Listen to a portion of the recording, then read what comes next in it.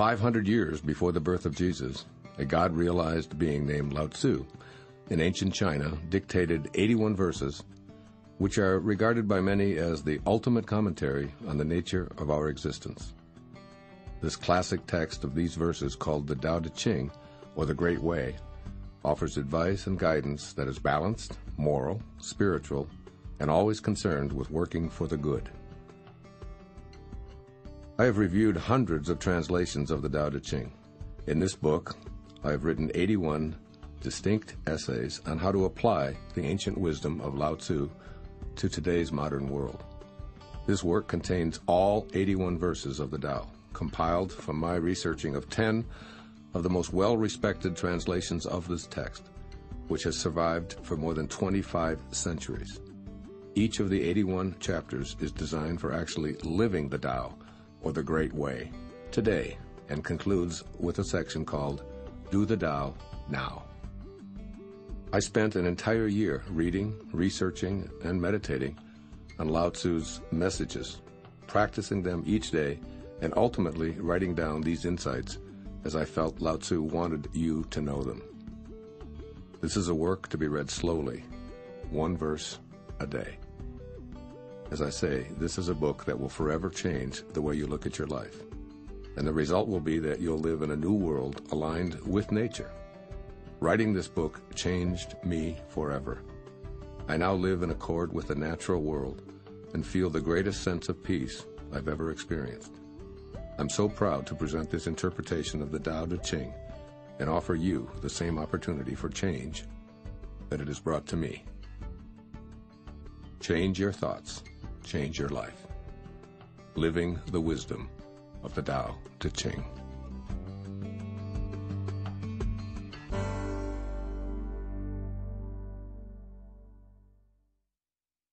Preface. Progress is important without change, and those who cannot change their minds cannot change anything. George Bernard Shaw. Change your thoughts, change your life is the end product of my year-long journey of research, contemplation, and application of the Tao Te Ching, a book of wisdom that's been translated more than any volume in the world, with the exception of the Bible. Many scholars consider this Chinese classic the ultimate discourse on the nature of existence, and it continues to be a valuable resource for achieving a way of life that guarantees integrity, joy, peace, and balance. I recently read about someone who overcame life-threatening addictive behaviors by reading and rereading the 81 verses of this ancient text. Just imagine, in fewer than 100 short pages, it describes a way of living that's balanced, moral, and spiritual, and that works for all facets of life on earth. Legend tells us that the Tao Te Ching was authored by Lao-tzu, a prophet who was also the keeper of the imperial archives in the ancient capital of Luoyang. Seeing the continual decay during a period of warring states, Lao-tzu decided to ride westward into the desert.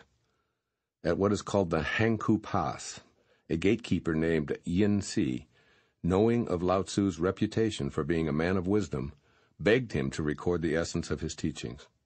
Thus, the Tao Te Ching was born out of 5,000 Chinese characters. In all of my reading on the origins of the Tao Te Ching, I never found a definitive historical record of its writing. Yet today, it survives in thousands of versions in virtually every language. In fact, after reading this classic text one morning and then taking in a different interpretation that same afternoon, I was hooked. I ordered more translations, 5 of which were quite old and 5 of which were more modern. Since neither Lao-tzu nor the origins of his verses are historically certain, I was fascinated by the different ways the 5,000 characters were interpreted by scholars in the editions that I studied, especially when you consider that many of these ancient Chinese symbols are no longer in use and invite differing translations themselves. I then felt called upon to write an essay for each verse that showed its valuable wisdom applied to the 21st century. From those 10 translations I'd gone over, I pieced together the 81 passages in Change Your Thoughts, Change Your Life, based on how they resonated with me. This book is my personal interpretation of the Tao Te Ching, each verse of which gave me an insight into life and nature. As you read on, know that these pages were pasted together from what I personally felt were the most useful aspects of those 10 different translations I studied, and I apologize for any exclusions or if the inclusions don't seem to be a perfect fit. One of the many gifts of the Tao Te Ching is its mind-stretching quality, especially in the way that Lao-tzu uses irony and paradox to get you to look at life. If you think that being forceful is the appropriate response, Lao-tzu urges you to see the value in being humble. If action seems called for, he asks you to consider non-action. If you feel that grasping will help you acquire what you need or want, he counsels you to let go and be patient. And just what is this thing called the Tao, spelled T-A-O? As we're told in the first verse, to name it is to lose it. So here's the best that I can come up with. The Tao is the supreme reality, an all-pervasive source of everything. The Tao never begins or ends, does nothing, and yet animates everything in the world of form and boundaries, which is called the world of the 10,000 things by Lao-tzu. Commentaries on the Tao Te Ching generally interpret Tao, T-A-O, as the way, T-E, as the shape and power, that is, how the Tao manifests, and Ching as book. Every translation I read referred to the Tao as the way with a capital W, and T-E, as adding light or color to the way. Well, as I look at the name I've carried with me for over 66 years, Wayne Dyer, I realize what may have attracted me to studying and writing these essays. As you can see, the first three letters of my name make up the word way, while a Dyer, D-Y-E-R, is one who adds light or color. It's no wonder why I've been so totally involved in reading, writing, interpreting, and most significantly, putting into practice these 81 verses in my own life. In The Wisdom of China and India, Dr. Lin Yutang states, quote, "If there is one book in the whole of Oriental literature which should be read above all others, it is, in my opinion, Lao-tzu's book of Tao. It is one of the profoundest books in the world's philosophy," unquote. As you read Change Your Thoughts, Change Your Life, you're going to find your way through Lao-tzu's mystical and practical philosophy, along with the joy of applying it to your life in today's modern world. Writing this book was a complete surrender to ideas that didn't always seem to fit a linear, rational approach, and it has changed me in a way that's like the Tao itself, unexplainable and unnameable. Once I knew that I'd be spending a year on this project, its creation came about in the following way, which I have journaled here for you. I awake before 4 a.m., I meditate, consume juices and supplements, and enter my sacred writing space. On a table, I have found some framed drawings of Lao-tzu. In one, he's clad in simple robes. In another, he's standing with a staff. And in a third, he's astride an ox.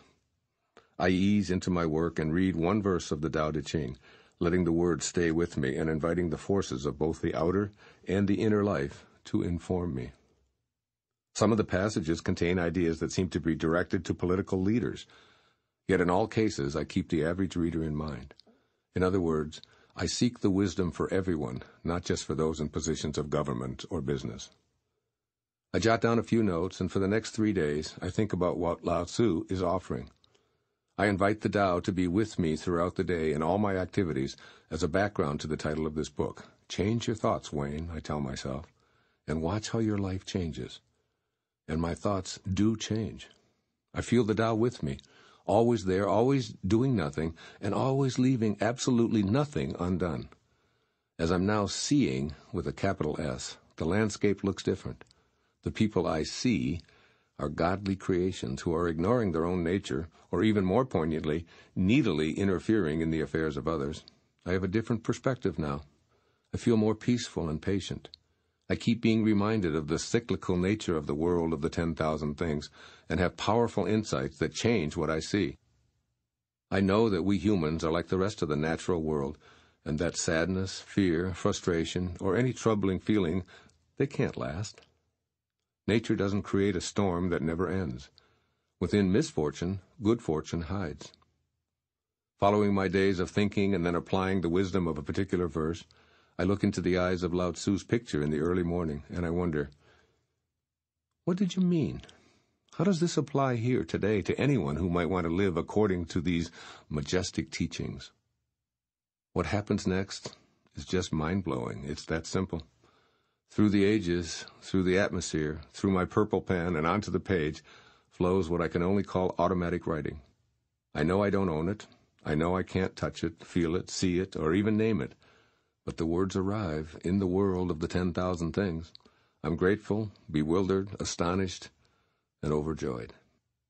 The next day, I begin another 4-day adventure with this wisdom a Chinese master recorded 2,500 years ago, feeling so blessed, honored, and completely awestruck by the profound impact these words have on me. It's my vision that in this 21st century, our world must recruit future leaders who are steeped in the importance of Lao-tzu's work. Our survival may depend on understanding that the concepts of enemy and war can cease to exist through living Tao-centered lives. Government will need to retreat from regulating our personal lives, overly taxing our incomes, and invading our privacy. Yet the lessons and the truths of the Tao must be discovered and applied by individuals. In this way, it can bring you to the enormous wonder of your own being. Yes, you are the Tao at work. Your being came from and will return to non-being. So for maximum enjoyment and benefit, make listening to this book a personal journey. First, listen to one of the passages of the Tao Te Ching and the essay that follows it. Next, spend some time applying it, changing the way you've been conditioned to think, and letting yourself open up to a new way of conceptualizing these ideas. Finally, individualize the verse by writing, recording, drawing, or expressing yourself in whatever way you're called to, and move on to the next verse with a rhythm that suits your nature. The following is from 365 Tao, Daily Meditations by Den Ming Dao, which I love to turn to each day. Listen to this expert and see the Tao coming alive in you. Quote, if you spend a long period of time in study and self-cultivation, you will enter Tao. By doing so, you also enter a world of extraordinary perceptions. You experience unimaginable things, receive thoughts and learning as if from nowhere, perceive things that could be classified as prescient. Yet if you try to communicate what you experience, there is no one to understand you, no one will believe you. The more you walk this road, the farther you are from the ordinary ways of society. You may see the truth, but you will find that people would rather listen to politicians or performers and charlatans. If you are known as a follower of Tao, people may seek you out, but they're seldom the ones who will truly understand Tao. They are people who would exploit Tao as a crutch. To speak to them of the wonders you have seen is often to engage in a futile bout of miscommunication. That is why it is said that those who know do not speak. Why not simply stay quiet? Enjoy Tao as you will. Let others think you're dumb. Inside yourself, you will know the joy of Tao's mysteries. If you meet someone who can profit by your experience, you should share. But if you are merely a wanderer in a crowd of strangers, it is wisdom to be silent. End of quote. Perhaps the overriding message of the Tao Te Ching is to learn how to luxuriate in the simplicity of what you're being told throughout this ancient sacred text. As you put its ideas into practice, you'll discover how profound it all is. But then you'll find yourself startled by its simplicity and its naturalness. The advice of this ancient master is so easy to apply that you mustn't try to complicate it. Simply allow yourself to stay in harmony with your nature, which can be trusted if you just listen and act accordingly. I hope that you'll feel joyously in love with Lao-tzu and his wondrous Tao Te Ching, and that you'll add your light and color to the great way. I offer you my love, along with my commitment to a Tao-centered world. I can think of no greater vision for you, for our planet, or for our universe. Of birds I know that they have wings to fly with, of fish that they have fins to swim with, of wild beasts that they have feet to run with. For feet there are traps, for fins nets, for wings arrows. But who knows how dragons surmount wind and cloud into heaven? This day I have seen Lao-tzu, and he is a dragon. This is from The Way of Life According to Lao-tzu, translated by Witter Bynner back in the 1940s. And that quote you just heard is attributed to Confucius after he visited the elder Lao-tzu to seek advice on points of ceremonial etiquette. First verse of the Tao Te Ching, quote, the Tao that can be told is not the eternal Tao. The name that can be named is not the eternal name. The Tao is both named and nameless. As nameless, it is the origin of all things. As named, it is the mother of 10,000 things. Ever desireless, one can see the mystery. Ever desiring, one sees only the manifestations. And the mystery itself is the doorway to all understanding. Unquote. Living the mystery. In this opening verse of the Tao Te Ching, Lao-tzu tells us that the Tao is both named and nameless. This sounds paradoxical to our Western intellect, and it is. Paradoxical thinking is embedded in Eastern concepts such as yin and yang, or the feminine and the masculine, and where things are comfortably described as both this and that. We in the West, by contrast, tend to view opposites as incompatible concepts that contradict each other. Yet this book is asking that we change our ingrained ways of thinking and see how our lives change as a result. The Tao is an unknowable, unseeable realm where everything originates, while at the same time the Tao is invisibly within everything. When we desire to see this invisibleness, this mystery, we attempt to define it in terms of the outer world of form, what Lao-tzu calls the 10,000 things. He counsels us that letting go of trying to see the mystery will actually allow us to see it. Or as I like to think of it, let go and let God. But how can we do that? One way is to permit ourselves to practice more paradoxical thinking by recognizing that desiring, or wanting, and desireless, allowing, are different and the same, rather like the mysterious ends of a continuum. Desiring is the physical expression of creating conditions that allow us to be receptive. That is, it's in the world preparation for receiving. According to Lao-tzu, wanting to know or see the mystery of the Tao will reveal evidence of it in a variety of manifestations, but not the mystery itself. But this isn't a dead end. From this ground of desiring, the flowering of the mysterious Tao grows. It's as if wanting transforms into effortless allowing. Desiring, one sees the manifestations. Desireless, one can see the mystery itself. When we tune into what Lao-tzu is telling us, it becomes readily apparent that our world produces abundant examples of this paradoxical process. Think of gardening and desiring those luscious homegrown tomatoes or spring daffodils. Allowing them to grow is ultimately what happens. Now think of the things in life that involve wanting and how they differ from allowing. Wanting to go to sleep, for instance, rather than going to sleep. Wanting to diet rather than dieting. Wanting to love rather than loving. In this reference to the Tao, desireless means trusting, permitting, and allowing. Desire is both the beginning and the ground of desirelessness. Yet wanting is also the beginning and the ground of allowing. They are the same, and they are different. Pay attention to times when you can feel in your body where you are on the continuum between desiring and allowing, or trying and doing. Trying to play the piano, drive the car, or ride the bicycle is the same as and different from actually playing the piano, driving the car, and riding the bicycle. Once these outer world activities are desired and learned, there's a time when allowing is what you do. The point here is to recognize the difference in your body between trying and allowing, and to then become aware of the effortless sensation of the latter.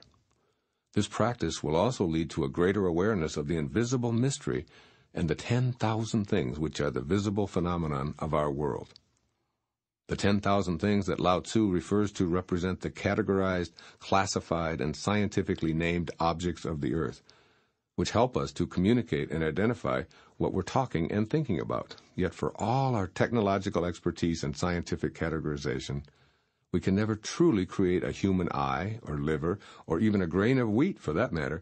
Each of these things, along with the remainder that comprise the known or named world, emerge from the mystery, the eternal Tao. Just as the world is not its named parts, we're not exclusively the skin, bone, and rivers of fluids that we're physically made of. We, too, are the eternal Tao, invisibly animating our tongues to speak, our ears to hear, our eyes to see and experience the manifest and the mystery. Consciously allowing this nameless mystery is ultimately the way to practice the Tao. Does this mean putting yourself in harm's way? Of course not. Does that mean trusting the mystery at the moment you're being mugged or mistreated? Probably not. Does it mean never trying to change things? No.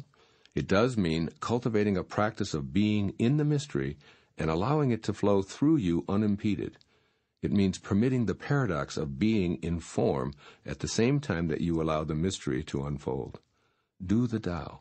Find your personal way of living in the mystery, as Lao-tzu says in this first verse, and the mystery itself is the doorway to all understanding. Here's my advice for translating this passage into daily practice in this 21st century. First and foremost, enjoy the mystery. Let the world unfold without always attempting to figure it all out. Let relationships just be. For example, since everything is going to stretch out in divine order, don't try so hard to make something work. Simply allow. Don't always toil at trying to understand your mate or your children or your parents or your boss or anyone else, because the Tao is working at all times. When expectations are shattered, practice allowing that to be the way it is. Relax. Let go. Allow. And recognize that some of your desires are about how you think your world should be, rather than how it is at that moment. Become an astute observer. Judge less and listen more. Take time to open your mind to the fascinating mystery and uncertainty that we all experience. And then, practice letting go of always naming and labeling. The labeling process is what most of us were taught in school. We studied hard to be able to define things correctly in order to get what we called high grades. Most educational institutions insisted on identifying everything, leading to a tag that distinguished us graduates with knowledge of specific categories. Yet we know, without anyone telling us, that there's no title or degree or distinguishing label that truly defines us. In the same way that water is not the word water any more than it is agua, Vaser, or H2O. Nothing in this universe is what it's named. In spite of our endless categorizations, each animal, flower, mineral, and human can never truly be described. In the same way, the Tao tells us that the name that can be named is not the eternal name. We must bask in the magnificence of what is seen and sensed, instead of always memorizing and categorizing. Do the Tao now. At some point today, notice an instant of annoyance or irritation you have with another person or situation. Decide to do the Tao, or practice the way, in that moment by turning inward with curiosity about where you are on the continuum between desire and allowing. Permit the paradox of wanting the irritant to vanish and allowing it to be what it is. Look inward for it in your thoughts and allow yourself to feel it wherever it is and however it moves in your body. Turn all of your attention to becoming open-minded, allowing permissiveness to befriend the mystery within yourself. Notice how the feeling manifests itself, perhaps doing loop-de-loops in your stomach, giving a rigidness to your skeleton, making your heart pound, or tightening your throat.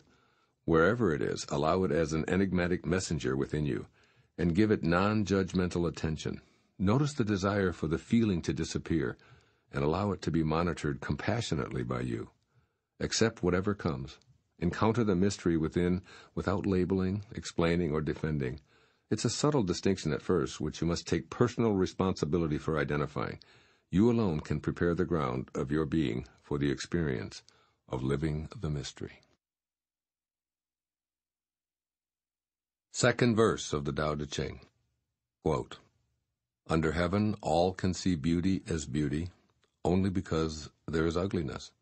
All can know good as good, only because there is evil. Being and non-being produce each other.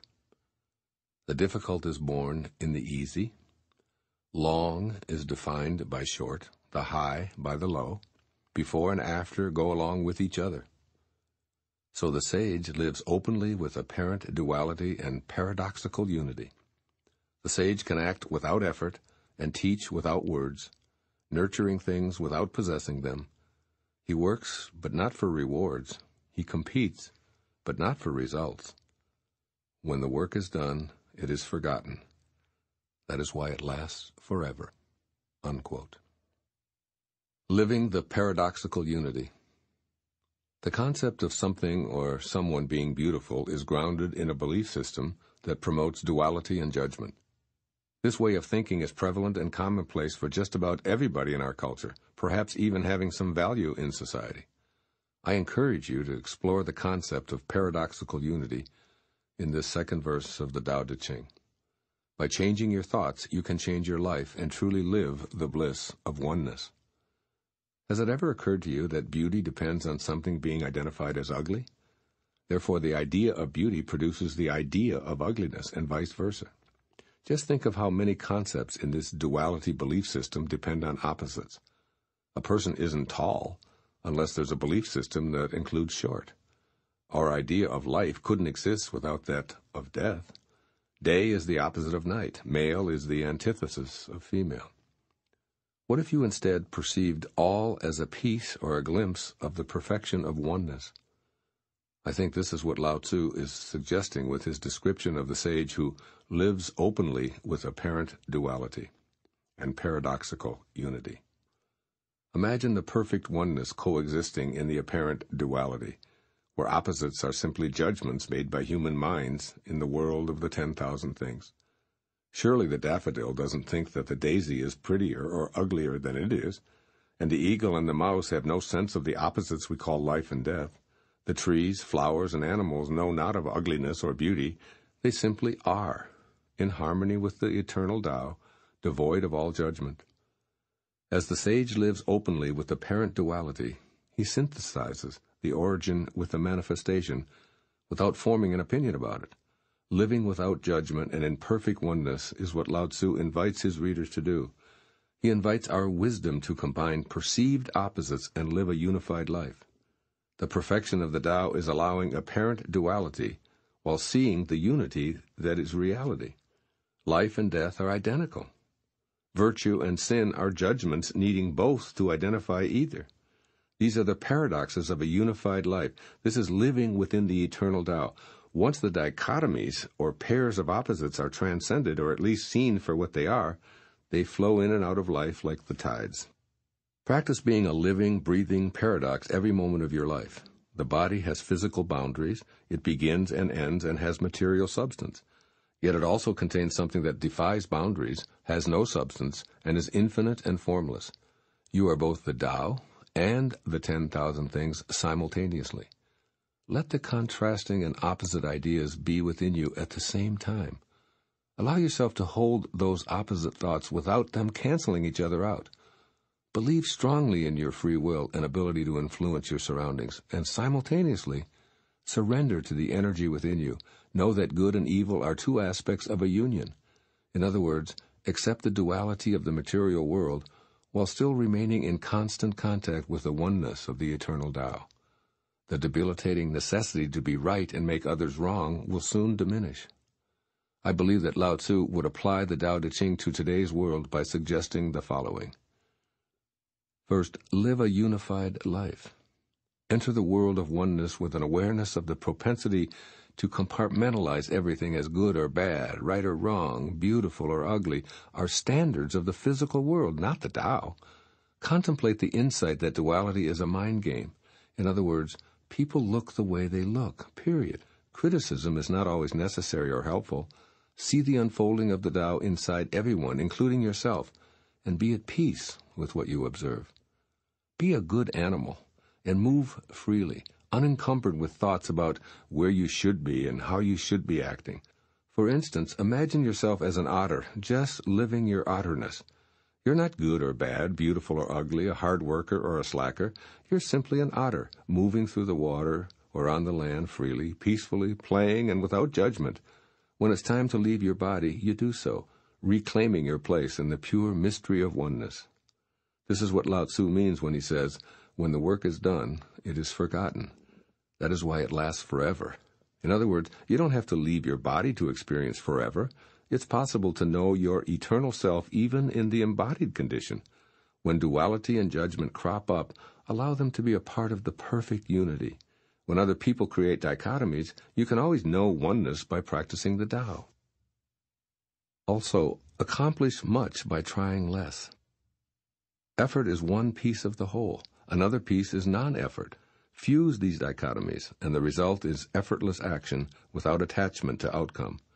This is precisely how you dance with someone. You make an attempt, assume a position, listen to the music, and let go all at the same time, allowing yourself to easily move with your partner. Combine the so-called opposites into the oneness of being without judgment or fear.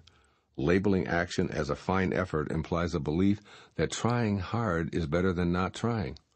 But trying itself only exists because of beliefs about not trying. Attempting to pick up a piece of trash is really just not picking up the trash. Once you've picked it up, then trying and not trying are irrelevant. Understand that you can act without the implied judgment of words such as effort and trying. You can compete without being forced to focus on outcome. Eliminating opposites paradoxically unifies them so that it is unnecessary to identify with one position. I imagine that in today's language, Lao-tzu would sum up this second verse of the Tao Te Ching in these two simple words: just be. Do the Tao now. Do the Tao today by noticing an opportunity to defend or explain yourself and choosing not to. Instead, turn within and sense the texture of misunderstanding, feeling it all the way through your physical system. Just be with what is, instead of opting to ease it by traversing this outer world path of explaining and defending. Don't get caught up in the apparent duality of being right or wrong. Congratulate yourself for making a choice to be in paradoxical unity, a oneness where all of the spectrum simply is. Silently appreciate the opportunity, along with your willingness to practice your sageness. Third verse of the Tao Te Ching. Quote, putting a value on status will create contentiousness. If you overvalue possessions, people begin to steal. By not displaying what is desirable, you will cause the people's hearts to remain undisturbed. The sage governs by emptying minds and hearts, by weakening ambitions and strengthening bones. Practice not doing. When action is pure and selfless, everything settles into its own perfect place. Unquote. Living contentment. This third verse of the Tao Te Ching advises rearranging priorities to ensure contentment. Focusing on obtaining more objects of desire encourages external factors to have control over us. Pursuit of status, be it monetary or a position of power, blinds us to our relationship to the eternal Tao, along with the contented life that is also available. Overvaluing possessions and accomplishments stems from our ego's fixation on getting more wealth, more belongings, more status, more power, or the like. The Tao recommends refraining from this kind of discontented way of life, which leads to thievery, contentiousness, and confusion. Rather than seeking more, the Tao practice of gratitude is what leads us to the contented life. We must replace personal desires with the Tao-centered question, how may I serve? By simply changing these kinds of thoughts, we will begin to see major changes taking place in our lives. The advice to practice not doing and trusting that all will settle into a perfect place may sound like a prescription for laziness in a failed society, yet I don't think that's what Lao-tzu is offering here. He isn't saying to be slothful or inactive. Rather, he's suggesting that trusting in the Tao is the way to be directed by the source of your creation and to be guided by a higher principle than your ego-driven desires. Ego-fixated wants can get in the way of divine essence, so practice getting ego out of the way and be guided by the Tao in all that you do. In a state of frenzy, trust in the Tao. Listen for what urges you onward, free from ego domination, and you'll paradoxically be more productive. Allow what's within to come forward by suspending worldly determination. In this way, it will no longer be just you who is conducting this orchestration that you call your life. Much of this third verse contains advice on how to govern. I view this not as political or administrative advice, but as it pertains to our own personal lives and those we're entrusted to guide, that is, our immediate families, and in a larger sense, the human family that comprises all of those with whom we're in contact on a daily basis. Encourage your relatives to empty their minds of thoughts about status and acquisitions, and think instead about serving others and contributing to the health and strength of all. Model the harmony of this attitude. After all, everyone has a calling to be inspired. The source of creation is not interested in material possessions or status. It will provide what is needed. It will guide, motivate, and influence you and everyone else. Ego, and its incessant inventory of desires, probably needs to be weakened so that the beauty of the Tao can be sensed. Demonstrate this to others by being a leader who removes the egocentric temptations that foster envy and anger and competition. If Lao-tzu were able to view our contemporary world from his 2,500-year-old perspective, I believe that he'd offer the following advice based upon this third verse of the Tao Te Ching. First, remind yourself daily that there's no way to happiness. Rather, happiness is the way. You may have a long list of goals that you believe will provide you with contentment when they're achieved, yet if you examine your state of happiness in this moment, you'll notice that the fulfillment of some previous ambitions didn't create an enduring sense of joy. Desires can produce anxiety, stress, and competitiveness, and you need to recognize those that do. Bring happiness to every encounter in life instead of expecting external events to produce joy. By staying in harmony on the path of the Tao, all the contentment you could ever dream of will begin to flow into your life. The right people, the means to finance where you're headed, and the necessary factors will all come together. Stop pushing yourself, Lao-tzu would say, and feel gratitude and awe for what it is. Your life is controlled by something far bigger and far more significant than the petty details of your lofty aspirations. And secondly, trust the perfection of the eternal Tao, for it is the ultimate source of all of the 10,000 things. The Tao is working for and with you, so you needn't remind it of what you crave or what you think it has forgotten on your behalf. Trust the harmony of the Tao. It took care of everything that you needed in your creation, as well as your first 9 months of life, without any assistance from you and totally independent of any desires you may have had. The Tao will continue to do so if you just trust it and practice not doing so much. Inventory your desires, and then turn them over to the unnameable. Yes, turn them over and do nothing but trust. At the same time, listen and watch for guidance, and then connect yourself to the perfect energy that sends whatever is necessary into your life. You, meaning your ego, don't need to do anything. Instead, allow the eternal perfection of the Tao to work through you.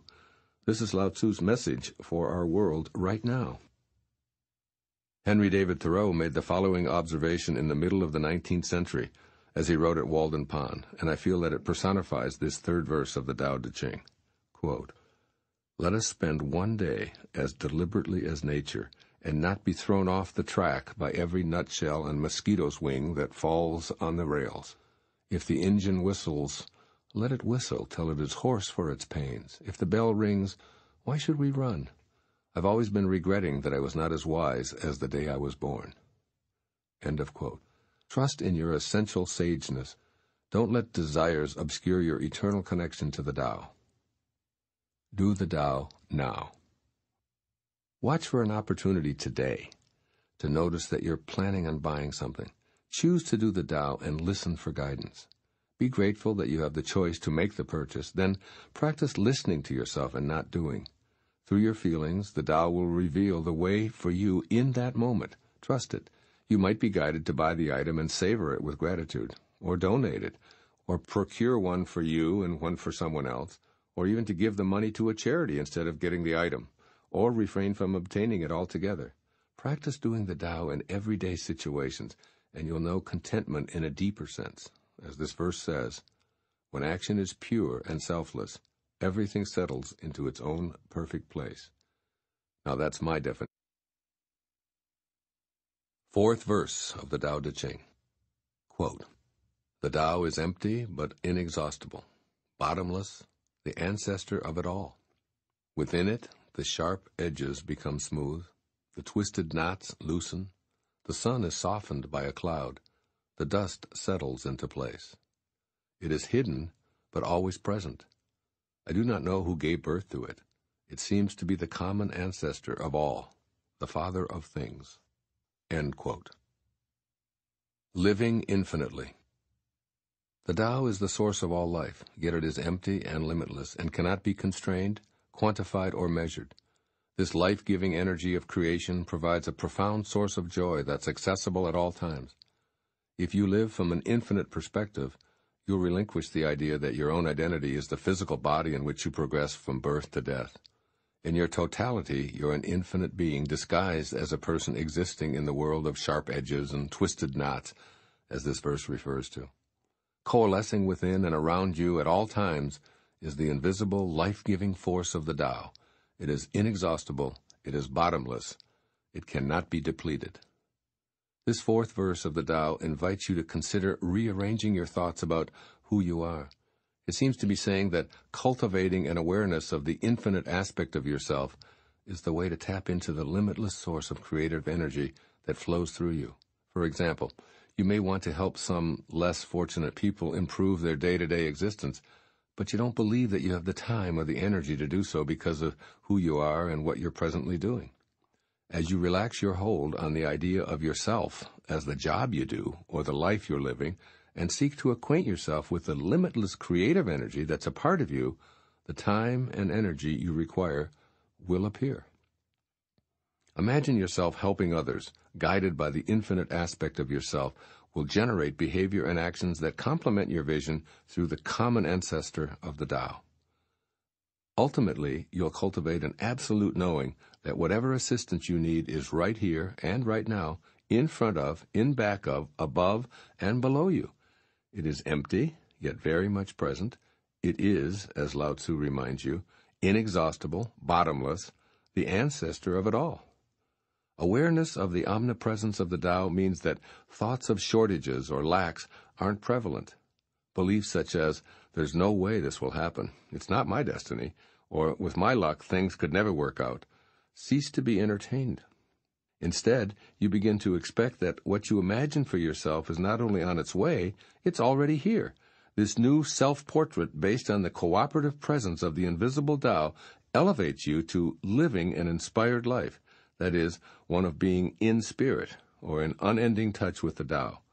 When you live infinitely, the rewards are a sense of peaceful joy, because you know that all is in order.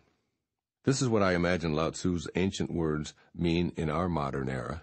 First, consider all things that seem to be a problem from the perspective of the eternal Tao. Believing that there's a shortage of prosperity is a signal to think in terms of the inexhaustible source, the Tao. Just like everything else on our planet, money is available in limitless quantities. Know this and connect to the bottomless supply. Do it first in your thoughts by affirming, "Everything I need now is here." Prosperity thoughts are energetic instructions to access your infinite self, so actions will follow them. Take this same approach, staying in harmony with the Tao, to all of your problems, for there's an all-encompassing supply of well-being to partner with. So rather than giving energy to illness and perceived misfortunes, stay with the Tao. Stay with what can never be used up. Stay with that which is the Father of all things, the creative source of it all. It will work with and for you, as you have it in your thoughts, then in your feelings, and finally, in your actions. And secondly, be an infinite observer. When acknowledged as a sign of change, worry is transitory. It's simply part of the world of the changing. If you view your life from the vantage point of an infinite observer, concerns, anxieties, and struggles blend into the eternal mix. From this ageless perspective, picture how important the things you feel depressed about now will be in 100, 1,000, 1,000,000, or an uncountable number of years. Remember that you, like the infinite Tao from which you originated, are part of an eternal reality. Rearrange your thoughts to practice thinking in alignment with the Tao. With the assistance of the eternal Tao, all of the sharp edges of life smooth out, the knots loosen, and the dust settles. Try it. Do the Tao now. Pick a situation today. Any situation will work, and instead of verbally responding, be silent and listen to your thoughts. For example, in a social gathering or business meeting, choose to seek the emptiness found in silence in order to be aware of your infinite self. Invite it to let you know when or whether to respond. If you find your worldly ego interpreting or judging, then just observe that without criticizing or changing it, you'll begin to find more and more situations where it feels peaceful and joyful to be without response, just to be in the infinity that's hidden but always present. You might want to duplicate this advice of my teacher, Nisargadatta Maharaj, and post it conspicuously so that you can read it daily as I do. Quote, "Wisdom is knowing I am nothing. Love is knowing I am everything. And in between the two, my life moves." Unquote. And while you're living, stay as close to love as you can. Fifth verse of the Tao Te Ching. Quote, "Heaven and earth are impartial. They see the 10,000 things as straw dogs. The sage is not sentimental. He treats all his people as straw dogs. The sage is like heaven and earth. To him none are especially dear, nor is there anyone he disfavors. He gives and gives without condition, offering his treasures to everyone. Between heaven and earth is a space like a bellows, empty and inexhaustible. The more it is used, the more it produces. Hold on to the center. Man was made to sit quietly and find the truth within." Unquote. Living impartially. The Tao does not discriminate, period. Like heaven and earth, it is impartial. The Tao is the source of all, the great invisible provider. It doesn't show preference by giving energy to some while depriving others. Rather, the basic life-sustaining components of air, sunshine, atmosphere, and rain are provided for all on our planet. By choosing to harmonize our inner and outer consciousness with this powerful feature of the Tao, we can realize the true self that we are. The true self is our unsentimental sage aspect that lives harmoniously with the Tao. This aspect doesn't view life in one form as more deserving than another, and it refuses to play favorites, or as Lao-tzu states, he treats all his people as straw dogs. Lao-tzu uses this term to describe how the Tao, as well as the enlightened ones, treats the 10,000 things that comprise the world of the manifest. In Stephen Mitchell's translation of the Tao Te Ching, he explains that straw dogs were ritual objects venerated before the ceremony but afterward abandoned and trampled underfoot. In other words, Taoism reveres and respects existence impartially, as an ebb and flow that is to be revered and then released. With impartial awareness, the sage genuinely sees the sacredness within all the straw dogs in this ceremony we call life. This fifth verse encourages us to be aware of this unbiased source and, as a bonus, to enjoy the paradoxical nature of the Tao. The more rapport we have with the energy of the Tao and the more we're living from its all-creating perspective, the more it's available to us. It's impossible to use it up. If we consume more, we simply receive more. But if we attempt to hoard it, we'll experience shortages ourselves, along with the failures of having even a wisp of understanding. The Tao and its inexhaustible powers paradoxically disappear when we attempt to exclude anyone from its unprejudiced nature. The varied forms of life are illusory, as far as the Tao is concerned, so no one is special or better than anyone else. This sentiment is echoed in the Christian scriptures, quote, "God sends rain on the righteous and the unrighteous," Matthew 5:45, unquote. Practicing impartiality is a way to incorporate this fifth verse of the Tao Te Ching into your life and to practice its wisdom in today's world. To that end, this is what I believe Lao-tzu was trying to impart to us from his 2,500-year-old vantage point. First, stay in harmony with the impartial essence of the Tao in all of your thoughts and all of your behaviors. When you have a thought that excludes others, you've elected to see yourself as special and therefore deserving of exceptional favor from your source of being. The moment you've promoted yourself to this category, you've elevated your self-importance above those whom you've decided are less deserving. Thinking this way will cause you to lose the all-encompassing power of the Tao. Organizations, including religious groups, that designate some members as favored aren't centered in the Tao. No matter how much they attempt to convince themselves and others of their spiritual connection, the act of exclusion and partiality eliminates their functioning from their true self. In other words, if a thought or behavior divides us, it's not of God. If it unites us, it is of God. Stay centered on this Tao that resides within you, Lao-tzu advises, and you'll never have a thought that isn't in harmony with spirit. And secondly, offer your treasures to everyone. This is what the Tao is doing at every moment, offering to all the entire spectrum of creation. Think of this as a simple three-step process. 1. Eliminate as many judgments of others in your thoughts as possible. The simplest, most natural way to accomplish this is to see yourself in everyone. Remember that you and those you judge share one thing in common, the Tao. So rather than viewing appearances, which are really nothing more than straw dogs, see the unfolding of the Tao in those you encounter, and your criticisms and labels will dissolve. And 2, remove the word special from your vocabulary when you refer to yourself or others. If anyone is special, then we all are. And if we're all exceptional, then we don't need a word like that to define us, since it clearly implies that some are more favored than others.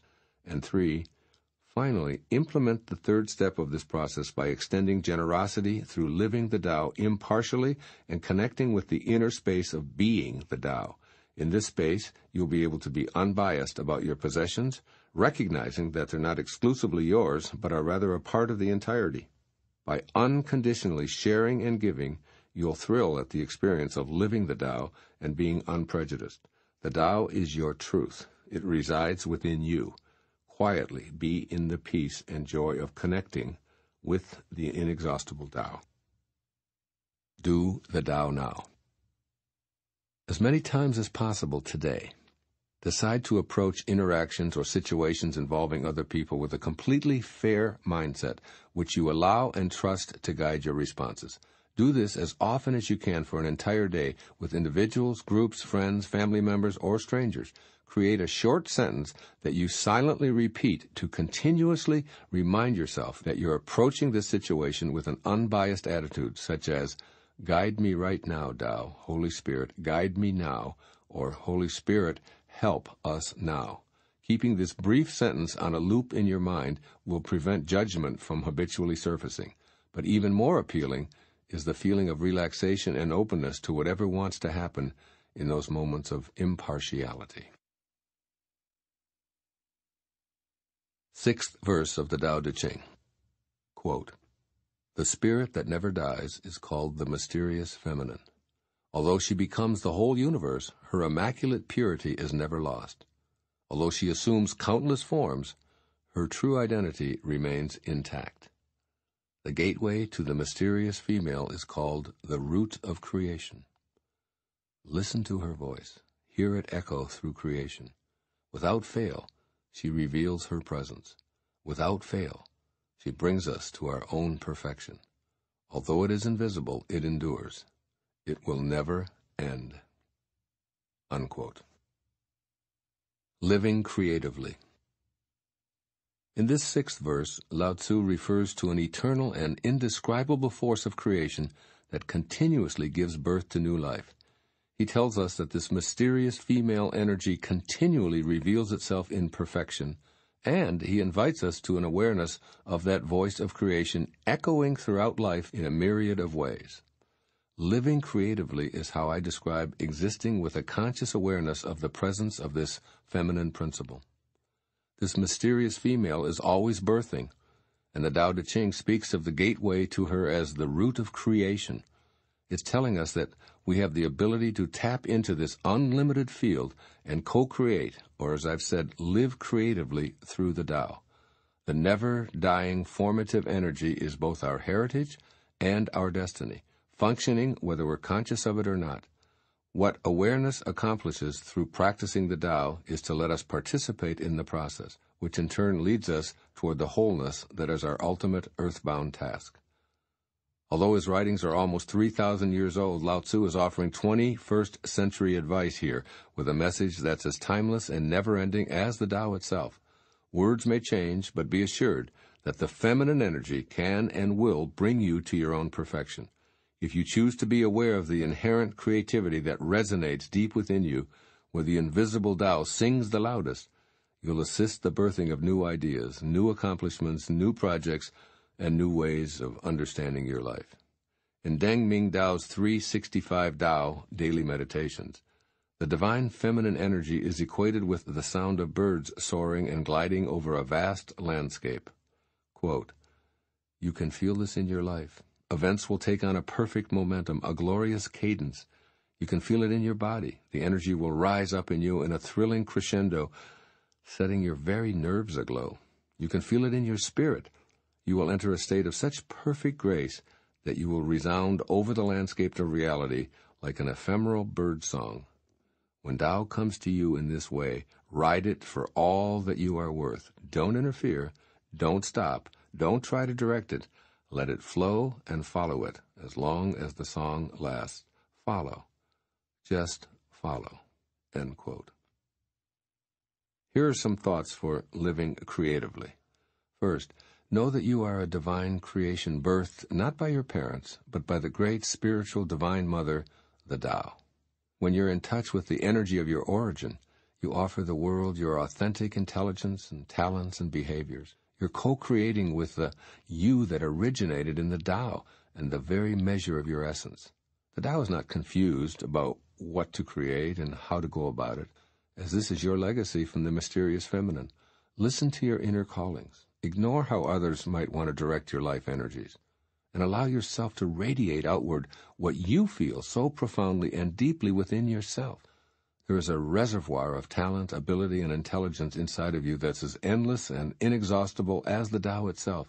It must be that way because you are what you came from, and where you came from is this all-encompassing, endlessly creative Divine Mother, the mysterious feminine of the Tao. Whatever you feel within you as your calling, whatever makes you feel alive, know in your heart that this excitement is all the evidence you need to have your inner passion become reality. This is precisely how creation works, and it's that energy that harmonizes with the Tao. And secondly, be creative in your thoughts, in your feelings, and in all of your actions. Apply your own uniqueness to everything you undertake. Whatever you feel compelled to do, be it write music, design software, do floral arrangements, clean teeth, or drive a taxi, do it with your unique flair. Being creative means trusting your inner callings, ignoring criticism or judgment, and releasing resistance to your natural talents. Re-listen to this 6th verse, paying particular attention to these words. Without fail, she reveals her presence. Without fail, she brings us to our own perfection. Then choose to let go of the doubt and fear you've harbored within you regarding your capacity to harmonize with the creative power, a power that's not only greater than your individual life, but is life itself.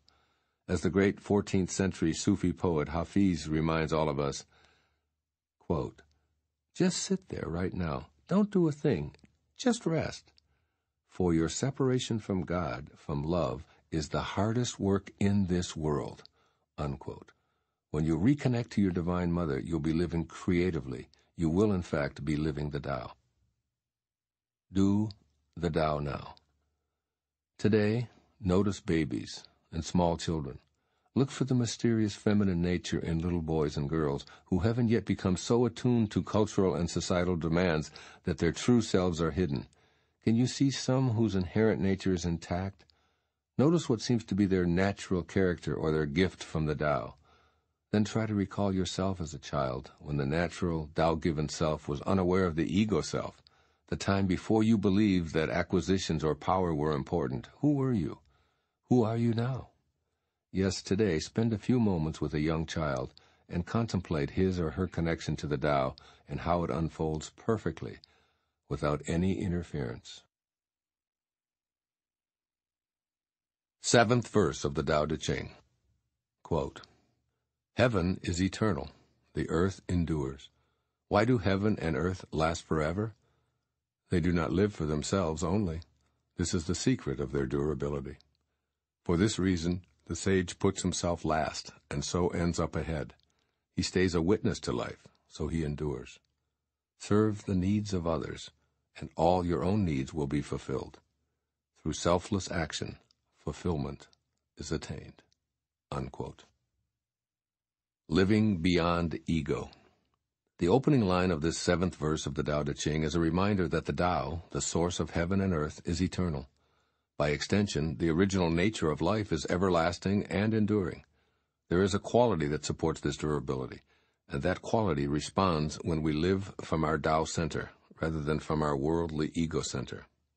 Identifying exclusively with the physicality of life, and basing our existence on acquiring and achieving things, disregards our infinite nature and limits our awareness of Taoness. In such a finite system, it therefore seems logical to strive for possessions and accomplishments. Being civilized in most cultures primarily constitutes being consumed with attaining success in the acquisition of power and things, which supposedly will provide happiness and prevent unhappiness. The primary idea is of a self who's a separate being in a separate body, with a name and with cultural and biological data that are similar in values and patriotism to others. The Tao, particularly in this 7th verse, is suggesting that we update those notions and choose to exist for more than ourselves or our tribe, that is, to radically change our thoughts in order to change our lives. Lao-tzu says the secret of the ineffable nature of the eternal Tao is that it isn't identified with our possessions or in asking anything of its endless creations. The Tao is a giving machine that never runs out of gifts to offer, yet it asks nothing in return. Because of this natural tendency to live for others, the Tao teaches that it can never die. Giving and immortality, then, go hand in hand. The sage who grasps this everlasting nature of the Tao has gone beyond false identification with the ego and instead has a living connection to the Tao. This person puts others first, asks nothing in return, and wholeheartedly serves. In this way, the sage lives the ultimate paradox of the Tao. By giving without asking, he attracts everything that he's capable of handling or needing. By putting himself last, the sage ends up ahead. By putting others before himself, he endures, just like the Tao. The sage emulates the natural philanthropy of the Tao, and all of his needs are fulfilled in the process. The ego is a demanding force that's never satisfied. It constantly requires that we seek more money, more power, more acquisitions, more glory, more prestige, to provide the fuel that it thinks it must have. But living a Tao-centered life rather than an ego-centered one removes us from the rat race, as it offers inner peace and satisfying fulfillment. This is what I believe the wisdom of this verse of the Tao Te Ching is saying for the 21st century. First, make an attempt to reverse ego's hold on you by practicing the Tao's teaching to serve the needs of others, and all your own needs will be fulfilled. Generously thinking of and serving others will lead to matching your behaviors with the perpetual rhythm of the Tao. Then its power will flow freely, leading to a fulfilling life. Ego wants the opposite, however, as it tells you to think of yourself first and get yours before someone else beats you to it. The main problem with listening to ego is that you're always caught in the trap of striving and never arriving. Thus you can never feel complete. As you reach out in thoughts and behaviors, you activate loving energy, which is synonymous with giving.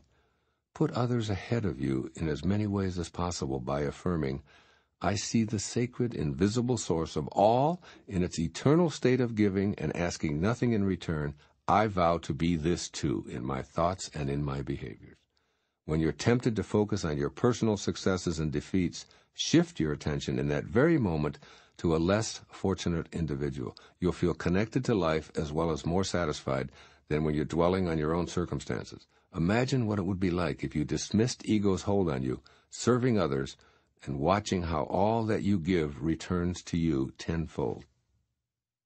The poet Hafiz expresses this attitude perfectly. Quote, everyone is God speaking. Why not be polite and listen to him? Unquote. And secondly, stop the chase and be a witness. The more you pursue desires, the more they'll elude you. Try letting life come to you and begin to notice the clues that what you crave is on its way. You're in a constant state of receiving because of the ceaseless generosity of the eternal Tao. The air you breathe, the water you drink, the food you eat, the sunshine that warms you, the nutrients that keep your body alive, and even the thoughts that fill your mind are all gifts from the eternal Tao. Stay appreciative of all that you receive, knowing that it flows from an all-providing source. Stop the chase and become a witness. Soothe your demanding habits by refusing to continue running after more. By letting go, you let God. And even more significantly, you become more like God and less like the ego, with its lifetime practice of edging God out, E-G-O. Do the Tao now. Be on the lookout for ego demands for an entire day. Decide to diffuse as many of them as you can comfortably, perhaps by assigning them an intensity grade. Living beyond ego situations that are easy to accomplish gets a low number, while those requests that are difficult to quell get a higher number. For example, let's say that your mate drives right on by, or you watch him or her take a different route than you ordinarily do. silently witness the degree of discomfort with your decision not to say anything. Did ego let you know its preference? Or if you have a conversational opportunity to display your specialized knowledge or describe a situation where you were the recipient of honor or success, note how uncomfortable your decision to remain quiet felt. Again, did ego let you know its preference? As Lao-tzu says in this verse, quote, "Through selfless action, fulfillment is attained. By holding back ego's demands, even for a few moments, you'll feel more and more fulfilled." Unquote. That's the message of this verse of the Tao Te Ching. 8th verse of the Tao Te Ching, quote, "The supreme good is like water, which nourishes all things without trying to. It flows to low places, loathed by all men. Therefore, it is like the Tao. Live in accordance with the nature of things. In dwelling, be close to the land.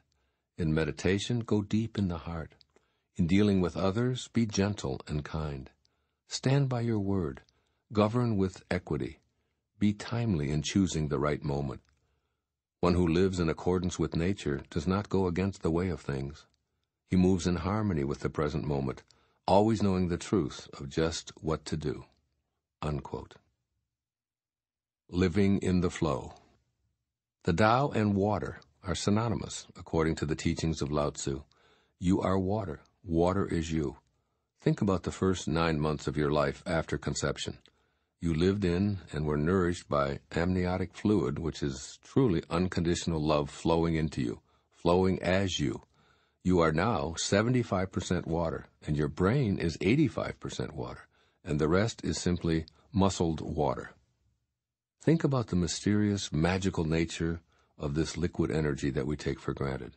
Try to squeeze it, and it eludes us. Relax our hands into it, and we experience it readily. If it stays stationary, it will become stagnant. If it's allowed to flow, it will stay pure. It does not seek the high spots to be above it all, but settles for the lowest places. It gathers into rivers, lakes, and streams, courses to the sea, and then evaporates to fall again as rain. It maps out nothing, and it plays no favorites. It doesn't intend to provide sustenance to the animals and plants. It has no plans to irrigate the fields, to slake our thirst, or to provide the opportunity to swim, sail, ski, and scuba dive.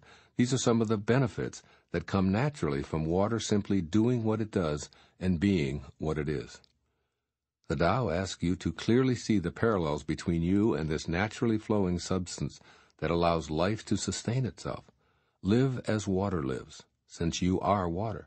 Become as contented as is the fluid that animates and supports you. Let your thoughts and behaviors move smoothly in accordance with the nature of all things. It's natural for you to be gentle, to allow others to be free to go where they're inclined to go, and to be as they need to be without interference from you. It is natural to trust in the eternal flow, to be true to your inner inclinations and stick to your words. It's natural to treat everyone as an equal. All of these lessons can be derived by observing how water, which sustains all life, behaves. It simply moves, and the benefits it provides occur from it being what it is, in harmony with the present moment and knowing the truth of precisely how to behave. What follows is what Lao-tzu might say to you based upon his writing of the 8th verse of the Tao Te Ching. First, when you're free to flow as water, you're free to communicate naturally. Information is exchanged, and knowledge advances in a way that benefits everyone. Be careful not to assign yourself a place of importance above anyone else. Be receptive to everyone, particularly those who may not routinely receive respect, such as the uneducated or the homeless or troubled members of our society. Go to the low places loathed by all men, and have an open mind when you're there. Look for the Tao in everyone you encounter, and make a special effort to have acceptance, gentleness, and kindness course through you to others. By not being irritating, you'll be received with respect. By making every effort to avoid controlling the lives of others, you'll be in peaceful harmony with the natural order of the Tao. This is the way you nourish others without trying. Be like water, which creates opportunities for swimming and fishing and surfing and drinking and wading and sprinkling and floating and an endless list of benefits by not trying to do anything other than simply flow. And secondly, let your thoughts float freely.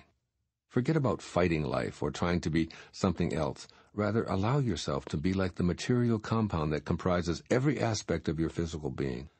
In the Hidden Messages of Water, Masaru Emoto explains that we are water, and water wants to be free. The author has thoroughly explored the ways in which this compound reacts, noting that by respecting and loving it, we can literally change its crystallization process. If kept in a container with the words love or thank you or you're beautiful imprinted on it, water becomes beautifully radiant crystals. Yet if the words on the container are you fool, Satan, or I will kill you, the crystals break apart, are distorted, and seem confused. The implications of Emoto's work are stupendous. Since our consciousness is located within us, and we're essentially water, then if we're out of balance in our intentions, it's within the realm of possibility that our intentions can impact the entire planet and beyond in a destructive way. As our Creator, the eternal Tao, might put it, water of life am I, poured forth for thirsty men. Do the Tao now. Drink water silently today, while reminding yourself with each sip to nourish others in the same life-flourishing ways that streams give to the animals and rain delivers to the plants. Note how many places water is there for you, serving you by flowing naturally. Say a prayer of gratitude for this life-sustaining, always-flowing substance.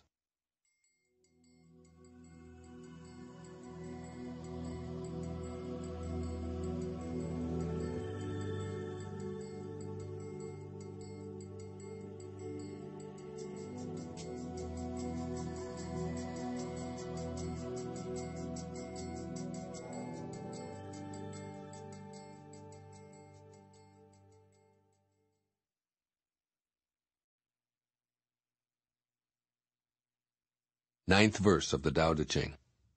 Quote, to keep on filling is not as good as stopping. Overfilled, the cupped hands drip. Better to stop pouring. Sharpen a blade too much, and its edge will soon be lost. Fill your house with jade and gold, and it brings insecurity. Puff yourself with honor and pride, and no one can save you from a fall. Retire when the work is done. This is the way of heaven. Unquote. Living humility. As the eternal Tao is in a continuous state of creating, it knows precisely when enough is enough. Deep within ourselves, we sense that this organizing principle of unconditional supply knows when to stop, so we don't need to question the qualities that the Tao brings forth. The creative source is beautifully balanced in the principle of humility, elucidated in this ninth verse of the Tao Te Ching. The Tao has the capability to generate everything in amounts that would stupefy an observer, yet its gentle humility seems to know when there are enough trees, flowers, and bees, and hippos, and every other living thing. Excess is eschewed by the Tao. It doesn't need to show off its unlimited capacity for creating. It knows exactly when to stop. This verse invites us to be in spiritual rapport with this profound characteristic of the Tao. Cramming life with possessions, pleasures, pride, and activities when we're obviously reached a point where more is less indicates being in harmony with ego, not the Tao. Living humility knows when to just stop, to let go and enjoy the fruits of our labor. This verse clearly analogizes that the purpose of more status, more money, more power, more approval, more stuff is as foolish as honing a carving knife after it's reached its zenith of sharpness. Obviously, to continue would just create dullness, and it is obvious that a keen edge represents perfection. Lao-tzu advises us to be careful about amassing great wealth and storing it away. This practice contributes to a life spent keeping our fortune safe and insured, while at the same time always feeling the need to pursue more. He counsels us to be satisfied at a level that fosters living with humility. If wealth and fame are desired, we must know when to retire from the treadmill and be like the Tao. This is the way of heaven, as opposed to the world that we live in, which is addicted to more. We can heighten our awareness that advertising is primarily designed to sell products and services by convincing us that we need something in order to be happy. Analysts might tell us that the economy is failing if it isn't continuously growing. But we can realize that excessive growth, like cancer, will ultimately destroy itself. We can witness the results of overproduction in the gridlock on most highways. It now takes longer to go from one side of London to the other than it did before the invention of the automobile. We also see this principle at work whenever we shop. I call it choice overload. Pain pills for backaches, menstrual cramps, headaches, joint pains in the morning or at night in a capsule or liquid or a powder. and this is true whether we're purchasing toilet paper, orange juice, or anything else. I believe that Lao-tzu sends the following modern advice from his ancient perspective. First, come to grips with the radical concept of enough is enough. Make this commitment, even though you live in a world addicted to the idea that one can never have enough of anything. To paraphrase Lao-tzu, do your work and then step back. Practice humility rather than ostentation and uncontrolled consumption. The obesity crisis in the Western world, particularly in America, is a direct result of not understanding and living the simple wisdom of this 9th verse of the Tao Te Ching. Eat, but stop when you're full.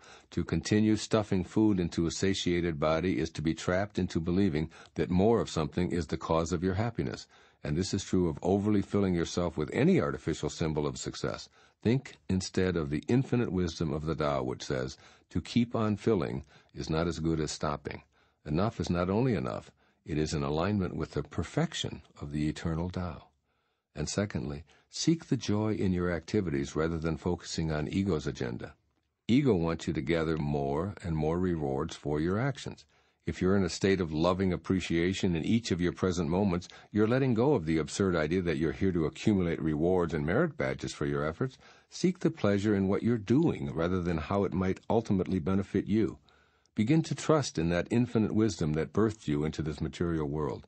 After all, it knew the exact timing of your arrival here. It didn't say, if 9 months will create such a beautiful baby, I'm going to extend the gestation period to 5 years. Now we'll have an even more perfect creation. No, the Tao says that 9 months is perfect. That's what you get, and you don't need any more. The next time you're mired in a decision for more, stop and think of the Tao. This creation principle fully grasps the idea that when the work is done, then for God's sake it's time to stop. As Lao-tzu advises, this is the way of heaven. Why ever choose to be in conflict with that? Do the Tao now. At your next meal, practice portion control by asking yourself after several bites if you're still famished. If not, just stop and wait. If no hunger appears, call it complete. At this one meal, you'll have practiced the last sentence of the 9th verse of the Tao Te Ching. Quote, retire when the eating is done. This is the way of heaven. Unquote. The 10th verse of the Tao Te Ching. Quote, carrying body and soul and embracing the one, can you avoid separation? Can you let your body become as supple as a newborn child's? In the opening and shutting of heaven's gate, can you play the feminine part? Can you love your people and govern your domain without self-importance? Giving birth and nourishing, having yet not possessing, working yet not taking credit, leading without controlling or dominating. One who heeds this power brings the Tao to this very earth. This is the primal virtue. End quote. Living oneness. This verse of the Tao Te Ching examines the paradoxical nature of life on earth. Lao-tzu encourages the attainment of comfort with the seemingly incompatible opposites of body and soul, which form the basis of our daily life. We are connected to the power of the eternal Tao while simultaneously being in a mortal physique. As we take on this seemingly ambiguous stance, we begin to see the world revealed as flawless. Everything that seems to be absolute is an opportunity to recognize its paradoxical reality. This teaching takes the form of a series of questions. Can an adult body, with all of the conditions inherent in the aging process, such as stiffness, soreness, limitations caused by aching joints and so on, can it be as supple as a newborn's? Is it possible to be someone who works and struggles and still be the feminine spirit birthing creation? Can one succeed in these and similar ways and still be free of feelings of self-importance? Is it possible to stay true to the Tao without allowing ego to dominate, yet successfully function in an ego-dominated world? This 10th verse promotes a way of living that is guided by the power of embracing the one when the illusion of duality appears more powerful. Read Hafiz's writing on this subject thousands of years after the Tao Te Ching was written. Quote, only that illumined one, who keeps seducing the formless into form, had the charm to win my heart. Only a perfect one, who is always laughing at the word two, can make you know of love." End quote. Our origin cannot be split, yet we're in a world that all too often seems to reject the perfect oneness that is the Tao. We can personally live the Tao by suspending our belief in opposites and reactivating our awareness of its unity. That is, we can surrender ego and be in this world without being of it. This is my interpretation of Lao-tzu's advice from his 2,500-year-old perspective. First, embrace oneness by seeing yourself in everyone you encounter. Rather than having judgmental thoughts about those whom you regard as separate or different, view others as an extension of yourself. This will diminish self-importance, and it will unite you with what Lao-tzu calls the primal virtue. Letting go of ego-dominated thoughts lets you sense the oneness that you share with others. Thus you give yourself the opportunity to feel a part of the all-embracing Tao.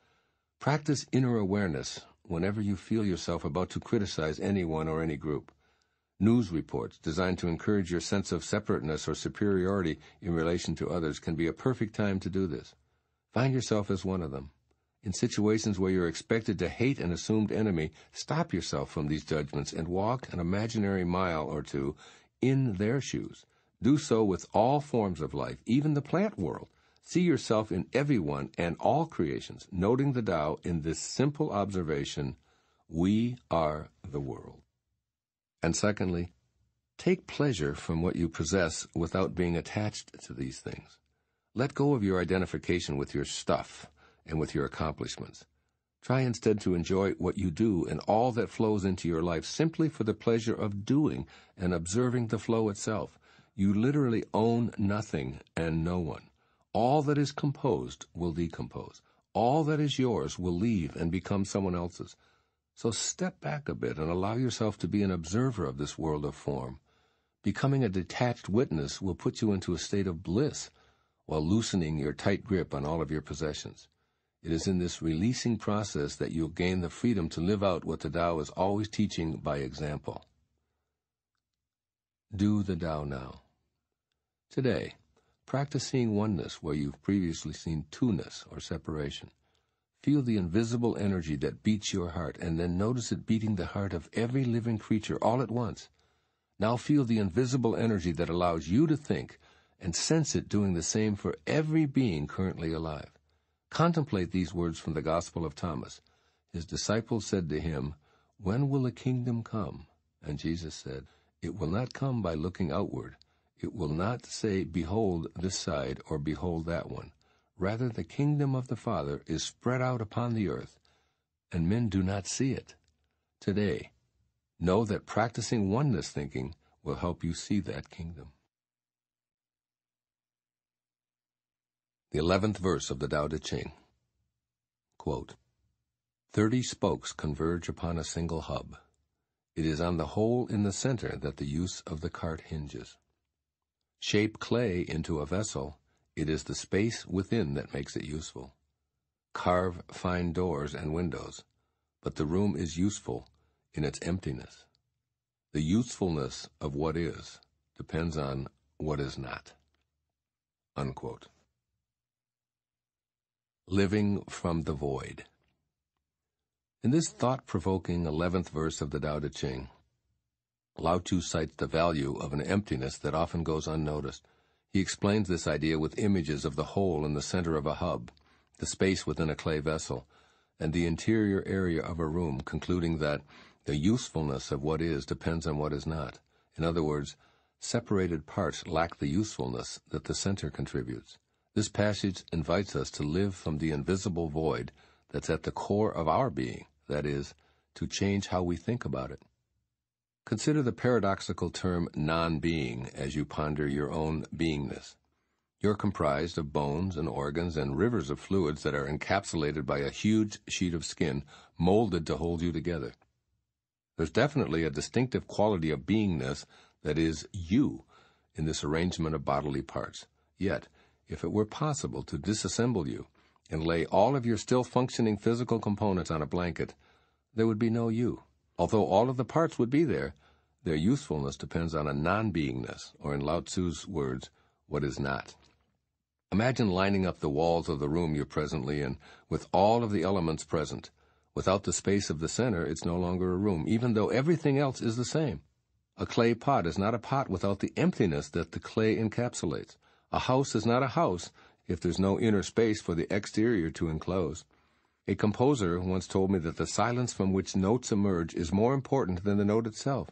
He said that it's the empty space between the notes that literally allows the music to be music. If there's no void, there's only continuous sound.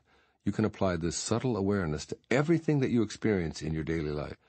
Ask yourself what makes a tree a tree. The bark, the branches, the roots, the leaves. All of these things are what is, and all of them do not constitute a tree. What's needed to have a tree is what is not, an imperceptible, invisible life force that eludes your five senses. You can cut and carve and search the cells of a tree endlessly, and you'll never capture it. In the first line of this verse, that hole in the center that's necessary for the movement of the wheel can be likened to the void that's vital for you to move through in your life. You have an inner state of non-being at your center, so take note of what is visible, your body, as well as the invisible essence that your existence depends upon, the Tao part of you. The following is what I hear Lao-tzu saying to you regarding this concept of living in the void in today's world. First, your imperceptible center is your vital essence. Take the time to shift your attention to the so-called nothingness that is your essence. What does it beckon you toward? The space emanates from the invisibleness that's responsible for all of creation, and the thoughts that emerge from your inner self are pure love and kindness. Your inner non-beingness isn't a separate part of you, so seek that mysterious center and explore it. Perhaps think of it as a space contained by your physical self from which all of your thoughts and perceptions flow into the world. Rather than trying to have positive, loving notions, simply be sensitive to the essence of your beingness. The way of the Tao is to allow rather than to try. Thus, allow that essential center of pure love to activate your unique usefulness. Allow thoughts that emerge to enter your physical self and then leave. Allow and let go, just like you're breathing. And vow to spend some time each day just being attentive to the awesome power of your imperceptible vital essence. And secondly, practice the power of silence every day. There are many individual ways of doing this. For example, meditation is a wonderful tool to help you to feel the bliss that accompanies your connection to your inner void, that place where you experience the way of the Tao. Vow to be more aware of the placeless place within you, where all of your thoughts flow outward. Find your way to enter the space within you that is clean, pure, and in harmony with love. The difference between saints and the rest of us isn't that they have loving, pure beliefs and we don't. Rather, they function solely from their essence, where the way of the Tao flows invisibly through their physical being. This is the primary purpose of learning to meditate, or to be in the silence, inviting your essence to reveal itself and allowing you to live in the void. Do the Tao now. Spend at least 15 minutes today living in the void that is you. Ignore your body and your surroundings. Let go of your material identifications, such as your name and your age, your ethnicity, your job title, and so on.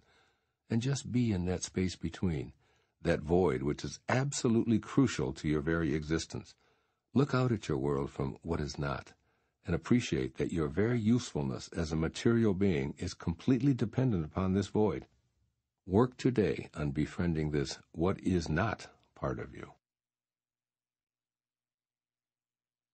The 12th verse of the Tao Te Ching. Quote, "The 5 colors blind the eye, the 5 tones deafen the ear, the 5 flavors dull the taste, the chase and the hunt craze people's minds. Wasting energy to obtain rare objects only impedes one's growth. The master observes the world but trusts his inner vision. He allows things to come and go. He prefers what is within to what is without." Unquote. Living with inner conviction. In this passage of the Tao Te Ching, Lao-tzu reminds us that far too much attention is given to the pleasures and experiences of the senses at the expense of our inner vision. Focusing exclusively on sensory data creates a world of appearances which are ultimately illusions. Since everything comes and goes, the nature of the material world is obviously restricted to transitory status. When our eyes see only the colors before them, they're destined to become blind to what lies beyond the world of appearances. We cannot know the Creator if we're focused exclusively on what's been created, In the same way, we lose our own creativity when we're unaware of what's behind all acts of creation. Sight, scent, touch, sound, and taste are the domains of the senses. If you're locked into a belief that the pursuit of sensory satisfaction is the focus of life, you'll be consumed by what Lao-tzu calls the chase. This quest for adoration, money, and power is a waste of energy because there's never enough, so striving for more defines your daily regiment. You can't arrive at a place of peace and inner satisfaction when your entire existence is motivated by not having enough. In fact, Lao-tzu states that the relentless chase is a formula for craziness. The person who lives according to the way of the Tao is referred to as a sage or a master, an enlightened being observing the world but not identifying exclusively with what's visible, being in the world while simultaneously aware of not being of this world. The master goes within, where inner convictions replace the chase.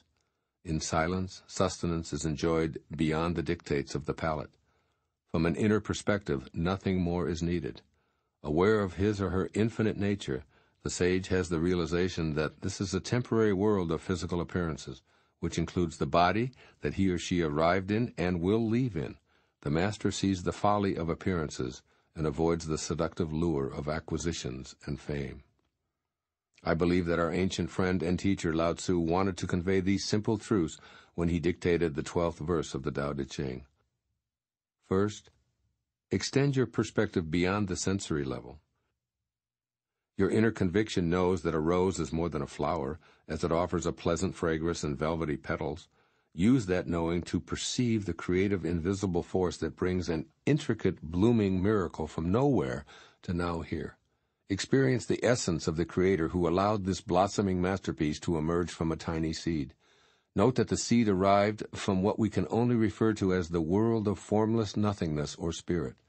See that spirit animating the colors, the scents, and textures, and look at all of life from a transcendent perspective. You'll be less inclined to join the chase and more inclined to live from the inner conviction that your true essence is not of this world. And second, discontinue pressuring yourself to perpetually accumulate more. Let others be consumed with the chase if they choose to, while you learn to relax. Rather than focusing outward, turn inward. Cultivate awe and appreciation as inner touchstones rather than an outer determination for more adoration and accumulation. When you see a beautiful sight, or hear an enchanting sound, or taste a mouth-watering delicacy, allow yourself to think of the miracle within these sensory pleasures. Be like the master who prefers what is within to what is without. Allow things to come and go without any urgency to become attached to this ephemeral world of comings and goings. Do the Tao now. Plant a seed and cultivate it, observing its inner nature throughout its lifetime. Journal what's within the bud and gaze in awe at what's in that seed that will one day create a flower. Then extend the same awe to yourself and the seed that had you contained inside as well. Use this as a reminder of your invisible inner self, which is the Tao at work. The 13th verse of the Tao Te Ching. Quote, favor and disgrace seem alarming. High status greatly afflicts your person. Why are favor and disgrace alarming? Seeking favor is degrading, alarming when it is gotten, alarming when it is lost. Why does high status greatly afflict your person? The reason we have a lot of trouble is that we have selves. If we had no selves, what trouble would we have? Man's true self is eternal, yet he thinks, I am this body and will soon die. If we have no body, what calamities can we have? One who sees himself as everything is fit to be guardian of the world. One who loves himself as every one is fit to be teacher of this world. Unquote. Living with an independent mind. The essential message of this 13th verse of the Tao Te Ching seems to be that it's crucial to remain independent of both the positive and negative opinions of other people. Regardless of whether they love or despise us, if we make their assessments more important than our own, we'll be greatly afflicted. Seeking the favor of others isn't the way of the Tao. Pursuing status stops the natural flow of divine energy to your independent mind. You have a basic nature that is uniquely yours. Learn to trust that Tao nature and be free of other people's opinions. Allow yourself to be guided by your essential beingness, the natural you that nourishes your independent mind. By contrast, chasing after favored status or lofty titles to display self-importance are examples of living from a mind that depends on external signals rather than the natural inner voice. The Tao doesn't force or interfere with things. It lets them work in their own way to produce results naturally. Whatever approval is supposed to come your way will do so in perfect alignment. Whatever disfavor shows up is also a part of this perfect alignment. Lao-tzu wryly points out that pursuing favor is alarming regardless of the outcome. If you gain approval, you'll become a slave to outside messages of praise. Someone else's opinion will be directing your life. If you gain disfavor, you'll push even harder to change their minds, and you'll still be directed by forces outside of yourself. Both outcomes result in the dependent mind dominating, as opposed to the way of the Tao, in which the independent mind flows freely. This 13th verse insists that ego and the need for importance are troublemakers that are energized by your in-the-world self. The way of the Tao is to be aware of your eternal nature and step outside of yourself or your body. No ego means no trouble. Big ego equals big trouble. The Tao Te Ching rhetorically inquires, if we have no body, what calamities can we have? If you ask yourself this question, you'll discover a divine invisible soul that's independent of the opinions of all the afflicted seekers populating the world.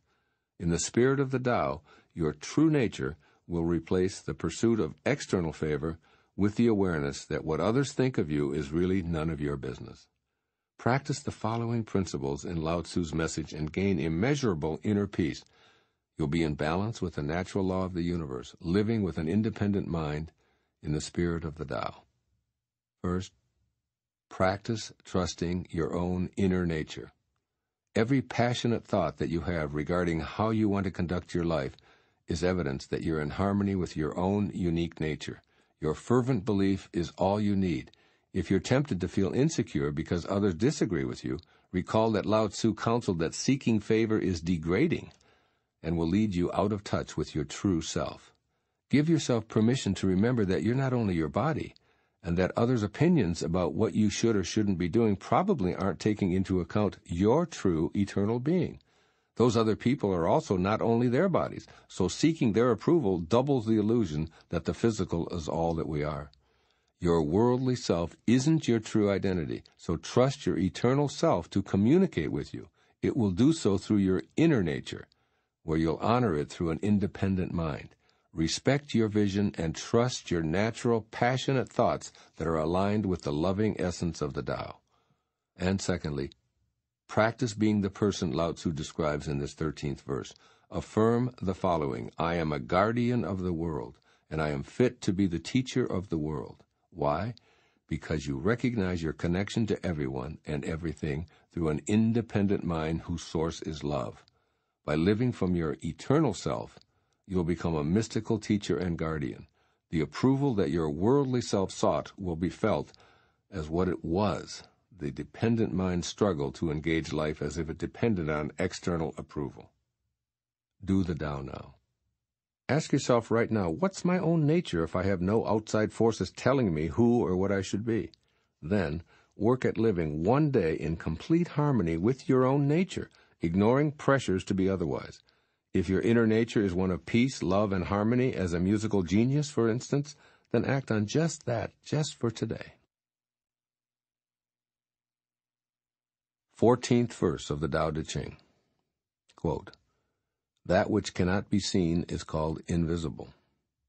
That which cannot be heard is called inaudible. That which cannot be held is called intangible. These three cannot be defined.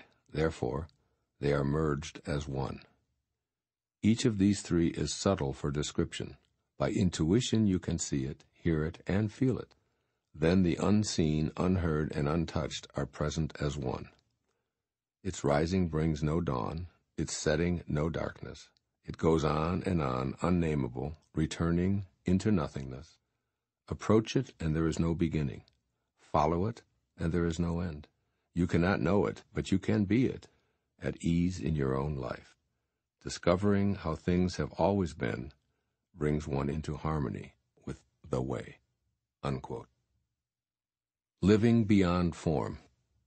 Try to imagine the idea of forever, that which has never changed, that which has no beginning or end. It cannot be seen, heard, or touched, but you know it is and always has been. Think of that which even now, in this very moment, as you hear these words, is the very understanding that's within you, that essence that permeates you and everything else, yet always eludes your grasp. This primordial principle has ruled and still rules all beings. All that is or ever has been is a result of its unfolding. Lao-tzu insists that you become aware of this amorphous precept by not relying upon your senses to experience this oneness. In the opening of this verse, you're urged to see without eyes, hear without ears, and hold without touching. These three ways of living beyond form need to be a part of your awareness. These shapeless realms merge into the one world of spirit, the Tao, which creates and rules all of life. You're being encouraged to live with a total awareness of this all-encompassing principle. Some scholars have singled out this 14th verse of the Tao Te Ching as the most significant of all of its 81 offerings because it stresses the significance of the single principle that's the underpinning of all existence. Tapping into this invisible, untouchable, immeasurable force will enable you to gain the harmony that comes with being connected to the oneness, and harmony is your ultimate objective in deciding to live an inspired life. You want to learn to abandon your ego, which identifies with the world of things, possessions, and achievements, and re-enter the placeless place from which you and all others originated. By doing so, you regain the mystical, almost magical powers of your eternal source of being. Here you live beyond the world of form. When you live exclusively in form, you concentrate on accumulating in formation. This 14th verse of the Tao calls for you to immerse yourself in inspiration rather than information, to become at one with that which always has been. And as this verse of the Tao concludes so insightfully, discovering how things have always been brings one into harmony with the way. The way has no conflict in it. How could it? There's only the oneness that is a blend of the invisible, inaudible, and intangible. Imagine a world where conflict is impossible, where Lao-tzu says there's no darkness or light. The nameless source that always has been gives only the peace and harmony you desire. So recognize this infinite oneness and keep it in your awareness. You'll know that the way is simply the way when you stop questioning why things have always been the way they have. Free of the fears that attend soul identification with this world of form, you can embrace your infinite nature. That is, you can love your foreverness rather than dread that life ends with the death of your body. You, your body, and all of life are the result of the unwinding of this eternity. Here's what Lao-tzu is relating in this 14th verse of the Tao Te Ching from his 2,500-year-old perspective. First, use the technique of walking meditation to obtain knowledge of the Absolute. Stay in a persistent state of awareness of the eternal principle that animates all of life. By seeing the unfolding of God in everyone you encounter, and in all of your identification with your ego-based world, you'll come to be more like Him, and less like that which has tarnished your link to Him. This is the alignment that will bring you back into balance and restore the harmony that is your true egoless nature. And 2, improve your vision by looking beyond what your eyes see. Whatever you gaze upon, ask yourself, what is the true essence of what my eyes reveal to me? Wonder about that magical something that awakens a tree in the springtime and places blossoms where frozen limbs existed only a few weeks before. Inquire, what is the energy behind the creation of that mosquito, or behind my every thought, for that matter? Do the same thing with everything you hear as well. Those sounds emerge from and return to a silent world. Improve your hearing by listening for the quiet sounds. Awe and gratitude will grow when you embrace this forever principle. But even greater than this, you'll awaken to new possibilities that include your own divine magnificence. Your mind will free itself from a false identification with the transitory world, and you'll see the eternal in all things. Yes, Lao-tzu tells you, you'll transform your life by being in spirit. It is here that you will recognize what Rumi poetically offered some 1,500 years after Lao-tzu's powerful words. Quote, "Every tree and plant in the meadow seemed to be dancing, those which average eyes would see as fixed and still." Unquote. I urge you to see the dance of how things have always been in the unseen, the unheard, and the untouched present. Do the Tao now. Take note of as much invisibleness as you can when gazing at a tree, a distant star, a mountain, a cloud, or anything else in the natural world. Embrace the principle that allows it to be, and then turn it inward and do the same for your own physical existence. It is the principle that expands your lungs and beats your heart and grows your fingernails. Live in this principle for 10 minutes today, and take note of how you feel connected to your source. The 15th verse of the Tao Te Ching. Quote, "The ancient masters were profound and subtle. Their wisdom was unfathomable. There is no way to describe it. One can only describe them vaguely by their appearance. Watchful, like men crossing a winter stream. Alert, like men aware of danger. Simple as uncarved wood. Hollow like caves. Yielding like ice about to melt. Amorphous like muddy water. But the muddiest water clears as it is stilled, and out of that stillness life arises. He who keeps the Tao does not want to be full, but precisely because he is never full, he can remain like a hidden sprout and does not rush to early ripening." Unquote. Living an unhurried life. This 15th verse speaks of ancient masters who enjoyed an indescribably profound level of cooperation with their world. Lao-tzu uses similes to dramatize the flexible and peaceful lives of these sages. Imagine crossing an icy winter stream that might crack at any moment, remaining cautious and watchful, while at the same time alert to imminent danger. These descriptors paint a picture of those who live unhurriedly, but are also in a profoundly aware state. Consider the two ways of being presented in this verse of the Tao Te Ching. First, to meld into, and therefore become at one with, your immediate surroundings. And then, simultaneously, stay so relaxed that your stillness allows all things around you to settle, resulting in a deep clarity. Keep alert and subtly aware, and at the same time, stay still within, not rushing or demanding, but totally in charge of your inner world. This passage of the Tao reminds me of these words of the Bible, "Be still, and know that I am God," from Psalms 46:10. The place of your origination is stillness, from which all of creation comes. Stay in a creative, simple state, which Lao-tzu describes as uncarved wood, symbolizing beginner's mind and unlimited potential. Have a mind that's willing to flow with life and be shaped by the eternal forces of the Tao. See yourself as all of these things mentioned in this 15th verse of the Tao. Watchful, yet relaxed and peaceful. Alert, yet unhurried and confident. Yielding, yet willing to be still and wait for the waters to become clear. This verse reminds you that through nature, everything ultimately becomes clear. Your purpose is to stay in harmony with nature, like the sprout hidden beneath the surface of the ground, waiting unhurriedly to emerge and fulfill its destiny. It cannot be rushed, nor can anything in nature. Creation takes place on its own timetable. The metaphor is clear here for you as well. You are unfolding in divine order. All that you require will be provided in an unhurried fashion. Let go of your demands and trust in the perfect unfolding of the Tao. Be in a state of watchful gratitude and aligned with the way.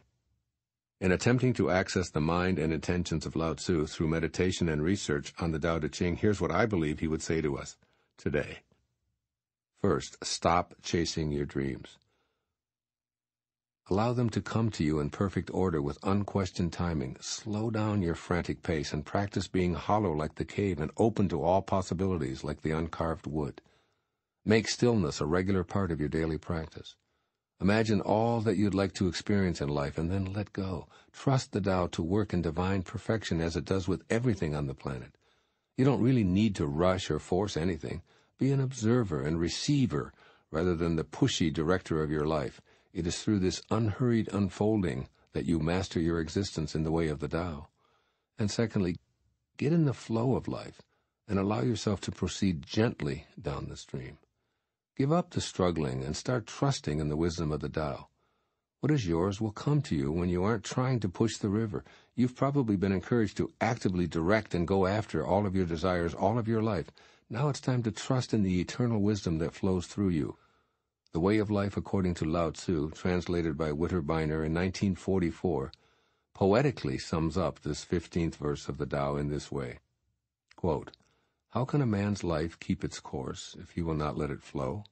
Those who flow as life flows know they need no other force. They feel no wear, they feel no tear, they need no mending, no repair." Unquote. Great advice for living an unhurried life. Do the Tao now. Stop right now. Take 10 minutes to sit quietly while contemplating all that you have and all that is flowing into your life on a divinely orchestrated timetable. Be at peace and give thanks for what is allowing your life to unfold so perfectly. Let go of all other hurried thoughts. The 16th verse of the Tao Te Ching. Quote, "Become totally empty. Let your heart be at peace. Amidst the rush of worldly comings and goings, observe how endings become beginnings. Things flourish each by each, only to return to the source, to what is and what is to be. To return to the root is to find peace. To find peace is to fulfill one's destiny. To fulfill one's destiny is to be constant. To know the constant is called insight. Not knowing this cycle leads to eternal disaster. Knowing the constant gives perspective. This perspective is impartial. Impartiality is the highest nobility. The highest nobility is divine. Being divine, you will be at one with the Tao. Being at one with the Tao is eternal. This way is everlasting, not endangered by physical death." Unquote. Living with constancy. The 16th verse of the Tao Te Ching describes the value of being supremely conscious of the constant cycle of all. Rather than viewing change as a disruptive, unwanted occurrence, you can choose to view the variances in your world as valuable influences in the cycle of a Tao-centered existence. When you see change as the only constant there really is, you start to recognize it as an expression of ongoing life that's a welcome clue to your own purpose and meaning. In this way, you'll return to the experience of your source and the peace of an impartial perspective. Begin this process by altering your ego-based thoughts and letting yourself feel the bliss of being at one with the Tao. Then become an acute observer of how your world really works, and allow yourself to be in harmony with the cyclical nature of all living things. There's an immutable cycle of no life, life, no life that we're all a part of. All things come and then they go. Life materializes in a variety of forms. It's here, and then at some point it ends in what we call death. This coming and going might seem to be a temporary condition, but it's actually the ultimate constant because it never ceases. Embrace this nature of cyclical change and you'll thrive. An ending may feel like a reason to mourn, whether it be the closing of a phase in your life or the completion of a project, the termination of a relationship, or death itself.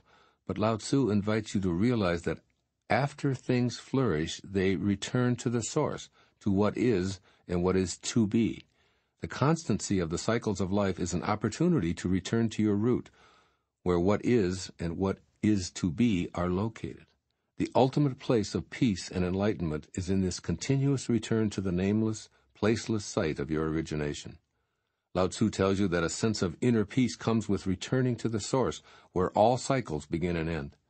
This is the fulfillment of your own personal destiny. That is, you're here to know and be the Tao, the constant beyond the comings and goings of things. You've been in many bodies already, and you're in a new one every day. You've been in and out of many relationships, yet the eternal you survives despite transitions from beginnings back into endings. You're now being urged to know yourself as a physical creation and as a piece of the everlasting Tao. The Tao that animates all existence, including your own, is totally impartial. It plays no favors. It brings winter regardless of whether you want it or not. It sends those you love on to other people and then back, irrespective of your desires to have it otherwise. All of life must return to it. There are no exceptions or apologies. When you're unaware of this steady influence, you attach to one element of one cycle in life, leading to what Lao-tzu calls eternal disaster. When one person leaves you, it feels like the end of the world. When a business venture fails, you flunk out of school, or when you have a painful illness or injury, you feel depressed.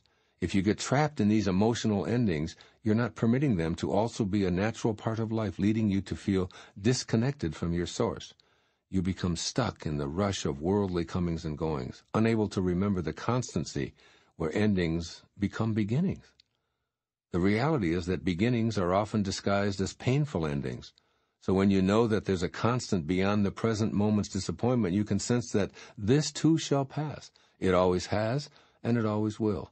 When you change the way you look at things, the things you look at change. This is what I believe Lao-tzu seems to be telling you in this 16th chapter of the Tao Te Ching. First, take time to be an impartial observer of life, particularly when an ending is causing despair. Remind yourself that your source is at work within this event, and then make a decision to connect to that source with your thoughts. All endings are part of the cyclical process. You are merely returning to a life of constancy, which Lao-tzu taught in this passage. You don't have to learn anything new or change any behavior or adopt any new strategies. Just think about the word return and take comfort in the ever-constant Tao, which brings peace to despair. The Tao never leaves or disappoints, and it is always impartial. Wherever you are in the emotional cycle, you're not being judged. Rather, you're learning to be in all phases, free of judgment, and living with constancy. And secondly, write these words and post them in a conspicuous place in your living environment. This too shall pass. 4 simple words. This too shall pass. This phrase will remind you that change is the only constant in life. Everything you notice is in a cycle of coming and going. Everything. There are no exceptions. Know this and let your thoughts flow in the constancy of change. This is the root, the source of all cyclical happenings. It is perfect, it is divine, it is something you can totally rely upon. It brings spring flowers, it brings the aging process, it brings rebirth, it brings new relationships. It is the Tao, and it is constant. Return to it and experience your eternal essence here and now in the temporary container you call your body, in all of its dramas. This too shall pass. You can count on it. Do the Tao now. Dedicate a day to consciously seeking situations to practice impartially observing endings as beginnings, challenging yourself to find a specific number by noon. Begin in the morning by being aware that the end of a sleep is the beginning of a wake. Break your waking time into sections. Notice without judgings the endings that make space for beginnings. Start to consciously live with constancy by opening your mind to the fact that change is the only certain thing. Remember to include all of your feelings in its cycle. Impartially observing sad, for instance, permits its natural ending to transform to a new beginning. This is called doing the Tao now. The 17th verse of the Tao Te Ching. Quote, with the greatest leader above them, people barely know one exists. Next comes one whom they love and praise. Next comes one whom they fear. Next comes one whom they despise and defy. When a leader trusts no one trusts him. The great leader speaks little. He never speaks carelessly. He works without self-interest and leaves no trace. When all is finished, the people say, we did it ourselves. Unquote. Living as an enlightened leader. To reflect the lesson in this verse of the Tao Te Ching means changing how you see authority, which means viewing great or enlightened leaders as those who don't actually lead anyone. Through the perspective of the Tao, such individuals create an environment where everyone feels that they have a personal responsibility to and are a part of the process. By adopting this model of an enlightened leader, you'll be more than likely to alter the ways you criticize and admire captains of industry, government, or religion, as well as the way you guide others. The advice in this 17th verse is directed toward leaders of all kinds. In fact, you can personalize it by substituting the words parent or teacher for leader. Examine the ways that you view your own tactics and then make the changes that are necessary in order to be someone who makes an enlightening difference in the lives of others. First, you must stay in the background and become an astute observer of what's taking place. Then ask yourself how, without interfering, you can create an environment that will help everyone act responsibly. The Tao advises making yourself as invisible as possible if you truly wish to be an effective leader. Thus, perhaps your best strategy would be to actually leave the room and allow everyone else to act without feeling that they need to impress you. Maybe you should offer a slight suggestion and then an immediate departure. A knowing smile or gesture that conveys to the group that you trust in its ability to figure things out might work best. Possibly what's needed is for you to tell a quick story of how others have resolved similar issues, or you could simply meditate and send positive conflict-resolving energy to all the individuals present. Whatever your decision, you'll be well aware of the need to create an environment where everyone will be able to say, "We fixed it ourselves without the need for any interference from anyone. We really don't need a supervisor." This approach, of course, involves suspending your desire to be seen as a strong authority figure. Truly inspiring leaders get results by their own example. They encourage others to be responsible and do the right thing, but not by proclaiming and bragging about their unimpeachable management. They create space for others to be inspired and to achieve their own greatness. When the time comes for receiving accolades, they dissolve in the background, wanting everyone else to feel that their accomplishments arose from their own leadership qualities. The supreme Taoist leader always leaves people to choose and pursue their own way of life, their own conception of the good. The view of a self-styled authoritarian is not the way enlightened leaders see themselves. Rather, they raise the energy of an environment through a viewpoint that elevates lower inclinations. In this verse, the Tao offers 3 other ways of choosing to be a leader. One option is to make a difference in the lives of others, resolving conflicts through love. By being an instrument of love and making an effort to praise others, this leader stays in harmony with the Tao. Those who are praised are inclined to become self-loving and act in a cooperative rather than a competitive fashion. The drawback is that using the approval and affection of a leader for motivation means turning control of one's life over to that leader. But if you see that the choice is between love or fear, the Tao always sees love as superior. The ineffectiveness of fear as a leadership style is obvious. If I can get you to do as I desire by using that weapon, then you'll only behave in those ways as long as I have the power to threaten you. When I leave, my influence over you departs as well. Studies have measured the effectiveness of teachers who were considered strict disciplinarians. Students in this setting were well behaved when the feared individual was in the room, yet when he or she departed, the classroom turned chaotic. The opposite was true of instructors who viewed education as an opportunity to praise and encourage students. Their presence or absence from the room had almost no noticeable impact. This is a great thing to keep in mind if you're a mother or a father. That is, do you want your children to behave only when you're around? Or do you want them to have the self-discipline to conduct themselves wisely whether you're there or not? I've always believed that parents are not for leaning upon, but rather they exist to make leaning unnecessary. The least effective means for managing others is to use tactics that will encourage them to despise you. For the moment they leave your sight, they'll defy all that you say and all that you stand for. Dictators almost always find this out the hard way, when the people they've abused rise up to threaten them in the same intolerable fashion in which they've been treated.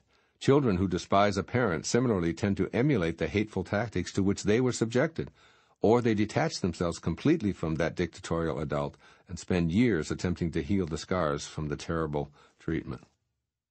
The enlightened leader trusts those whom he or she is in a position to govern. This view results in trust, as he or she who has faith in the people will be trusted by them in turn. Consequently, they'll be able to say, "We did this ourselves." So raise your children to be self-sufficient, to make their own decisions as soon as they're able, and to feel pride in the decisions they do make. See yourself as an enlightened leader, and show the world a new type of leadership. Children who grow up with such a view will be the next generation of great leaders that Lao-tzu describes. Here's what I believe the esteemed master Lao-tzu is offering you today. First, instead of believing that you know what's best for others, trust that they know what's best for themselves. Allow other people to share their thoughts about the path they see for themselves. Let your position be known, but also convey that you trust them to make the right choice. Then step back and peacefully believe that the way you look at this situation will change. Offer praise when those in your charge are making their own decisions, even when their behavior may conflict with yours. Trust yourself to give the best response by not seeing yourself as knowing what's right. Remember this phrase from the Tao Te Ching: when a leader trusts no one trusts him. The surest way to gain the faith of those you govern or supervise is to allow them to make as many decisions as possible. And secondly, take pride in refusing to take credit. If you look at others' accomplishments as a reason for you to be rewarded, promoted, or complimented, change your viewpoint. Let praise go to those who are the beneficiaries of your leadership. Speak less frequently and suspend your self-interest. Instead, allow everyone in your care to speak for themselves. Change how you see their performance from being a credit to your skill to the thrill they exhibit over their own accomplishments. You'll cease wanting credit and, alternatively, feel the happiness and pride that they're experiencing. This is how the great poet Hafiz described it in the 14th century poetry that he composed. Quote, "Even after all this time, the sun never says to the earth, 'You owe me.' Look what happens with a love like that. It lights the whole sky." Unquote.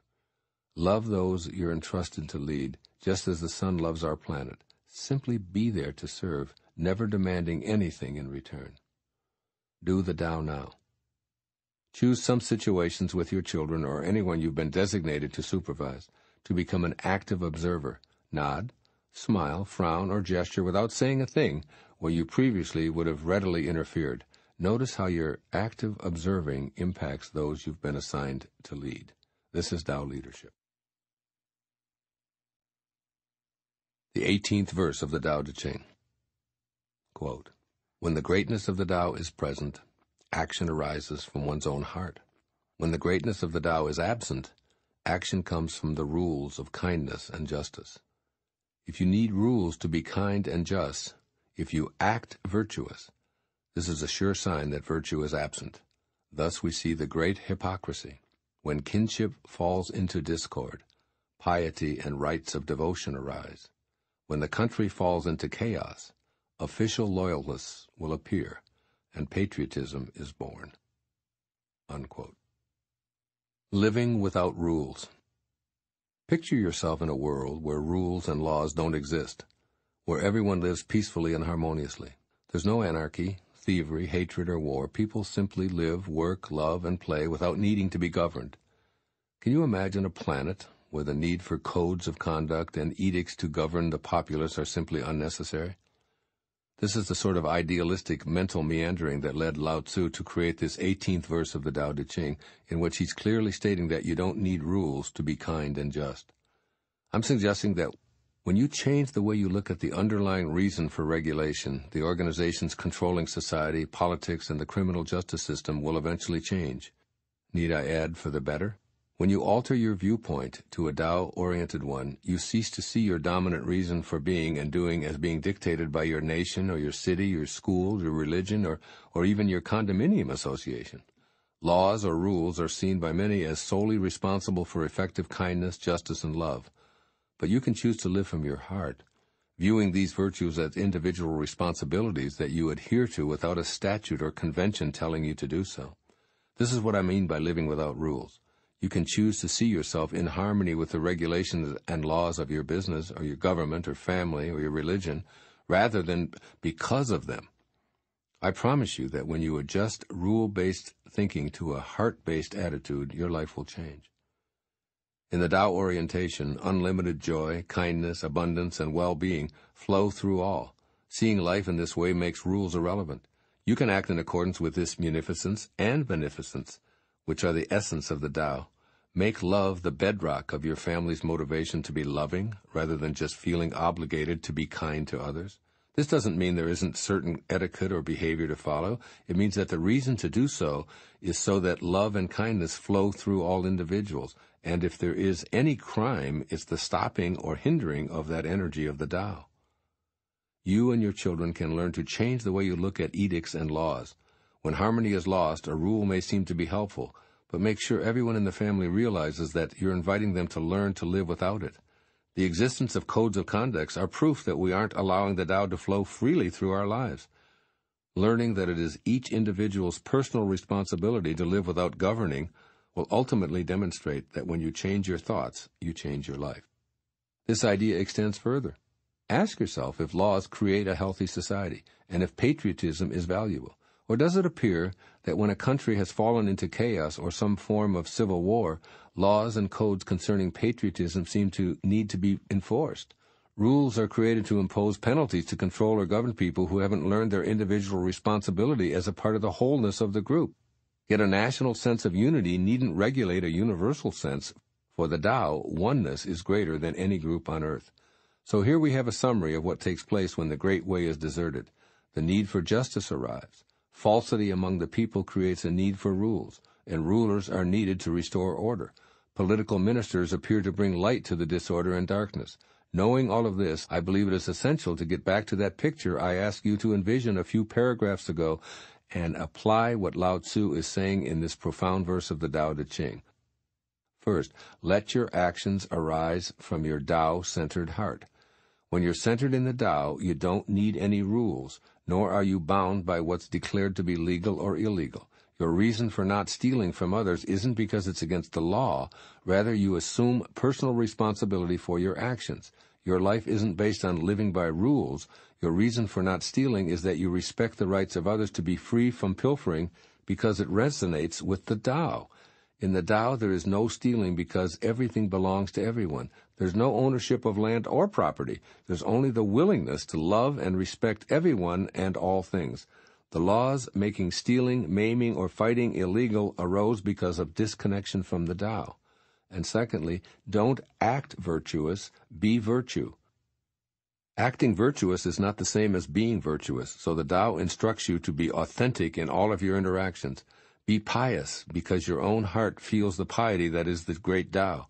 Be spontaneous, generous to others, because your inner calling demands it, not because others in their code-making have determined that this is how you should behave. Don't wait for chaos to erupt before you're generous and kind to others. A natural disaster may simulate your desire to reach out and help your fellow humans. Yet if you change the way you look at that natural disaster, you could also see it as a reminder to let the Tao be your guiding spirit at all times.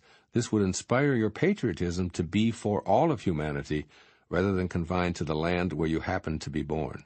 Again, I'd like to remind you of the similar sentiment expressed by Hafiz, the great Sufi poet. Quote, "Everyone is God speaking, so why not be polite and listen to him?" Unquote. And everyone really means everyone, not just those who are subject to your rules and your laws. Do the Tao now. Emphasize why you're obeying human-made edicts today. Spend some time connecting to the underlying reason for stopping at a red light, or having a driver's license, or wearing a seatbelt, or paying to enter a movie theater, or not drinking and driving. See if your ego enjoys breaking rules for its purposes by listing all the rules and laws you obey or disobey in one day, and then identify your most important heart rules. 19th verse of the Tao Te Ching. Quote, "Give up sainthood, renounce wisdom, and it will be 100 times better for everyone. Throw away morality and justice, and people will do the right thing. Throw away industry and profit, and there will be no thieves.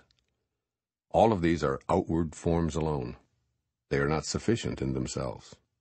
It is more important to see the simplicity, to realize one's true nature, to cast off selfishness and temper desire." Unquote. Living without attachment. Upon first reading this 19th verse of the Tao Te Ching, it appears that Lao-tzu is encouraging us to abandon the highest principles of the Tao, renounce sainthood, wisdom, morality, and justice, industry and profit, says the great sage, and we'll all be well off. Lao-tzu tells us that all of these are outward forms alone and are insufficient for living according to the highest way. The first of these categories represents education and the way you look at your sources of learning. This verse advises you to alter your concept of being saintly just because you follow the teachings of an organized religion, and to change your view of self-importance because of degrees you've received from an educational institution. Lao-tzu gently informs you that it's far more valuable to cultivate your own true nature. As with virtually all of the teachings of the Tao, the greatest trust is placed in your accessing the sacred Tao center of yourself.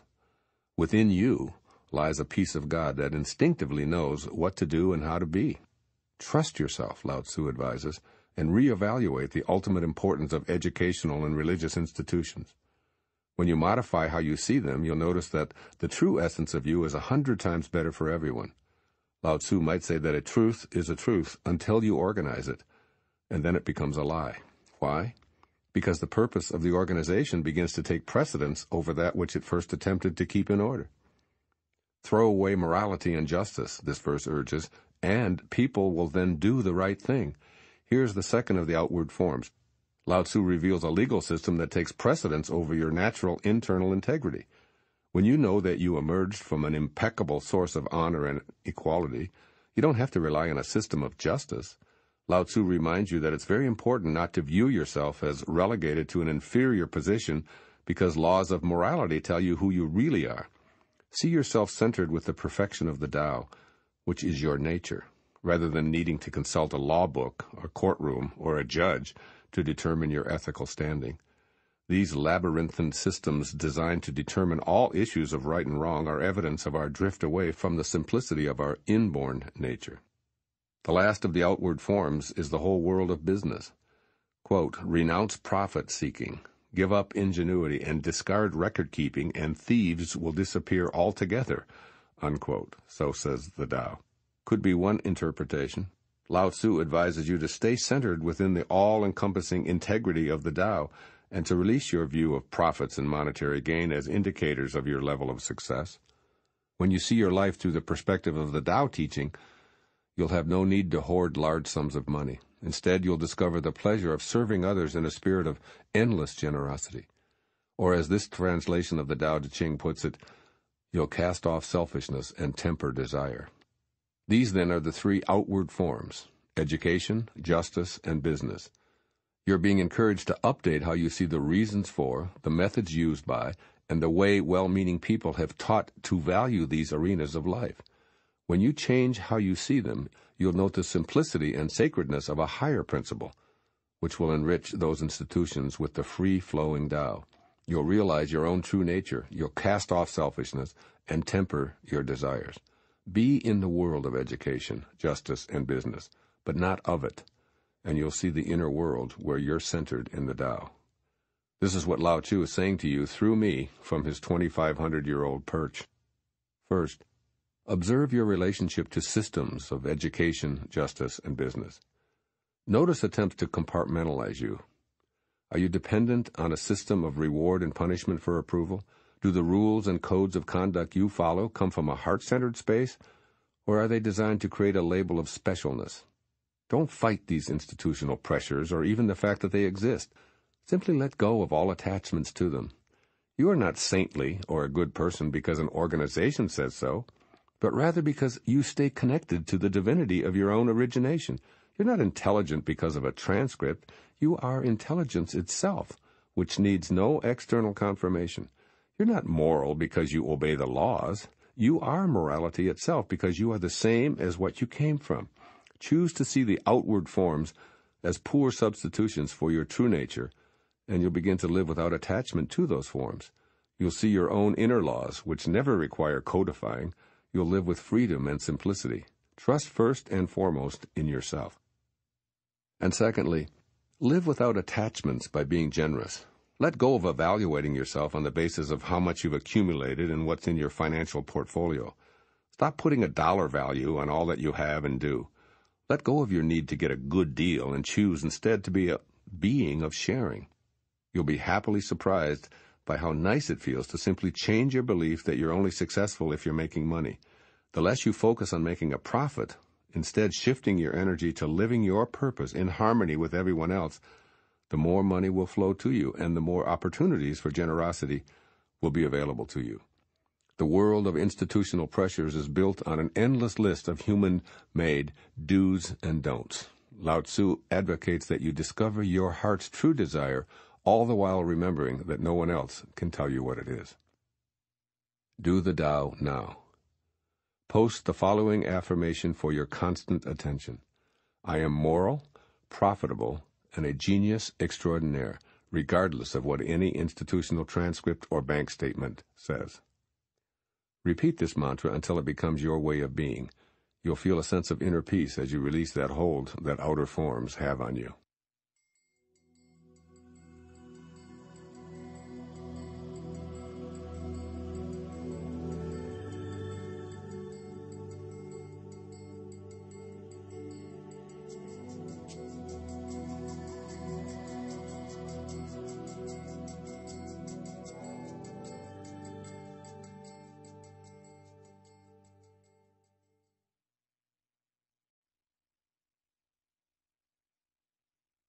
The 20th verse of the Tao Te Ching, quote, "Give up learning, and you will be free from all your cares." What is the difference between yes and no?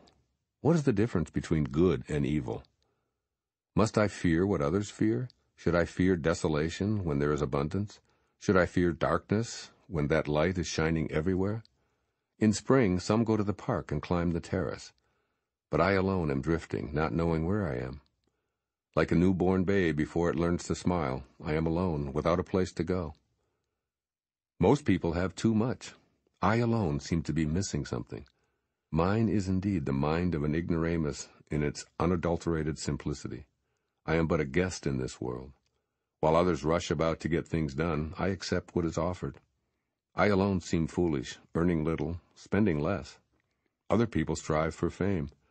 I avoid the limelight, preferring to be left alone. Indeed, I seem like an idiot. No mind, no worries. I drift like a wave on the ocean. I blow as aimless as the wind. All men settle down in their grooves. I alone am stubborn and remain outside.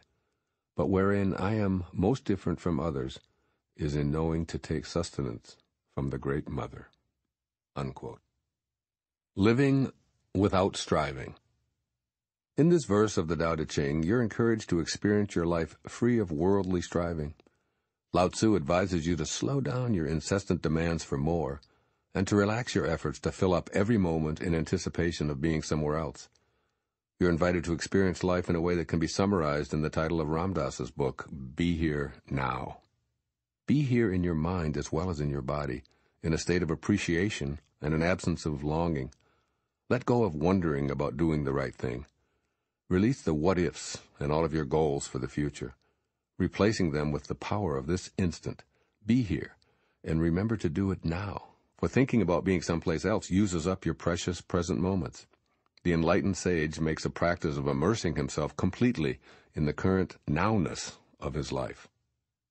Being here now is accomplished by adopting an acceptance of life as it is presented by the Great Mother, or the Tao. It's a surrendering process, if you will. Simply allowing this great, all-creating, all-nourishing source to take you where it will. You give up the idea of having to get more or to be in another place in the future, and instead you see yourself as whole and complete just as you are.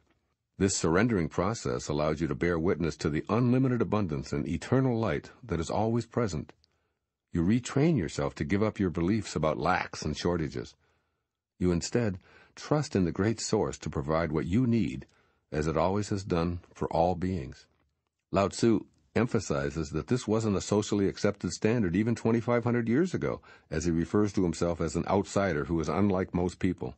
Striving for satisfaction was viewed at that time as a proper role in life, just as it is today. The narrator of this verse admits that he is drifting, not knowing where he is, yet his tone is ironic. It's as if he's saying, no one really knows where they are in this endless universe with no beginning and no ending. So why not admit it and allow yourself to be moved by the Tao that brought you here from nowhere? You're being encouraged to simplify your life by not seeking another thing. Yes, others might judge you as unmotivated and call you an ignoramus, but your reward will be the strong sense of inner peace that comes from a direct knowing that you're here as a guest who's always being provided for. Yes, you may seem to be missing something, but the something is really only an illusion. You're no longer living inside of yourself with a desire to be someone else or to gain something that seems to be omnipresent in all of those around you. You've traded in striving for arriving. I accept what is offered, says the narrator of this provocative verse in the Tao Te Ching. He continues to express that this may seem foolish, perhaps echoing your thoughts as you contemplate letting go of striving. Lao-tzu is telling you to change how you see what's here now in your life, for then it will actually become exactly what you need in order to be happy. In other words, you can change how you look at striving and have contentment without anxiety and fear. When you live by the tenets explained in this verse, you begin to have a worry-free existence. Imagine that. No concerns, no fears, only a sense of being connected to the source of all, knowing that all will be handled for you by the same force that's always handling everything. Lao-tzu is teaching you to free your mind from its persistent nagging. The world and everything in it are already taken care of by the Tao. It has always done so, and it always will. Your mind continually urges you to strive in spite of the all-providing perfection of the Tao. It prompts you to pursue fame, to look for a groove or a purpose. Lao-tzu encourages you to do precisely the opposite. Stay outside the rat race, and let your mind be in peaceful harmony with the Tao, rather than worrying and fighting. The concluding line of this passage of the Tao Te Ching says it all, instructing you to change how you look at your life by knowing to take sustenance from the Great Mother. The following are suggestions coming from Lao-tzu to you in the 20th verse of the Tao Te Ching. First, practice letting go of thoughts about what's not here now. Just allow yourself to meld into the perfection of the universe you live in. You don't need another thing to be happy. It's all being provided for you right here, right now. Be in this moment and free yourself of striving for something more or someone else. This is a mind exercise that will put you in touch with the peace of the Tao. Affirm, it's all perfect. God's love is everywhere and forgets no one. I trust in this force to guide me, and I'm not allowing ego to enter here now. Notice how free you feel when you relax into this no fears, no worries attitude. And secondly, take time to let go and let God every single day. Say the words over and over to yourself until you can actually tell what the difference feels like. Letting go is a markedly distinct physical and psychological experience, much different from striving. Let go of your demands, along with your beliefs that you can't be happy because of what is supposedly missing in your life. Insisting that you need what you don't have is insane. The fact that you're okay without what you think you need is the change you want to see. Then you can note that you already have everything you need to be peaceful, happy, and content right here, right now. Relax into this knowing and affirm again and again, I'm letting go and letting God. I am a glorious infant nursing at the great, all-providing mother's breast. Do the Tao now. Begin to notice the situations where you're not in the moment because you're striving to complete or attain something for a future benefit. You may not realize how often you endeavor to accomplish all sorts of things with the idea that once you do, you'll finally have the time to be and do what you really, really want. This is one of the most pernicious ways that many of us unconsciously prevent or perpetually postpone a life free of striving. It's a tough one to become aware of, and may be easiest to see when your free time becomes hijacked by family members or business emergencies. Here's an example. You've put in extra hours at work all week in order to have a deliciously imagined free day. When you learn that your spouse has invited a friend of a friend who's never been to this part of the country before and whom you've never met to stay in your home. There are two opportunities to practice living without striving in this situation. The first, of course, is to catch yourself wrapped up in striving for future benefit. Notice what you're doing and focus on the now. The second comes after the example above, which is a difficult but incredibly rewarding exercise. Do the Tao now by accepting what is offered. That is, know that the situation in some way that your striving ego rejects is actually sustenance from the Great Mother. Relax and let go and allow. The 21st verse of the Tao Te Ching. Quote, the greatest virtue is to follow the Tao, and the Tao alone. The Tao is elusive and intangible. Although formless and intangible, it gives rise to form. Although vague and elusive, it gives rise to shapes. Although dark and obscure, it is the spirit, the essence, the life breath of all things. Throughout the ages, its name has been preserved in order to recall the beginning of all things. How do I know the ways of all things at the beginning? I look inside myself and see what is within me. End quote. Living the elusive paradox. Here in this 21st verse of the Tao Te Ching, Lao-tzu takes us back to the book's very first premise, living the mystery. He has returned to the idea's definition and virtue and reaffirmed it with greater clarity and precision. In this lesson, he not only asks us to become conscious of the elusive nature of the Tao, a principle that simply cannot be pinned down or experienced with the senses, but to also validate this awareness by recognizing ourselves as examples of this elusive paradox. Reread the concluding lines of this important verse. How do I know the ways of all things at the beginning? I look inside myself and see what is within me. Now go all the way back to your own beginning. How did you get here? I don't mean from a droplet or particle of human protoplasm. Go even before that. Quantum physics teaches that particles emerge from an invisible and formless energy field. So all creation, including your own, is a function of motion, from formless energy to form, from spirit to body, from the nameless Tao to a named object. The process of creation, along with the theme of understanding eternal namelessness, runs throughout the Tao Te Ching. This is the elusive paradox that you're invited to contemplate, allow, and experience. You can know it by examining your own nature and recognizing that the same principle that creates everything is animating your every thought and action. Right now, make a simple decision to move your index finger. Now wiggle your toes. Next, lift your arm. Finally, ask yourself, what is it that allows me to make these movements?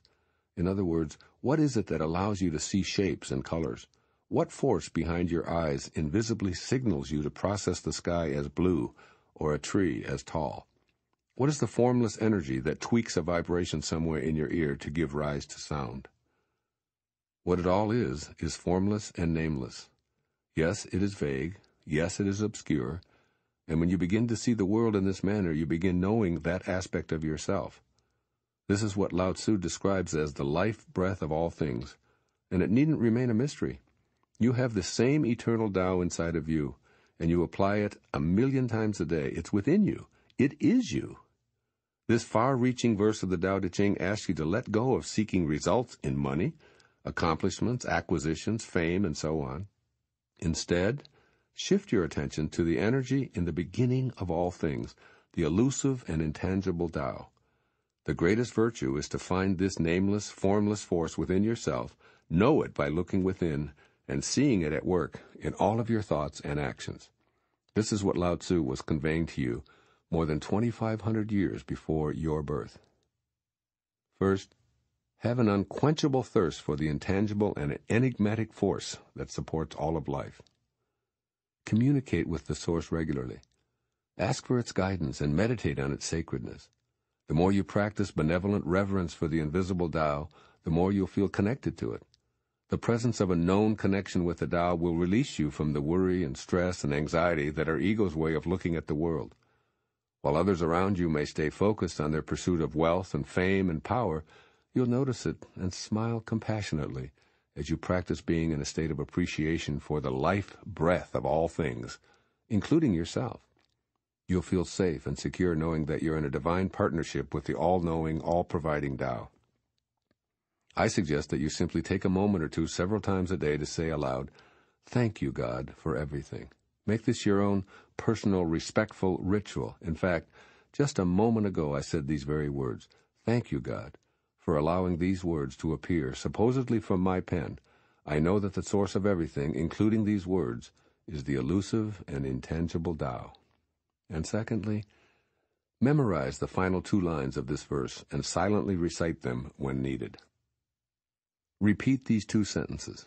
How do I know the ways of all things at the beginning? I look inside myself and see what is within me. Doing so will remind you that the Tao comes from the truth that's inside of you at all times. Give up trying to persuade anyone else of the correctness of your vision. When they're ready, their own teachers will surely appear. Here's a concluding thought on the elusive nature of the Tao, written by Hafiz many centuries before the death of Lao-tzu, the great Sufi poet. Hafiz, quote, "If you think that the truth can be known from words, if you think that the sun and the ocean can pass through that tiny opening called the mouth, oh, someone should start laughing. Someone should start wildly laughing. Now." End quote. Do the Tao now. Today, become conscious of the force that allows your every movement. For 5 minutes in your meditation, stay in the gap between your thoughts and notice the elusive but omnipresent invisible source that allows you to speak, hear, touch, and move. I personally have created a meditation that can assist you in this process, and it's included in my book called Getting in the Gap. The 22nd verse of the Tao Te Ching. Quote, "The flexible are preserved unbroken. The bent become straight. The empty are filled. The exhausted becomes renewed. The poor are enriched. The rich are confounded. Therefore the sage embraces the One. Because he doesn't display himself, people can see his light. Because he has nothing to prove, people can trust his words. Because he doesn't know who he is, people recognize themselves in him. Because he has no goal in mind, everything he does succeeds. The old saying that the flexible are preserved unbroken is surely right. If you have truly attained wholeness, everything will flock to you." Unquote. Living with flexibility. Having lived by the ocean for many years, I've observed the beauty and majesty of the tall palm trees that grow at the water's edge, often measuring 30 or 40 feet in height.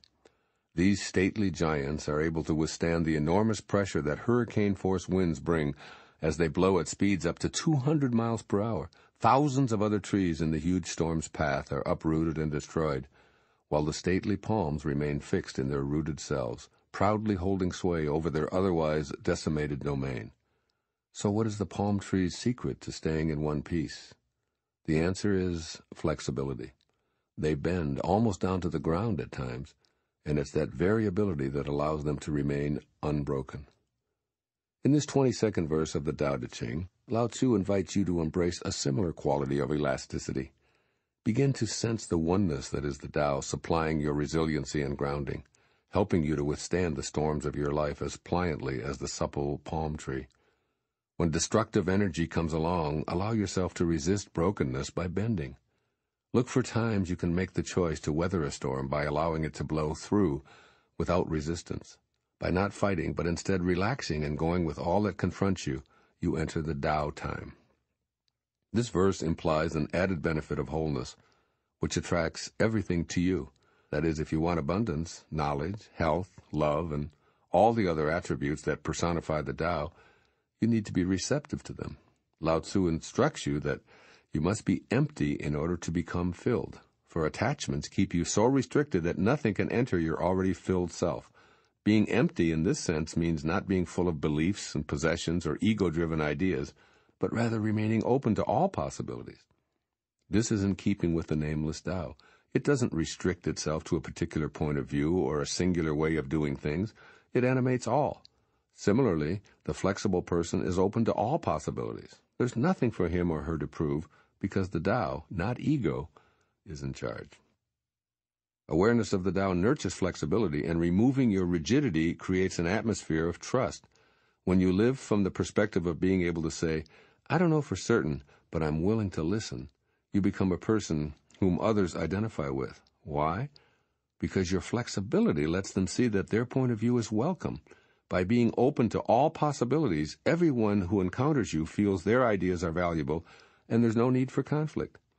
As you connect more and more to your Tao nature, you begin noticing that this principle is perpetually present, available in every moment. In other words, the Tao isn't trying to get someplace other than where it is. It has no goals, no desires, no judgment. It flows everywhere because it's the energy of creation.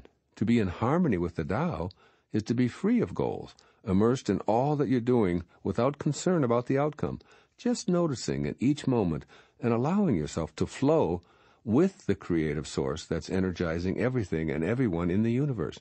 When you live in this way, failure becomes an impossibility. How can you fail at being yourself and trusting completely in the wisdom of the source of everything? With failure removed from your life, you understand what Lao-tzu means when he says that everything he does succeeds. Following are the messages from Lao-tzu as he wrote out this 22nd verse of the Tao Te Ching 2.5 millennia ago. First, change the way you see the storms of your life. Work at removing ego as the dominant influence over you. Release the need for the attention of others and witness how people become drawn to you naturally. Let go of having to win an argument and being right by changing the atmosphere with a statement such as, "You're very likely correct. Thanks for giving me a new perspective." This kind of a proclamation gives everyone permission to relax their rigidity because you have no need to prove yourself or to make others wrong. If you change the way you think, the life you're living will change. So be willing to say, "I don't know," or "I'm uncertain as to why I even did what I did." As Lao-tzu reminds you, when you suspend your pomposity and your rigidity, others recognize themselves in your flexible nature, and they'll trust you. And second, imagine yourself as a tall, stately palm tree. Be an organism without goals and objectives. Instead, stand strong and successful, capable of adjusting to the forces of nature. Be willing to adapt to whatever may come your way by initially allowing yourself to experience that energy, much like the bending tree in hurricane-force winds. When criticism comes, listen. When powerful forces push you in any direction, bow rather than fight, lean rather than break, and allow yourself to be free from a rigid set of rules. In so doing, you'll be preserved and unbroken. Keep an inner vision of the wind symbolizing difficult situations as you affirm, I have no rigidity within me. I can bend to any wind and remain unbroken. I will use the strength of the wind to make me even stronger and better preserved. This simple teaching is so pleasant that you'll wonder why you didn't realize it before. In the Tao time, acknowledge the storm and then allow it to be felt in your body. Observe it without judgment, just like the tree bends in the wind. As rigidity reappears, notice that as well, allowing the winds to blow as you exercise the Tao in place of ego. Seek to uncover the root of your stiffness and achieve greater flexibility in the storms of life. When seen as this kind of opportunity to open to the Tao energy, storminess can be transformed into exhilarating events that uncover more and more of your own true nature. Do the Tao now. Listen to someone express an opinion that's the opposite of yours today. It could be on any of a variety of topics such as politics, the environment, religion, drugs, war, the death penalty, or what have you. Refuse to impose your position and instead remark, I've never considered that point of view. Thank you for sharing your ideas with me. By allowing a contrary position to be heard, you'll dismiss ego's attitude and welcome the flexibility of the Tao. The 23rd verse of the Tao Te Ching. Quote, To talk little is natural. Fierce winds do not blow all morning. A downpour of rain does not last the day. Who does this? Heaven and earth. But these are exaggerated, forced effects, and that is why they cannot be sustained. If heaven and earth cannot sustain a forced action, how much less is man able to do so? Those who follow the way become one with the way. Those who follow goodness become one with goodness. Those who stray from the way and goodness become one with failure. If you conform to the way, its power flows through you. Your actions become those of nature, your ways, those of heaven. Open yourself to the Tao and trust your natural responses, then everything will fall into place. Unquote. Living naturally. Everything that composes ultimately decomposes. Notice that I put the emphasis on the word thing. That's because all things on earth are temporary and in a constant state of change. Since you're on this planet, you too are a part of this always changing and always decomposing principle. In this 23rd verse of the Tao Te Ching, you're asked to observe the ways of nature and then make the choice to live harmoniously with them. Nature doesn't have to insist, push, or force anything. After all, storms don't last forever. Winds blow hard, but then they subside. The Tao creates from an eternal perspective, but everything is on its return trip home the moment it comes into being. So Lao-tzu instructs that if you live harmoniously with this simple principle, you'll be in tune with nature. Let go of a desire to force anyone or anything, and choose instead to consciously be part of the cyclical pattern of nature. Lao-tzu reminds you that not even heaven can sustain a forced action. In its inherent beingness, all action has a temporary existence and returns to a calmer state. In contemporary language, we'd say that everything blows over, ultimately. The teachings of this passage invite you to pause in the midst of strife or tension and remember that serenity and peace are on the way. This verse emphatically points out that you always have a choice. In every single situation, you can choose to observe exaggerated and forced energy.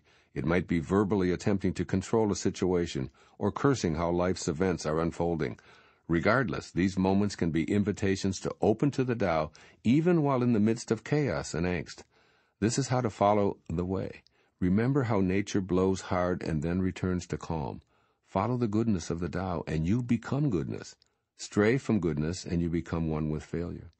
You are part of the law of form in time and space, composing and decomposing. Everything in nature is returning to its source.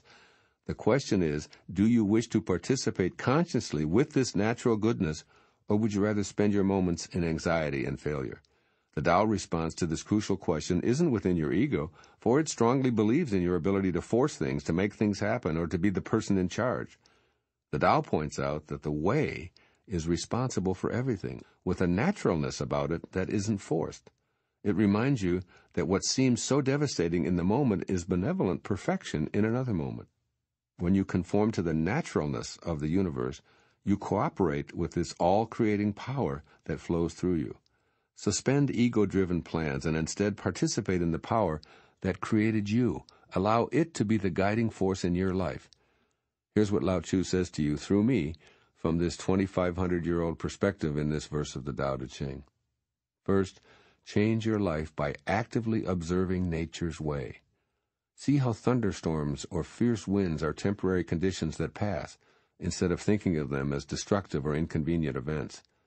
When what seems like a forceful, uncomfortable situation arises, seek the natural cycle. Affirm, this is a temporary setback. I am going to release myself from having to be the person in control. Then observe what you're feeling, with openness to what is, in this moment. Remember that this is nature's method. Center your mind in a natural way, in perfect rapport with the patience of the universal Tao. And secondly, change your life by trusting your ability to respond naturally to the circumstances in your life. At first, this may involve observing yourself in a friendly way instead of responding immediately. When you feel your inclination to make your opinion known, let this urge silently tell you what it truly wants. Your body knows how to be at peace and wait out the storms of life, but you need to allow it to feel that you're welcoming in its signals. Be still and allow yourself to be in harmony with the creative Tao, opening yourself to its power. T.S. Eliot evokes the natural cycle in his poem Ash Wednesday. Quote, because I know that time is always time, and place is always and only place, and what is actual only for one time and only for one place, I rejoice that things are as they are. Unquote. That's the idea. Rejoice in the stillness of the Tao. Do the Tao now. Spend an entire day noticing nature and the countless instances that it cycles organically. Seek at least 3 ways that you'd like to be more natural in your response to life. The cat curling languidly in the sun might symbolize how you'd like to be, or perhaps it's the dawn slowly illuminating the dark without rushing. Maybe you prefer to focus on the tide comfortably coming in and out, apparently without judgment. Find your symbolic images, whatever they may be, and invite their counterparts in the Tao to blossom within you. The 24th verse of the Tao Te Ching. Quote, if you stand on tiptoe, you cannot stand firmly. If you take long steps, you cannot walk far. Showing off does not reveal enlightenment. Boasting will not produce accomplishment. He who is self-righteous is not respected. He who brags will not endure. All these ways of acting are odious, distasteful. They are superfluous excesses. They are like a pain in the stomach, a tumor in the body. When walking the path of the Tao, this is the very stuff that must be uprooted, thrown out, and left behind. Unquote. Living without excess. In this verse, Lao-tzu advises that the path of the Tao needs to be cleared of any weeds of excessive personal importance. After all, accomplishments derive from the all-creating source that Lao-tzu calls the Tao. Everything that you see, touch, or own is a gift from the Tao. Thus, it is your duty to suspend your ego and seek an attitude of gratitude and generosity for the Tao's creativity. In this way, you walk the path of the Tao by becoming like it is, which is always existing in a state of unlimited giving. It is to this state that the 24th verse of the Tao Te Ching urges you to return. Notice how the natural flow of the Tao operates. It asks nothing of you as it provides you and everyone else with unlimited supplies of food, air, water, sunshine, land, and beauty. It is always creating for the benefit of all, and it has no need for prideful boasting or demanding something in return. This poem by Hafiz, the great Sufi poet, bears repeating here to illustrate this point. Quote, even after all this time, the sun never says to the earth, you owe me. Look what happens with a love like that. It lights the whole sky." Unquote. The sun symbolizes the Tao at work. It offers its warmth, light, and life-giving energy to all, illuminating the globe without any demand for recognition. Imagine if the sun needed attention and demanded accolades for its efforts. It would shine only when it felt most appreciated, or when it received payment for that life-giving energy. Soon the world would be partially shut off from the sun's magnificence, and ultimately the entire planet would be covered in darkness as wars erupt over ways of appeasing the sun god. It's easy to see why Lao-tzu refers to such inclinations to be boastful and self-righteous as odious and akin to a tumor in the body. Walk the path of the Tao by being a giver rather than a taker, providing for others and asking nothing in return. Then view your desires to brag and seek approval as weeds appearing on your journey. Seeing yourself as important and special because of your artistic talents, for instance, is walking the path of ego. Walking the path of the Tao means that you express appreciation for the hands that allow you to create a sculpture. This is how Lao-tzu advises you to walk the path of the Tao, free of your ego-driven desires to be recognized for all of your efforts and accomplishments. First, change your life by consciously choosing to be in a state of gratitude. The journey of your life will change when you emphasize gratitude for all that you are, all that you accomplish, and all that you receive. Practice silently repeating, "I thank you," throughout your waking hours and as you fall asleep and awaken. It really doesn't matter whether you're thanking God, Spirit, Allah, the Tao, Krishna, Buddha, the Source, or Self, because all those names represent the great wisdom traditions. Give thanks for the sunshine, the rain, and your body, including all of its components. Have a brain, heart, liver, and even a toenail appreciation day. Your practice of gratitude helps you focus on the real source of everything, as well as notice when you're letting ego dominate. Make this a silent daily practice. Give thanks for the bed, the sheets, the pillows, and the room you sleep in at night, and in the morning, say, "I thank you for what lies ahead." Then begin this beautiful day doing something kind for another human being someplace on the planet. And secondly, change your life by examining your urge to boast and be self-righteous. When you're about to brag to others about your credentials, your accomplishments, momentarily sense the urge and recall Lao-tzu's advice that this is the very stuff that must be uprooted, thrown out, and left behind. On the Tao path, inner approval is healthy and pure, while self-righteous boasting is simply superfluous. When you notice your gloating habits, you can choose to get back on the Tao path by remembering this 24th verse of the Tao Te Ching. Pomposity and self-inflating comments can then be seen as weeds you really have no need for. By returning to radical humility and seeing the greatness within everyone, you've then cleared your life of the excessive self-importance, and this is the way of the Tao. Do the Tao now. Tomorrow morning, do something expressing your kindness to someone who will be totally surprised by your actions. Email someone expressing your love and appreciation. Call a grandparent who may be feeling lonely in an assisted living facility. Send flowers to a loved one who's alone, or even a stranger if necessary. Note how your gratitude for another truly nurtures your Tao path, not that of your ego. It's a great way to start. The 25th verse of the Tao Te Ching. Quote, "There was something formless and perfect before the universe was born. It is serene, empty, solitary, unchanging, infinite, eternally present. It is the mother of the universe. For lack of a better name, I call it the Tao. I call it great. Great is boundless. Boundless is eternally flowing. Ever flowing, it is constantly returning. Therefore the way is great, heaven is great, earth is great, people are great. Thus, to know humanity, understand earth. To know earth, understand heaven. To know heaven, understand the way. To know the way, understand the great within yourself." Unquote. Living from greatness. Many of the scholars who have written about the Tao Te Ching over the centuries consider this 25th verse to be one of the most significant lessons in the entire manuscript. In my research, all the translations of this passage actually include the word great to describe it. This verse tells the story that even before the beginning there existed something formless and perfect. It goes on to say that this formless perfection is the mother of the universe. Even though it's nameless, it's called the Tao, and it's synonymous with what is great. That is, there's nothing within the Tao that is the opposite of great. There's nothing that's puny, insignificant, weak, unimportant, or even average. The story appears to want the reader to realize there's a pure, timeless energy that's within everything on the planet, and that remains uncontaminated by the solid appearance of form. The conclusion is a directive to the student who is you, the reader, or the listener. To know this formless perfection, you must understand the great within yourself. You're the central character in this wonderful saga. Since you're animated by the eternal Tao, this tale's message of greatness invites you to change the way you live and to see the life you're living change. You can begin to do so by examining thoughts and ideas that are inconsistent with this phenomenal observation made by Lao-tzu, which has been echoed by others throughout history.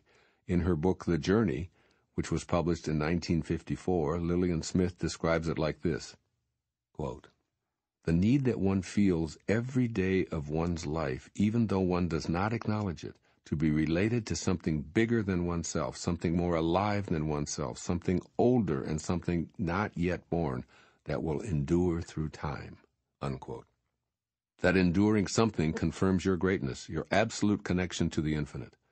There's a sense of being permanently aligned with a sort of senior partner that is greatness itself.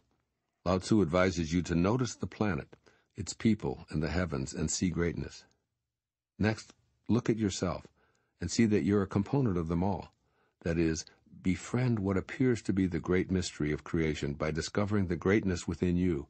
Then bask in the joy of noting the greatness you share with heaven, earth, and all of its people.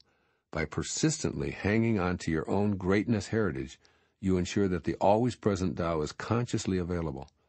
From a perspective of greatness, only greatness can emerge from you. From an inner perspective of inferiority, you only attract events that align with those beliefs.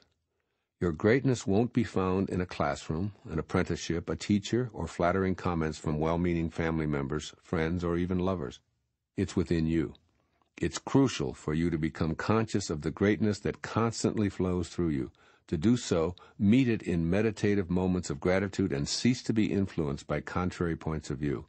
In particular, watch and listen for the critical comments that originate from your own inner dialogue. When such thoughts emerge in your mind, let them tell you what they want. If you allow those not-so-great notions to speak, you'll always discover that what they really want is to feel good. Give them the time they need to trust that there's no payoff for their existence, and they will happily merge into the greatness within you. Accessing this quality allows you to participate in the greater whole, where the power of the Tao flows unimpeded by fearful self-judgment. Change the way you live by tapping into this greatness, and the life you're living will literally change. Following are the thoughts that Lao-tzu would have you adopt as he wrote out this verse of the Tao Te Ching some 25 centuries ago. First and foremost, trust in your own greatness. You are not this body you occupy, which is temporarily on its way back to the nowhere from which it came. You are pure greatness, precisely the very same greatness that creates all of life. Keep this thought uppermost in your mind, and you'll attract to yourself these same powers of creation. The right people will appear. The exact events that you desire will transpire. The financing will show up. That's because greatness attracts more of its own self to itself, just as thoughts of inadequacy act upon a belief that ensures that deficiency will become your reality. Affirm the following to yourself over and over until it becomes your automatic inner response to the world. I come from greatness, I attract greatness, I am greatness. And secondly, look for beliefs that contradict your status as a being of greatness. Catch yourself in the midst of any utterance that reflects your belief that you're average. Silently speak warmly to that belief and ask what it wants. It may think it has to protect you from disappointment or pain, as it probably did earlier in your existence. But with continued accepting attention, the feeling will always eventually admit that it wants to feel great. So let it. You're good enough to withstand the passing disappointments and pain that afflict life on this planet, but trying to protect yourself by believing that you don't embody greatness is overkill. Look for these misbeliefs and give them the chance to transform to what they and you really want. Whatever you desire to become or attract to yourself, make the internal shift from "it probably won't happen for me" to "it's on its way." Then begin the process of looking for even minute evidence that what you desire is indeed on its way. It's crucial to keep this ancient axiom in mind. I get what I think about, whether I want it or not. So think about how fortunate you are to have greatness located within yourself. Now you can live the ultimate paradox. You can be greatness and be nobody simultaneously. Do the Tao now. Copy the following words and apply them to yourself. I came from greatness. I must be like what I came from. I will never abandon my belief in my greatness and the greatness of others. Read these words daily, perhaps by posting them conspicuously where you can see them. They will serve to remind you of the truth of your own greatness. Meditate for 10 minutes today, focusing on your inner greatness. The 26th verse of the Tao Te Ching. Quote, the heavy is the root of the light. The still is the master of unrest. Realizing this, the successful person is poised and centered in the midst of all activities. Although surrounded by opulence, he is not swayed. Why should the lord of the country flit about like a fool? If you let yourself be blown to and fro, you lose touch with your root. To be restless is to lose one's self-mastery. Unquote. Living calmly. In this chapter of the Tao Te Ching, you're being advised to maintain a sense of serenity regardless of what you may see taking place around you. Moreover, you're being told that the true master knows that the ability to stay calm is always located within. From this perspective, there's no need to assign responsibility to others for how you feel. Even though you may live in a world where blame and fault-finding are endemic, you will own your feelings and actions. You will know that circumstances don't determine your state of mind, for that power rests with you. When you maintain a peaceful inner posture, even in the midst of chaos, you change your life. The wisdom of this verse of the Tao Te Ching prompts you to know that you have a choice. Do you want to be in a state of confusion or to have a tranquil inner landscape? It's up to you. Armed with this insight, the Tao Master doesn't allow an external event to be a disturbance. Lao-tzu tells you that assigning blame for your lack of calmness will never bring you to the state of being that you're striving to attain. Self-mastery only blossoms when you practice being aware of and responsible for what you're feeling. This particular part of the Tao Te Ching is one that you'll probably want to immerse yourself in repeatedly. After all, what could be better than the freedom of going through life without feeling that people and circumstances control you without your permission? Are you depressed, irritated, frustrated, exhilarated, ecstatically in love? Whatever your current state, if you believe that a changing economic picture or a tapestry of events taking place around you is responsible, and you then just use these external factors to explain your inner state of mind, you've lost touch with your root. Why? Because you're allowing yourself to be blown to and fro by the shifting winds of circumstances. The solution for a life of unrest is choosing stillness. The quiet of the Tao is oblivious to any turmoil in the world of the 10,000 things. Be like the Tao, advises Lao-tzu. The still is the master of unrest. You have a choice in every moment, so you can decide to be a host to God and carry around with you the calmness that is the Tao, or you can be a hostage to your ego, which insists that you can't really help feeling disorderly when you're in circumstances that resemble pandemonium. Here's what Lao-tzu offers you in this profoundly simple message from the profoundly simple life he chose 2,500 years before yours. First, vow to seek a calmer inner response to the circumstances of your life. In the midst of any kind of unrest, be it an argument, a traffic jam, a monetary crisis, or anything at all, make the immediate decision that you will find the calm center of yourself. By not thinking of what is taking place and instead taking a few deep breaths in which you opt to empty your mind of judgments, it becomes impossible to mentally flit about like a fool. You have the innate ability to choose calmness in the face of situations that drive others to madness. Your willingness to do so, especially when chaos and anger have been your previous choices, puts you in touch with the master of unrest. There was a time when I thought this was impossible. Now I know that even in the most troublesome of times, my reaction is to choose stillness, the way of the Tao. And secondly, don't lose touch with your root. With a written declaration or picture placed strategically in your home and workplace, remind yourself that no one can make you lose touch with your root without your consent. Affirm the following often: I have the ability to stay poised and centered regardless of what goes before me. Then vow to put this new way of being into practice the next time a situation of unrest crops up. Do the mental work in advance, and you'll achieve the self-mastery that Lao-tzu refers to in this verse. More significantly, you'll be in harmony with the Tao, which is your ultimate calling. Do the Tao now. Sit in a quiet place and picture the one person with whom you have some kind of long-standing conflict sitting there before you. Now say out loud directly to him or her, I forgive you. I surround you with love and light, and I do the same for myself. This will put the message of the 26th verse of the Tao Te Ching to work for you by bringing about a sense of calm in what previously looked like chaos. The 27th verse of the Tao Te Ching. Quote, a knower of the truth travels without leaving a trace, speaks without causing harm, gives without keeping an account. The door he shuts, though having no lock, cannot be opened. The knot he ties, though using no cord, cannot be undone. Be wise, and help all beings impartially, abandoning none. Waste no opportunities. This is called following the light.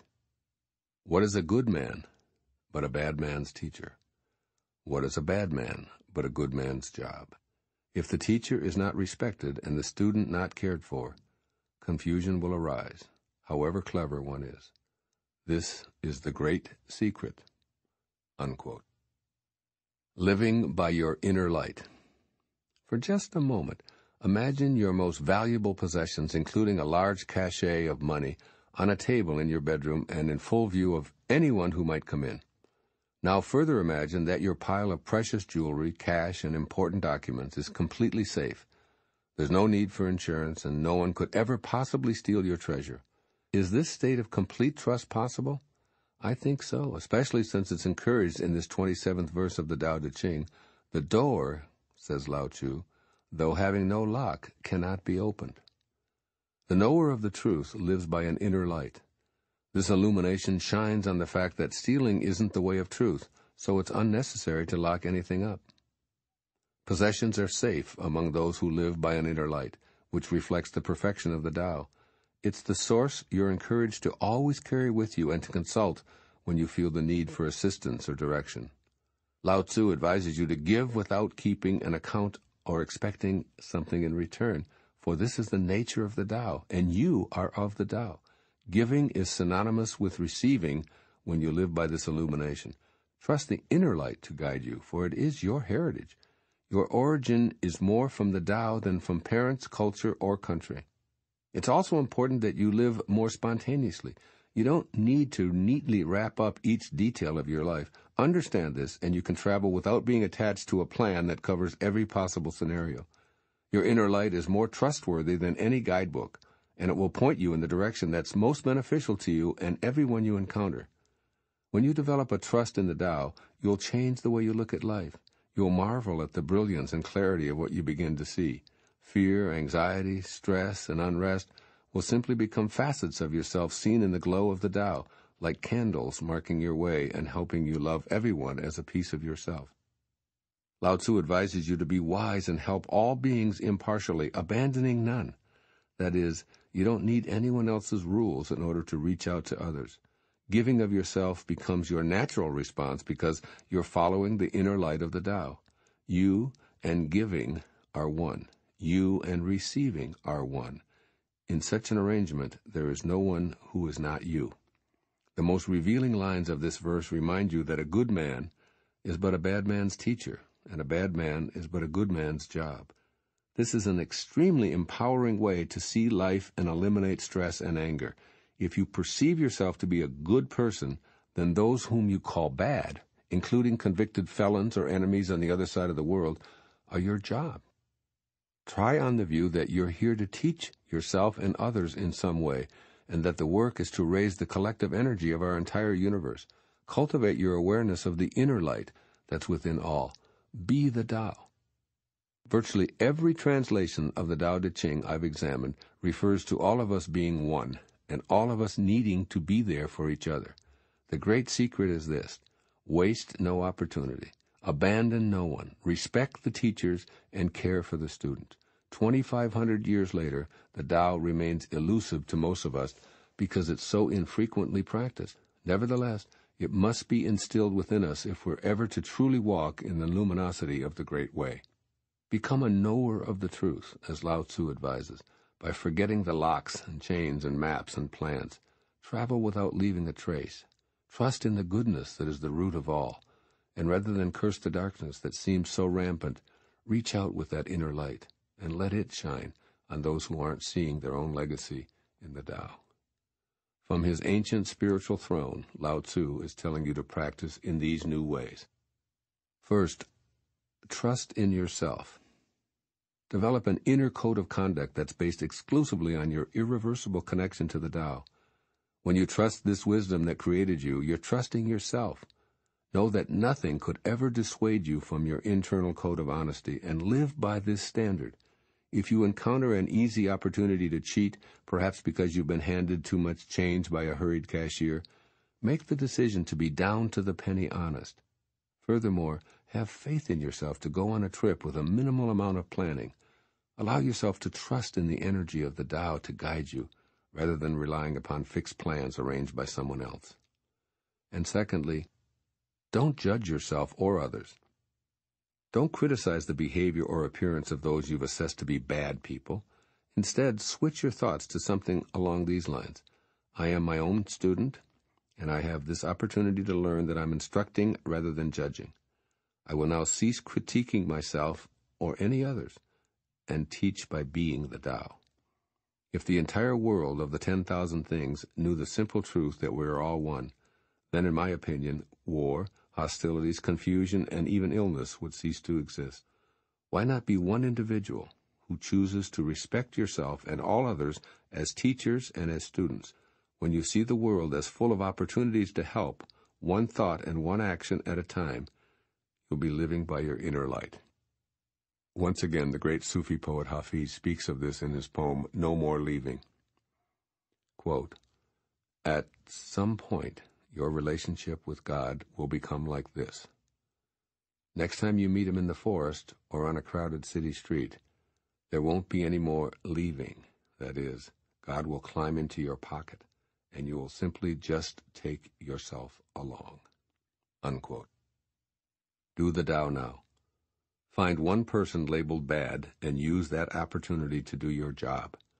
Be a teacher by reaching out and sending a loving message to him or her. Perhaps you could pass along a book, write an email or letter, or make a phone call. Just do one thing as a good person today, even if it's for a stranger living in a prison cell. He or she is your assignment right now. The 28th verse of the Tao Te Ching. Quote, "Know the strength of man, but keep a woman's care. Be a valley under heaven. If you do, the constant virtue will not fade away. One will become like a child again. Know the white, keep to the black, and be the pattern of the world." To be the pattern of the world is to move constantly in the path of virtue, without erring a single step, and to return again to the infinite. One who understands splendor while holding to humility acts in accord with eternal power. To be the fountain of the world is to live the abundant life of virtue.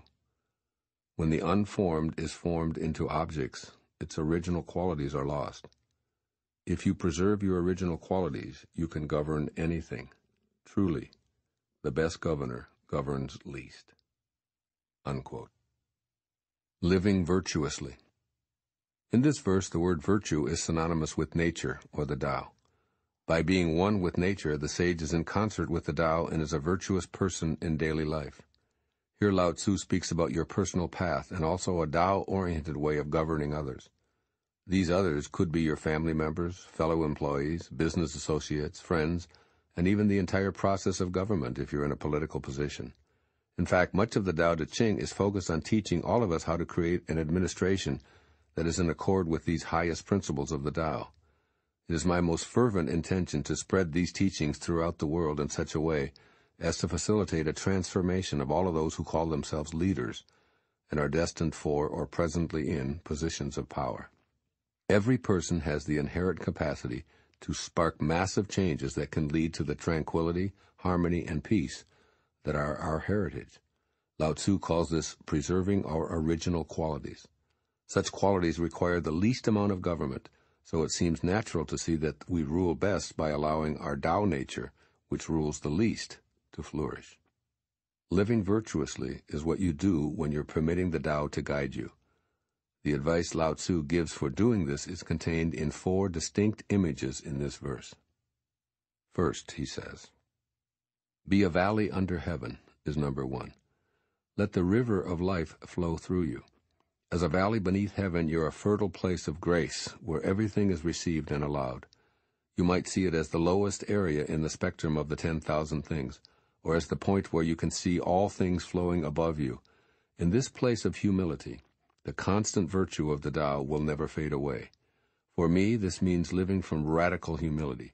So get down, if you can, to the eye level of a small child. Looking up, see if original qualities are more visible. Be like the valley under heaven, ready to embrace and tend the seeds that blow your way.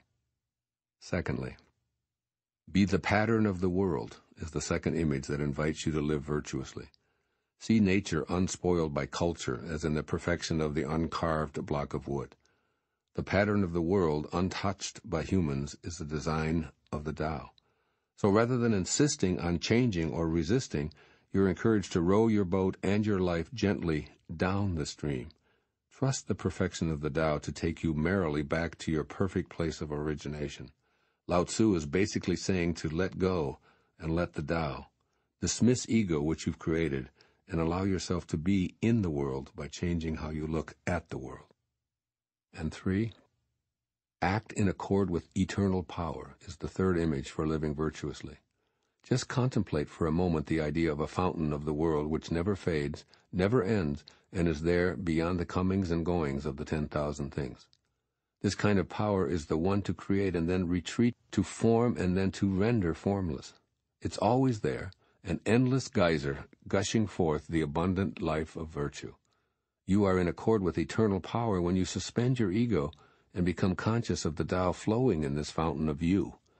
Picture yourself pouring forth, not from your ideas of self-importance and your need for external power over others, but from a ceaseless source of good and virtue that's in harmony with your infinite nature. Change the image of yourself to a being who's in accord with eternal power, and the virtuous life you want to see will become visible. And 4th, preserve your original qualities is the 4th image of living virtuously, and one that I happen to love. Your original qualities are those that were you before there was a you. This is what Jesus meant by, quote, "And now, Father, glorify me in your presence with the glory I had with you before the world began." End quote. That's John 17:5. Imagine, if you can, what is meant by before the world began. The original qualities Lao-tzu speaks of are the love, kindness, and beauty that defined your essence before you were formed into a particle and then a human being. In other words, living virtuously has nothing to do with obeying laws or being a good citizen or fulfilling some externally inspired idea of who you're meant to become. This insightful verse of the Tao Te Ching tells you how to live virtuously. Be a valley under heaven by being humble and allowing seeming opposites to flow through you. Be the pattern of the world by seeing the pattern of your world and living in harmony without imposing ego on others. In accord with eternal power, be a fountain of the planet by consciously pouring forth from the endless ocean of goodness and virtue that's your birthright.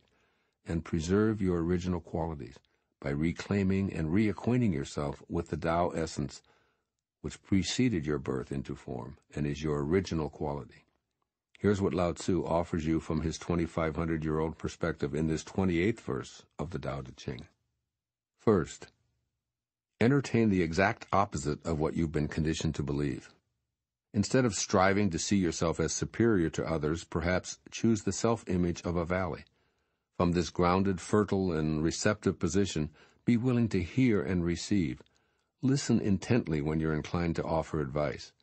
Be a humble earth source rather than a lofty ego-inspired person. In the last line of the 28th verse, Lao-tzu is clear on this. Truly, the best governor governs least.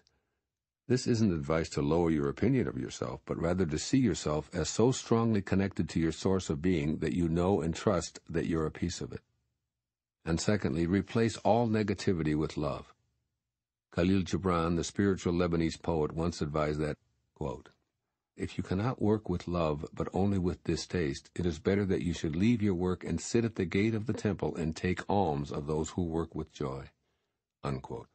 Actively begin the process of preserving your original qualities by being an instrument of spirit, particularly in places where you find it easy to forget your own virtuous self. And do the Tao Now. Be childlike at least once a day. Deliberately select a typically stressful situation and become a valley of heaven. Play rather than work, even while you're at your job. Giggle rather than maintaining a solemn air. Be in awe for a moment or two. For example, find a spider web and just gaze at the miracle before you, a tiny little creature spinning a perfect net bigger than it is in order to catch airborne bugs for dinner. Wow!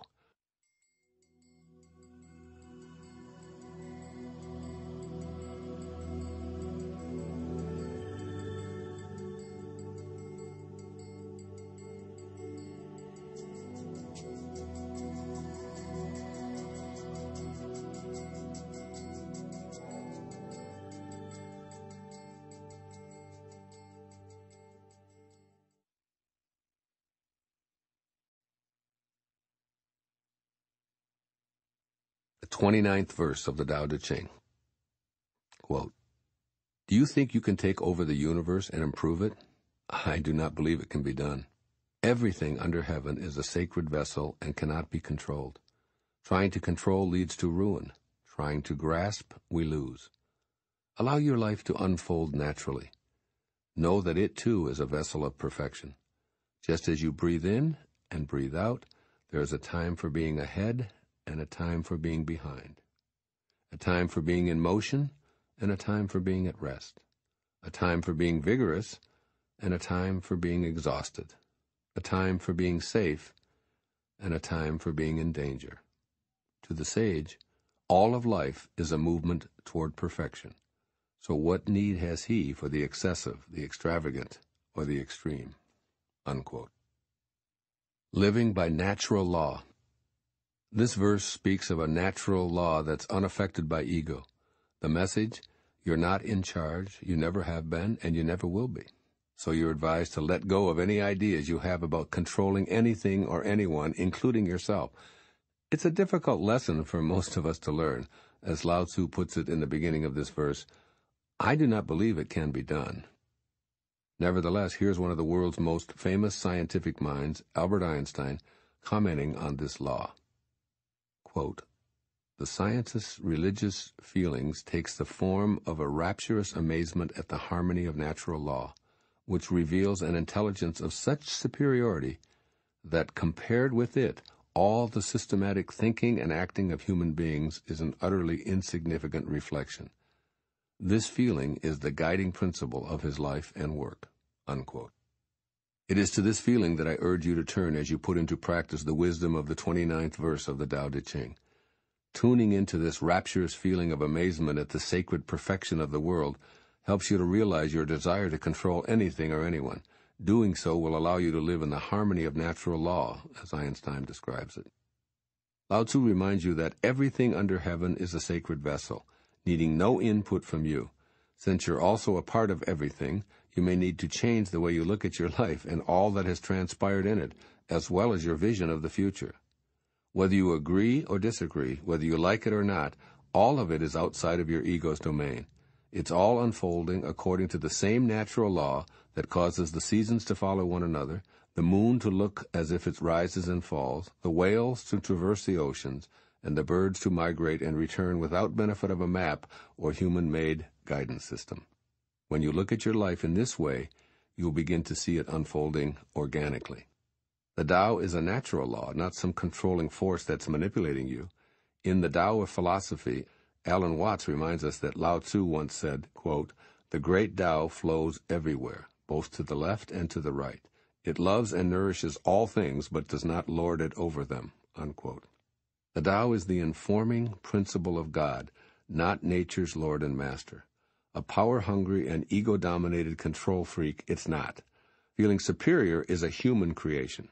The Tao doesn't act as boss, forcing itself on you or anyone. It simply allows all of creation to reveal itself with perfect timing. And all that is revealed is sacred because it's a piece of the ego-free Tao. I suggest that you create some quiet time to re-listen to this verse and reflect on the sacred nature of everything in your life. Include past experiences that you blame for preventing you from having the abundance, health, or happiness that you've wanted and even expected. Ponder the advice that there's a time for it all. Just as you must breathe in to breathe out, you may experience what it is to be ahead by also having a being behind experience. All of those times that you felt betrayed, abandoned, abused, frightened, anxious, or incomplete, they all came about according to a natural law that also led you to feel cared for, protected, loved, comforted, and whole. There's a time for everything, including what you're experiencing today. Begin recognizing that every moment of your life is in accordance with the divine Tao. By doing so, you'll shift from judgment and perhaps anger to gratefulness for being able to feel both exhausted and rested, scared and safe, unloved and cared for. All of it is a part of the natural law.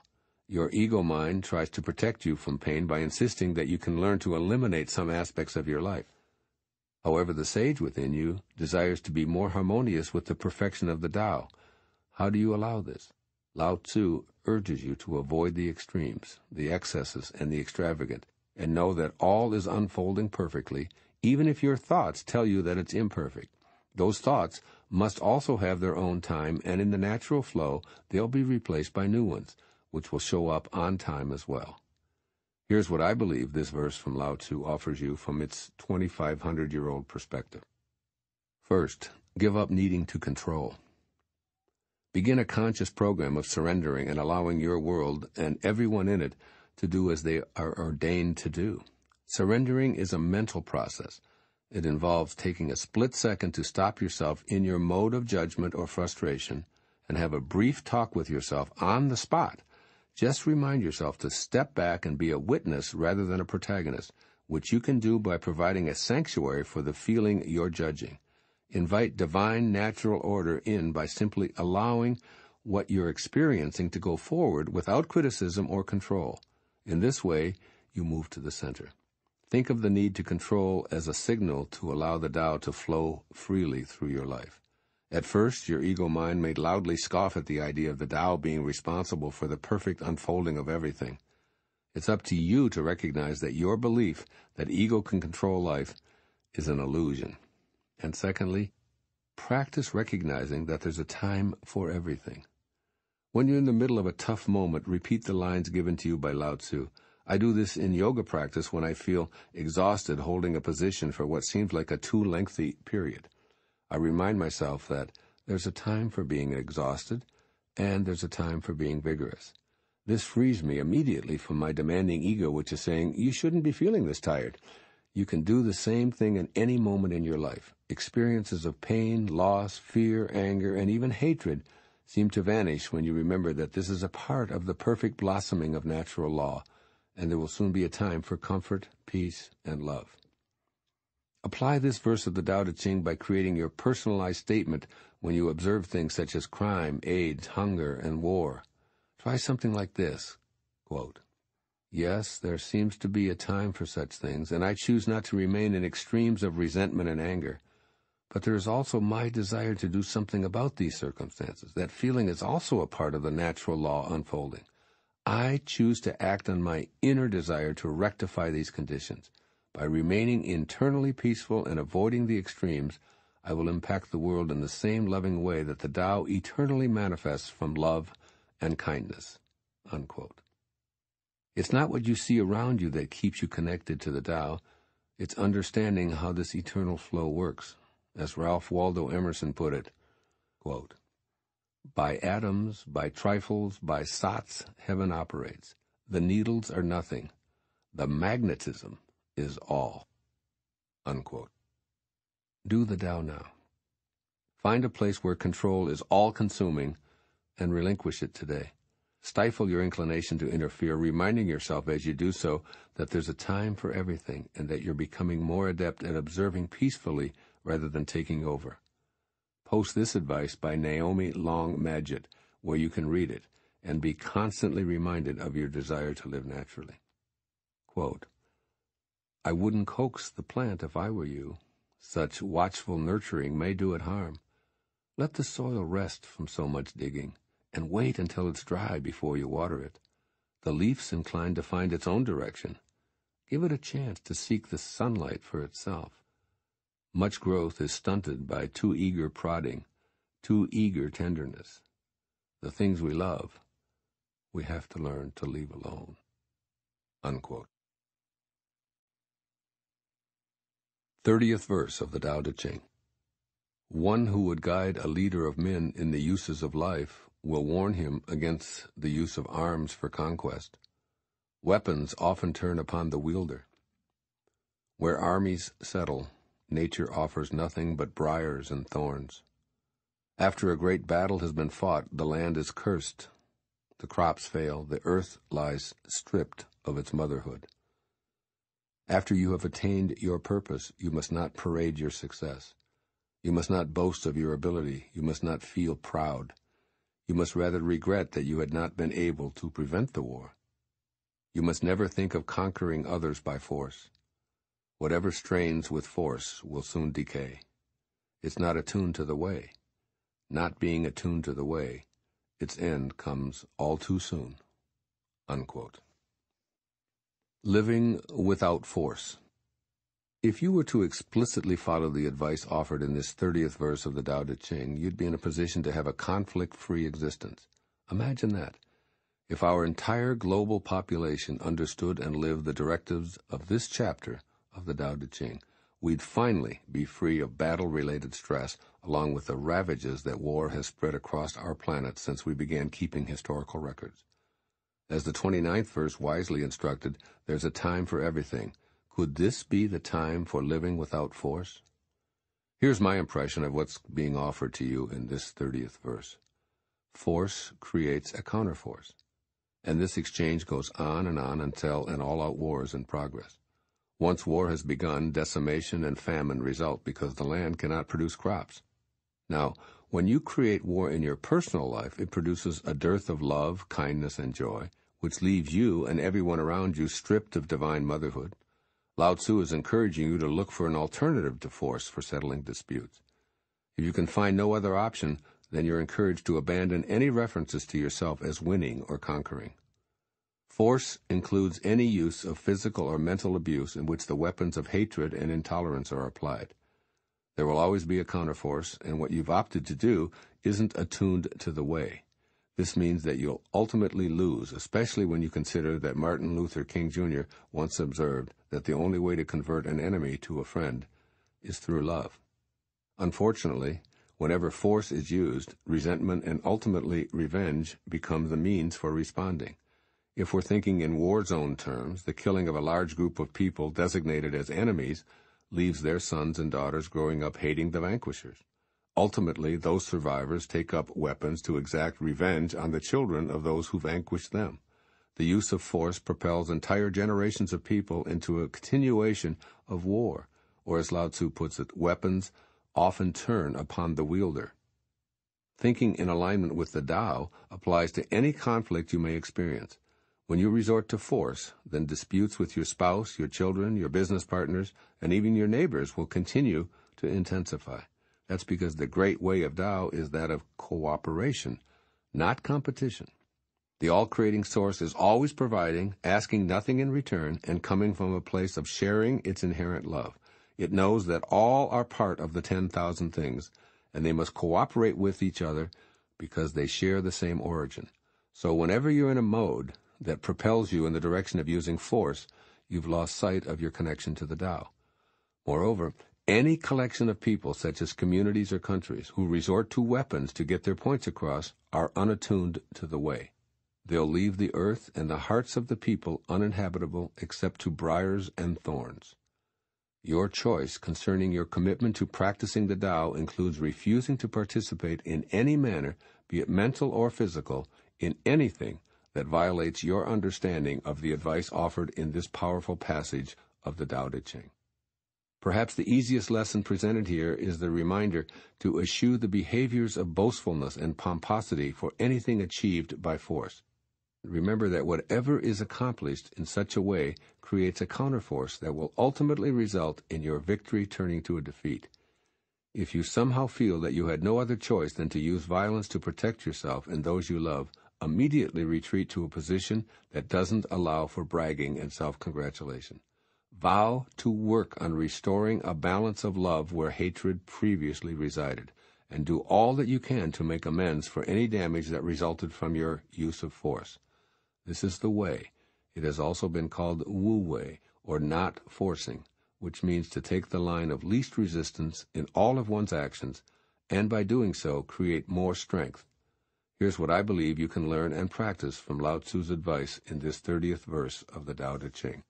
First, eliminate verbal and or physical force in all situations. Examine the relationships in which you experience conflict. Make a concerted decision to use less harsh language and to completely veer away from becoming physical in the resolution of any altercation. Practice stopping thoughts of violence by shifting right in the moment to a stance of listening. Bite your tongue, stifle yourself, hold back any response at all for the time being. These are great reminders to you to become attuned to the way.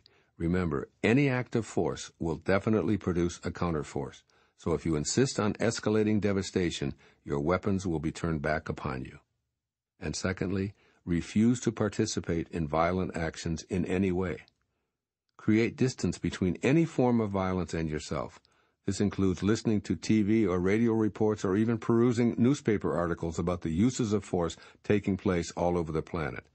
See if you're justifying hearing or reading about hostile activities as a need to be fully informed. Once you know that force is being applied anywhere in the name of subjugating others, you'll realize that this constant repetition of that news makes you a participant in the violence. By refusing to allow such energy into your life, even as a passive observer, you keep yourself attuned to the way. Eventually, when enough of us are unwilling to tolerate such behavior in any form, we'll be closer to bringing an end to the use of force on our planet. Remember that every use of force, even the smallest, creates a counterforce. Here's what a great 16th century poet named St. John of the Cross advises. Quote, "You might quiet the whole world for a second if you pray, and if you really love, our guns will wilt."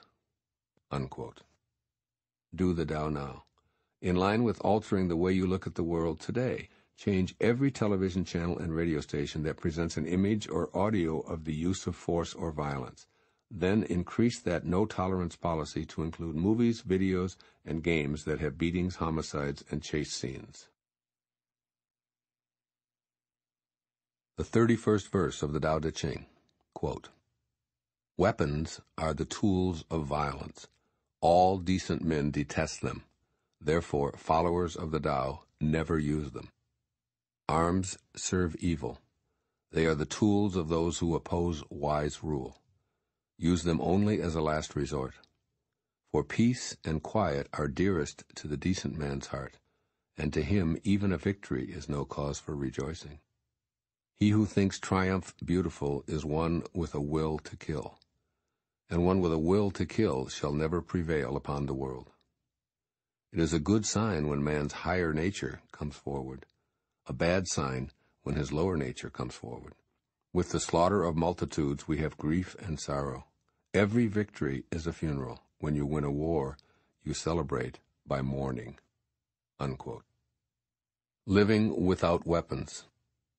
The 31st verse of the Tao Te Ching unequivocally states that implements of violence serve evil. Lao-tzu clearly knew that weapons designed to kill are tools of futility and should be avoided if you choose to live according to the principles of the Tao. This includes the design, production, marketing, distribution, and of course the use of weapons in the business of killing. The Tao is about life. Weapons are about death. The Tao is a creative force. Weapons are about destruction. Humanity has failed to learn this profound teaching of the Tao Te Ching, which was written when weapons consisted mainly of bows and arrows, spears, hatchets, and the like. From his position as an observer and a being of divine wisdom, Lao-tzu recognized that there's no victory in any activity where killing takes place. Why? Because all people, regardless of their geographic location or belief system, are connected to each other by their originating spirit. We all come from, retain, and return to the Tao. When we destroy each other, we're destroying our opportunity to allow the Tao to inform us, to flow freely in and through the form we're in. What appears to our ego to be a victory to celebrate is really a funeral, a time to mourn. Lao-tzu reminds us that taking pleasure in winning a battle is aligned with an ego's will to kill. The Tao has only a creative, nurturing, and loving will. On this physical plane, our highest nature expresses itself through the precepts of the Tao, while our lowest nature expresses itself by engaging in the business of killing. The written history of humankind involves wars as far back as it can go, and we measure our supposed march toward civilization by the sophistication of our weapons. We've advanced from simple spears used in close individual combat to bows and arrows that kill from a short distance, rifles and explosive devices that execute from farther away, and bombs that decimate when dropped from the air. We've reached the level where we have to invent terms like megadeath and weapons of mass destruction to describe our current ability to annihilate millions of people and other life forms with one nuclear blast. The current level of presumably enlightened sophistication means that we have the capacity to destroy all life on our planet with the weapons we've amassed. This perilous state has emerged because we've ignored the basic tenet of the Tao Te Ching, particularly as stressed in the infinite wisdom of this verse. Arms serve evil. They are the tools of those who oppose wise rule. I believe that Lao-tzu was not only speaking about physical weapons, but also non-physical behaviors that are just as destructive. These include violent words, gestures, and threats that aren't a part of humankind's higher nature. If you change the way you look at your world, you must include noticing your language and your demeanor. Do you demonstrate that you're a person who values life in all of its costumes? Are you someone who wouldn't take up any type of arms, be they physical or not, against another, unless alternative means have been exhausted? And then if forced to injure another, are you able to feel compassion for your so-called enemy? Weapons designed to kill are inconsistent with the very essence of the Tao. Thus, you must make every effort to be peaceful and harmonious with its life-giving energy. The massive proliferation of guns in our modern society is a giant step away from humankind's highest nature. So replace defending the right to own and use weapons with the Tao consciousness. Seek instead to aspire to a time when our collective human energy is elevated to such a high status that even the contemplation of killing is impossible. You can begin to do so by changing the way you look at the necessity for weapons. It begins with each and every one of us, and we can start by taking heed of what the Tao Te Ching teaches us. By making this verse your personal calling, you have the ability to save our planet from becoming a lifeless one. This is what I believe Lao-tzu is saying to you personally from his 2,500-year-old perspective. First, begin to see the use of physical or verbal weapons as unwanted responses. Change your need to defend yourself to a stance of realizing that this is evidence you're ignoring the teachings of your source of being. Refuse to consider using weapons of violence in any form by noticing your language and abolishing hatred from your vocabulary. Replace defending your right to possess and use arms with an attitude that all deaths from such instruments are signals of detachment from the wisdom of the Tao. When enough of us reach a critical mass in our thinking so that it disallows the existence of weapons, we'll be moving the direction of our world. No longer will we be able to evaluate the planet's level of civilization by the sophistication of our weapons. Instead, the measurement will be on the Tao scale of how well we're able to feed and love each other. Then being civil will authenticate the root word found in civilization. And secondly, discontinue celebrating death or violence in any form. Distance yourself from as many images of death as possible, including watching movies or TV shows that depict killing as a form of entertainment, along with news reports that emphasize the extinguishing of life. Teach your children, and any children you can, to sanctify life. Encourage them not to take pleasure in the demise of so-called enemies, terrorists, or insurgents. All of these kinds of death, be they on a battlefield or an urban street, are evidence of our collective will to kill. And don't demonstrate hatred and outrage. Rather, teach yourself and others that every victory accomplished with weapons is a funeral that should be mourned. Here are some sensitive lines from St. Thomas Aquinas, a holy man who attempted to teach us what Lao-tzu offered in this verse of the Tao Te Ching. Quote, "How is it they live for eons in such harmony, the billions of stars? When most men can barely go a minute without declaring war in their mind against someone they know. There are wars where no one marches with a flag, though that does not keep casualties from mounting. Our hearts irrigate this earth. We are fields before each other. How can we live in harmony? First we need to know we are all madly in love with the same God." Unquote. Do the Tao now. Today, say a private prayer today for every person you read or hear about who's a victim of killing by a weapon, no matter how distant. The 32nd verse of the Tao Te Ching, quote, "The eternal Tao has no name. Although simple and subtle, no one in the world can master it. If kings and lords could harness them, the 10,000 things would naturally obey.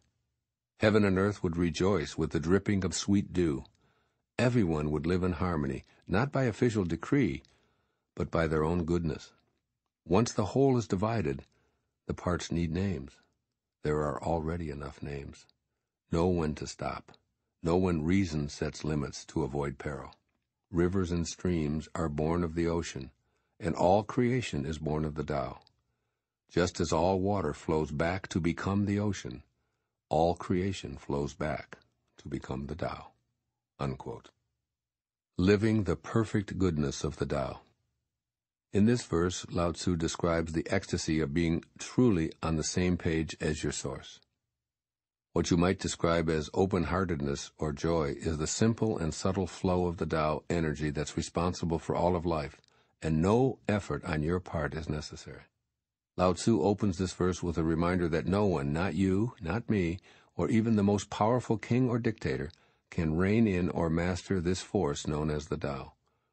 If it were under our control, then all of nature and its 10,000 things would celebrate because we'd live in peace and harmony. When we're able to live and breathe the perfect goodness that is the Tao, wars, famine, conflict, and other negative human creations cease to exist. The challenge presented in this 32nd verse of the Tao Te Ching is how to live in our physical world in unison with the eternal, always molding and always creating Tao. Look at what you desire to bring into your life. Then, in the context of this sweet verse, feel grateful for everything you encounter. Express gratitude by riding the flow of your existence and allowing it to be your ally. You can steer while still enjoying this glorious ride, but if you elect to fight it, you'll ultimately get pulled under by its current. This is true for every aspect of your life. The more you push against it, the more resistance you create. Be aware of anything that's directing you toward activities that truly ignite your passion. If events seem to be taking you in a new direction in your work, for instance, or signs point to changing your job or location, pay attention. Don't get pulled under by refusing to budge and continue a familiar, frustrating routine and then justifying your fear of change. Recognize the Tao energy coursing through your life and quit fighting your calling. I watch my young son on a surfboard here each day of the summer on Maui. He loves the thrilling ride as he accelerates by going with the wave. He's not attempting to control it by prolonging it or forcing it to move in a different direction. I use this as a metaphor for my life, for I write in the flow. I allow thoughts and ideas to come in and move onto the page. I allow myself to be carried by the great wave of the Tao in all of my decisions, which bring me peace. That's because I trust in the perfect goodness of the Tao to guide me, direct me, and take me where it will. You and I are like the rivers and streams that Lao-tzu mentions in this verse. We were born of the Tao, our source of being, and we're returning to the Tao. The return trip is inevitable. It can't be stopped. So watch your body as it goes through its changes, noting that it does so in the same way that the rivers head down to the ocean to reemerge and become one with it. Lao-tzu urges you to know when to stop driving yourself, advising you to instead jump into the oneness and avoid all manner of difficulties that he calls your peril. Flow with the Tao in everything you do. Give up the need to be in charge, which is just your ego working overtime. You cannot force the Tao. Let it carry you by relaxing into it with trust and faith. As you ride this glorious wave of the Tao, consider this advice from Alan Watts in Tao, the Watercourse Way. Quote, "Let your ears hear whatever they want to hear. Let your eyes see whatever they want to see. Let your mind think whatever it wants to think. Let your lungs breathe in their own rhythm. Do not expect any special result, for in this wordless and idealless state, where can there be past or future, and where any notion of purpose?" Unquote. Just stop and look, and just listen right now before you even go on listening. Get in the perfect goodness of the Tao right now, in your business, in your relationships, in your career, in your everything. Stop, listen for your passion, and then allow yourself to be taken by the ceaseless tide of all creation, which continues in spite of your ego's opinions. Here's what Lao-tzu seems to be saying to you, through me, about implementing the ideas of this 32nd verse of the Tao Te Ching. First, he seems to be saying, pay attention to the flow of your life. Remind yourself that you don't have to be in charge, that in fact it's impossible for you to be in charge. The nameless force, which Lao-tzu calls the Tao, moves everything. So your continual argument with it only causes dissatisfaction. Each day, practice letting go and seeing where you're directed. Take note of who shows up and when. Observe the strange coincidences that seem to collaborate with fate and in some way steer you in a new direction. Keep track of situations that occur spontaneously or out of the realm of your control. And second, look for a new, joyous feeling within you. As you move in the direction of loosening the leash, so to speak, you'll become keenly aware of the exhilaration of the Tao flowing through you. Begin to see what passions are stirred up as you allow the ride to be directed by your source rather than ego. These joyous feelings are clues that you're beginning to harmonize with what Lao-tzu calls your own goodness. Your enthusiastic inner receptivity is your reminder that all is perfect, so trust that energy. Do the Tao now. Pick a time today, perhaps between noon and 4, to consciously free your mind from attempting to control the events of your life. Go for a walk and simply let yourself be carried along. Let your feet go where they will. Observe everything in your line of vision. Notice your breath, the sounds you hear, the wind, the cloud formations, the humidity, the temperature, everything. Simply let yourself be immersed and transported, and notice how it feels to just go with the flow. Now decide to let freedom be your guide. Realize that traffic, the people in your life, the stock exchange, the weather, the tides, all of it is taking place at its own pace in its own way. You can move with the eternal perfect Tao as well. Just be it. Be it now. The 33rd verse of the Tao Te Ching. Quote, "One who understands others has knowledge. One who understands himself has wisdom. Mastering others requires force. Mastering the self needs strength. If you realize that you have enough, you are truly rich. One who gives himself to his position surely lives long. One who gives himself to the Tao surely lives forever." Unquote. Living self-mastery.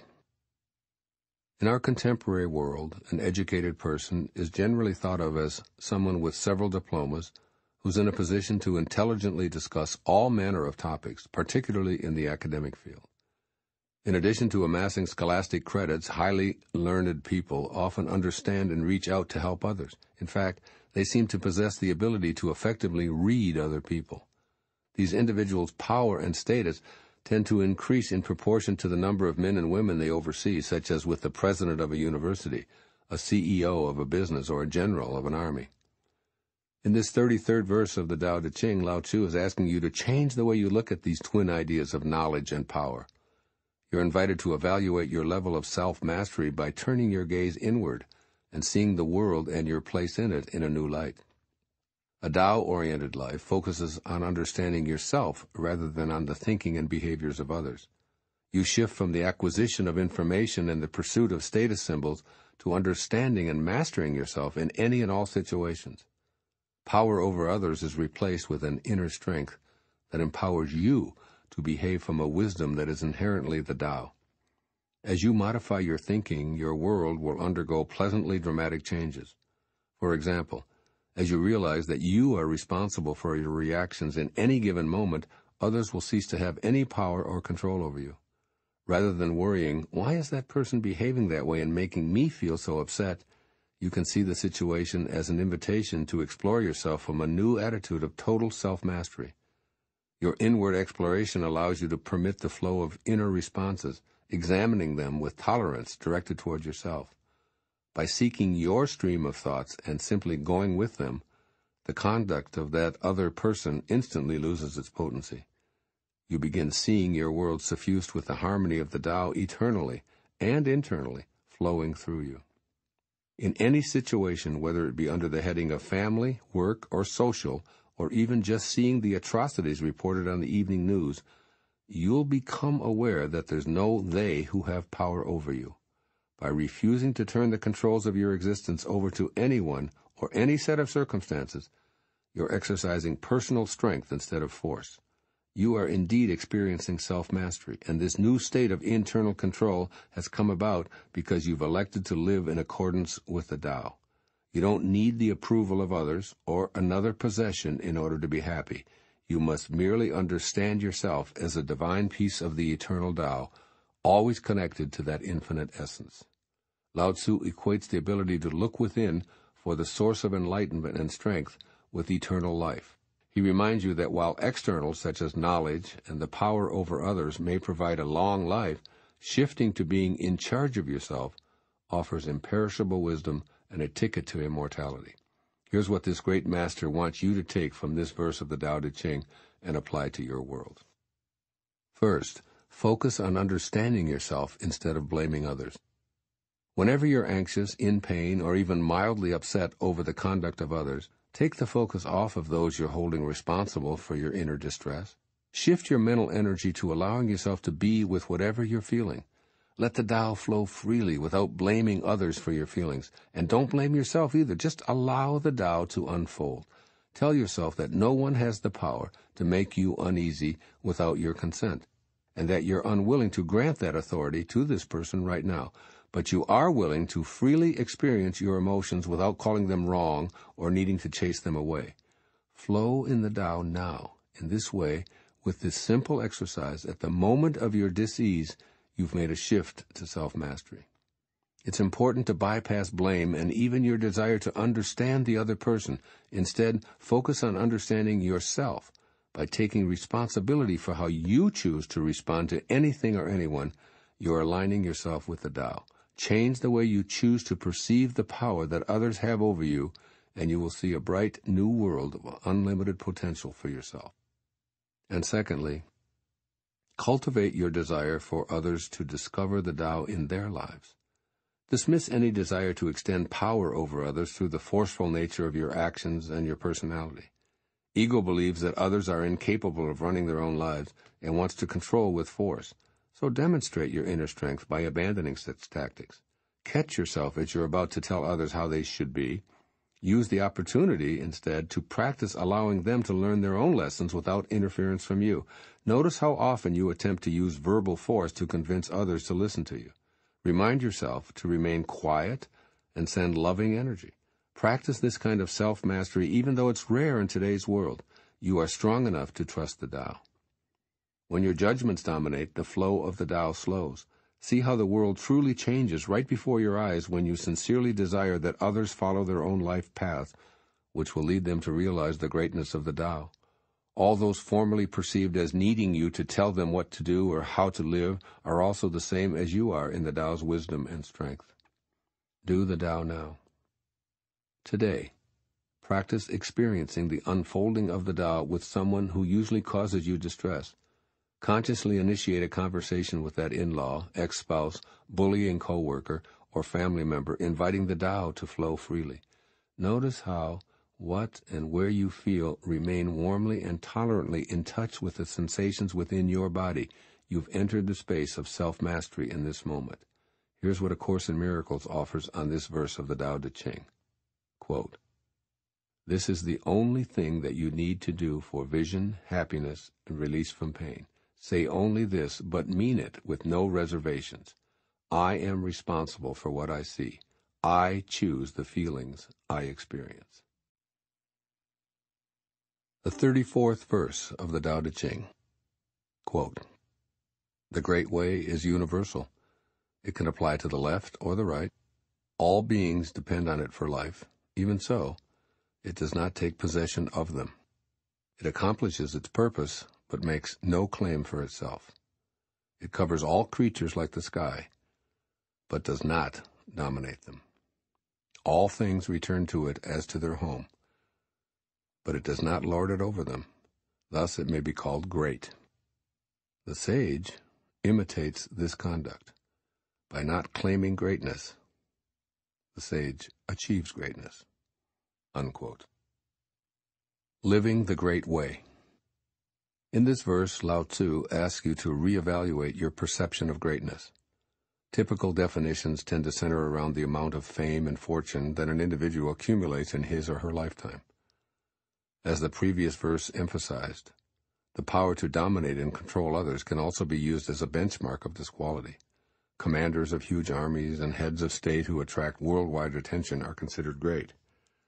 Yet great men or women are often thought of as having been instrumental in affecting the course of human events in a positive way, making the world a better place on either a local or a global level.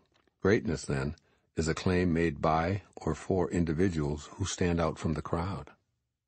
Verse 34 of the Tao Te Ching describes greatness in an entirely different manner. Such a quality is the Tao, which is so all-encompassing that every plant, creature, and human originates and lives because of it, yet it doesn't seek to dominate anyone or anything.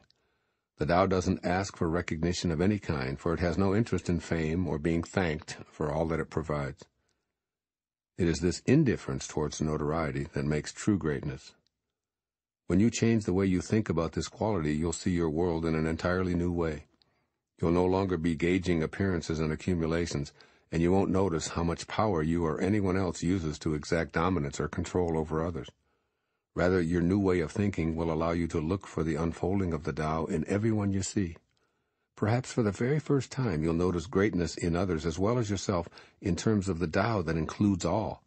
You'll be able to look at the sky and see its greatness and grandness, which demands absolutely nothing in return. As you change your enculturated view of greatness, you'll begin seeing a different world. You'll see the importance of everyone, including those individuals you've previously identified as difficult or unreasonable. You'll begin to see that the holiness that ferments the galaxies is working in you, in me, and in everyone. You'll begin to trust that greatness is every person's heritage. The Tao is everywhere. Therefore, this quality will be visible in all things and all people. Here are my suggestions for applying this 34th verse of the Tao Ching to your everyday life. First, discontinue deciding what anyone else should or shouldn't be doing. Avoid thoughts and activities that involve telling people who are perfectly capable of making their own choices what to do. In your family, remember that you do not own anyone. The poet Khalil Gibran reminds you, quote, "Your children are not your children. They are the sons and daughters of life's longing for itself. They come through you, but not from you." Unquote. This is always true. In fact, disregard any inclination to dominate in all of your relationships. Listen rather than expound.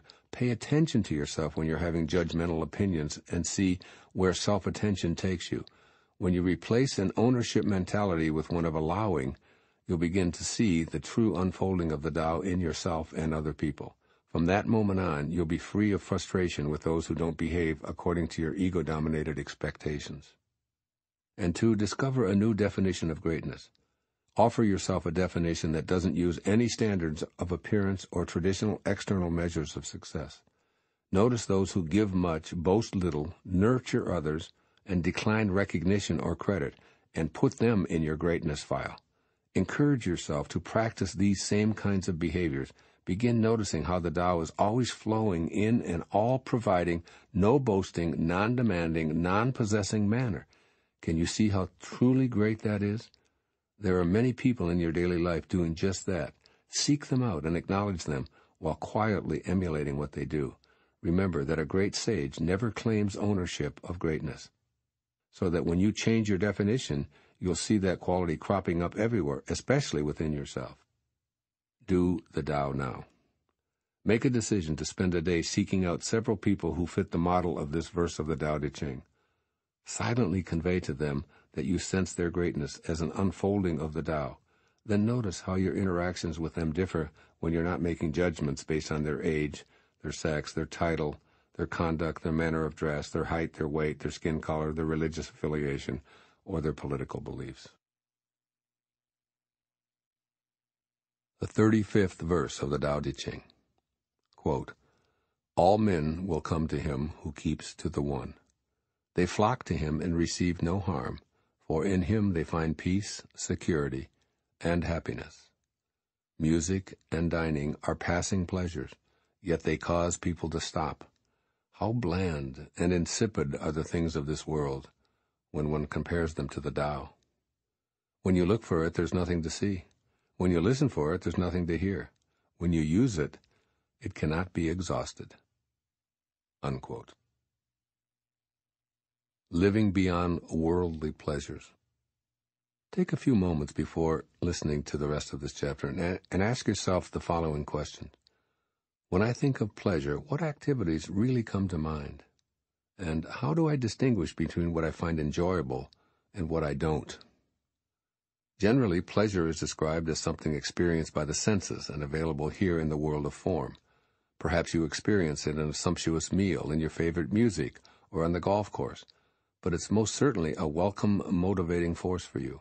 Problems can occur, however, when such pursuits become the primary focus of life. In other words, an emphasis on worldly pleasures can quite easily create an imbalance in your system, leading to upset and disease. Obesity, eating disorders, drug and alcohol abuse, addictions of every description, and preoccupation with plastic surgery are just a few of the undesirable results. Most everything defined as pleasurable is temporary, so if you need more and more of it, then it has a grip on you. What you desire so strongly has become your jailer, trapping you into believing that it will bring you peace, security, or happiness. But it never does. Worldly pleasures only seduce you into becoming dependent upon them, and they leave you always wanting more. It's a craving that can never be satisfied. You need another great meal in order to have that pleasure again because it vanished almost immediately upon the completion of your dessert. You need to keep the music playing because when it stops, your enjoyment stops also. All addictions scream out this depressing message. You'll never get enough of what you don't want.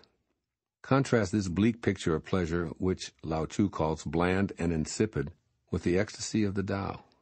Just for a moment, imagine having the perspective of the Tao as you listen to this verse, and see if you can change the way you look at this idea of pleasure. The benefits of having a concept that harmonizes with the Tao are outlined in the opening lines. All people will flock to you, and they'll find peace, security, and happiness when they do. The reason why they'll discover these three jewels is because you exude such qualities yourself. Your emphasis is on the Tao. It's who you are and therefore what you have to give away. You are now changing the way you look at things, so your idea of pleasure shifts beyond the worldly nudges of your senses. You taste your food, but you're in awe of the magic that produced the delectables you're eating, as well as the perfection of this incredible cycle that continues in the elimination and reuse of what you've consumed. The constant behind this ever-changing world becomes your new source of pleasure, expressed in the wonder and bewilderment you feel. Yes, of course you continue to enjoy your meals, but your pleasure is in being at one with what allows it all to transpire in the first place. You know that you can't find, hear, or see, or touch the source, yet it's always available and can never be depleted.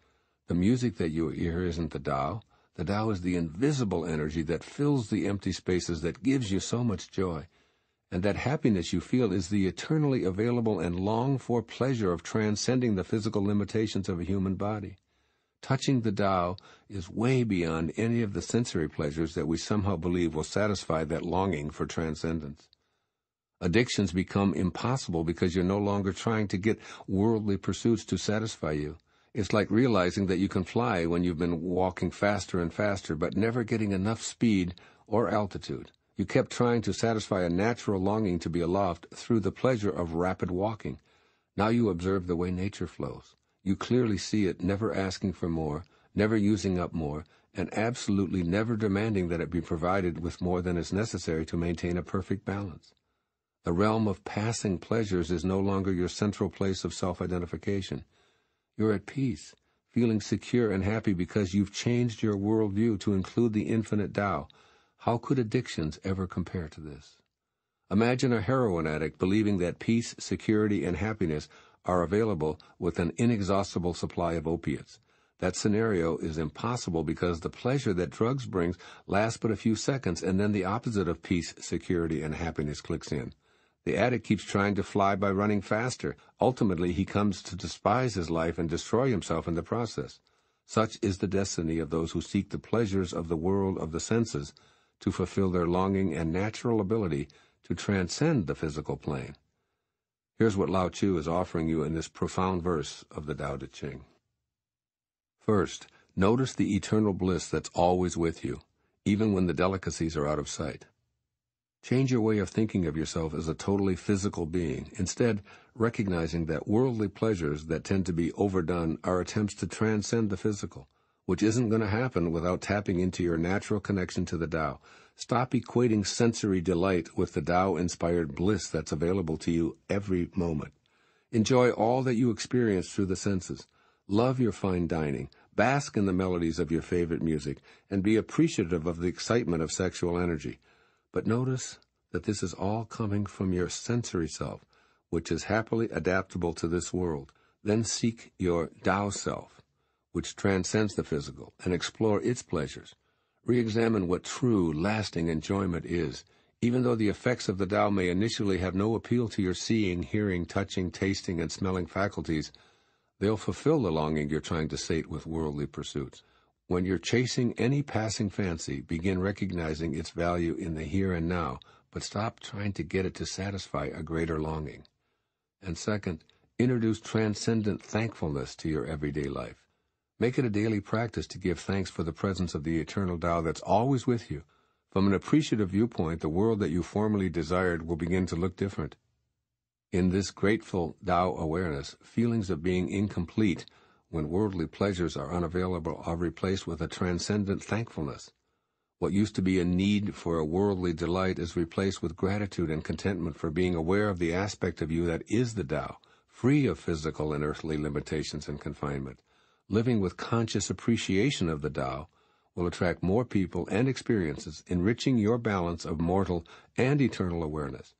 Open yourself to the unlimited love and abundance of the Tao, and you'll attract more of that same love and abundance to you. Your world has changed because you see the Tao where you previously only noticed your mortal self needing worldly pleasures. Do the Tao now. Go on a 24-hour fast. When you feel hunger pangs, switch your thoughts to gratitude for the eternal force that's always with you. Warmly let your physical self know that it will be fed when the fast is over. Then switch to the Tao self that's unaware of hunger. Enjoy the different nature of the Tao self by concentrating on locating its energy flowing through your body. It will reveal itself, perhaps as contented, exhilarated, or blissful. Note the difference between how this feels compared with worldly pleasures. The 36th verse of the Tao Te Ching. Quote, should you want to contain something, you must deliberately let it expand. Should you want to weaken something, you must deliberately let it grow strong. Should you want to eliminate something, you must deliberately allow it to flourish. Should you want to take something away, you must deliberately grant it access. The lesson here is called the wisdom of obscurity. The gentle outlasts the strong. The obscure outlasts the obvious. Fish cannot leave deep waters, and a country's weapons should not be displayed. Unquote. Living in obscurity.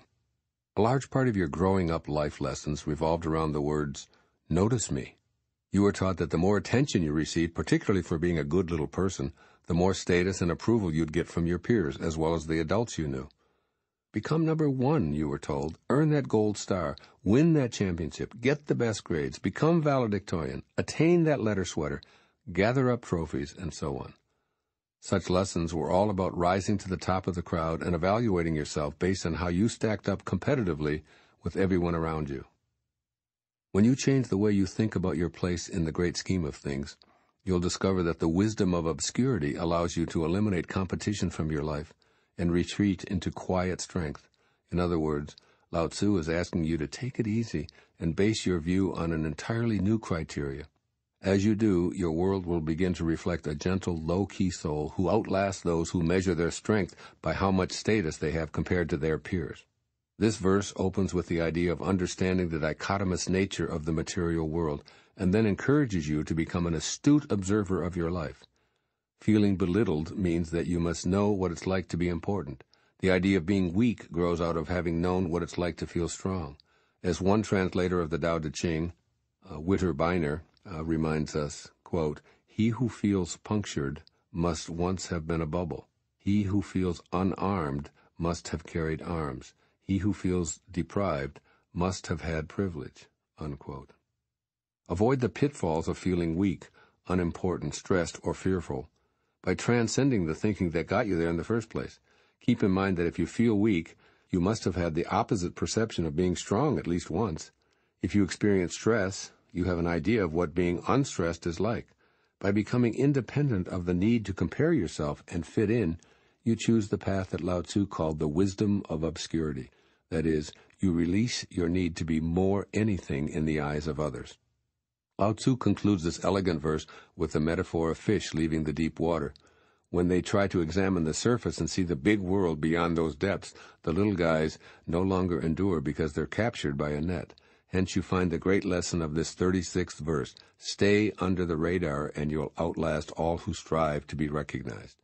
When you shift to this viewpoint, your desire for obscurity will surpass your need to be seen as strong and above everyone else, and you won't end up all alone in your trophy room. Here's what Lao-tzu offers you from 25 centuries ago when he dictated this enduring tome of wisdom. Strive to know oneness by seeking awareness of opposites. Make every effort to stay in a state of oneness in your mind. For example, if you're tired, remind yourself that you know what being rested is like. Recognize the opposite feeling so that you can know both of them simultaneously. Do this with any sensation. If you're depressed, weak, jealous, unloved, anything, the antithesis of what you're going through is within your experiential framework. Seek the opposite feeling right in the moment and be at one with it in your mind, for this will provide you with a balanced sense of being at peace within yourself. This is oneness, wherein you entertain extremes and use your mind to be like the Tao, which never divides anything. How can oneness be broken apart? It would no longer exist if you could split it up. And secondly, withdraw yourself and allow others. Monitor your inclinations to compare yourself to others or to stay within the, quote, system. A system is designed to get you to behave just like everyone else, as it contrives to make comparisons determine your success or your happiness. The Tao Te Ching urges you to seek obscurity. Draw little or no attention to yourself, and don't ask to be recognized. Instead, allow, allow, allow. Let other people flourish, waxing on and on about their strength and their popularity. As Lao-tzu says, you must deliberately grant others the right to expand, but take your own lesson from the fish that endure and stay in the deep waters of your Tao-centered soul. Do the Tao now. Give yourself an assignment to be as much in the background as you can for an entire day. Stifle inclinations to compare yourself to anyone else or to draw attention to yourself. You can accomplish this by making a commitment to be interested in others today, substituting the pronoun I for you. So instead of saying, I did this kind of work for years, let me tell you how you should proceed, remark, you seem to be doing so well with your new business. In the language of the Tao, stay soft and gentle, and you will endure. The 37th verse of the Tao Te Ching. Quote, the Tao does nothing, but leaves nothing undone. If powerful men could center themselves in it, the whole world would be transformed by itself in its natural rhythms. When life is simple, pretenses fall away. Our essential natures shine through. By not wanting, there is calm, and the world will straighten itself. When there is silence, one finds the anchor of the universe within oneself. Unquote. Living in simplicity. I call this the bite your tongue, zip your lips verse of the Tao Te Ching. The paradox inherent in the two opening lines intrigues me enormously. The Tao does nothing, but leaves nothing undone. Just imagine what we're being told to consider in this verse. Do nothing, and everything gets done. It obviously contradicts all that you and I have been taught. Doing nothing in our culture suggests a lazy, unsuccessful, and quite possibly worthless individual. So for a moment, let's modify the way we think about living simply and doing nothing. Of all the troubles that are reported in the media, including wars, terrorism, famine, hatred, crime, and disease, how many are the result of interfering with the natural unfolding of creation? How much of the essential nature of ourselves and our planet is able to shine through? What would Earth be like if governments didn't meddle in everyone's lives? What if no one could be perceived as an enemy? Could there be a world where groups of people never got together to control others or to invade or to conquer? How about where oceans, mountains, natural resources, air, plants, and animals were respected and allowed to flourish without any interference? Suppose that such a place of simplicity and lack of interference existed. It would be acting exactly as the Tao does, doing nothing, and yet leaving nothing undone.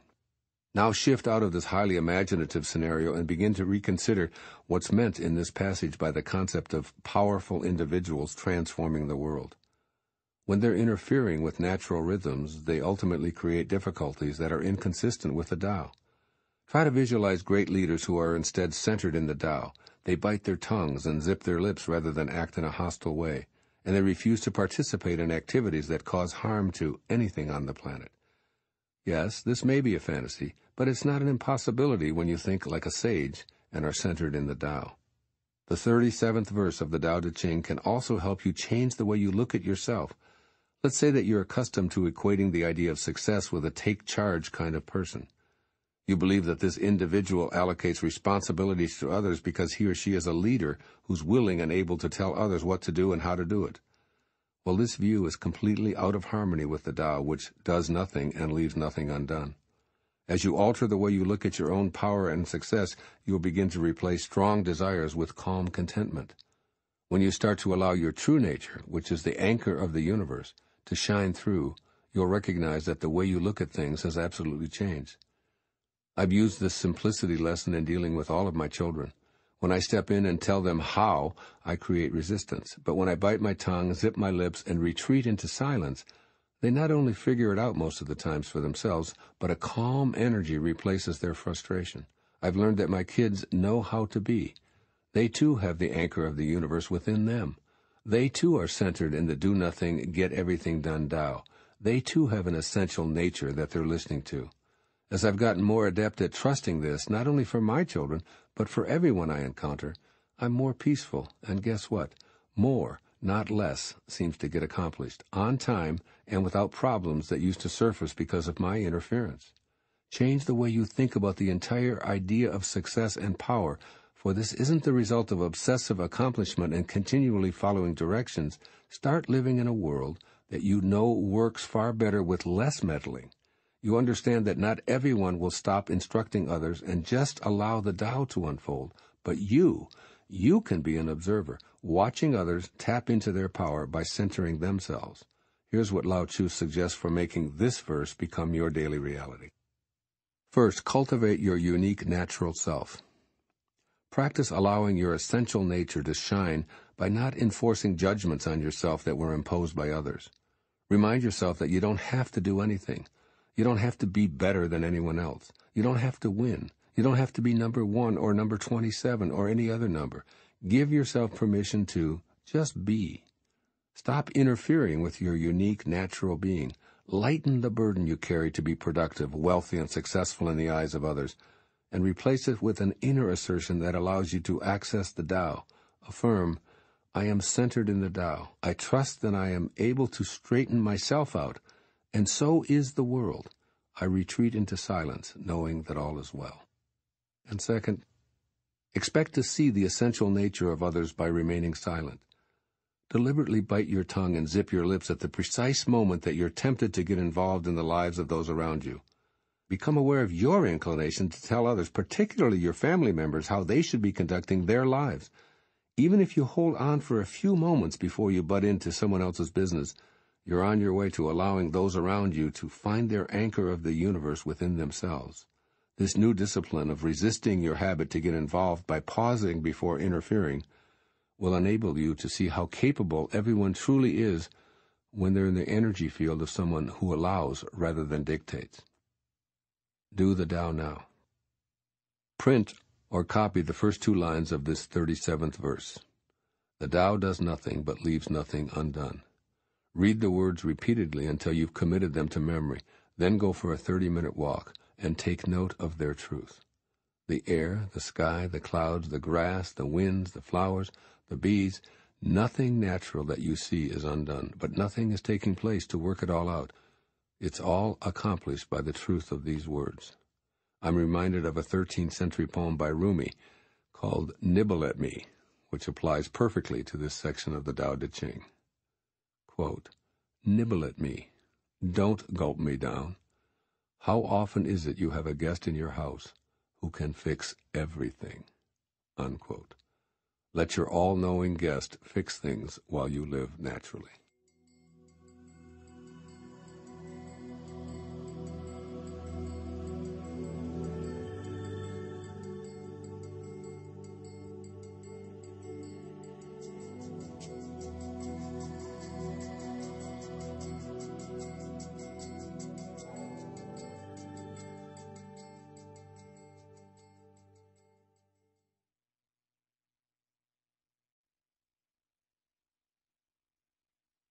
The 38th verse of the Tao Te Ching, quote, "A truly good man is not aware of his goodness, and is therefore good.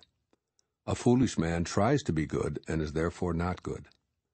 The master does nothing, yet he leaves nothing undone. The ordinary man is always doing things, yet many more are left to be done.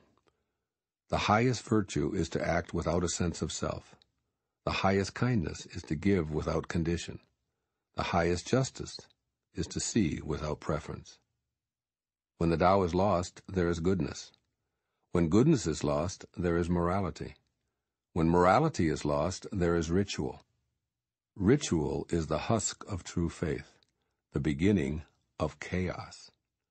The great master follows his own nature and not the trappings of life. It is said, he stays with the fruit and not the fluff. He stays with the firm and not the flimsy. He stays with the true and not the false." Unquote. Living within your own nature. Here's the message behind this seemingly paradoxical verse of the Tao Te Ching. Your nature is to be good because you came from the Tao, which is goodness. But when you're trying to be good, your essential nature becomes inoperative. In your effort to be good, moral, or obedient, you lose touch with your Tao nature. There's one sentence in this verse that I pondered for days before I wrote this essay. When the Tao is lost, there is goodness. I felt personally perplexed because it seemed so contradictory to what the Tao Te Ching was teaching. Finally, in a moment of contemplation, while I meditated on a drawing of Lao-tzu, it became clear to me, nature is good without knowing it, were the exact words I heard in my meditation. I then understood what Lao-tzu seemed to want to convey to me about this somewhat confusing 38th verse of the Tao Te Ching. Live by your essential nature, the Tao, which is oneness. It has no polarity. Yet the moment that you know you're good, you introduce the polarity of good versus bad, which causes you to lose your connection to the Tao. Then you introduce something new. You figure that if you can't be good, you'll try to be moral. And what is morality but standards of right and wrong that you try to uphold? As Lao-tzu seems to be saying to me, the Tao is oneness. It has no standards for you to follow. In other words, the Tao just is. It isn't doing anything, yet it leaves nothing undone. There's no morality. There's only the unattached Tao. It isn't right and it isn't fair, but it is essential nature, and you're encouraged to be true to your own essential nature. As morality is lost, the idea of ritual surfaces. So you try to live in accordance with rules and customs that have defined your people for centuries. But I could almost hear Lao-tzu saying, the Tao is infinite and excludes no one. Rituals keep you disconnected from the Tao, and you lose them by trying. So you rely upon laws, further dividing yourself and creating chaos for yourself. Again, the Tao just is, its own true essential nature. It has no laws, rituals, morality, or goodness. Observe it and live within its nature. In other words, act without being concerned for your own ego. Give as the Tao does, without condition or trying to be good, moral, or just. Just give to all without preference, as Lao-tzu advises. I admit that living by this 38th verse may be the total opposite of what you've learned in this lifetime. It certainly represents both an intellectual and behavioral challenge for me at times. You may appreciate knowing that many of the scholars whom I've researched regarding this verse said that Lao-tzu wrote it, and the next one, in response to his opposition to Confucius, his contemporary, who laid out specific edicts and codes of conduct for the people. What Lao-tzu seemed to be saying to me through meditation was, trust your own essential nature. Let go of all polarities and live in the indivisible oneness that is the Tao. The dichotomies of good and bad and right and wrong, proper and improper, legal and illegal, and the like can be difficult. Just remember that when they surface, the Tao is lost. Here's some more advice for you through me from Lao-tzu. First, live in your essential nature by rejecting artificial principles. These principles in descending order are goodness, fairness, rights, and laws. Artificial goodness is an attempt to live by not being bad, so you allow others to decide where you fit in on a goodness scale. Affirm, I am of the Tao, a piece of God, and I need no human-made device to confirm it. Goodness and godness are one, and I trust who I am and will act from this perspective. I am staying with this truth and not what is false.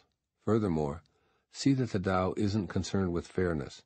Give of yourself knowing that this is an artificial contrivance that cannot exist from a perspective of oneness. You are from and will return to that oneness, regardless of your opinions about it. So open up generously without desiring to be treated fairly. And second, abandon outmoded familial and cultural customs. Relinquish rights that you feel compelled to follow simply because they've been that way in your lifetime, and particularly in your family. Peacefully affirm, I am free to live, trusting in the eternal Tao. I do not have to be as my ancestors were. I relinquish ancient rituals that no longer work or that perpetuate separation or enmity. Remind yourself that goodness isn't accessed by obeying laws. Rather, it is what resonates within your essential nature. You don't need any sort of code to decide what is proper, good, moral, ethical, or legal. Trust yourself to be an instrument of love by surrendering to your highest nature rather than being seduced by mortal laws. This poem from the 16th century mystic St. John of the Cross, titled, A Rabbit Noticed My Condition. Quote, I was sad one day and went for a walk. I sat in a field. A rabbit noticed my condition and came near. It often does not take more than that to help me at times. To just be close to creatures who are so full of knowing, so full of love, that they don't chat. They just gaze with their marvelous understanding. Unquote. Do the Tao now. Spend a day consciously choosing to notice one of God's creatures, such as a dog, a butterfly, a moth, a spider, an ant, a fish, a cat, a deer, or whatever attracts you. You can learn a lot from them about trusting your inner nature. They are, as the poet says, so full of knowing. The 39th verse of the Tao Te Ching. Quote, These things from ancient times arise from one. The sky is whole and clear, the earth is whole and firm, the spirit is whole and full. The 10,000 things are whole, and the country is upright. All these are in virtue of wholeness. When man interferes with the Tao, the sky becomes filthy, the earth becomes depleted, the equilibrium crumbles, creatures become extinct. Therefore, nobility is rooted in humility. Loftiness is based on lowliness. This is why noble people refer to themselves as alone, lacking, and unworthy. The pieces of a chariot are useless unless they work in accordance with the whole. A man's life brings nothing unless he lives in accordance with the whole universe. Playing one's part in accordance with the universe is true humility. Truly, too much honor means no honor. It's not wise to shine like jade, and resound like stone chimes." Unquote. Living wholeness. We traditionally think of wholeness as something that's complete. The whole 9 yards, for instance, implies the entire distance. "I ate the whole thing" signifies having consumed something completely. Lao-tzu, however, seems to view the concept differently. Wholeness, he writes, has roots in humility. When humility evokes our wholeness, we live the reality that we're pieces of the whole. With this attitude, you want to exist harmoniously with the entire universe, cooperating with and being subjugated to other aspects of the whole. You can't even consider interfering with any piece of it because you're one with it. The moment you begin to place yourself in a transcendent position in relation to others, or to your world of the 10,000 things, you're interfering with the Tao. I encourage you to examine your concept of wholeness based upon this 39th verse of the Tao Te Ching. I can assure you that the world will appear to have changed when you see it through this lens. Lao-tzu insists that the universe is whole. That is, it's in a state of oneness. There are no parts needing separation from this state. Sky, earth, spirit, and the 10,000 things are all parts of the whole. And what's more, that's their virtue. Now, while the sky and the trees may truly be in a unified state, your ego insists that you're separate, distinct, and generally superior. But if you can modify your ego's viewpoint, your life will change. When you're cooperative and looking for signs of oneness, you'll begin to see and feel the interconnectedness of everything. For example, your body is a convenient analogy for a universe all unto itself. While it is one entity, it certainly has trillions of individual, although interconnected cells. Just one cell with an arrogant relationship to the whole makes all the cells suffer and ultimately become extinct, much like the individual who interferes with the Tao by polluting the sky, depleting the earth, and disrupting the equilibrium of the whole. A cancer cell that refuses to cooperate with the cells adjacent to it will ultimately gobble them up, and if left unchecked, it will destroy the whole. Why? Because that cancerous cell has no relationship to the whole. It will destroy itself as it kills the host upon which it depends for its own survival. And you will destroy yourself if you participate in destroying the Tao upon which you are dependent for your survival. Each seemingly individual part of a whole is potentially dangerous and generally useless if it doesn't function in harmony. What's true for the chariot in this verse of the Tao Te Ching is true for you as well. Your life needs to have a relationship with the Tao, and that relationship is characterized by Lao-tzu as a bond forged by humility. In other words, wholeness and humility are oneness and the same. So update the way you think about your relationship to life and play your part in accordance with the whole. Here's what Lao-tzu seems to be instructing as I read and interpret this verse of the ancient Tao Te Ching. First, cultivate your relationship with the planet. Live in the spirit of wholeness, knowing that you have a role as one of the parts of the Tao. Remind yourself that you cannot interfere with the Tao and live a life of greatness. This means respecting the environment in every way by living in an earth-friendly manner as a part of its oneness. Become an advocate for conservation.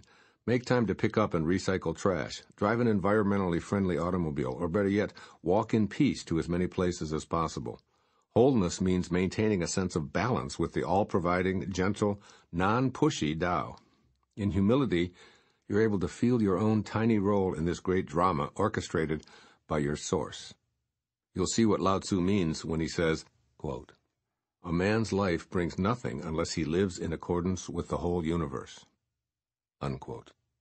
And secondly, change the way you think of yourself from being separate to seeing yourself in all that you encounter. As you live in wholeness, notice how you begin to feel a connection to all of life, rather than the separateness that your ego prefers. See yourself in everyone you encounter, in every creature on our planet, in the forest and the oceans and the sky. The more you do, the more you'll want to stay in a state of cooperation rather than competition. You'll also feel more inclined to reject the concept that there is a them. Practice this way of being and notice that the type of happiness that may have eluded you for a lifetime is part of the oneness you begin to enjoy. Here's how Rumi, the ancient Sufi poet, expressed this sentiment. Quote, "If you put your heart against the earth with me in serving every creature, our beloved will enter you from our sacred realm, and we will all be we will all be so happy." Unquote. Do the Tao now. Go for a walk today, and in that walk, think in wholeness terms with all that you encounter during a 30-minute period. Just test yourself. See yourself in those you might otherwise have judged, including the very old, the very young, the obese, the disabled, or the indigent. As you look at them, remind yourself, I share the same originating spirit with every one of these people. This will help you feel whole by shifting from your ego to the virtue of the Tao. The 40th verse of the Tao Te Ching, quote, "Returning is the motion of the Tao. Yielding is the way of the Tao. The 10,000 things are born of being. Being is born of non-being." Unquote. Living by returning and yielding.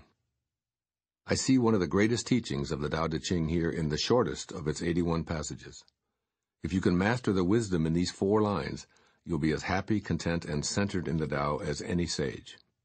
With the first word, returning, you're being nudged toward an understanding of the basic principle of your existence. Without needing to leave your body, you're asked to die while you're still alive. You accomplish this by realizing that you're one of the 10,000 things that has appeared in the world of form. What Lao-tzu is expressing here in the 40th verse is what contemporary quantum physics has confirmed many centuries later. Particles do not come from particles at the tiniest subatomic level. Instead, when the infinitesimally small specks are collided in a particle accelerator, there's nothing remaining but waves of particle-less energy. In order for you, a much bigger speck, to form, you must have come from an originating spirit. Now, Lao-tzu may have known nothing of quantum physics in the 6th century BC, but he was teaching an essential truth even then. It's spirit that gives life. So to truly live out your destiny as a piece of the originating Tao, you must shed your ego and return to spirit. Or you can wait until your body dies and make your return trip at that time. 6 centuries after Lao-tzu dictated the 81 verses of the Tao Te Ching, the man who wrote a huge percentage of the New Testament also spoke of whence we come. Formerly called Saul of Tarsus, he became known as St. Paul, an apostle of Jesus Christ. In his letter to the people of Ephesus, he wrote, "You were created to be like God, and so you must please him and be truly holy." Ephesus 4:24. This is an invitation for us to all return to what we came from, which is loving, kind, and not exclusive in any way. How is this accomplished? According to St. Paul and Lao-tzu, who emphasizes this point in many of the verses of the Tao Te Ching, you do so by yielding your ego, surrendering, and becoming humble. To that end, in his letter to the people of Corinth, St. Paul quotes Jesus directly, quote, "My grace is sufficient for you, for my power is made perfect in weakness." Unquote. Paul then goes on to say himself, quote, "Therefore I will boast all the more gladly about my weaknesses, so that Christ's power may rest on me. That is why, for Christ's sake, I delight in weaknesses, in insults, in hardships, in persecutions, in difficulties. For when I am weak, then I am strong." Unquote. 2 Corinthians 12:9 and 10. Indeed, yielding is the way of the Tao as well as the key to an uplifted existence, according to virtually all spiritual texts that have survived over the centuries. When you truly change the way you think about all of life, the world begins to look very different. You begin seeing everyone and everything as if they have round-trip tickets. You know they all arrived from spirit, and you know they must return. All that composes also decomposes. And whether anyone else understands, that isn't important to you. You find the awareness that life on earth is a death sentence to be a liberating and amusing viewpoint. You're choosing to live every day, each moment that you have, and as much as you can, as the non-being aspect of yourself. As a being of spirit, you decide to use your return ticket while you're still in physical form by keeping yourself in precisely the same loving status that you occupied before entering this world of boundaries. As you take your return journey, you not only get to lose your ego identification card, you have the added bonus of regaining the power of your source, which is the all-creating power of the universe. You merge into the oneness of a being who dissolves ego concerns, and the world that you now see is perfect and infinite in nature. There is no more worry, anxiety, or identification with your possessions. You're a free person. You're a spiritual being first, last, and always. This is what I feel that Lao-tzu is telling you in this brief yet profound teaching of the 40th verse of the Tao Te Ching. First, monitor your direction, emphasizing returning and yielding. Mentally, make an effort to assess every step you're taking in all aspects of your life, including your career and your relationships and your health, in terms of directionality. That is, ask yourself, in which way am I truly moving?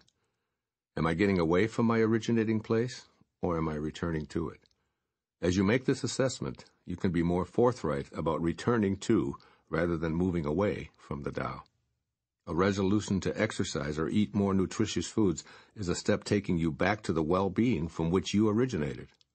A decision to suspend your ego and take an interest in another person is a movement of moving back to the Tao. A determination to be generous rather than hoard is a choice to be in the return motion. All of these actions come from your thinking first about the direction in which you're moving, away from your originating spirit or back to it on your return trip. And secondly, surrender. This is what yielding is really all about. Recognize that your little ego does nothing, and that the Tao creates everything, including you. As I sat and wrote the words that appear in this book, I know that I don't own what mysteriously appears on the paper. I've surrendered. I know that God writes all the books, composes all the music, and erects all the buildings. I bow to this all-creating power. While it appears that all of the 10,000 things are born of the world of beingness, as I think about it more, the beingness itself came from non-being. It is to this glorious state of non-being spiritually, or the Tao, that I yield. I encourage you to do the same, and then peacefully observe how it all flows together perfectly. Do the Tao now.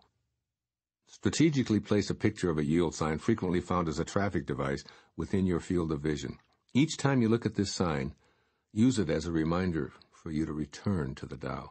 At least once each day, rather than continuing a disagreement, cede on the spot. In the midst of talking about your own achievements or basking in the light of your ego, stop and become an instant listener. The more you yield each day, the more you return to the peace and the harmony of the Tao. The 41st verse of the Tao Te Ching. Quote, a great scholar hears of the Tao and begins diligent practice. A middling scholar hears of the Tao and retains some and loses some. An inferior scholar hears of the Tao and roars with ridicule. Without that laugh, it would not be the Tao. So there are constructive sayings on this. The way of illumination seems dark. Going forward seems like retreat. The easy way seems hard. True power seems weak. True purity seems tarnished. True clarity seems obscure. The greatest art seems unsophisticated. The greatest love seems indifferent. The greatest wisdom seems childish. The Tao is hidden and nameless. The Tao alone nourishes and brings everything to fulfillment. Unquote. Living beyond appearances. This verse of the Tao Te Ching influenced my choice for the title of this book. By changing your thoughts so that they harmonize with the Tao, you'll see what you've called reality is in fact an outward form, an appearance only. In the beginning, your new way of regarding oneness is clouded by old, ego-inspired habits. What you've been accustomed to still resonates within you as real, and your Tao-inspired world may not be consistently recognizable. But you will begin to look beyond what only seems to be your truth and move into a direct experience of the Tao, uncluttered by your previously limited views. Re-listen to the first section of this 41st verse of the Tao Te Ching, noticing your response. Ask yourself whether you're a great, middling, or an inferior scholar when it comes to understanding and applying the wisdom of the Tao. For example, I can unabashedly proclaim myself a great scholar after so many years spent studying and writing it. And the more I've studied, the more diligently I've practiced. I've become highly attuned to the infinite variety of daily opportunities to employ these principles of the Tao. As you examine your own thoughts, you may discover an aspect of yourself that wants to learn how to utilize these ancient teachings. Thus, you can move from being a person who knew very little about the Tao, and might even have ridiculed it, to being a great scholar. The application of the Tao each day determines the greatness of a scholar, rather than whether he or she intellectually understands these paradoxical-sounding concepts. Lao-tzu points out that without the ridiculing laughter of inferior scholars, the Tao couldn't even exist.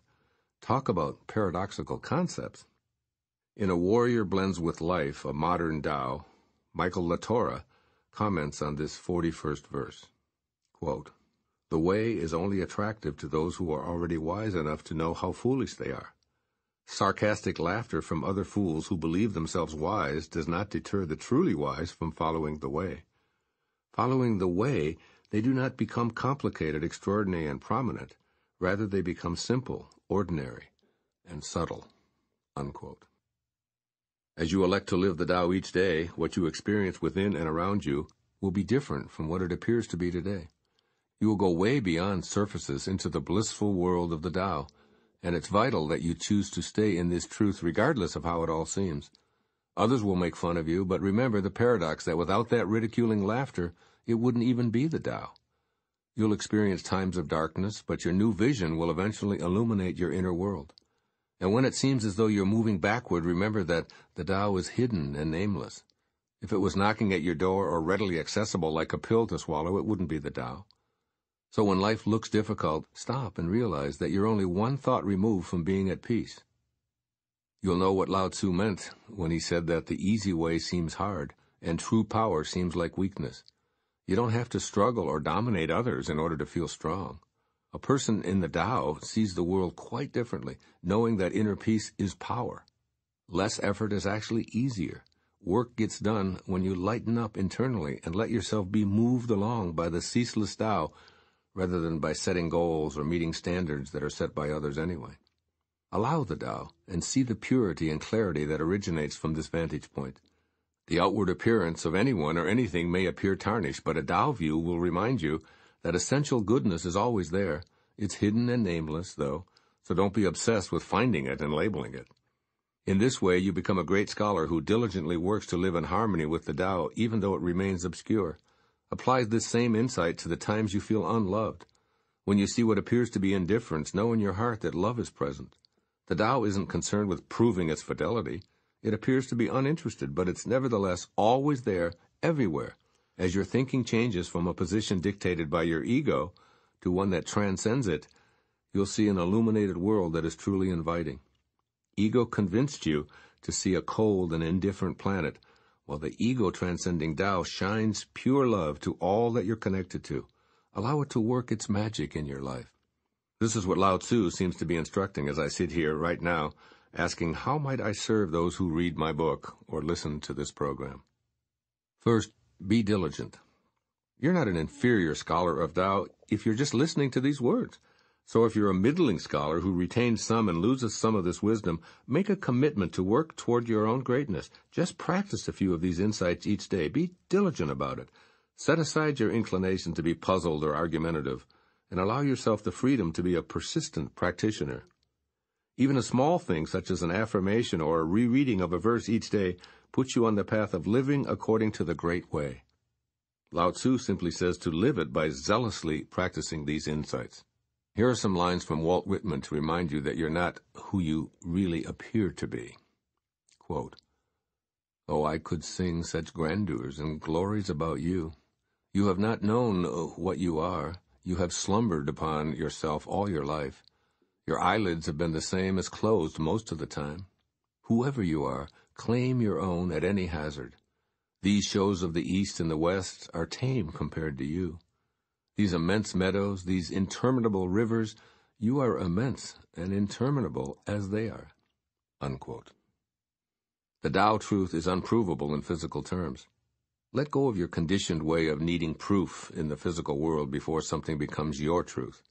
The Tao is hidden permanently, and it cannot be named, so accept this as a fact.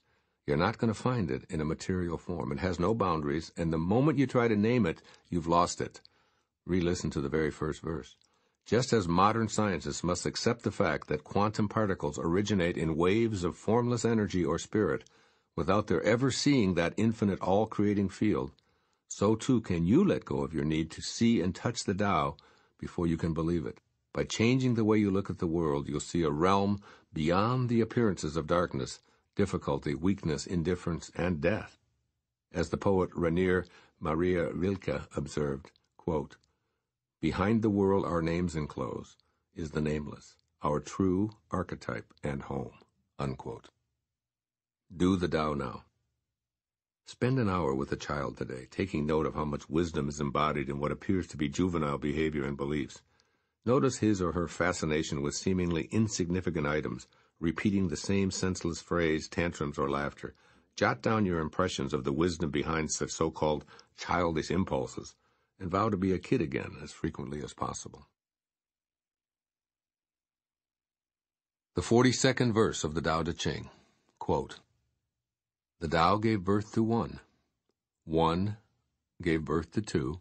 Two gave birth to three. All three begat the 10,000 things. The 10,000 things carry yin and embrace yang.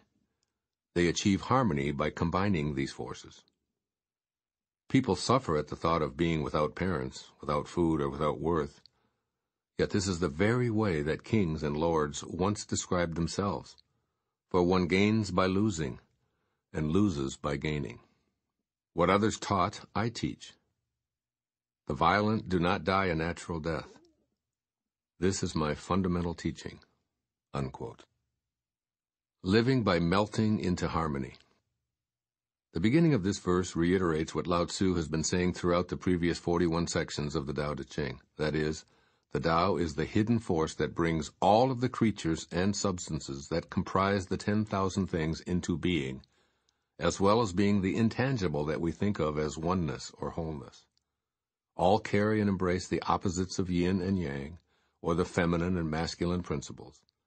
This verse reinforces the idea that blending these seemingly opposing forces is the way to achieve harmony. Lao-tzu reminds you of the things that you probably think cause suffering and suggests that being orphaned or going hungry or feeling worthless are high on the list. But then he says that achieving harmony in terms of the Tao involves gaining by losing. Does he mean that if you lose your home, your mom and dad, your belongings, or your sense of self-esteem, you'll gain all that you need? What? How is this possible?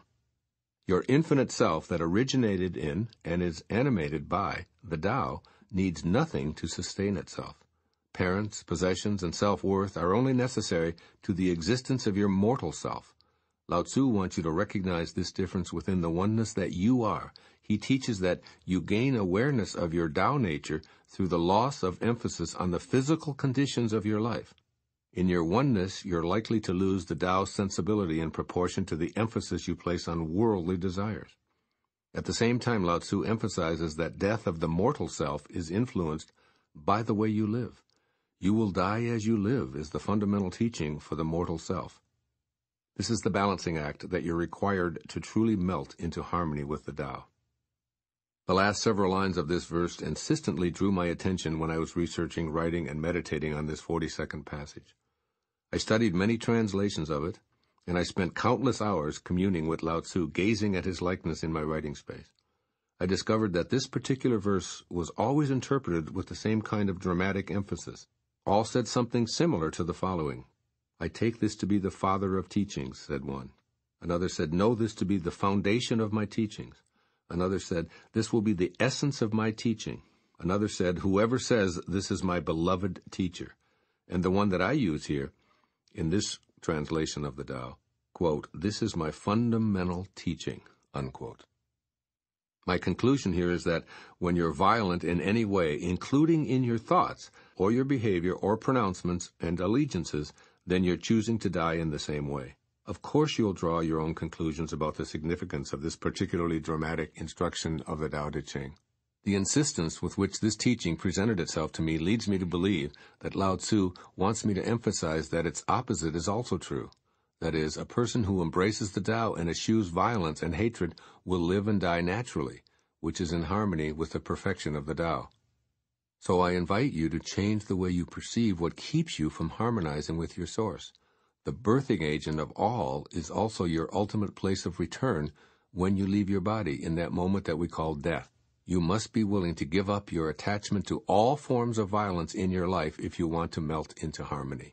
Here are Lao-tzu's suggestions written through me for embracing this fundamental teaching of the Tao Te Ching. 1. Remember that violence violates the harmony of life and death. Make a decision to live harmoniously with the Tao by removing all associations that you have with violence. Stop supporting entertainment that promotes any type of it, for instance. Monitor your vocabulary to remind yourself to remove words that direct hatred or killing toward any living creature. Explore avenues for resolving disputes peacefully, and get involved with organizations that discourage violence. Remember that the one fundamental principle of the Tao Te Ching is that if you take up savagery in any way, then you're signing up for a savage end on this planet. And this includes your mental activity as well as behavior. So seek kind and forgiving thoughts in place of revenge and hatred. Change the way you look at life to seeing a picture that's free of violence and melts into harmony as you live and die. And secondly, examine your attachment with the idea that you gain by losing and lose by gaining. Your attachments to objects, status, your culture, and even other people prevent you from being free in the great way of the Tao. The more stuff that accumulates, the more you have to watch it, insure it, worry about it, protect it, polish it, distribute it, and identify with it. In other words, you lose harmony while seeking to gain. Practice giving your possessions away and loosening your need for who and what you have. Imagine strings attached to everyone and everything that you feel you own, then symbolically cut those strings and be an observer rather than an owner. This is how you melt into harmony with the Tao. The poet Hafiz advises, quote, "Start seeing everything as God, but keep it a secret," unquote. Do the Tao now. Think of one person who may have wronged you at some time in your life, someone who abandoned or mistreated you, someone who stole from you or cheated you, someone who abused you perhaps, or spread ugly rumors about you. Spend one day, just one day, putting all thoughts of revenge aside, and instead feel forgiveness and love for that individual. Notice the difference in your body when you don't have violent thoughts. This is the essential teaching of the Tao. The 43rd verse of the Tao Te Ching. The softest of all things overrides the hardest of all things. That without substance enters where there is no space. Hence I know the value of non-action. Teaching without words, performing without actions, few in the world can grasp it. That is the Master's way. Rare indeed are those who obtain the bounty of this world. Unquote. Living softly.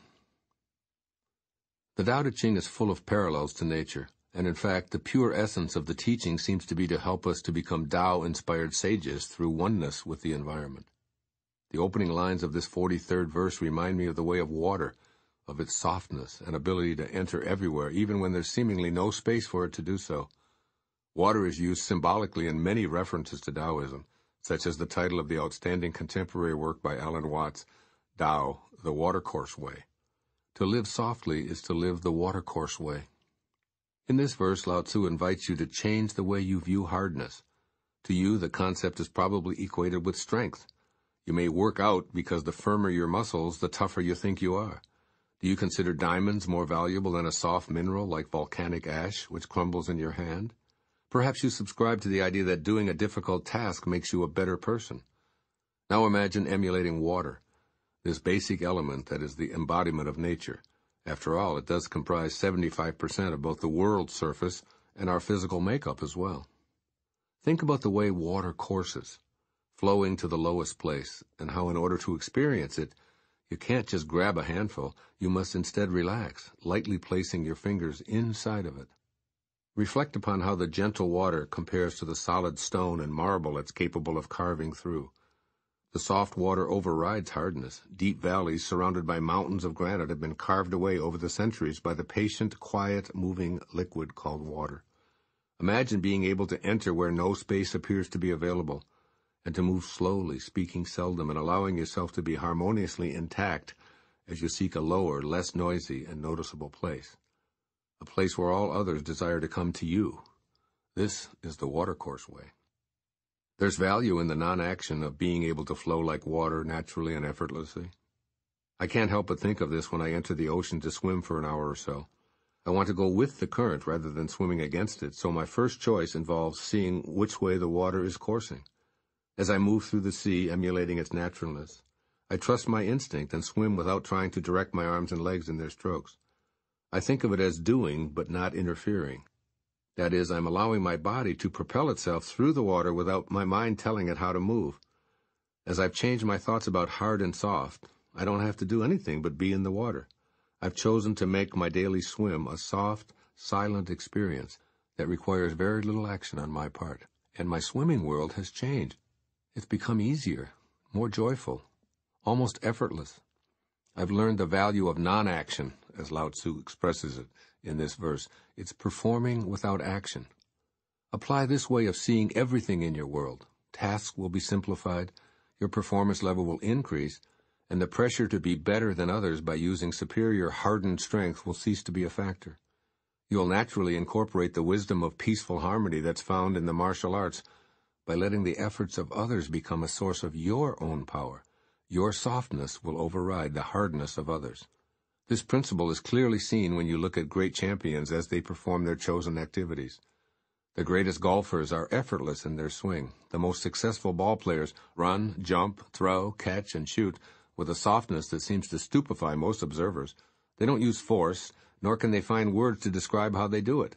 The most talented artists dance softly, without effort, or paint quietly without force, and write easily without struggling, by allowing the words to come to them. As Lao-tzu reminds you, these are rare beings who live the master's way.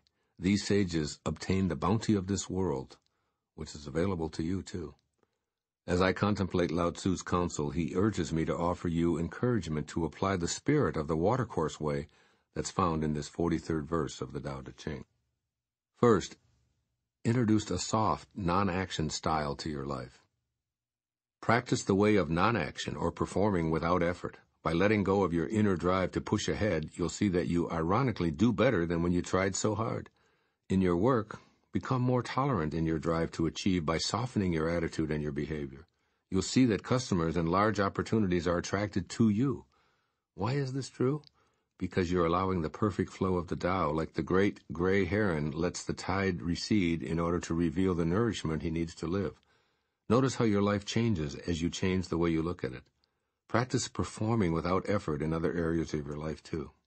For example, some marathon runners say that they've learned to relax and stop pushing, letting their legs, their arms, and their torso simply be as their bodies begin experiencing extreme exhaustion with only a few miles to go. They report that when they shut down the mental interference and instructions, they magically cross that finish line. Soft always has its place, for it is the watercourse way, the way of the Tao. And secondly, encourage desires to freely flow in your imagination. Consider what you've wanted to have in this life as if it's behind a locked door. Examine what you've been telling yourself about the prosperity, the superb health, the good luck, the business success, or wonderful relationships you've craved, that no matter how hard you've tried, it's all come to naught. Then imagine yourself flowing like water through the barrier of that locked room. Do it softly, gently, and silently in your mind. In other words, just spend some time getting used to practicing the watercourse way of the Tao. As you allow softness to be part of the picture of your life, the hard way will soften. Begin to exercise this kind of effortlessness in all areas of your desires. According to Ralph Waldo Emerson, quote, "It is the condition of inspiration. Marry nature, don't use her for pleasure," unquote. I urge you to consider this kind of a marriage. Do the Tao now. Have a day of silence. Don't speak aloud to anyone. Instead, just observe and see if you can be in a state of softness without telling yourself or anyone else what to do. Gently consider the powerful words of Herman Melville, who once said that God's one and only voice is silence. The 44th verse of the Tao Te Ching. Quote, "Which means more to you, you or your renown? Which brings more to you, you or what you own? I say what you gain is more trouble than what you lose. Love is the fruit of sacrifice. Wealth is the fruit of generosity. A contented man is never disappointed. He who knows when to stop is preserved from peril. Only thus can you endure long." Unquote. Living by knowing when to stop. This 44th verse tells you that changing the way you prioritize your life ensures a fruitful one. I call it the enough is enough section of the Tao Te Ching. When you update your view of the most important things in your life, the world around you is going to seem very different. Lao-tzu is urging you to look into your heart and examine what is truly important. Earlier verses of the Tao Te Ching counsel that the essential mission of your life is to go back or to get to know your originating source before physical death. In other words, you don't have to die to make that return trip. It's not only possible but essential to feel your connection to the Tao while you're still alive. Knowing when to stop is part of the path leading you to your essential self, where the need for fame and possessions is non-existent. You see, it's not the things or even a desire for recognition that keeps you from living a life of connection to the Tao. It's your attachment to them that gets in the way. So shift the importance you've placed on success or belongings, which has obscured your connectedness to the Tao. Begin to note the senselessness of demanding more or exhausting yourself in pursuit of what keeps you trapped in a vicious cycle of striving and never arriving, or trying to find fulfillment. This verse implores you to know when to stop. I'm sure that you can easily see people in your environment who spend their entire lives seeking more of everything. More possessions, more money, more recognition, awards, friends, places to go, substances, food, you name it. If you live with this same philosophy, you've signed up for a life of frustration and dissatisfaction because the search itself becomes your jailer. It's easy to see then why Lao-tzu advises that what you gain is far more trouble than what you lose. When you prioritize your life, you'll find that love and a feeling of abundance are not only what you desire, but these two principles are instantly available because you've changed the way you look at the world. From this new perspective, you'll feel totally loved and wealthy in all ways. I realize that Lao-tzu is again speaking in what seems to be paradoxical words, but he's coming to you from the perspective of having changed the way he looked at things and noting that what he looked at changed. He now sees love and wealth everywhere, yet he knows intuitively that he can never possess them by chasing after them, since they'll always remain just outside of his grasp. And so he looks at the Tao and sees the great way keeps nothing for itself, is willing to let go of its life-giving essence, and is desirous to share with all. When you give of yourself asking nothing in return and withdrawing your need for recognition, you'll experience more contentment. The fruits of wealth and love are seen right there before you when you simply stop the chase. The beauty of the wisdom in this 44th verse is that you give away your attachments to things or ways of being, which is what I mean by knowing when to stop. If the chase is wreaking havoc on your relationship, stop. If the chase is exhausting you, stop. If the chase is keeping you from enjoying your life, stop. When you know when to cease and desist, you're protected from all of these perils, and you'll soon enjoy a long and contented existence connecting with the Tao. The following is what Lao-tzu seems to ask me to offer you as a means for implementing this teaching. First, make your relationship to the Tao your top priority. Prioritize your life by making this the essential and foremost responsibility you have. Your primary relationship needs to be with yourself, not your family, your business, your country, your culture, or your ethnicity. Affirm, the number one priority in my life is my relationship with my source of being, or with God. Go there first, before any other considerations, and you'll automatically discontinue demanding more of anything. You'll begin to emulate the Tao effortlessly, living heaven on earth. And secondly, practice knowing when to stop. Alert yourself to recognize when it's a good time to stop demanding or chasing or talking or walking or working or sleeping or playing and shopping or complaining or striving, and on they go. By practicing cessation, you'll move into prioritizing what's important in your life in that moment. Is your business doing well? Let it stop growing. Is your stomach full? Quit eating right now. Do you have enough money saved? Give some of it away without taking deductions or asking for credit for your generosity. The more you're attached to needing and wanting and possessing, the more you lose in your relationship to the Tao. But when you know the time to stop, you say goodbye to the troubles that accrue for those who sacrifice arriving for a lifetime of striving. Do the Tao now. Pick an area of your life to practice releasing an attachment by deciding when to stop. For example, plan to leave 10 minutes before you think you're done in the grocery store, or refrain from buying anything that's not on your list. At work, restrain yourself from getting another cup of coffee or writing one more personal email. In a relationship, don't say anything else in a discussion that's going nowhere. These are all examples of attachment to being or doing. You can also practice detaching by giving something away. Just recently, for instance, my son surprised both of us by doing just that. I was admiring a new T-shirt he'd just purchased, and he said, "Here, Dad, you like this one so much that even though it's my favorite, I want you to have it." It was a simple, spontaneous letting go of an attachment, and both of us felt the wealth that is the fruit of generosity. The 45th verse of the Tao Te Ching. Quote, "The greatest perfection seems imperfect, and yet its use is inexhaustible. The greatest fullness seems empty, and yet its use is endless. Great straightness seems twisted. Great intelligence seems stupid. Great eloquence seems awkward. Great truth seems false. Great discussions seem silent. Activity conquers cold. Inactivity conquers heat. Stillness and tranquility set things in order in the universe." Unquote. Living beyond superficialities. This verse subtly asks you to view the world with new eyes. Most likely, you've been conditioned to evaluate just about everything with a cursory and fleeting glance. Here, however, Lao-tzu is asking you to stop seeing through your ego-dominated culture and to instead begin noticing the still and tranquil, invisible space within everything.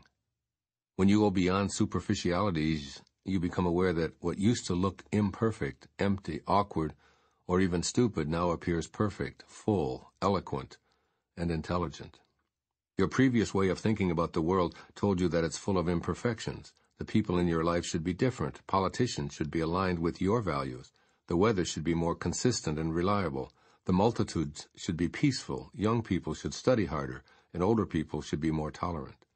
The assessments are relentless and endless, and they're all based on teachings that you've adopted. While they may seem sensible and correct, these views are simply the result of only looking at what exists on the surface. Hold on a minute, this verse of the Tao Te Ching seems to say. Try looking at it this way. What seems to be imperfect has perfection, and what seems empty and false has a profound spiritual truth supporting it. The paradox here is evident. Hunger does exist in the world as an element of the perfection of the Tao, and the desire to help those who are starving is also part of that same perfection. You're being asked not to label what you see as imperfect, stupid, or empty.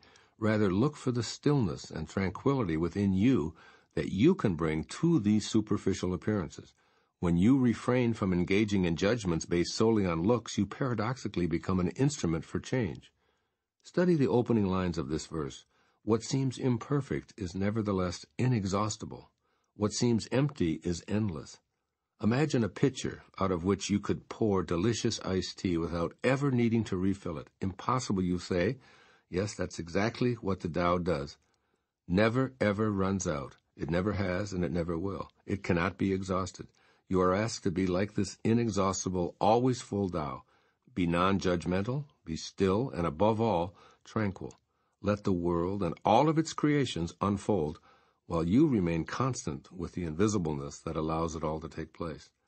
Allow whatever you feel deep within you in that quiet and peaceful space to guide you in the direction that is your true destiny. Recently, I attended a talk by my friend, colleague, and mentor, Ram Dass, who had a stroke in 1997 that impacted his speech. As of this writing, he spends almost all of his waking moments in a wheelchair, and his lecture lasted approximately 45 minutes. He received a standing ovation at the end, and I personally felt so blessed and blissful by having been in the audience. There are some who might have only seen superficialities. To them, the lecture might have seemed halting and slow because of the stroke, and judged as embarrassing or even intellectually challenging. Much of my dear friend's time on stage was silent, and it certainly appeared to be awkward in comparison to his earlier speeches, which were always masterful and eloquent. But as I sit here telling you this story, I can only say that because I changed the way I looked at this experience, the entire thing changed for me in a very dramatic way. While Ram Dass's words were few, his message was straightforward, laconic, and direct. What might have appeared as unintelligible to others struck me as brilliance masked by circumstance. What could have been viewed as fumbling was articulate and perfect in every way. I heard a great presentation to a loving, receptive crowd that was done largely between long periods of luscious silence. Throughout this lecture, all of the audience members and I remained still and tranquil. As Lao-tzu concludes in this 45th verse of the Tao Te Ching, it sets things in order in our universe. I can feel the presence of Lao-tzu here as I gaze at this drawing of this beautiful old man sitting on an ox. He seems to be urging me to tell you how to apply this great wisdom, which comes from living beyond shallowness.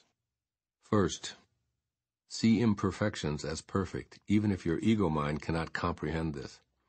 Become aware of your conditioned responses that lead you to label people, places, and circumstances as less than perfect. See the flawlessness behind the supposed defects. As I watched my children grow up, for instance, there were many times when their challenging behavior at a certain age was really a kind of brilliance. For example, I observed them refusing to eat certain nutritious foods, knowing that they needed to go through these phases in order to reach higher places. An adamant refusal to eat vegetables isn't stupid or twisted thinking. It was perfect and necessary for them at the time. You can apply this same kind of patient stillness to your world. Inch by inch, we evolve as people toward a fuller union with the Tao. One of history's great mystical thinkers, Meister Eckhart, poetically put it this way several centuries ago, quote, "Every object, every creature, every man, woman, and child has a soul, and it is the destiny of all to see as God sees, to know as God knows, to feel as God feels, to be as God is." Unquote. And secondly, give yourself permission to be perfect even with all of your seeming imperfections. Recognize yourself first and foremost as a creation of God, which is your perfection. It has nothing to do with how you look or any so-called mistakes or failures you may have attracted to yourself. Even though these superficialities will continue throughout your entire lifetime in this body, the source of your material self, the eternal Tao, is flawless, straight, full, and an expression of truth. When those ways that you've been taught are imperfect appear, and you notice the pain you're causing yourself by disliking or judging them, call in your Tao perfect self to tend to the so-called faults. When you surround it with love, the superficial appearance and feeling of being unloved will become tranquil. The 13th century mystical poet Rumi sums this up perfectly in this short observation. Quote, "You are the truth, from foot to brow. Now what else would you like to know?" Unquote. Do the Tao now. Make a list of 10 things you've labeled as imperfect, twisted, or stupid. Then take one at a time and elicit the feeling in your body that's attached to that item. Allow the sensation to be observed and to be held in your thoughts from a perspective of loving permission. Do this for as long as you're comfortable allowing the Tao Now to be present.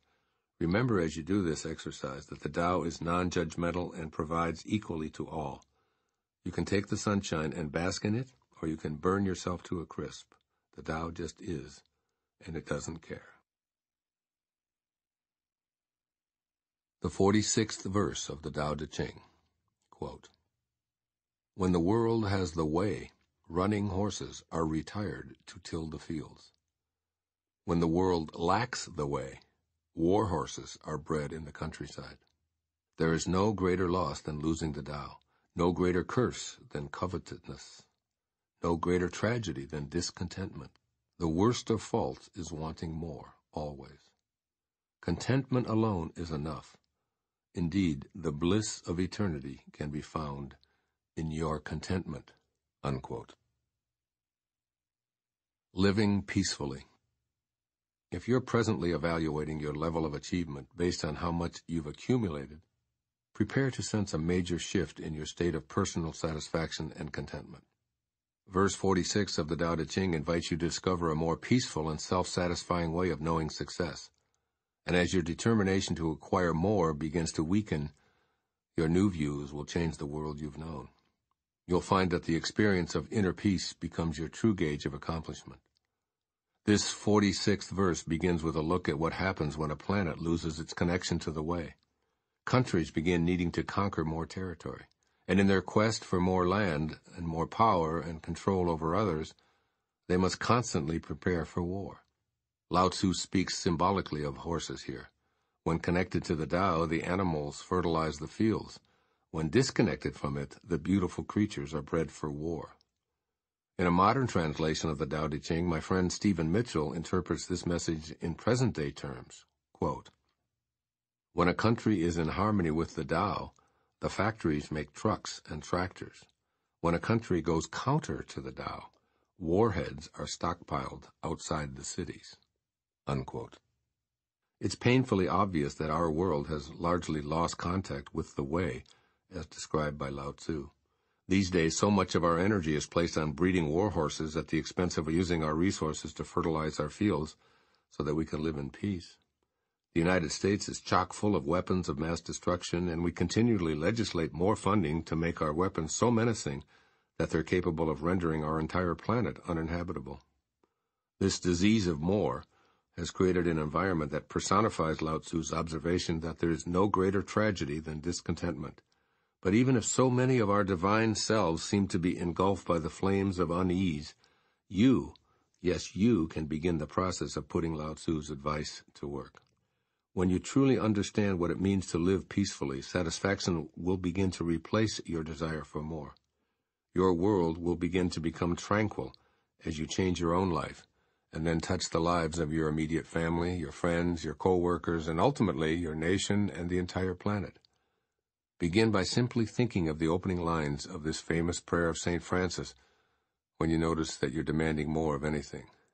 Silently say, quote, "Lord, make me an instrument of thy peace. Where there is hatred, let me sow love." Unquote. As that instrument of peace, you'll radiate tranquility to those in your immediate surroundings, and you'll feel the flicker of a new and different success and contentment, perhaps for the first time in your life. By refusing to lose the Tao, regardless of how others are and what our world's governments elect to do, you're living harmoniously. Your connection to the Tao will make a difference, gradually inching Earth away from the precipice of discontentment that Lao-tzu calls no greater tragedy. The sublime poet Hafiz beautifully sums up the kind of success I'm referring to in his poem called Would You Think It Odd? Quote, "Would you think it odd if Hafiz said, 'I am in love with every church and mosque and temple and any kind of shrine because I know it is there that people say the different names of the one God?'" Unquote. Getting back to Lao-tzu, here's his message from this powerful 46th verse that are applicable today in your personal life. 1. Practice gratitude and contentment every day. When your feet hit the floor every single morning, without exception, say thank you for an opportunity to live in a state of contentment. Invite the magical energy of the Tao to flow freely through you and inform your responses throughout the day. You're in harmony with your source when you're soliciting gratitude and gratification in these ways. And secondly, be one with your nature. In a world that seems to produce more and more violence, become a person who chooses to be an instrument of peace. Let your nature be the horses that are bred to till the fields and feed the hungry and offer comfort to the lame or less fortunate. Live as if you and the Tao are one, which of course you are when you're in your natural state. When enough of us are able to do this, we'll reach a critical mass, and eventually the great way will surpass the demands of the ego.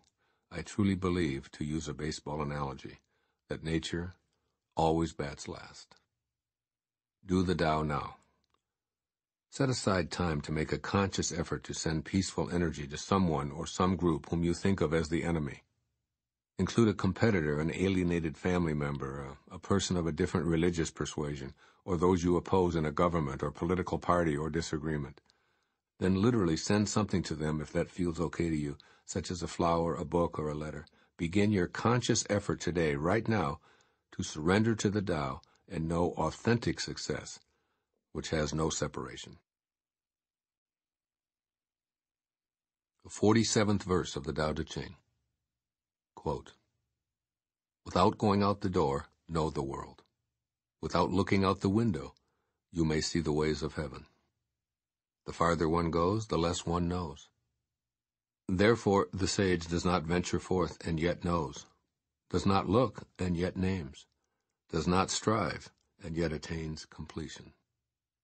Unquote. Living by being.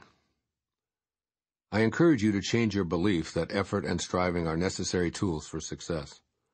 In verse 47, Lao-tzu suggests that these are ways of being that keep you from experiencing the harmony and attaining the completion that's offered by the Tao. Living by being instead of trying is a different viewpoint. As Lao-tzu states, you can see and accomplish more by not looking out the window. And how is this possible?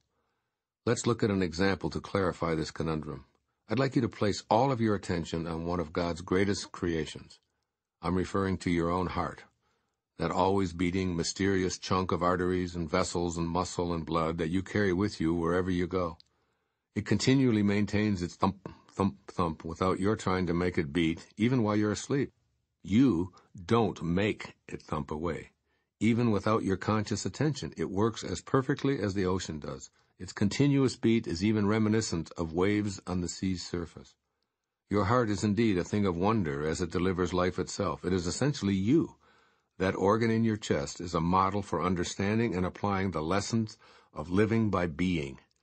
Your heart attains completion, your life, by not venturing forth or looking beyond its chest cavity or striving. As you sit there listening to these words right now, it's keeping you alive just by being, and you don't even feel it. I'd like you to think of your entire self as a heart that already knows exactly what to do by virtue of its very nature. That is, you don't have to go anywhere to know the world because you already are the world. The moment you attempt to control the beating of your own heart, you realize the futility of such an effort. No amount of trying or striving will make any difference, for your heart operates by its natural connection to the Tao, which does nothing, but leaves nothing undone. Michael Latorre points this out in his commentary on this verse in his book, A Warrior Blends with Life. Quote, as the wisest of sages have always realized, the root of essential being is in the heart, especially in the heartbeat mechanism. From here, the radiance of essential being spirals upward to illuminate the head. This mechanism lies beyond any technology. You already inhabit it, and through deep feelings rather than superficial emotions, you can connect with it immediately. The ultimate act that enlightens involves no action at all. Unquote. So now you know that the paradoxical state Lao-tzu describes in this verse is not only possible, but it's actually taking place everywhere right now in billions of human hearts. The further reality is that it is true for the hearts of all creatures, as well as the life system of every tree, flower, bush, and even mineral on the earth. And this is only one planet in a universe that contains so many heavenly bodies that counting them is so far beyond our ability that we can't even devise calculators to undertake such a task. The 21st century is often called the information age. We live in a time when there's more data available on tiny computer chips than ever before in human history. We can also easily see that our efforts do indeed bring us more facts and the like. In fact, you may be one of those computer wizards whose greater efforts have made all of this possible. What's at issue here is the relationship of information to knowledge and wisdom. Let's take apart the very name of this era, information, to explain what I mean. When you stay in form, in your body and the material world, you're rewarded with information. But move beyond form, transform to spirit, and you'll receive inspiration. Thus, information is not always knowledge, and knowledge is not always wisdom. Wisdom connects you to your heart in your waking moments. It is the Tao at work. Lao-tzu is asking you to recognize the difference between striving for more facts and being in the world that is complete as it is. As you live from this perspective of wisdom or connection to the Tao, the world looks so very different. You are a single beat in one heart that is called humanity. You don't have to look outside your window or venture forth. All you have to do is just be in the same way that you allow your heart to just be. This concept was difficult 2,500 years ago, and I realize that it may still be challenging to grasp, but you must. In a world mad for information without the grace of being the Tao, you are one of the heartbeats that keeps the Tao wisdom flowing freely, just by being. Through me, Lao-tzu urges you to work at this new awareness and try out these suggestions. First, begin the process of trusting your heart. Listening to your heartbeat, you can clearly recognize the Tao practicing the paradox of doing things and at the same time leaving nothing undone. Your deepest feelings are reflections of your heart space talking to you. You don't have to do anything to activate this internal profundity. Simply let your heart speak to you. Begin noticing and appreciating its continual silent thumping.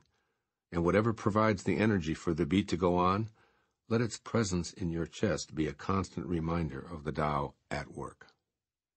And secondly, trust in your sense of knowing, which is always with you. An internal knowing is there independent of your venturing forth. It's there even when your eyes are closed and you're sitting still. This doesn't necessarily mean you should become a couch potato. Rather, you must allow yourself to be guided by the same source that twirls the planets around the sun, and trust that it will direct you perfectly without your having to interfere. Experience your innate creativity while being an observer, watching in amazement as everything falls perfectly into place. Just as moving water never stagnates, you will be moved by a natural force that seeks being complete within you and without your needing to step in. You can get in touch with this knowing through the practice of meditation. Do the Tao Now. Find or make a picture of a heart and spend time today contemplating it as a reminder of the Tao effortlessly at work within your chest cavity. At some point during the day, allow yourself to be guided by the Tao to do something creative that comes from within, such as painting, writing a poem, or taking a walk in the park, or beginning a personal project, or anything at all. Just let yourself be guided without having to venture forth in any way. Then bring this magic of the Tao more frequently into all aspects of your life.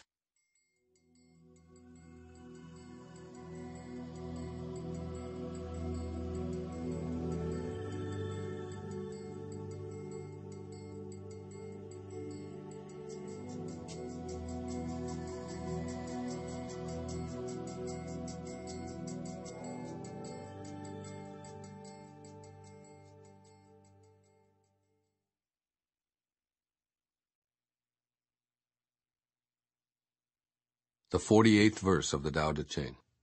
Quote, learning consists of daily accumulating. The practice of the Tao consists of daily diminishing, decreasing and decreasing until doing nothing.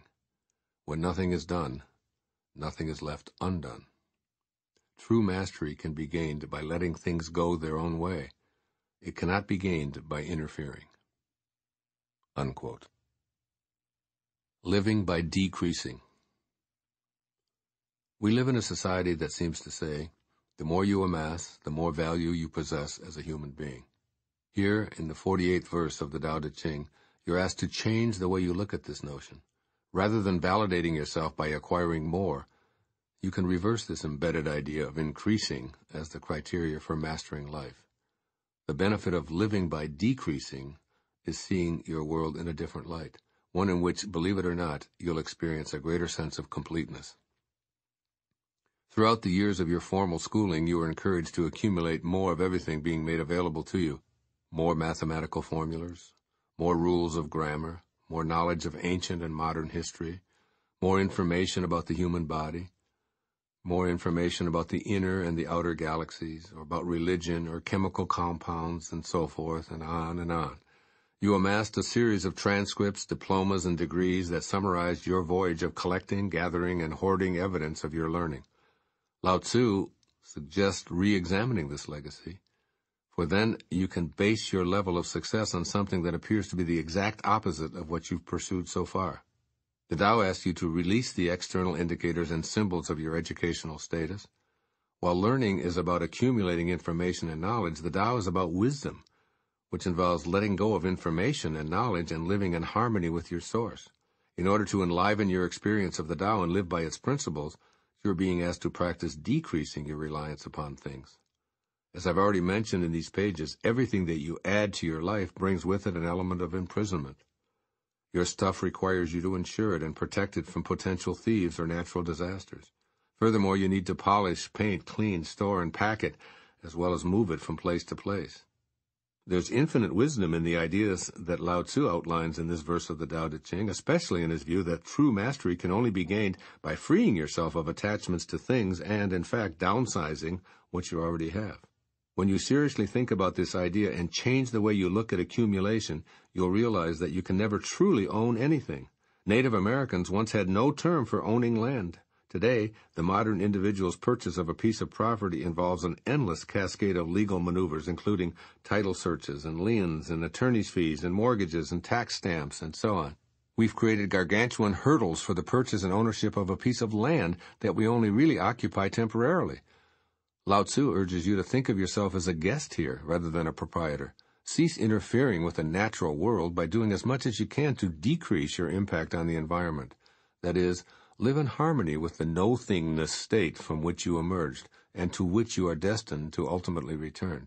Lao-tzu says that you must think about your lifetime, your parentheses in eternity, as an opportunity to be in harmony with the always decreasing Tao by putting into practice these suggestions. First, see the value in subtraction or daily diminishing. Begin to consciously decrease your need to purchase more things. Keep in mind that the advertising world is designed to convince you that your happiness is tied to whatever it's promoting. So instead of buying more, see how many of your accumulated possessions you can recirculate. I guarantee that you'll notice a refreshing feeling of freedom as your desires diminish and you let go of your obsession with the material objects you've amassed. As Lao-tzu might say, you came here with no thing and you leave with no thing.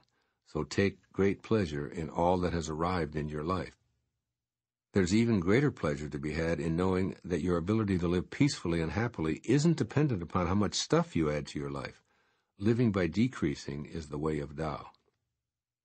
And also practice seeing joy in the natural world rather than seeking fulfillment in ownership. See the folly of ownership in a universe that's eternally composing and decomposing, just like you are. In essence, Lao-tzu is saying that what's real never changes because it has no form. So the more you can let things unfold naturally, the more harmoniously you're living the Tao. Enjoy the flowers, the clouds, the sunsets, the storms, the stars, the mountains, and all of the people that you encounter. Be with the world, in it, and adoring it, but not needing to possess it. This is the way of peace. This is the way of the Tao. For more than 500 years, Kabir has been one of India's revered poets. One of his most popular observations sums up this 48th verse of the Tao Te Ching. He says, quote, "The fish in the water that is thirsty needs serious professional counseling," unquote. Do the Tao now. Right this moment, let go of 5 items that you've had in your possession, putting them in circulation so that others might find them. Next, pick something that has some particular value to you and give it away. That's right, give it away. It's important that it be something you really like, for the more attachment you have to an item, the greater the joy you'll feel as you let it go. This can become a practice of living a life of daily diminishing. The 49th verse of the Tao Te Ching, quote, "The sage has no fixed mind. He is aware of the needs of others. Those who are good he treats with goodness. Those who are bad he also treats with goodness, because the nature of his being is good. He is kind to the kind. He is also kind to the unkind, because the nature of his being is kindness. He is faithful to the faithful. He is also faithful to the unfaithful. The sage lives in harmony with all below heaven. He sees everything as his own self. He loves everyone as his own child. All people are drawn to him. He behaves like a little child." Unquote. Living beyond judgment.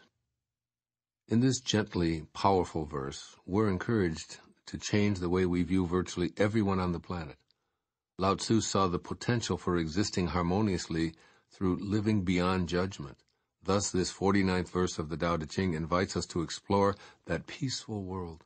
It's encouraging us to replace our idea of criticizing them with an acknowledgement of us without criticism. Imagine the possibilities for all of humanity if we simply eliminated prejudice and could live in harmony with all below heaven. You can begin changing your view of judgment as a valuable or important activity by being aware of when you're doing it to yourself. Then simply start substituting noticing for judging. From this perspective, you'll realize pretty quickly that you prefer to observe what you're doing or feeling rather than critiquing yourself. Calling your behavior bad or good just pits you against yourself and others by using competition, punishment, or dislike as your motivational markers. Hatred, anger, and threats become necessary because love, acceptance, and kindness can't be trusted. As you move away from judging yourself, you'll no longer need or want what Lao-tzu calls the fixed mind. Thus, allegiances that pitted you against the people you thought of as them will begin to dissolve. The innumerable categories that helped you to organize your labels become totally superfluous and unimportant when you change the way you look at their so-called value. In spite of having been conditioned by the country you were born in, the religion you were assigned at birth, or the culture you were immersed in, or even the family who raised you, living beyond judgment becomes your preference. You exist in harmony with the Tao that excludes no one and has no conception of divisions and loyalties. The oneness of the Tao entices you away from any belief that others are separate. This is the basic solution to wars and conflicts. You see, when you stop judging and instead begin to see yourself in others, you can't help but love the uniqueness of everyone as though they were your own children. Then instead of exclusions and allegiances, the oneness of the Tao graces all unimpeded. Rather than God bless America, or whatever country you happen to reside in, Allah save our people, or Krishna bless those who believe in you, there's God bless humanity. Let me do all that I can to treat everyone without exception with goodness, with kindness, as all of those whom we revere as spiritual masters taught us by their example. As your worldview changes, you extend goodness to everyone you encounter. You'll find that you can feel non-judgmental compassion for the mistreated, even when their way of seeing things causes you and yours pain. You can send out kindness not only in response to kindness, but especially when you're the recipient of cruelty. Why? Because as Lao-tzu reminds you in this poignant verse, the nature of your being is kindness. It's impossible to give to others what you are not, and you are not judgmental. You see yourself in everyone without the need to criticize them or yourself. Change your thoughts and live beyond judgment, and don't see yourself as bad when you falter in this view or as holy when you succeed. Keep in mind that you're a mix of infinite openness and finite limitations, as we all are. So sometimes you just need to notice yourself judging without then judging yourself. This is what I feel called by Lao-tzu to offer you from this 49th verse of the Tao Te Ching. Change the way you look at yourself. That's first. If you pride yourself on having a fixed mind, realize that it relies on conditioning that generally shows up as prejudice. Instead, see yourself as flexible, since being open is the higher virtue. Pride yourself on extending your goodness and kindness to all sides, even when they oppose your pre-programmed learning. Begin to see yourself as a person who notices instead of judges. Avoid taking one position and sticking to it no matter what the circumstances are. Rather, be in harmony with all people, especially those whose opinions conflict with yours. And remember to include yourself when dispensing kindness and judgment. And next, change the way you look at other people. One version of this verse says, quote, I trust men of their word, and I trust liars. If I am true enough, I feel the heartbeats of others above my own, unquote. Whether you call it judging or labeling, notice when you think of others as evil, lazy, dishonest, stupid, or ugly. Then affirm, I see myself in this person, and I choose to be in a space of goodness rather than judgment. There's a Sanskrit word, namaste, that can help you with this. When used as a greeting, it roughly translates to, I honor the place in you where we are all one. So silently or verbally begin telling others, Namaste, in order to remind yourself to love everyone as your own children. Do the Tao now. Vow to spend a day looking for opportunities to practice kindness in circumstances that usually provoke judgment. Notice what you think or say about a panhandler, a relative whom you feel animosity toward, or even a politician or TV commentator speaking in terms that send you off in a flurry of critical thoughts. Take that opportunity to become a noticer, decreasing your criticism while increasing the amount of courtesy and goodness in your world. The 50th verse of the Tao Te Ching. Quote, Between birth and death, 3 in 10 are followers of life. 3 in 10 are followers of death. And men just passing from birth to death also number 3 in 10. Why is this so? Because they clutch to life and cling to this passing world. But there is 1 of 10 that say, so sure of life, that tigers and wild bulls keep clear. Weapons turn from him on the battlefield. Rhinoceroses have no place to horn him. Tigers find no place for claws. And soldiers have no place to thrust their blades. Why is this so? Because he dwells in that place where death cannot enter. Realize your essence, and you will witness the end without ending. Unquote. Living as an immortal. In this passage, Lao-tzu asks you to change the way you look at your mortality. The Tao teaches that death is an insignificant detail that doesn't need to be consciously struggled with or dreaded. As this verse of the Tao Te Ching informs you, there's a place where death cannot enter. Talk about your life changing when you change your thoughts. This is the ultimate, since the fear of death tops virtually everyone's list of anxieties. If you see yourself solely as a physical mortal, then you're part of the 90% of the population that this passage refers to as followers of life, followers of death, or just passing from birth to death. Here you're being encouraged to aspire to be part of the remaining 10% for whom thoughts of mortality don't invade the heart space or life in general. By altering the way you see death, you'll be in that select group. You'll experience life on the active side of infinity, knowing yourself first and foremost as a spiritual being having a temporary human experience, rather than the other way around. In this realm, you'll be gracefully adept at moving along free of the fear of life-threatening events. You'll have a knowing about yourself and your connection to the Tao that simply allows you to ride with life like a fearless downhill skier who's at one with the snow-covered mountains. Without resorting to judgment, you'll notice others who are perpetually victimized by scams and bureaucracies and indifference and natural disasters and criminals and meddling relatives and so on. With an intimate awareness of your infinite essence that's centered in the Tao, you'll most likely escape from victimization yourself, and you'll lightly deal with situations that others tend to get stuck in. In other words, when you know your own endless nature and live each day with this awareness directing you, there will simply be no space within you for mortality to call the shots. If harm ever does make an attempt to inflict damage or death on you, it won't find a place to sink its hooks in. Change how you think about death by seeing your essential spiritual beingness, and you'll be able to enjoy this world without the dread caused by believing you are of it. When you know your immortality through the flow of the Tao, you won't even need to assign it a worldly concept or formal religion. And when the time comes for you to remove the worn-out coat you call your body, Lao-tzu says, quote, you will witness the end without ending, unquote. Contemplate the teachings of the Tao Te Ching and realize that you can never really be killed or even harmed. With this view of life, you'll be able to clear your inner battlefield of the army of beliefs that continually try to march on your essential self. Fear and dread are weapons that can't hurt or threaten you. Even the natural elements, symbolized by rhino's horns and tiger's claws, can't inflict damage because they butt against and tear at a space that has no solidity for them to inflict pain. You dwell in a place that cannot be penetrated by death. No longer are you clutching at the 10,000 things and treating your short journey from cradle to grave as your one and only ultimate life experience. Now you're the infinite Tao, living your real essence. Although Lao-tzu lived 25 centuries ago, he is still very much alive. I feel him urging you to heed the following bits of wisdom. First, create affirmations.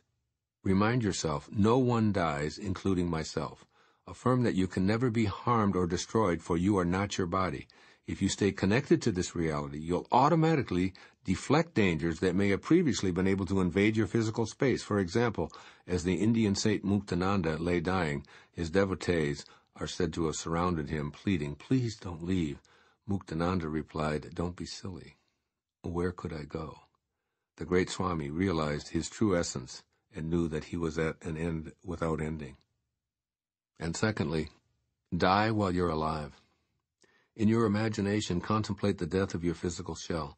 Visualize it lying there lifeless and observe how you, the witness, aren't identified with this corpse. Now bring that same attention to your body as it gets up and goes about its daily tasks. Nothing could harm your human form when it was dead, and nothing can harm you now because you are not that body. You're the invisible, witnessing essence. Remain in this realization, knowing that you've experienced the death of your earthly container as your primary source of identification. In this new awareness, you're impenetrable and free. Here's how Leonardo da Vinci expressed the message of this verse of the Tao Te Ching. Quote, "While I thought that I was learning how to live, I have been learning how to die." Unquote. Do this now while you're still alive. Do the Tao now. This Tao exercise is an inner vision quest in which you picture yourself as immune to harm. Create your own imagined picture of danger, or draw on the 50th verse of the Tao Te Ching for threats to your life. Tigers jump at you and miss. Swords are thrust at you, but do no damage. Bombs explode, but you're unscathed. Keep this image of yourself as incapable of being harmed, regardless of what goes on in your body. Then use this witness to your immortality vision to help you activate dormant protective forces that will accommodate you in fulfilling what you've imagined. The 51st verse of the Tao Te Ching. Quote, "The way connects all living beings to their source. It springs into existence, unconscious, perfect, free, and takes on a physical body, lets circumstances complete it. Therefore all beings honor the way and value its virtue. They have not been commanded to worship the Tao and do homage to virtue, but they always do so spontaneously. The Tao gives them life. Virtue nourishes and nourishes them, rears and shelters and protects them. The Tao produces but does not possess. The Tao gives without expecting. The Tao fosters growth without ruling. This is called hidden virtue." Unquote. Living by hidden virtue. This passage encourages you to discover that quality within you that protects, nurtures, and shelters automatically, without ruling. Consciously living by hidden virtue probably means changing many of the ways in which you see your role in the grand scheme of things. And a natural starting point would be the way you explain the mystery of how life begins. If you had to describe your own creation, you'd most likely say that you originated through an act of commingling between your biological parents. If that's the only explanation for your existence, then it excludes the spontaneity and mystery that living by hidden virtue offers you. Operating in this new way expands and redefines your conception of birth, and the world changes as a result of your modified viewpoint. Living by hidden virtue allows you to get the most out of life because it means seeing that it's not your choice and responsibility to decide how you're going to spend it. Not living by hidden virtue, on the other hand, ensures that your role in a family or culture is assigned at birth or even conception, with predetermined expectations about how you should and will function. Your days become filled with stressful attempts to please those to whom you're biologically related. You experience the nagging self-criticism that you're disappointing a parent or grandparent, along with unsettling desires to be free of the pressure of your gender or placement in a designated family. Trying to operate within this belief system can consequently keep you trapped in an unpleasant and intolerable role of servitude and obsequiousness. In the 51st verse of the Tao Te Ching, Lao-tzu asks you to expand your vision and begin to see yourself as a creation of the Tao. Imagine that the tiny seedling that was you didn't come from another particle, but rather from an invisible source. And this source that sprung you into existence, herein called the Way, has no preconceived doctrine dictating what you should do, whom you should listen to, where you should live, or how you should worship. The source, your great mother, has no investment in the choices you make during your individual journey. It knows that the seedling that was you is perfect and free to complete itself in whatever way it chooses. This mother, which is the Tao, has no expectations for you, no demands, no battles or wars for you to fight, and no history for you to live up to. The Chinese refer to this hidden entity that brought you into existence as Ti, T-E. I'm referring to Ti here as virtue or character. And Jonathan Starr's translation of the Tao Te Ching interprets it in this verse as follows, quote, "Though Tao gives life to all things, Ti is what cultivates them. T is that magic power which raises and rears them, completes and prepares them, comforts and protects them." Unquote. T-E, as in Tao Te Ching, then is the virtue that's deep within you and all of creation. This isn't a force that guarantees the physical shell will never die. It's more a characteristic that allows you to move through the material world in your body, perfectly aligned with the creative originating force. Listen to this verse as a reminder that you're protected and completed by your ultimate originating source, which isn't the same as guaranteeing your security in this phenomenal world. Helen Keller was speaking of this very thing when she stated, "Security is mostly a superstition. It does not exist in nature." The 51st verse is about learning to trust by changing your view of life to include T, or hidden virtue. It's about seeing yourself as a member of a family of oneness with the same parents as all other creatures. It's about feeling your total freedom to produce without possessing and to keep from becoming a possession yourself. So give without expecting, and don't be victimized by the expectations of others. Here are suggestions offered to you by Lao-tzu as I gaze at this great master's picture before me and feel as if I were one with him. First, practice feeling safe and protected. Live each day trusting in the hidden virtue that's both within you and that caused you.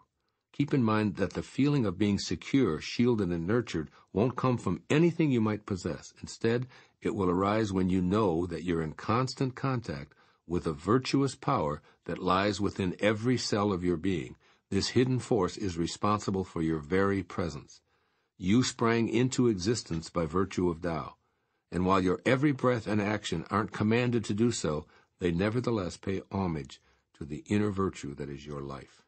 That power is in my hand as I write these words, and it's in your eyes and ears as you read or hear these words. Trust in it, worship it, feel safe in the force that remains hidden. This is all you need to feel complete. And secondly, remember that the Tao produces, it doesn't possess. Do the same and you'll achieve the wisdom of this verse. Be a caretaker, not an owner. Don't attempt to control anyone. Instead, foster growth without dominating or ruling. When you're in a supervisory role, allow others to activate their hidden virtue as much as possible. Just as you wish to feel protected and trust in that invisible force that animates you, so does everyone you encounter. I emphasize this word because there are no exceptions. Witter Bynner's translation of this 51st verse of the Tao Te Ching states it this way, quote, "All created things render to the existence and fitness they depend on. Do you likewise. Be parent, not possessor, attendant, not master. Be concerned not with obedience, but with benefit, and you are at the core of living." Unquote. I urge you to remember the phrase, "Do you likewise," and live by hidden virtue. Do the Tao now. Plan a day of letting go. Let go of thinking and discover the all-embracing nature of the mind. Let go of preconceptions and ideas and experience how things really are. Let go of needing to control others and discover how capable they really are. Take time to find your answers to the question, what might really happen if I let go? As you do this exercise, you may be surprised to discover that you find more of the hidden virtue in your life, which then changes the way you see yourself. The 52nd verse of the Tao Te Ching, quote, "All under heaven have a common beginning. This beginning is the mother of the world. Having known the mother, we may proceed to know her children. Having known the children, we should go back and hold on to the mother. Keep your mouth shut, guard the senses, and life is ever full. Open your mouth, always be busy, and life is beyond hope. Seeing the small is called clarity. Keeping flexible is called strength. Using the shining radiance, you return again to the light and save yourself misfortune. This is called the practice of eternal light." Unquote. Living by returning to the mother.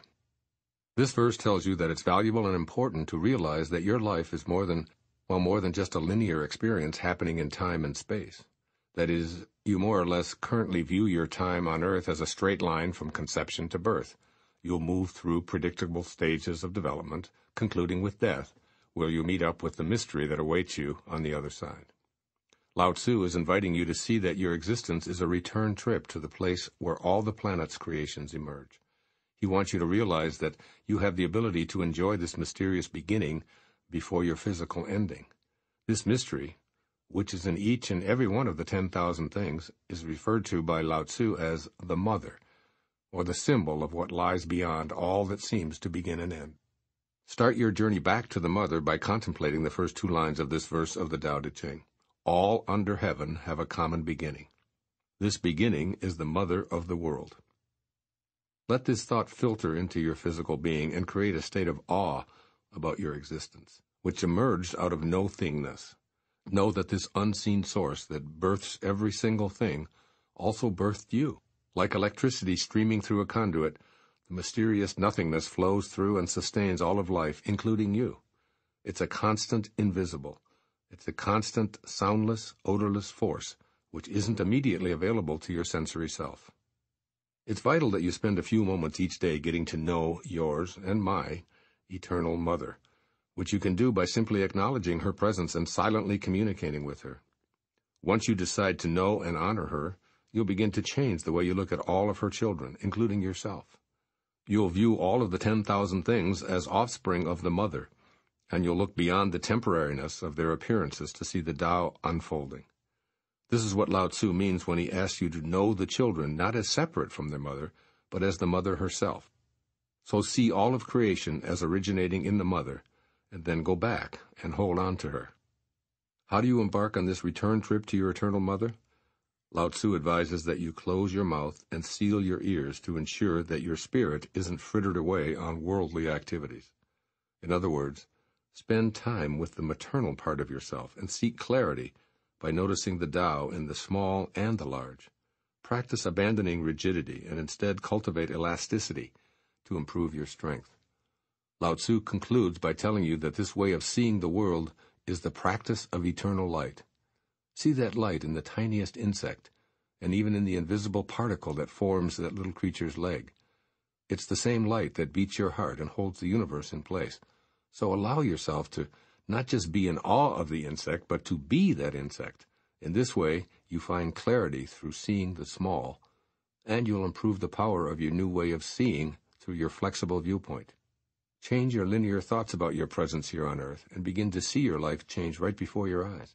Lao-tzu offers the following to you through me to aid you in the practice of eternal light in today's world. First, open your mouth and spirit escapes. Closed mouth, spirit connection, excellent. Think of your mouth as a gate that guards your spirit. When you speak to others, become conscious of the need to close the door and allow your spirit to be safely ensconced within you. Make the same mental shift with your ears. Keep them sealed when it comes to rumors and petty conversations. Use fewer words. Commit yourself to long periods of listening, and eliminate giving advice, meddling, and participating in gossip. Cultivate your strength with the flexibility of consciously deciding when to involve your speaking and auditory senses. When you're inclined to get into other people's business, remember that your eternal Mother's one and only voice is silence. Do likewise, and you'll feel yourself holding on to her in freedom and bliss, thus returning while living. And second, seeing the smallest mystery reveals the grandest mystery. By being attentive to smallness, you cultivate your desire for clarity. Noting the same spark in microscopic creatures that animates you is a way of exploring life as a return trip rather than a dead end. What seem to be the tiniest mysteries of life lead to an experience of the shining radiance that comes from an appreciation for all that you encounter. You and the Mother who birthed you and everything else are one. By seeing the small, you gain this clarity, which is the return trip you're encouraged to make while alive. Now your world begins to look very different as you see originating spirit everywhere. Nothing is viewed as ordinary, inferior, or unwanted anymore. Do the Tao Now. Plan a day dedicated to examining the smallest life forms that you can find. Become a witness to a spider creating a web, a sand crab scurrying along the beach, or a fly buzzing about on the wall.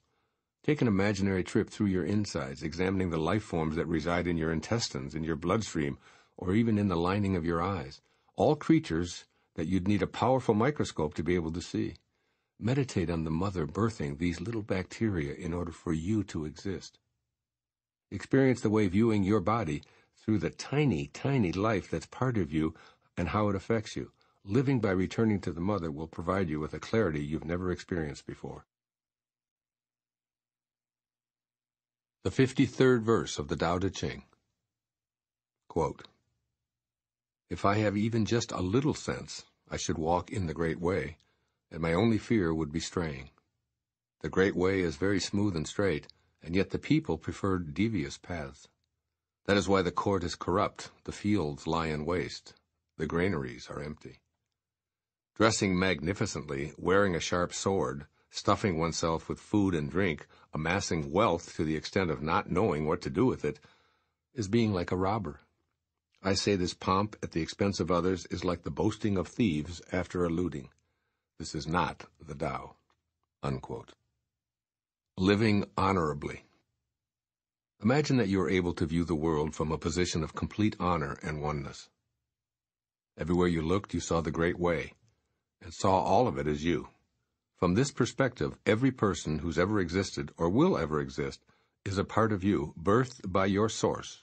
All of life, the creatures, the land, the oceans, and the vegetation are connected by the Tao. From this perspective, your world would change dramatically. If a critical mass of humanity had this same perspective, seeing the whole globe as part of ourselves would translate to the same respect for every form of life that we have for our individual bodies. And this unity would make the scene that Lao-tzu is describing in this passage impossible. Despite all of our technological advances, the words that the great Chinese master wrote 2,500 years ago still apply. Unfortunately, we're far removed from walking the great way, for we continue to see great divisions rather than a sense of unified oneness. As Lao-tzu admonishes at the end of this verse, this is not the Tao. One of my favorite translations of this 53rd verse of the Tao Te Ching was written in 1944 by Witter Bynner. He expresses it perfectly. Quote, "See how fine the palaces, and see how poor the farms, how bare the peasants' granaries, while gentry wear embroideries, hiding sharpened arms. And the more they have, the more they seize. How can there be such men as these, who never hunger, never thirst, yet eat and drink until they burst?" Unquote. You can see that these conditions still do exist today. Whole continents of people experience starvation, while a few in positions of power live in opulence and grandeur. Weapons of destruction receive funding, while millions live in poverty. Leaders sit down to overflowing plenitude, while the masses scrounge around for ways to feed their families and heat their homes. We have a long way to go before traversing that smooth and straight way of the Tao, for we still take devious paths and see the all too painful results of this choice every day. But I didn't write these words to try to change the world in one fell swoop. Rather, I'm doing so to encourage you to change the way you see your world. If you make that modification, others will gravitate toward living honorably as well. When enough of us do this, we'll reach a critical mass that will eliminate the boasting of thieves after a looting. Begin by seeing yourself as the environment, rather than as an organism within it. I've even coined a word to describe when life forms are whole rather than separate: environ organisms. Understand that you can't survive apart from what it seems isn't part of you, for you absolutely are the air, the water, the plants, the animals, and everyone else on this planet.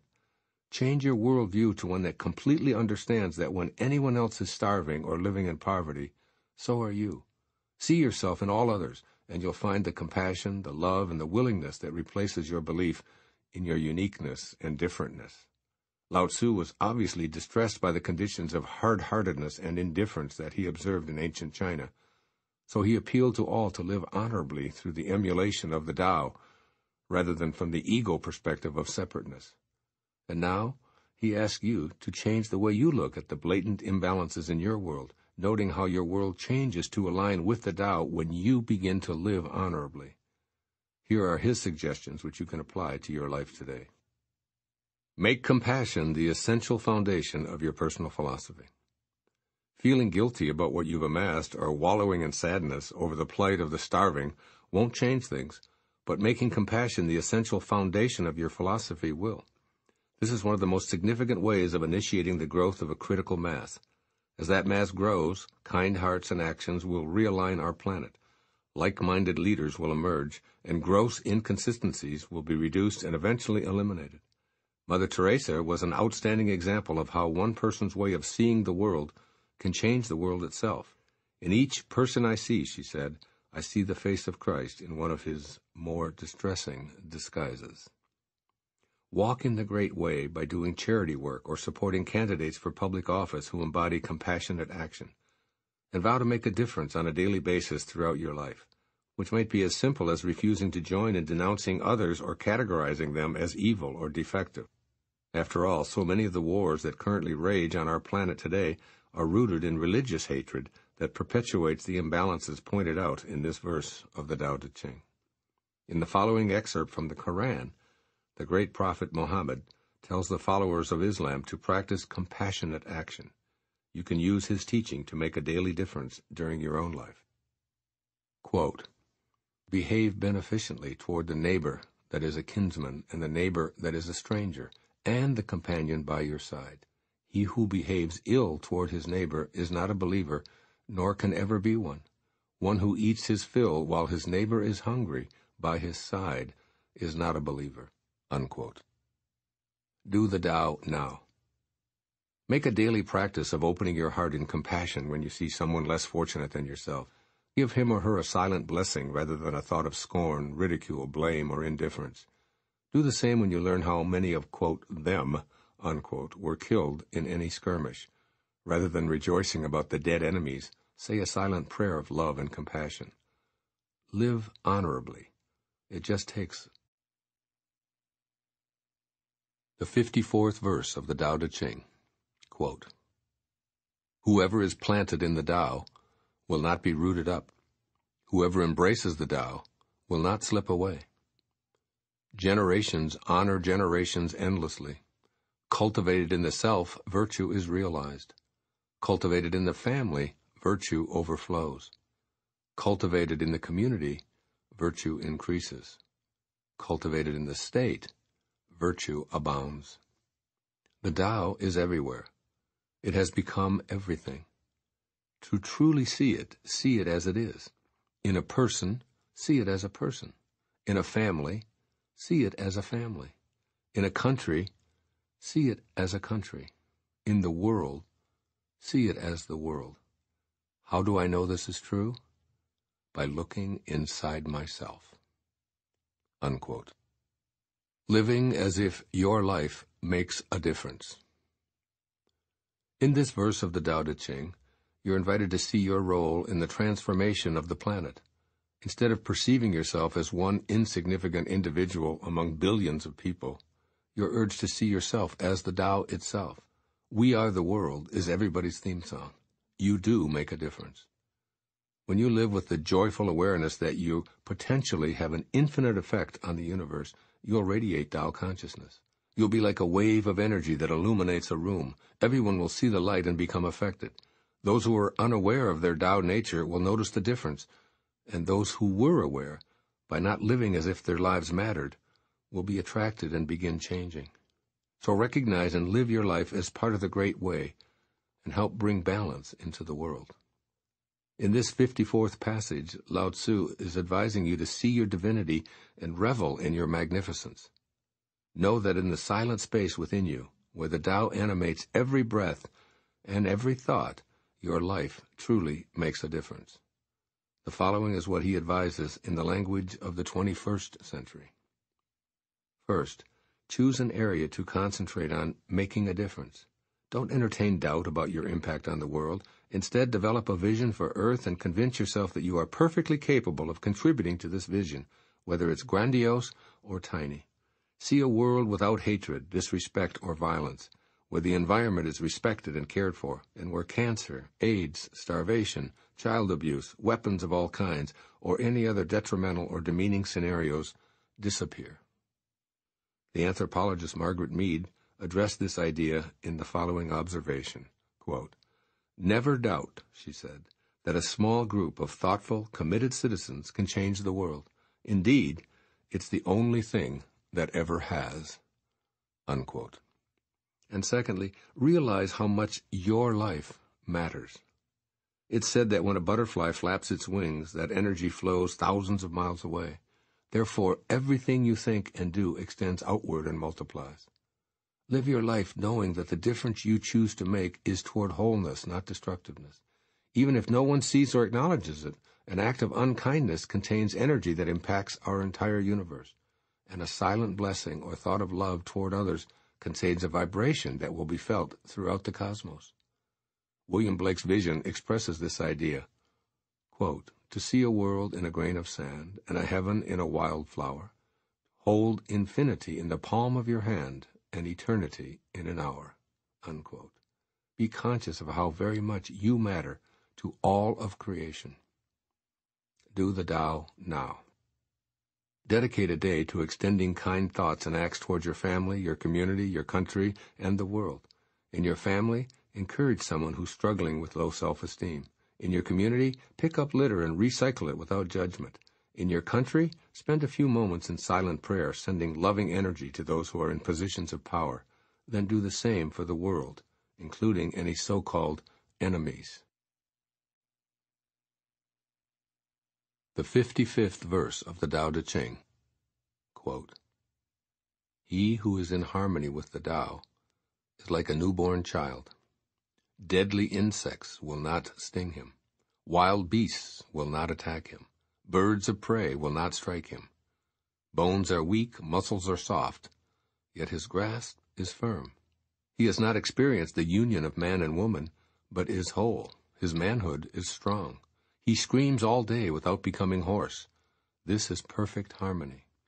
To know harmony is to know the changeless. To know the changeless is to have insight. Things in harmony with the Tao remain. Things that are forced grow for a while, but then wither away. This is not the Tao. And whatever is against the Tao soon ceases to be." Unquote. Living by letting go. Perhaps you've observed people who seem to get all the breaks, appearing to be impervious to the onslaughts that wreak havoc in so many lives. For example, do you know someone who seldom if ever gets sick in spite of spending the flu season in close contact with people who are coughing and sneezing? How about those who emerge unscathed in the middle of a crime spree? You might say that these lucky few seem to have guardian angels that protect them from the provocations of the symbolic deadly insects, wild beasts, and birds of prey mentioned in the opening lines of this passage. But Lao-tzu knows that these men and women are simply in harmony with the Tao, just as some individuals appear to have the right people show up in their lives at exactly the right time, while others seem to have a knack for making money materialize just when it's needed the most. Lao-tzu says that we should look to infants who haven't yet taken on the ego belief that they're separate from their originating source. Consequently, they have what could be considered magical powers.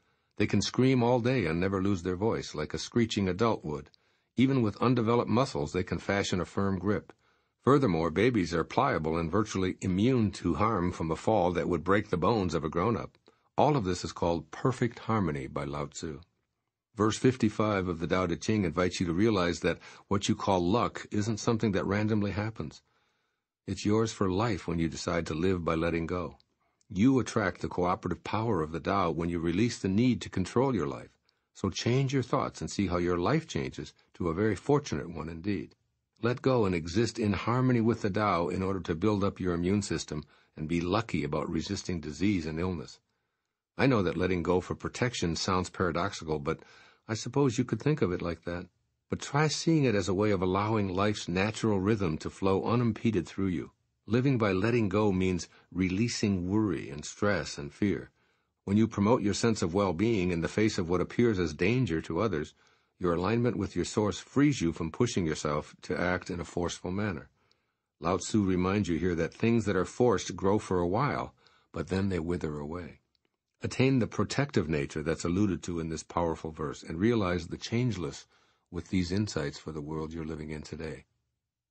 First, visualize yourself as indestructible. Yes, indestructible. Activate an inner picture that will carry you through perceived dangers.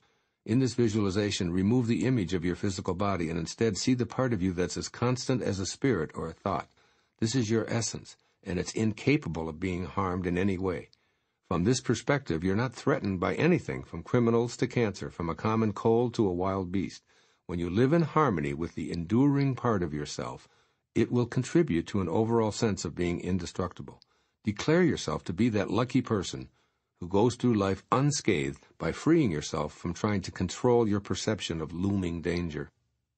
And secondly, change the way you look at your potential for becoming a lucky person. Rather than telling yourself, with my luck, things aren't going to work out for me, affirm, I'm open to allowing what needs to happen. I trust luck to guide me. This change in your thinking will serve you by guiding you to live in the flow with the Tao. Peace will replace stress. Harmony will replace effort. Acceptance will replace interference and force. And good luck will replace fear. You'll become what you think about. So even things that you previously believed were evidence of bad luck will now be viewed as what helps you to move toward greater harmony in your life. Living by letting go will allow you to appreciate Lin Chuang's wry observation in the importance of living. Quote, if you can spend a perfectly useless afternoon in a perfectly useless manner, you've learned how to live. Unquote. Do the Tao now. Dedicate a week to charting incidents of things working out without your having to control or make them happen. This will mean consciously choosing situations where you curb your automatic impulse to control the outcome. Relax when you want to tense up, and trust in as many situations as you can. At the end of the week, notice how changing the way you think has changed your life. The 56th verse of the Tao Te Ching. Quote, those who know do not talk. Those who talk do not know. Block all the passages. Close your mouth. Cordon off your senses. Blunt your sharpness. Untie your knots. Soften your glare. Settle your dust. This is primal union, or the secret embrace. One who knows this secret is not moved by attachment or aversion, swayed by profit or loss, nor touched by honor or disgrace. He is far beyond the cares of men, yet comes to hold the dearest place in their hearts. This, therefore, is the highest state of man. Unquote. Living by silent knowing. This is probably the best-known verse of the Tao Te Ching. In fact, the opening two lines, those who know do not talk, those who talk do not know, are so popular that they've almost become a cliché. Nevertheless, the passage's essential message is little understood and rarely practiced. Lao-tzu is calling you to live in the highest state of silent knowing, that place deep within you that can't be communicated to any other. Consequently, you might want to change your thinking about whom you consider to be wise or learned. Persuasive speakers with a good command of the language, who are forceful in their pronouncements and confident in their point of view, are generally considered to have superior knowledge. But Lao-tzu suggests that precisely the opposite is true. Those who talk, he says, aren't living from the place of silent knowing, so they do not know. As you modify the way you look at this presumption, you'll see several differences in the way your world appears. First, you'll note that those who are compelled to pontificate and persuade are almost always tied to an attachment of some kind. Perhaps it's to a point of view, to being right, to winning, or to profiting in some way. And the more talking they do, the more they appear to be swayed by such attachments. The second thing you'll notice takes place within you. You begin to see your inclination and desire to persuade and convince others. Then you begin to listen more attentively, finding yourself in the secret embrace of the primal union that Lao-tzu describes. Your need to be knowledgeable or dominant is replaced by the deep realization that it's all irrelevant, and you lose interest in seeking approval. Living in silent knowing becomes the process that casts your existence in a different light. You have less and less of an edge and feel settled, softer, and more centered.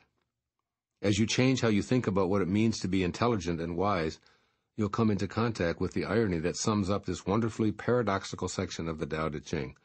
Lao-tzu says that the sage who lives by the Tao is far beyond the cares of men, yet holds the dearest place in his heart. I'd sum it up this way. Those who care the least about approval seem to receive it the most.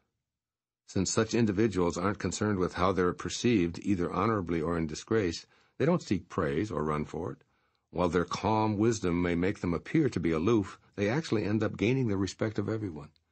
You have this place of silent knowing within you right now. And the following is what Lao-tzu suggests for adapting the paradoxical language of this verse of the Tao Te Ching to your world. First, he says, block all the passages. Get honest with yourself about wanting to win the favor of others. You don't have to prove anything to anyone, and you'll never succeed by droning on and on.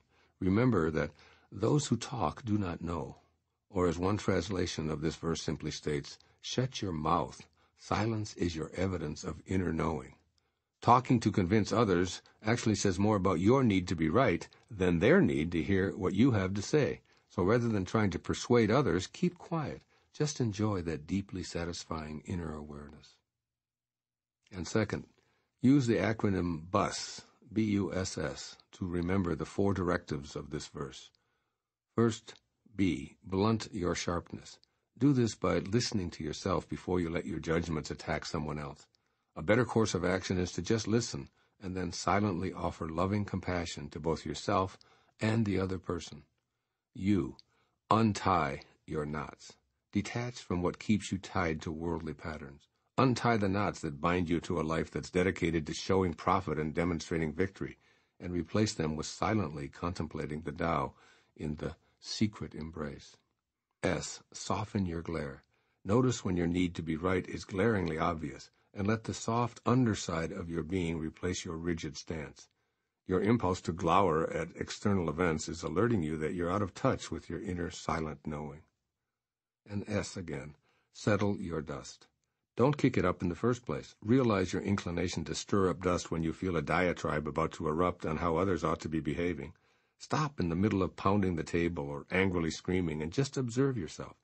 Since your emotions are like waves on the ocean, learn to watch them return to the vast, calm, all-knowing source. Do the Tao now. Spend an hour, a day, a week, or a month practicing not giving unsolicited advice.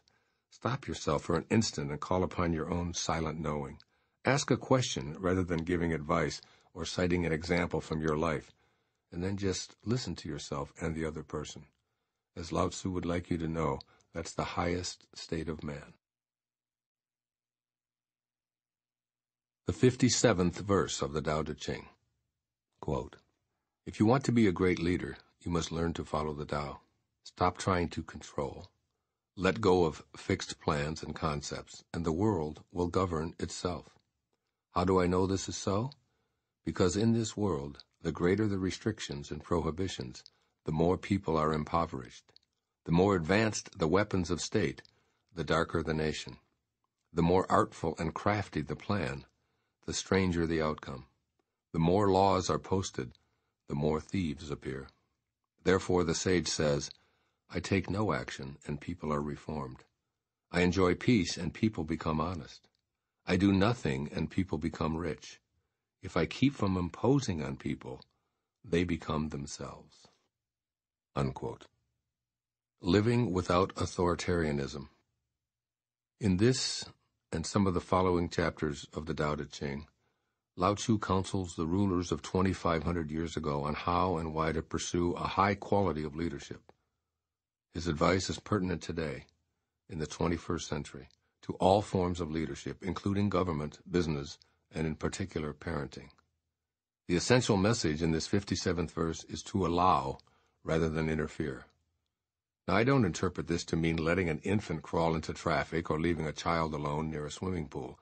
Obviously, you must be sensible when supervising those who could harm themselves or others.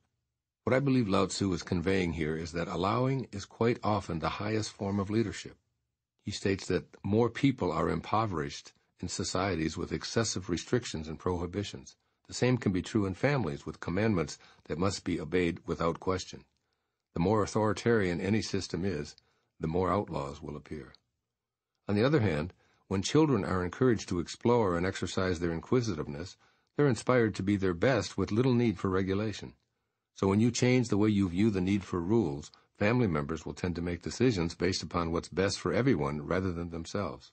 See what happens, for instance, if you drop an absolute curfew time for your teenagers, asking them to just be sensible about when they come home and to notify you if they're going to be later than normal. You may find that because you didn't impose yourself on them, they end up coming home even earlier than when they had a strict curfew governing their conduct. Examine the restrictions that you enforce in your family. Remember that effective parents don't want to be leaned on. They want to make leaning unnecessary. After all, you want your children to be responsible, healthy, successful, and honest, not simply because you're there to monitor them, but because it's within their nature to do so. So set an example and let them see that it's possible to be self-sufficient and enormously successful. Allow them to learn to trust in their highest nature, rather than having to thumb through a rule book to decide what's right. Change the way you look at the need for edicts, laws, and prohibitions, and see yourself as someone who doesn't need to rule with an iron fist. Then enjoy taking this revised view of your leadership abilities into every area of your life where you're considered to be, quote, the boss, unquote. What follows is some 21st century advice based on this verse that was written 2,500 years ago. First, practice the art of allowing yourself. Begin by letting yourself be more spontaneous and less regimented in your daily life. Take a trip without first planning it. Go where you instinctively are guided to go. Tell the authoritarian part of you to take a break. Introduce a different side to yourself and the world by affirming, I do not have to live by anyone else's rules, and I release the need for laws to regulate my behavior. And secondly, practice the art of allowing others.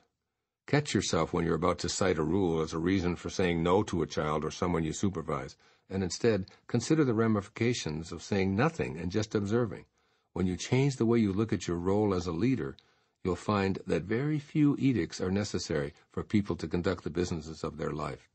Everyone has a strong sense of what they want to do, what limits they have, and how to actualize their dreams. Be like the Tao. Allow others, and enjoy how your non-authoritarian leadership inspires them to be themselves. Do the Tao now.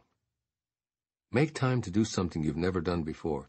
It could be walking barefoot in the rain, or taking a yoga class, or speaking before a group at a Toastmasters club, or playing a game of touch football, or jumping out of an airplane in a parachute, or anything you've always wanted to do.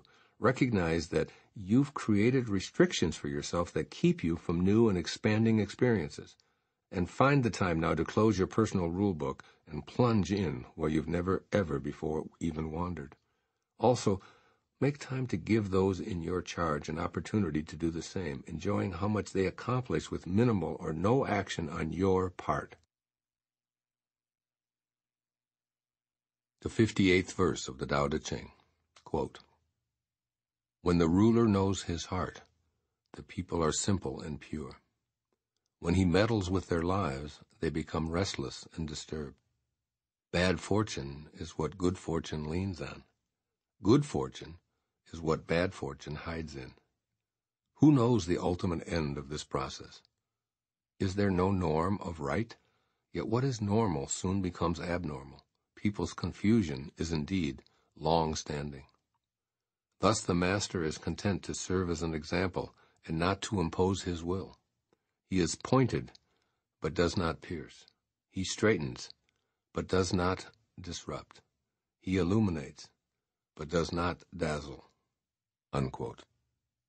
Living untroubled by good or bad fortune. The world of the 10,000 things is also called the world of the changing. You see it in your ever-altering life, even as you want everything to be stable and predictable. However, all things on our planet are in constant motion. As Albert Einstein once observed, nothing happens until something moves.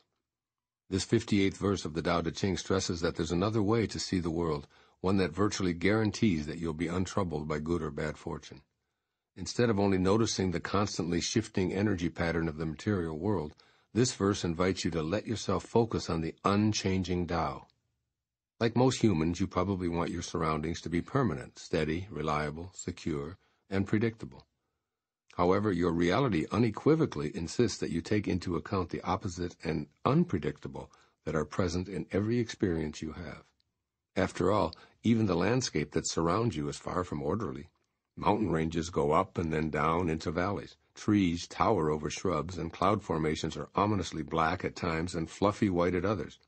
In every perfectly sunny day there's a storm hiding, and in every rainstorm lies a drought waiting its turn. Up and down and the unexpected are the norm of nature. Hills and dales are the way of the 10,000 things.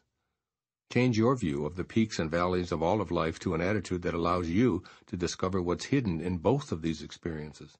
Begin to see wholeness rather than good or bad fortune. See opposites as parts of oneness rather than disrupting surprise.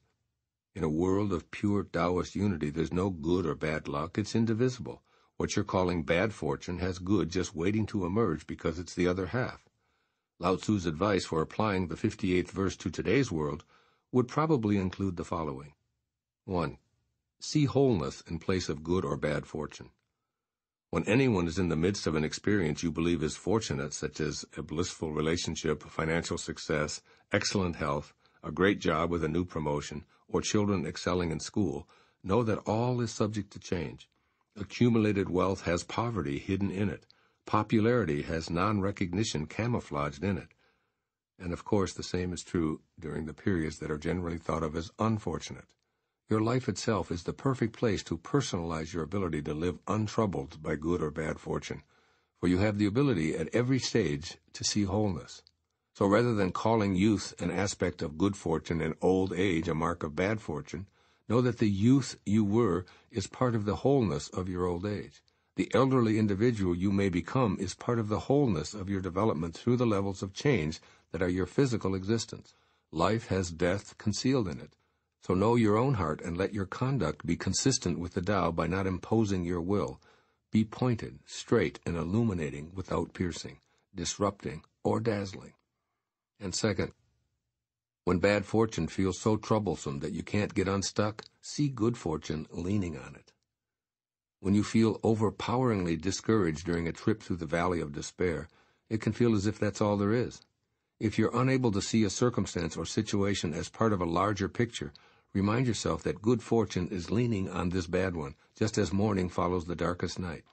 With wholeness as a backdrop, rely on your knowledge of day following night at these times. Keep in mind that when you've reached the valley floor, the only direction you can go is upward. Things definitely will get better. Your luck must change. Scarcity has to turn into abundance. This is because good fortune is invisibly there in all moments of despair, and you want to learn to live untroubled by them both. Do the Tao now. Spend a day noticing what aspects of life fall into the categories of fortunate or unfortunate. List them under their titles at the end of the day, and then explore each of them when you won't be interrupted. Allow yourself to either feel each one physically in your body or see it as an image that presents itself to you. Without trying to change it in any way, allow yourself to observe the subject with your eyes closed, just as if it were a kaleidoscope or life itself. Watch it and permit it to flow through you. The way the clouds drift in the sky, night turns into day, rain evaporates, and how confusion comes and goes when you're living untroubled by good or bad fortune.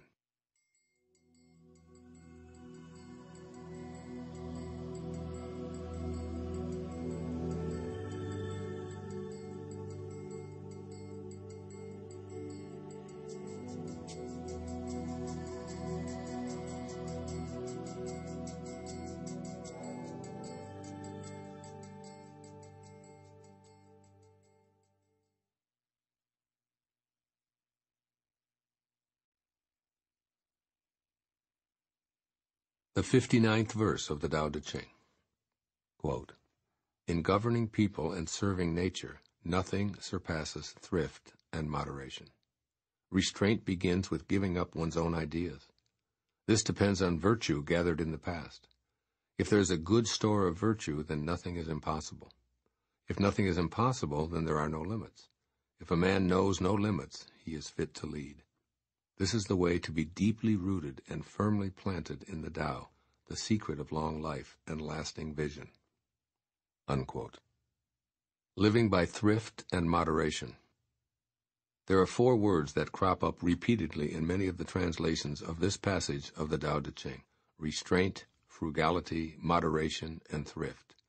Here Lao-tzu is advising you to examine the way you look at these qualities in relation to your supervisory and parenting roles. He doesn't say that you should sit on the sidelines and do nothing, but he does counsel you to practice self-control. When you cultivate a style of leadership that creates a good store of virtue, then nothing is impossible, for there are no limits. Living in thrift and moderation means being in harmony with the world through your generous nature. Rather than continually prodding, directing, giving orders, setting down rules, and demanding obedience, it's important to be a leader who accumulates a warehouse full of virtue by living in accordance with the Tao.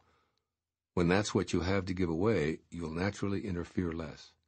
Feel joyful knowing that the example you're modeling is helping others to make the right choices, as this is the essence of Tao leadership. As Lao-tzu specifically states, if a man knows no limits, he is fit to lead.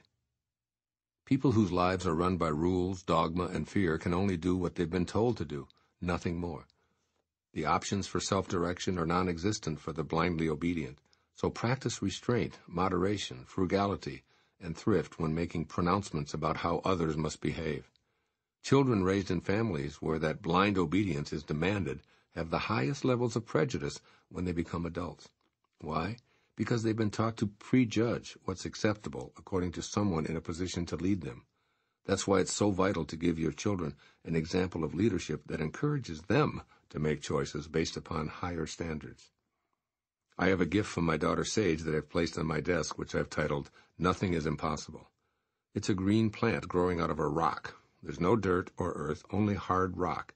Yet it thrives, despite what all of us have been taught to believe. When Sage gave this to me, she remarked that it reminded her of me because I've always said that I refuse to believe in anything being impossible. My plant helps me to remember that nature knows no limits, and that I am as much a part of nature as both the rock and the greenery growing within that hard stone.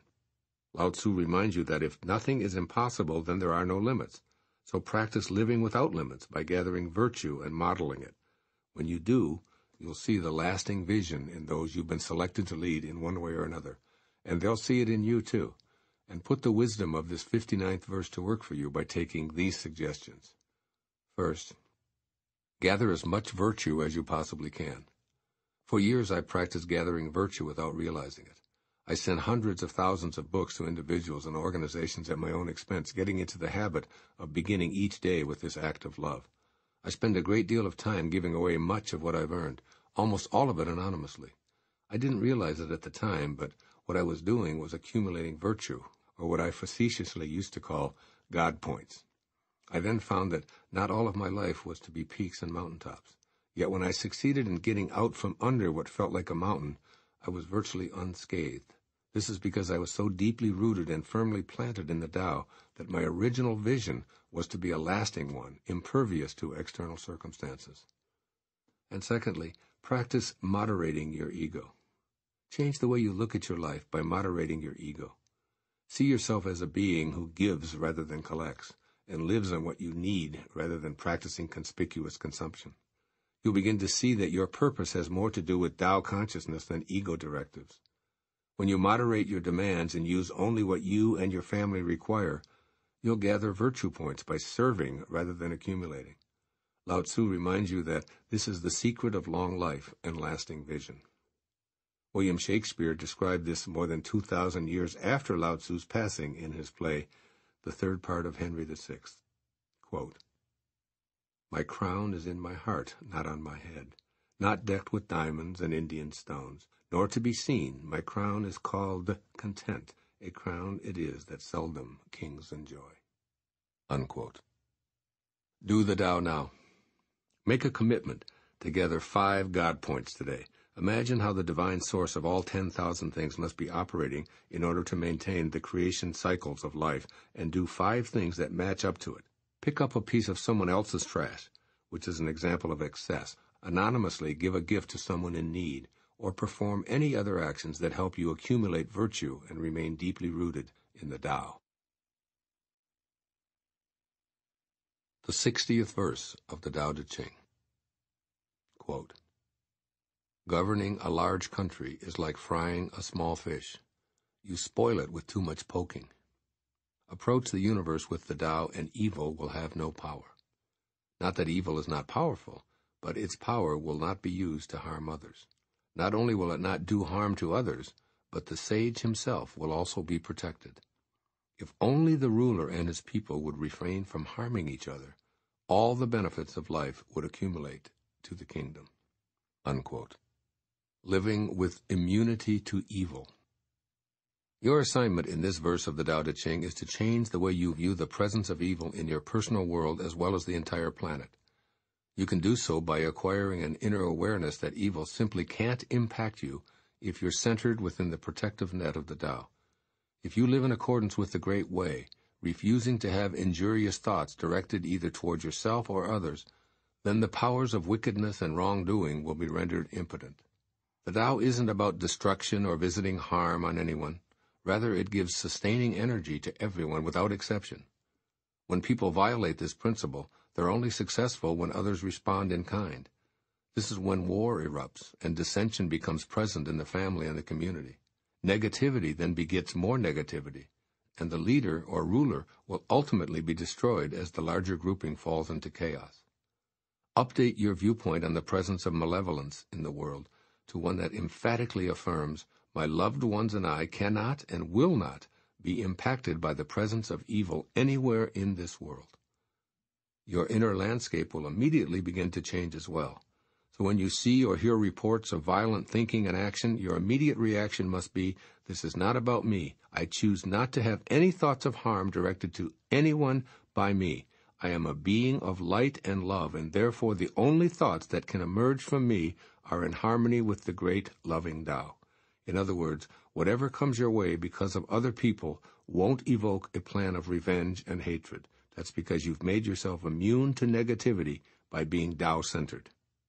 Now, you may think that this sounds too simplistic, but imagine if large numbers of people began thinking this way, and then imagine if rulers began to emerge from this kind of consciousness. As Lao-tzu says in this verse, quote, if only the ruler and his people would refrain from harming each other, all the benefits of life would accumulate in the kingdom, unquote. Ultimately, our world must live by this principle or humanity will cease to exist, and it begins with you. As Tao awareness grows, one person, one family, one community, and one country at a time, priorities will shift. Our energies will go into building more environmentally sensitive vehicles and homes rather than instruments that reflect a belief that we can do whatever we want to the planet without repercussions. We'll find ways to destroy the stockpiles of unimaginably horrendous weapons of mass destruction. Cooperation will replace hatred and thoughts of harm. It will come about, as Lao-tzu states, when rulers and people change the way they think about harming each other. As you re-examine this passage of the Tao Te Ching, see how it can impact your daily life. When negativity feels like it's directed right at you, retreat to that place of kindness and love within and deflect that energy. Remember, it's impossible to pick a fight with someone who refuses to fight. So your refusal to enter into battle is your most potent weapon against evil. You can change an angry person's attempt to inflict harm by refusing to lower yourself to the level of their abusive thinking. From an enraged motorist's curse to the harsh words of a disgruntled clerk or upset family member, these outbursts are easily shifted when you stay centered inwardly. Become immune to such harmful thinking and action by knowing that none of this is about you. As he dictated this 60th verse some 2,500 years ago, Lao-tzu was thinking about all of humanity.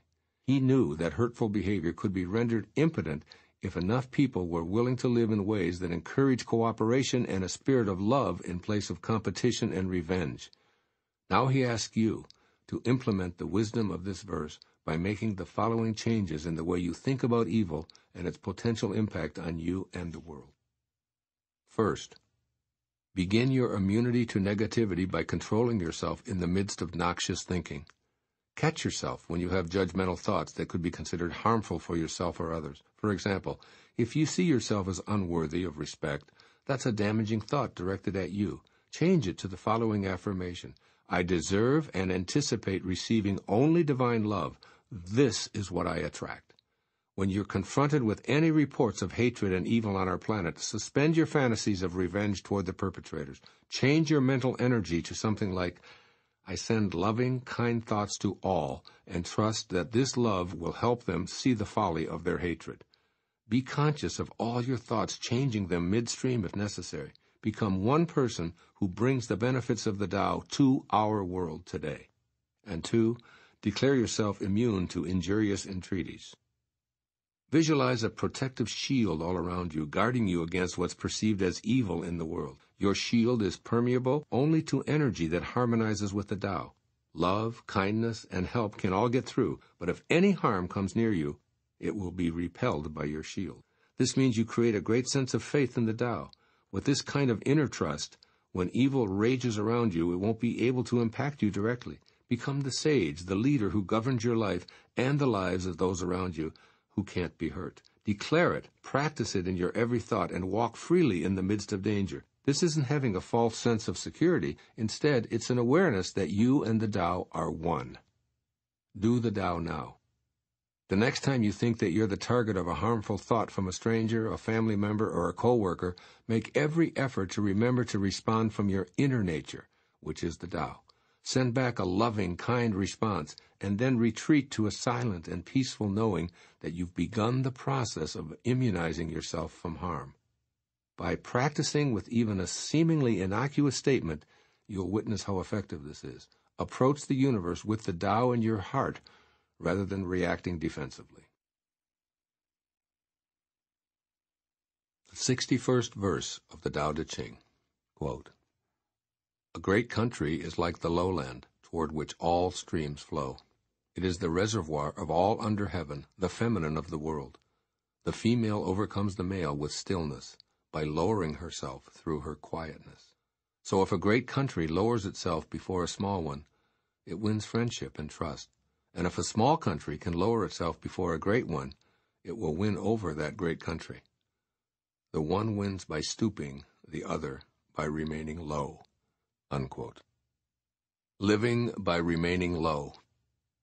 Most of us have been taught that it's important to tower over lesser folks in virtually all of life's endeavors.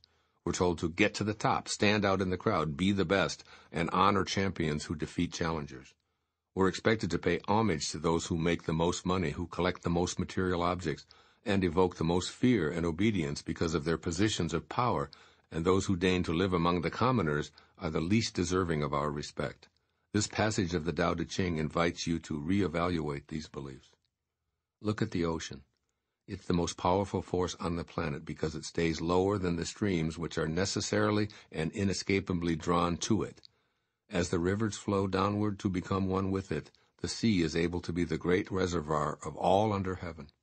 This is what Lao-tzu refers to throughout the Tao Te Ching as the Great Mother, or the feminine of the world. That female energy, or yin, is the true receptor of all. By remaining quiet and still, it ultimately overcomes male, yang, efforts to subjugate and conquer. In the 61st verse of the Tao Te Ching, Lao-tzu speaks of the advantages of leading by remaining low, using entire countries as his examples. He makes the case for nations both large and small to be like the great ocean. As he observed warring territories attempting to vanquish each other by exerting their strength, he saw that peace and harmony could only be possible if the territories behaved in accord with the Tao, that is, by subjugating their egos rather than their neighbors. Lao-tzu was addressing countries and their political leaders in this chapter, but countries are made up of individual men and women. We need to become a critical mass of individuals who are willing to model the wisdom that the great Chinese master offers us. We all must learn the value of making a dramatic change in the way we think of ourselves and each other. Yes, it may require a complete about-face on our part, but if we begin to lessen ego-dominated thinking, sooner or later the world will get the message that Lao-tzu proposed in ancient times. Nations all over the globe will find that leaders with feminine yin energy are beneficial. After all, this is the way of nature. It is the Tao at work. You can apply the wisdom of this verse in the business world or with anyone you encounter by updating the notion that towering above others is the yang approach of masculine domination is the way to get ahead. Instead, see the value of living as if you can win trust and friendship through a yin approach of feminine receptivity and stillness. As you try on these new attitudes and behaviors, quietly watch as the energy from the following suggestions begin to influence your reality. Reassess your personal view of what constitutes strength. Can you see power in humility, stillness, and remaining low and out of sight? In martial arts, the strongest conqueror is the one who uses the least force and converts the lunges of his opponent into his own might. Look at the story of violence throughout human history. Those obsessed with positions of power ultimately resort to brutality, and then incur the same kinds of violence on themselves. And so it is in your own personal life. By staying calm and under the radar, others will ultimately flow to you, joining with you in creating friendship and trust. As you stay in this yin, feminine, divine mother mode, you will radiate energy and strength and win others over, including those with an aversion to change. Think of yourself as the ocean and stay low enough to allow all others to stream down to you and create a great country wherever you elect to settle. And secondly, emulate those whose greatest impact on humanity use the least violent methods. There are many examples to be found for living by remaining low, replicating the example of stillness and yin energy. Jesus Christ, Buddha, Muhammad, Zoroaster, St. Francis of Assisi, Gandhi, Mother Teresa, and others of the highest spiritual persuasion serve as wonderful role models for us. By demonstrating the exact opposite of what has become known as power by force, they changed the course of human history. Furthermore, they are remembered with the highest esteem by all people. You can become a similar leader of the Tao in your immediate environment, smiling inwardly as you see yourself as that low, patient ocean. All those who wish to tower above you in conquest will ultimately flow down to you. Do the Tao now. Each day, as you grapple with how to be an effective leader in your family, in your country, and in the world, apply the following advice from Sai Baba. This is what he counsels readers to do whenever they question what action to take or how to think. Quote, "When headfast eyes are horrified by the cruelties of life, when your mouth is parched and you can hardly speak, the first sip of cool water, I am soothing you. Think of me." Unquote. In a moment of crisis, silently say, "Think of me," to your mental image of the person who won you over by stooping and remaining low. You'll immediately find your way, as if that individual were directing you to overcome the struggle, the addiction, or the ego-dominated thoughts that seem to take you away from your feminine Tao nature. The 62nd verse of the Tao Te Ching. Quote, "The Tao is the treasure house, the true nature, the secret source of everything. It is the treasure of the good man and the refuge of the bad. If a person seems wicked, do not cast him away. Awaken him with your words, elevate him with your deeds, repay his injury with your kindness. Do not cast him away, cast away his wickedness. Thus, when a new leader is chosen, do not offer to help him with your wealth or your expertise. Help him to meditate on the principle. Offer instead to teach him about the Tao. Why did the ancients make so much of the principle? Is it not because it is the source of all good and the remedy for all evil? It is the most noble thing in the world." Unquote. Living in the treasure house of the Tao. Imagine having access to a very special place where we could retreat and commune with the sacred source of everything. Here we'd find the treasure of the good man and a space where the bad man goes to be forgiven. This is where great rulers and the wisest among us would meditate for guidance to carry out awesome responsibilities, where we'd be given the secret for casting out all wickedness without personally needing to cast out anyone ourselves. In this wonderful locale, we would absolutely know the source of good as well as the remedy for evil. As I studied and contemplated this passage, I began calling it the Count Your Blessings verse. It reminds me that I can access a sacred treasure house deep within me, as can you and all other conscious beings. It reminds me to change the way I see the appearance of darkness in our world today. It reminds me that within me is the wondrous wellspring of the Tao. It reminds me to be willing to change the way I view myself and my role here as one of the 10,000 things. You can modify your conditioned way of viewing most things by looking at all that appears to be weighted with hatred, wickedness, and evil. According to Lao-tzu, no one is evil or wicked. Rather, those who live in contradiction to the Tao's teachings only appear to be so. Instead of casting them aside, you must reconnect them to the great way.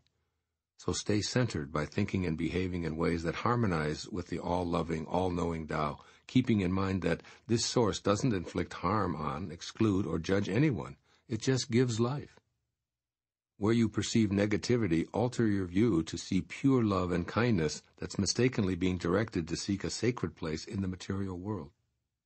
That energy is powerful, and it's moving away from its source instead of returning and replenishing in the spiritual cycle that is its originating point. When you've succeeded in changing how you perceive so-called wickedness, invite others to see the difference as well. Thanks to your new point of view, you'll be quite comfortable discussing the difference between material world satisfactions and the riches of the Tao. And if requested, you'll be able to offer a map or a path to the sacred treasure house of the Tao. In a translation of the Tao Te Ching by Gia Fu Feng and Jane English, the 62nd verse concludes with the following words. Quote, Why does everyone like the Tao so much at first? Isn't it because you find what you seek and are forgiven when you sin? Therefore, this is the greatest treasure of the universe." Unquote. Here's what Lao-tzu offers you in this Count Your Blessings gem of a verse. First, practice seeing the door of the treasure house opening to you. See yourself as a divine creation of the eternal Tao with the entrance to a sacred space always available to you. Know that what you thought of as negative can never be if it's able to enter the treasure-filled Tao. Visualize a house that's opening its front door to you and welcoming you to bask in the sacred warmth of its interior, and imagine leaving all angst and fear behind as you walk in. Make this home of the Tao a private retreat that you're free to enter with this meditative visualizing technique. It is divinity itself, and it can be your sanctuary at any time. And 2, practice forgiving and avoiding judgment when you see reprehensible or evil-minded ways. Take Lao-tzu up on his advice for dealing with those who appear to be wicked people by mentally separating the individuals from their toxic behavior. Remember that they are divine creations of the Tao who simply believe that ego should control life. In your thoughts, erase the vileness, the wrongdoing, and the addictive or harmful actions, and allow those folks to just be there apart from their malevolent behavior. See the unfolding of the Tao in them, and picture them as innocent children who are overstimulated by ego's temporary stronghold. In your mind, forgive the evil conduct, and make every effort to wrap loving arms around the children you see before you. Lao-tzu urges you to treat yourself in a similar manner. Cast out any behavior you dislike about yourself. Allow your pain to be felt, and absolve yourself. With these behaviors removed, visualize embracing yourself, and notice the radiant being of light who is yourself in your imagination. Practice elevating yourself with your Tao deeds and doling out kindness to others as well as yourself. This is how you apply this verse of the Tao, which is indeed the remedy for all evil. Do the Tao now. Today, make the decision to help one other person, if only for a few moments, to meditate on this verse's principle, but do so without mentioning the Tao Te Ching or this recording.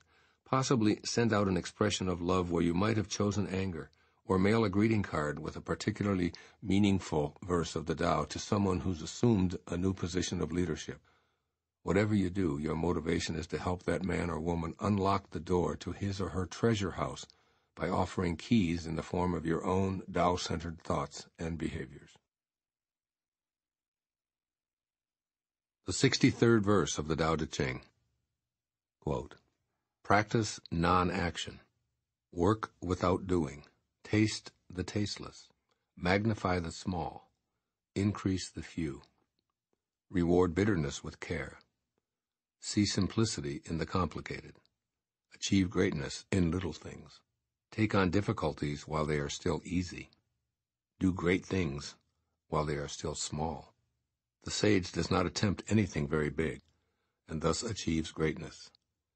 If you agree too easily, you will be little trusted, because the sage always confronts difficulties. He never experiences them." Unquote. Living without difficulties. This verse conveys so much with an economical use of words. Every time I read what Lao-tzu is saying here, I feel that it's impossible for me to experience difficulties in my life if I'm willing to accept his sage advice. He counsels that we learn to think in moments rather than in days, weeks, months, years, decades, or a lifetime. All we ever get is right now. That's it. So we must avoid the inclination to magnify tiny events or worry about a future that may never arrive. It's the little things that make all the difference in our world, and keeping life simple replaces chaos. As Lao-tzu reminds us, see simplicity in the complicated. Do great things while they are still small. I followed that advice while writing the entire book that you're listening to. As you might imagine, writing individual essays on the 81 verses of one of the most revered and enduring spiritual texts has been a daunting task. A project like this involves at least a year of daily researching, reading, writing, and revising. Yet instead of focusing on the challenges of this project, I choose to see simplicity and take on difficulties while they are still easy. I immerse myself in a single verse in the morning, allowing the words to flow through my heart and onto the page. I feel like I've mastered the ironic conclusion of this 63rd passage, which says that difficulties are not experienced when they're confronted. This, then, is the wisdom of this verse. There's no such thing as difficulty when you live in the present moment, doing only what you can do right now. So examine your thoughts about what you call the troubles in your life. Can you shift to thinking of every undertaking as not only manageable but easy and small as well? After all, how do you pursue a difficult course of study that will take several years to complete? By not projecting yourself into the future or using your present moments to worry. How do you get through the long, difficult process of giving birth to a child, moment by moment? I've watched my wife do just that during the years she was either pregnant or nursing, delivering 5 children in 8 years. As Lao-tzu teaches, if you don't attempt anything big, you will achieve greatness. Almost every morning I do a 90-minute hot yoga class with 26 postures and 2 breathing exercises. Now an hour and a half of intense activity in a room that's more than 105 degrees can seem not only big, but very difficult as well. I've learned to change the way I think about this daily routine that I enjoy so much, and now I find it to be easy. As this first breathing exercise begins, I keep my mind and body totally focused on what I'm doing in the opening moment. If my mind wants to wander to what I'll be doing in an hour, I just bring it back to the present. I look in the mirror and remind myself that this exercise or posture is small and simple. Bingo! Difficult is out of the picture. By practicing in the present moment and training myself to stay in a state of simplicity, I've made my 90-minute yoga class a snap. I've achieved what I consider to be greatness in the little progressions and improvements that have evolved naturally. It's work without doing and non-action in action because I've confronted what might have been thought of as tough. The result is that I don't experience difficulty. Lao-tzu urges you to change the way you look at your 21st century world by doing the following. First, look for the simplicity in what you call complicated by seeing that, in this moment, it's not hard. Change your preoccupation with tomorrow along with all of the tomorrows that comprise your future. My friend Byron Katie, whose husband Stephen Mitchell created a wonderful translation of the Tao Te Ching that I've incorporated into this recording, gave me my favorite definition of insanity. Quote, to believe that you need what you don't have is insane, unquote. I'd add, quote, believing that you can't be content and happy now because your future appears to you to be difficult is another form of insanity, unquote. Look at what you have and realize that you're obviously fine in this moment. A Course in Miracles states this idea so well, quote, you have no problems, though you think you have, unquote. And next, think small, advises Lao-tzu. Think small. Change your notion of thinking big to thinking small and getting big things done. Examine whatever it is that seems so enormous that it terrifies you to start. Then shift your thinking to see what can be done today in your precious present moments, completely ignoring the overall picture. Your accomplishments will magnify into greatness when you undertake the small. By doing so, you will paradoxically see huge results. Do the Tao now. Set aside some time today to focus on the biggest challenge in your life. Break down whatever it is to one thing that can be done today, right now, in this moment.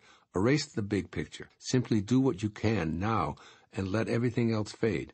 Write the opening paragraph of your novel. Lay out your blueprint for the home you want to build. Sign up for one course at a local educational institution. Go for a 2-minute run. Be in the now. See how doing the Tao at this moment brings big results by paradoxically staying small and simple. The 64th verse of the Tao Te Ching. Quote, what is at rest is easily managed. What is not yet manifest is easy to prevent. The brittle is easily shattered. The small is easily scattered. Act before things exist. Manage them before there is disorder.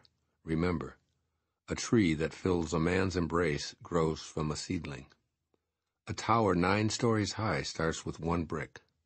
A journey of 1,000 miles begins with a single step. Act and destroy it.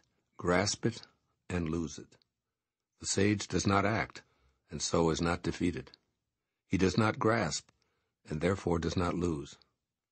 People usually fail when they are on the verge of success.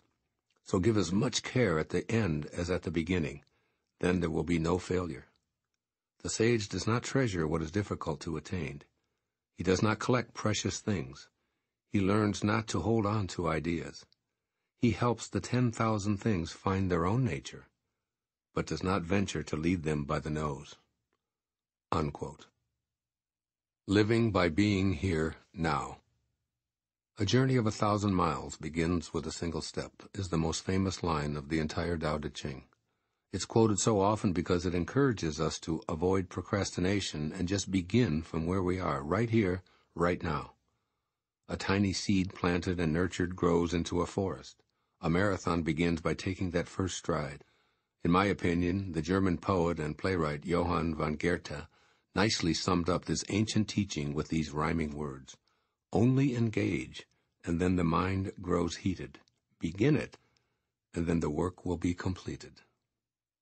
The essence of the widely known 64th verse of the Tao Te Ching is this: every goal is possible from here, with the emphasis on from here. This is particularly applicable to problems that seem overwhelming. When you change the way you think about them, your new and unique perspective will cause the enormity of the things before you to diminish. The sage does not treasure what is difficult, because he breaks it down into easily managed steps. Rather than taking over and directing others or attempting to do everything himself, the follower of the Tao finds a way to manage problems before they exist and prior to disorder breaking out. Lao-tzu is encouraging all of us to do the same. Re-examine how you view the challenges you face as well as those of your family, community, and country. Sense in your heart how easily preventable many of them are when you deal with things before they exist and when you refuse to be attached to the ideas that are largely responsible for these problems. There are 3 steps to enlightenment that most people traverse. The first is through suffering. This is when the big problems of your life become so overwhelming that a long period of misery ensues because you treasure what is difficult to attain. Ultimately, you come to a place where you can look back at those huge obstacles, such as illnesses, accidents, addictions, financial loss, children's struggles, divorce, and so on, and see in retrospect that they were actually gifts disguised as problems. Yet this is not the way of the Tao. This is not how a sage conducts his life. The second is by being in the present moment. Here you've moved closer to the Tao by asking yourself when a crisis erupts, what do I have to learn from this experience right now? I know there's a gift hidden for me in this misfortune, and I'll focus on looking for it in the moment. While this is Tao-centered thinking, it's not all that Lao-tzu wants to convey in this 64th verse. Third. The third is by getting out in front of big problems. This means that you act before difficulties occur. You sense disorder coming your way, and you manage it in advance. This is the way of the Tao. The small is easily scattered, says Lao-tzu. So here you're the acute observer who's totally in tune with nature. With foresight, you anticipate an argument, you play it out in your mind in a split second, and are able to neutralize the negative energy because you were in front of it. You've responded by not acting in your former problem-producing ways, and are thus harmonized with the Tao. At this stage, you prevent difficulties rather than solve them. This verse invites you to master the third or Tao-centered method. Here are some suggestions for doing so. First, remind yourself of the inherent value in practicing the most enduring line from the entire Tao Te Ching. A journey of 1,000 miles begins with a single step. Forget about the end result. When you arrive where you thought you wanted to be, you'll just begin a new journey. So enjoy each step along the way and keep in mind that every goal is possible from here. Just do one thing, one day at a time. Here's an example of this from my own life. It has now been almost 2 decades since I've had a drink containing alcohol. Had I thought about not drinking for 20 years, it would have been overwhelming and really difficult. Yet I've done it one day at a time. I can't speak for the next 20 years, but one thing I'm absolutely certain of is that today, and today alone, I will not be taking a drink. One step, one moment, one day at a time. It is the Tao in action. And secondly, become a master anticipator. Decide that you're perfectly capable of preventing trouble from cropping up in your life long before it manifests into your material world. Anticipate your own health, for instance. Become conscious of prevention rather than waiting for challenges to materialize, by taking care to be nutritiously sound as a way of life, such as by taking supplements that remove toxins from your body, cleansing your colon, eating more fruits and vegetables, and fewer animal products, exercising and meditating. You're out in front of big problems. You're foreseeing what you need to do while you're capable of scattering the small, managing your health in harmony with the Tao long before there's disorder. Find other areas of your life to practice being a master anticipator. Do the Tao Now. Take one habit that you'd like to see removed from your life, such as something that you believe constitutes a weakness or perhaps even an addiction. Just for today, and with no promises about tomorrow or the future, take a single step to transcend this habit. Don't smoke or drink caffeine, just today. Eat only veggies and fruit, just today. Speak warmly to hostile neighbors, just today. Notice at the end of this one day how you feel. Then, and only then, decide if tomorrow morning you wish to continue practicing the wisdom of the Tao Te Ching, which was itself written one word and one day at a time and has lasted for more than 25. The 65th verse of the Tao Te Ching, quote, "The ancient ones were simple-hearted and blended with the common people. They did not shine forth, they did not rule with cleverness, so the nation was blessed. When they think that they know the answers, people are difficult to guide. When they know that they do not know, people can find their own way. Not using cunning to govern a country is good fortune for the country. The simplest pattern is the clearest. Content with an ordinary life, you can show all people the way back to their own true nature." Unquote. Living by staying simple-hearted. If you are currently in the important position of ruling a country, I encourage you to take this wisdom especially to heart. If you're not, I suggest studying this passage of the Tao Te Ching from the perspective of your personal life, which most likely involves leading others. Supervising or parenting shouldn't mean imposing bureaucratic rules or impressing others with your supposed intelligence and superiority. A truly influential person isn't cunning, doesn't shine forth or rule with cleverness or instill fear in those he or she is designed to oversee. As Lao-tzu explains, when they know they do not know, people can find their own way. In other words, the effective leader guides others to their own nature. The realization you're invited to consider here is that your job is to help others know that they don't know. If they believe that they do have knowledge, then they'll never find their way back to their own Tao nature. That's because they're relying on ego input, which tells them that their true essence is their identification with the physical or material world. One who lives according to the Tao knows that ego is a false master, drawing people away from knowing their true nature. Implement the teachings of this verse by refusing to convey superiority or intellectual ingenuity. Instead, show others how to live from the Tao perspective by being willing to admit that you don't know what's best for them, nor do you even know with any degree of certainty how your own life should go. Let other people know that you're willing to ask for guidance. Show them that you're not in charge, either of them or what happens to you. Allow them to see a man or woman who's humble, lives peacefully in the cycles of life, and stays simple-hearted. As you change the way you look at leadership, you'll see that individuals who are willing to surrender their egos enjoy a connection to their Tao energy and become simple-hearted leaders. Their only task is to help everyone in their sphere of influence realize that they also do not know. Lao-tzu seems to smile wryly as he informs you of this wondrous paradox. Blend in with those whom you feel compelled to supervise by trying on these new ways of thinking and being. First, be willing to proudly say to those in your charge, "I don't know." This phrase is a symbol of strength rather than weakness, so use it freely. When you teach others to do the same, they'll begin to allow their highest selves to be guided by the great way. Keep in mind that nature never forces anything to grow, but is silently and invisibly ever present. Do the same to the best of your ability by not forcing yourself and your ideas on anyone, with sensible precautions for those too young or too immature to take on adult responsibilities. The simple truth is that neither we nor anyone else really know what's ideal for ourselves or others. There's a silent destiny always at work. There are fortunes as well as misfortunes in every life, independent of our particular opinions. And secondly, practice keeping your life simple and uncomplicated. Model this behavior for those you feel obliged to lead. Rather than analyzing a situation from every angle, trying to come up with the most viable solution, trust your first instinct and take the simplest and least problematic route. Don't pole vault over mouse turds. By the time you've discussed the many options available to you, the problem itself could have been long behind you had you simply disposed of those rodent droppings with a simple tissue and dumped them into the garbage. Here's some great advice for you as well as the leaders of countries who are often so mired in bureaucratic red tape that they become paralyzed. Keep it simple. Do the Tao Now.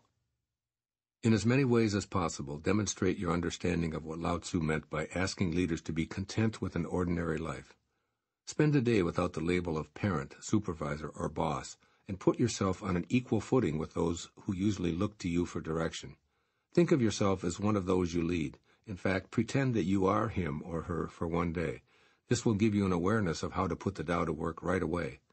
I've found that when I practice this with my children, they respond according to their own best and true nature. For example, when I simply say to my teenage daughter, "I know that you're perfectly capable of being responsible and sensible while I'm out of town, and I love that about you," I remove the authoritarian parent label and treat her the way I wanted to be treated myself. When this becomes the norm, it's obvious that Lao-tzu is correct. The simplest pattern is the clearest. The 66th verse of the Tao Te Ching, quote, "Why is the sea king of 100 streams? Because it lies below them. Humility gives it its power.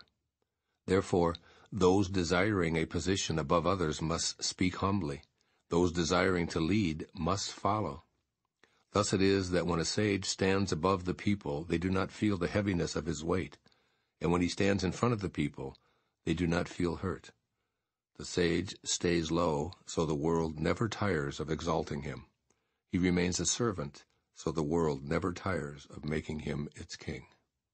Unquote. Living by emulating the sea. Unlike the perception of God as an old white man who created a universe where your behavior may cause you to be sentenced to damnation for eternity, the Tao is perceived as a natural energy. The source of life isn't seen as a deity monitoring earthlings like a king or a dictator, since it doesn't dole out punishments or withhold rewards. Lao-tzu taught that the Tao only asks you to live in harmony with nature. For Lao-tzu, nature's great symbol is water, and he refers to it many, many times in the 81 passages of the Tao Te Ching. When you emulate that element, you'll begin to see that judgment and exclusion have no place in the Tao. Be like the sea, advises Lao-tzu, and the world will never tire of exalting you. The essential message presented in this verse and in many others of the Tao Te Ching is that the ocean is king of all because it knows how to stay low. All streams must ultimately flow to the sea, and in the process it becomes a servant to all. The teachings here are clear. Be humble. Never put yourself above others or see yourself as superior to anyone. The highest power is a yielding valley. Become a servant, not a dominator. When even the tiniest waterways are left alone, they uniquely carve out a path that leads them to the sea. And the great ocean never lords its greatness and power over the rivers and streams. It doesn't rise above them and demand devotion, nor does it threaten them with punishment or extinction if they refuse to cooperate. The sea knows instinctively that the streams and rivers will naturally gravitate toward that which stays low.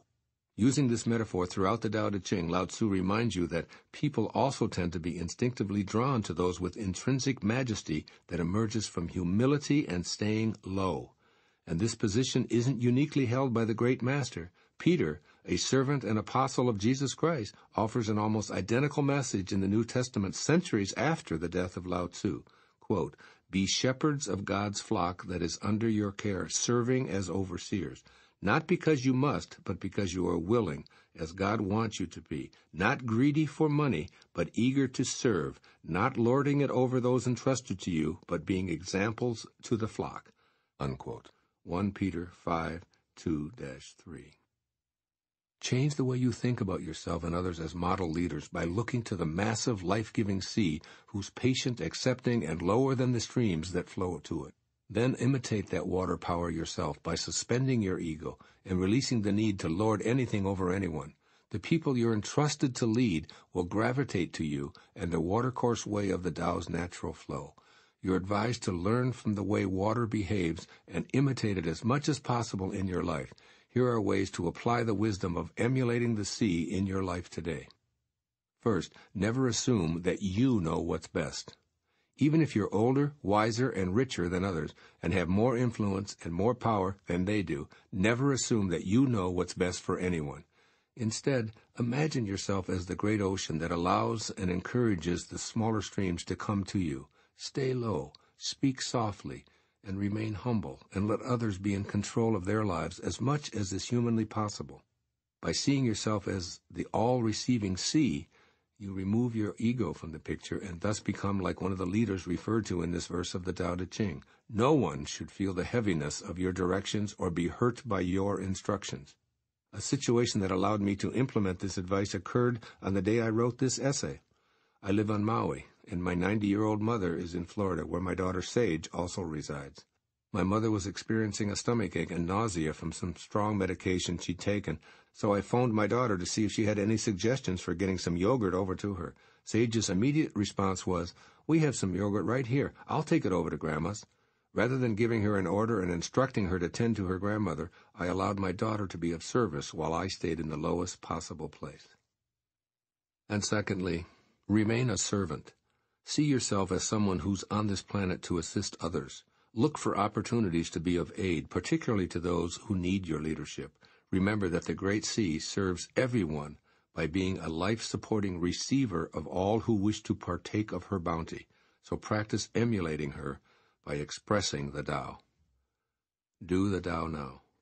Dedicate a day to leading by serving as opposed to giving orders. Find occasions to stifle your learned habit of interfering and telling others what to do, and allow them to flow to you instead. Commit to this principle further by encouraging someone to make the decision rather than following your orders. The 67th verse of the Tao Te Ching. Quote, "All the world talks about my Tao with such familiarity. What folly! The Tao is not something found at the marketplace or passed on from father to son. It is not something gained by knowing or lost by forgetting. If the Tao were like this, it would have been lost and forgotten long ago. I have 3 treasures which I hold fast and watch closely. The first is mercy, the second is frugality, the third is humility. From mercy comes courage. From frugality comes generosity. From humility comes leadership. Now if one were bold but had no mercy, if one were broad but were not frugal, if one went ahead without humility, one would die. Love vanquishes all attackers. It is impregnable in defense. When heaven wants to protect someone, does it send an army? No, it protects him with love." Unquote. Living by the 3 treasures.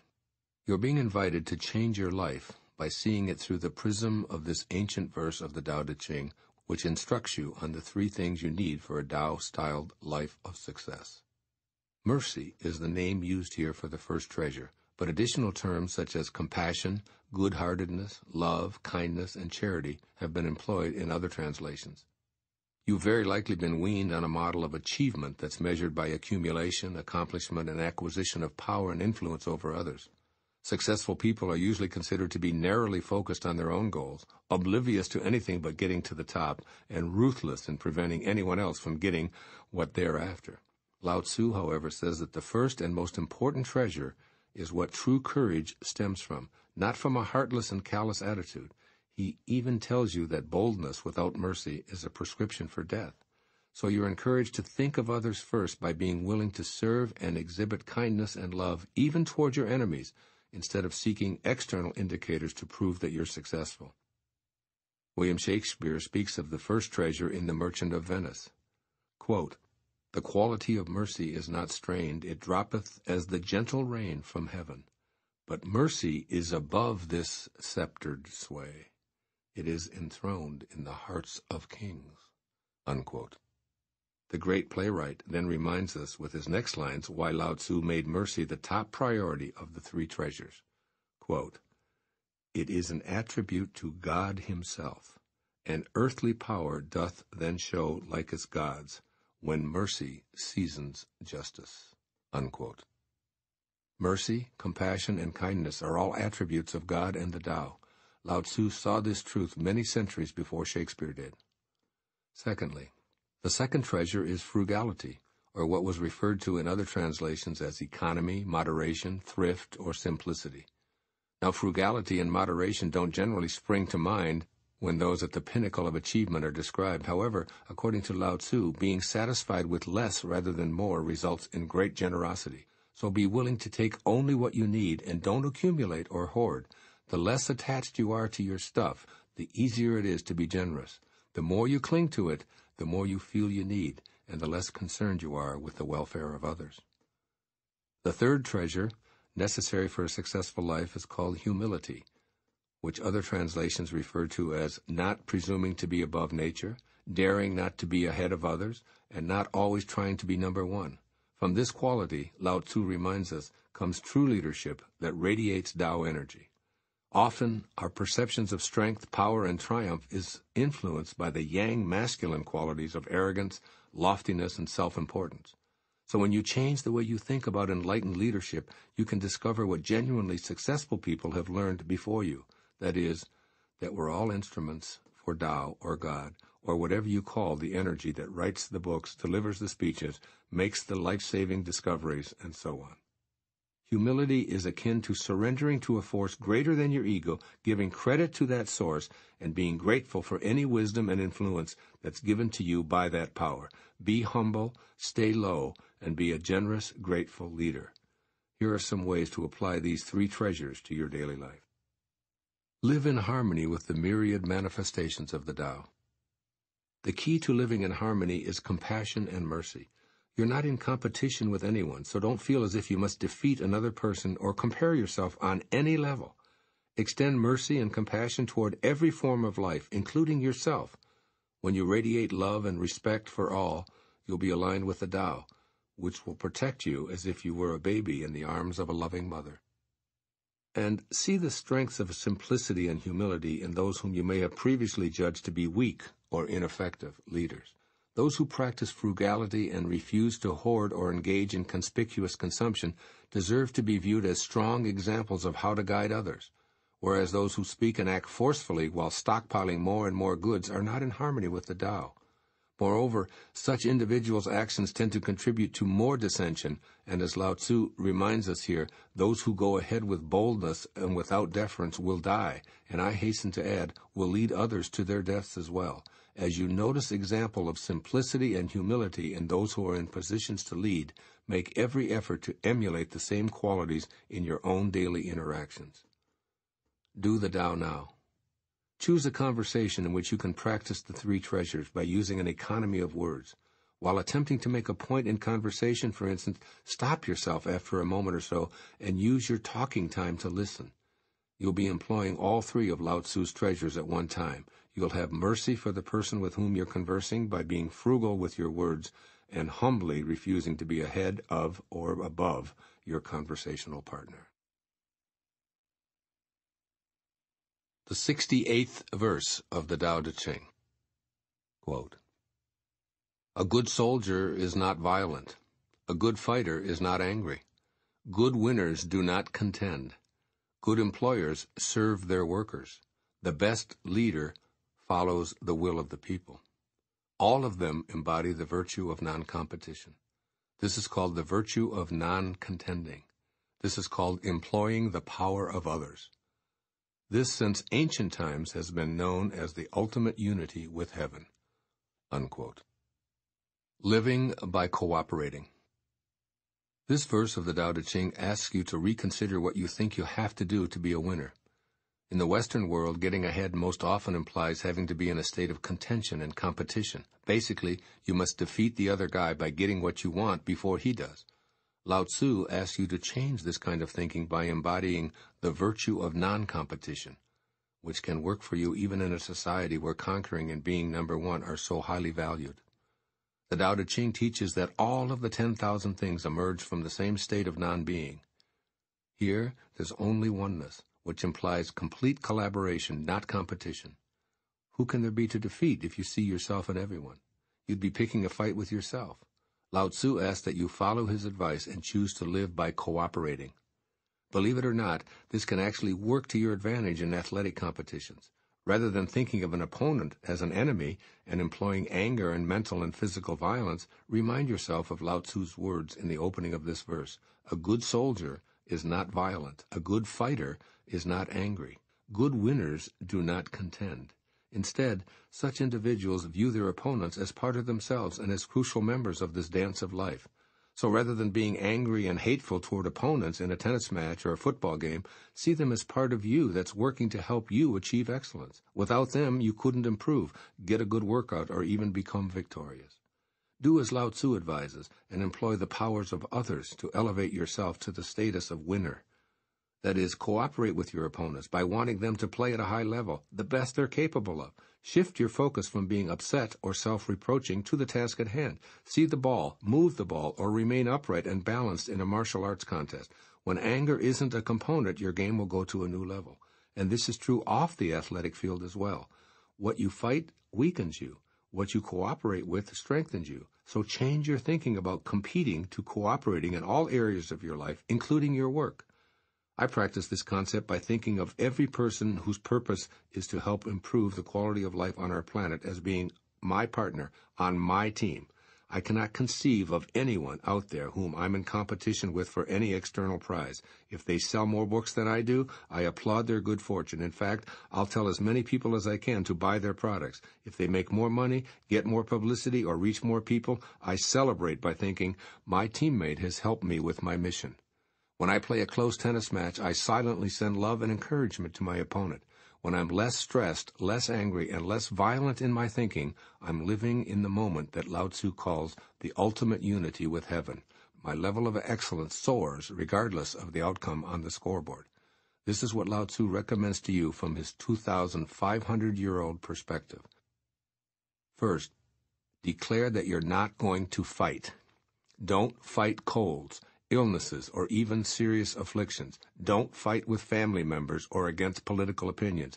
Don't fight addictions. And most important, don't fight yourself. Instead, make the shift to living by cooperating. If you have cancer or arthritis cells in your body, talk to them from that perspective. If you insist on living in my body, I wish to live in harmony, peace, and total health with you. Otherwise, I invite you to take up residence elsewhere. This may sound strange, but it puts you back in harmony with the Tao, which isn't violent, hateful, or angry. Also, when it comes to your children and other family members, see yourself as their ally, daily practicing the virtue of non-contending. And second, practice seeing yourself in everyone else. If someone you love is hurting, you experience their pain. Therefore, whenever you say or do something that's harmful to someone you love, you're doing something to harm yourself.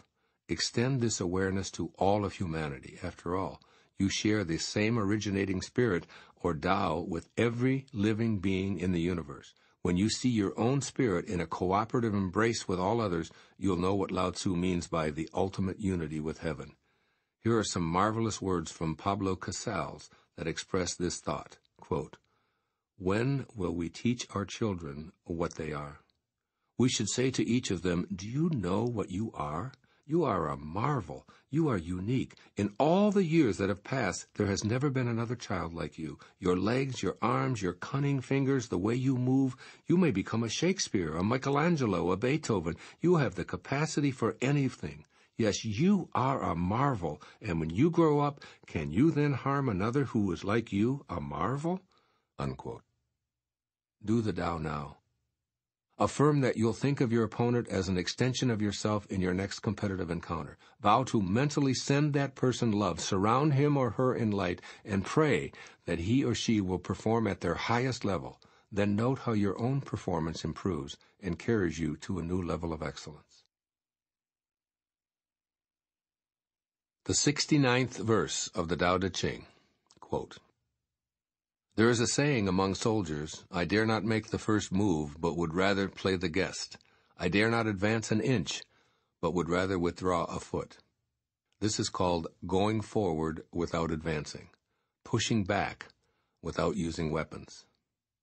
There is no greater misfortune than feeling, I have an enemy. For when I and enemy exist together, there is no room left for my treasure. Thus, when two opponents meet, the one without an enemy will surely triumph. When armies are evenly matched, the one with compassion wins." Unquote. Living without enemies. Imagine a world with a common heritage that bonded all beings on the planet. A world that didn't know the word enemy, where everyone happily agreed that we're all one people, originating from the same source of non-being. Picture a world that understood that harming anyone would be analogous to harming oneself. Unfortunately, while there's never been such a state of affairs among humans during the entire written history of civilization, this is the vision of Lao-tzu in the 69th verse of the Tao Te Ching, and it's my vision for what's possible when we work at being Tao-centered people with Tao-centered leadership. This grand vision begins right here, right now, with you. Remove the concept of enemy from your life and model this behavior for those around you. Ultimately, the ripple effect will move everyone around the globe toward an enemy-less world. Recently, a deranged man armed with guns and ammunition barricaded himself in an Amish schoolhouse in Lancaster County, Pennsylvania, where he proceeded to murder several girls. As the peaceful, Tao-centered Christian members of this close-knit community grieved over their unspeakably horrific losses, they invited the family of the killer to mourn with them at the mass funeral and prayed for the killer as well. As the Amish leader said, quote, "We have no enemies. We are all God's children, and forgiveness is at the very core of our Christian faith. If we can't forgive those who are lost and would do harm to us, then our faith would be meaningless." Unquote. These beautiful words are so similar in feeling to what Lao-tzu wrote in this verse. There is no greater misfortune than feeling, I have an enemy, and when two opponents meet, the one without an enemy will surely triumph. So how can you have an opponent without an enemy? In her illuminating book, The Tao of Inner Peace, Dyer offers a response to that question. Keep this in mind as you apply the 69th verse of the Tao Te Ching into your own life. Quote, "The old perception of conflict as combat only narrows our vision. It limits our choices. It pulls us into endless struggles between competing polarities." Unquote. She then adds, quote, "Making enemies gives away our power, keeps us from taking responsibility for our lives. Instead of resolving conflict, we focus our attention on fearing, hating, and lashing out at perceived enemies." Unquote. The lesson from Diane's brilliant book, as well as this verse of the Tao Te Ching and the statement of the Amish community leader, is that conflict doesn't have to mean combat. In other words, someone with a contrary point of view doesn't have to be the enemy. Imagine if every general took these words of the Tao Te Ching to heart and practiced them. I dare not make the first move. There's no way war could exist.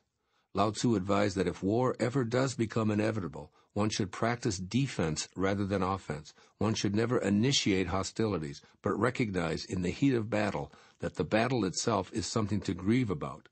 With no concept of enemy and a heart that's filled with compassion, one stays harmonized with the Tao.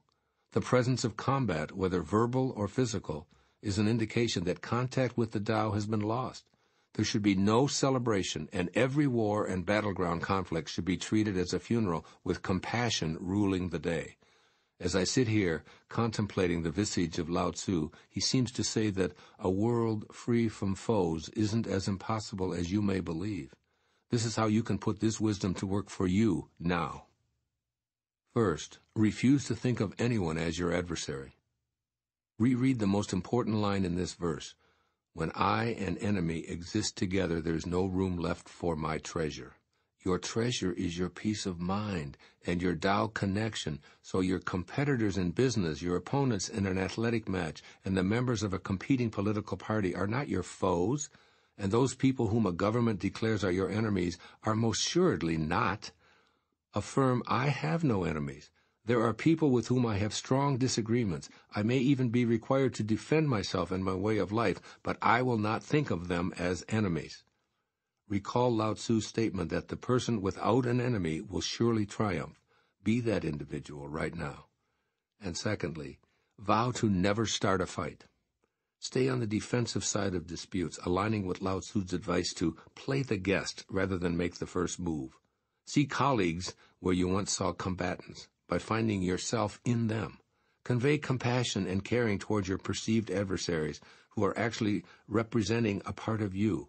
Refuse to start a fight, reminding yourself that you'd be battling with yourself. Find a way to see oneness in a holy encounter, since all of us are of the Tao. Do the Tao now. Reproduce these words found in Anne Frank's diary, written as she was being hunted by the Nazis. Quote, "In spite of everything, I still believe that people are really good at heart. I can feel the sufferings of millions, and yet if I look up into the heavens, I think that it will all come out right." Unquote. Post this for everyone in your family to see. 70th verse of the Tao Te Ching. Quote, "My teachings are very easy to understand and very easy to practice, yet so few in this world understand, and so few are able to practice. My words have an ancestor, my deeds have a lord. The people have no knowledge of this, therefore they have no knowledge of me. This is why the sage dresses plainly, even though his interior is filled with precious gems." Unquote. Living a God-realized life. I pondered this 70th verse of the Tao Te Ching for a week, reading and rereading more than 50 interpretations of it. I was particularly drawn to this phrase in the Essential Tao, Thomas Cleary's translation, quote, "Those who know me are rare. Those who emulate me are noble." Unquote. I also asked Lao-tzu for direction, trying to determine what his message is for the 21st century. I knew that the master never would have spoken from a need to have his ego massaged. He was, after all, the original Tao master, enjoying a life centered in the Great Way, rather than ego and encouraging everyone to do the same. Try to imagine what it must have been like for this divine avatar to walk among his people in ancient China. He'd take incredulous notes of their warlike behaviors, all the while having an internal awareness of what was possible for all of his fellow human beings if they would only change the way they looked at their lives. Freedom, peace of mind, contentment, and virtually every other principle that I have described in these 81 essays were only a thought away.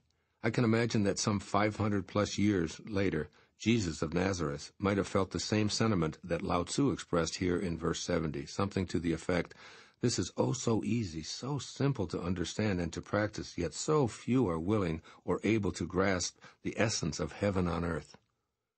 I can almost feel the frustration that Lao-tzu is expressing in these lines as he urges us to live a Tao-centered existence rather than an ego-centered one. I've titled this brief essay, "Living a God-Realized Life," because this is what I believe he's asking you to do throughout the 81 passages, and particularly here in number 70. Quote, "My words have an ancestor, my deeds have a lord," unquote, he says. And then immediately follows with the thought that the people just don't get it, so they clearly have no knowledge of me, he says. Lao-tzu's ancestor is the Tao, and the lord of his deeds is that very same nameless source. He seems to be musing, "I think like God thinks. I speak as God, the creator of the universe, would speak, and therefore I act in accordance with these God-realized principles." I urge you to do the same, which is oh so easy if you just surrender and allow this life-sustaining Tao energy to guide you. Stop fighting, eschew violent thoughts and deeds, and give up trying to control others or the world. Stay humble, don't interfere, respect your creative genius as well as that of others, and above all, return to your invisible source and shed your troublesome ego while you're still alive and incarnated as one of the 10,000 things. If you do all of this, you will naturally live a long life in joyful, non-judgmental peace. Think of how the great spiritual masters have been portrayed by artists throughout the centuries. Lao-tzu wears a simple robe. Jesus is outfitted in plain clothes and sandals. St. Francis sports almost tattered rags. Buddha looks like a peasant with a walking stick, and Mohammed is depicted as a simple man. Then look at how the followers of the greatest spiritual teachers have been portrayed, living in the lap of luxury, opulence, and conspicuous consumption in golden palaces. The great sages dress plainly, even though they conceal the most precious commodity within themselves. And just what is this great treasure hidden within these masters? Verse 67 explained that it is God realization in the form of the three treasures, mercy, frugality, and humility. You don't need gold-embroidered costumes and temples strewn with riches, both of which were the result of the sweat of countless servants and slaves to house their treasures. Dressing plainly keeps the sage in harmony with the simplicity of this message. This is what I hear Lao-tzu saying between the lines of this 70th verse, expressing the bewilderment that he feels, as so few people seem to grasp his beautiful, simple message. First, know the Tao Te Ching. Change your mind about being one of the vast majority who doesn't understand or practice the teachings of the Tao Te Ching. Lao-tzu tells you that there's so little to do. All you need to remember is that your holiness is a piece of the Tao. According to A Course in Miracles, quote, "Your holiness reverses all the laws of the world. It is beyond every restriction of time, space, distance, and limits of any kind. Declare yourself to be one of those who possesses this knowledge and be willing to practice God realization every day." And secondly, see God everywhere. Make it your daily practice to seek the invisible force of God in everything you see and hear. In the 14th century, Meister Eckhart offered some advice on how to put this 70th verse of the Tao Te Ching into daily life. Quote, "What is the test that you have indeed undergone this holy birth? Listen carefully. If this birth has truly taken place within you, then every single creature points you toward God," he said, unquote. He further advised, quote, "If the only prayer you say in your whole life was thank you, that would suffice," unquote. Practice saying thank you, God, for everything. This is the way to God realization. Do the Tao Now. Plan a day to be like the sage who dresses plainly without jewelry, makeup, or fancy clothes. In fact, head out for the day in a pair of shorts and a t-shirt. Wherever you go, stay in this plain mode and notice how irrelevant the attention paid to dress and looks seems. Tune into your feelings as you go about your business, unconcerned about how others view your appearance.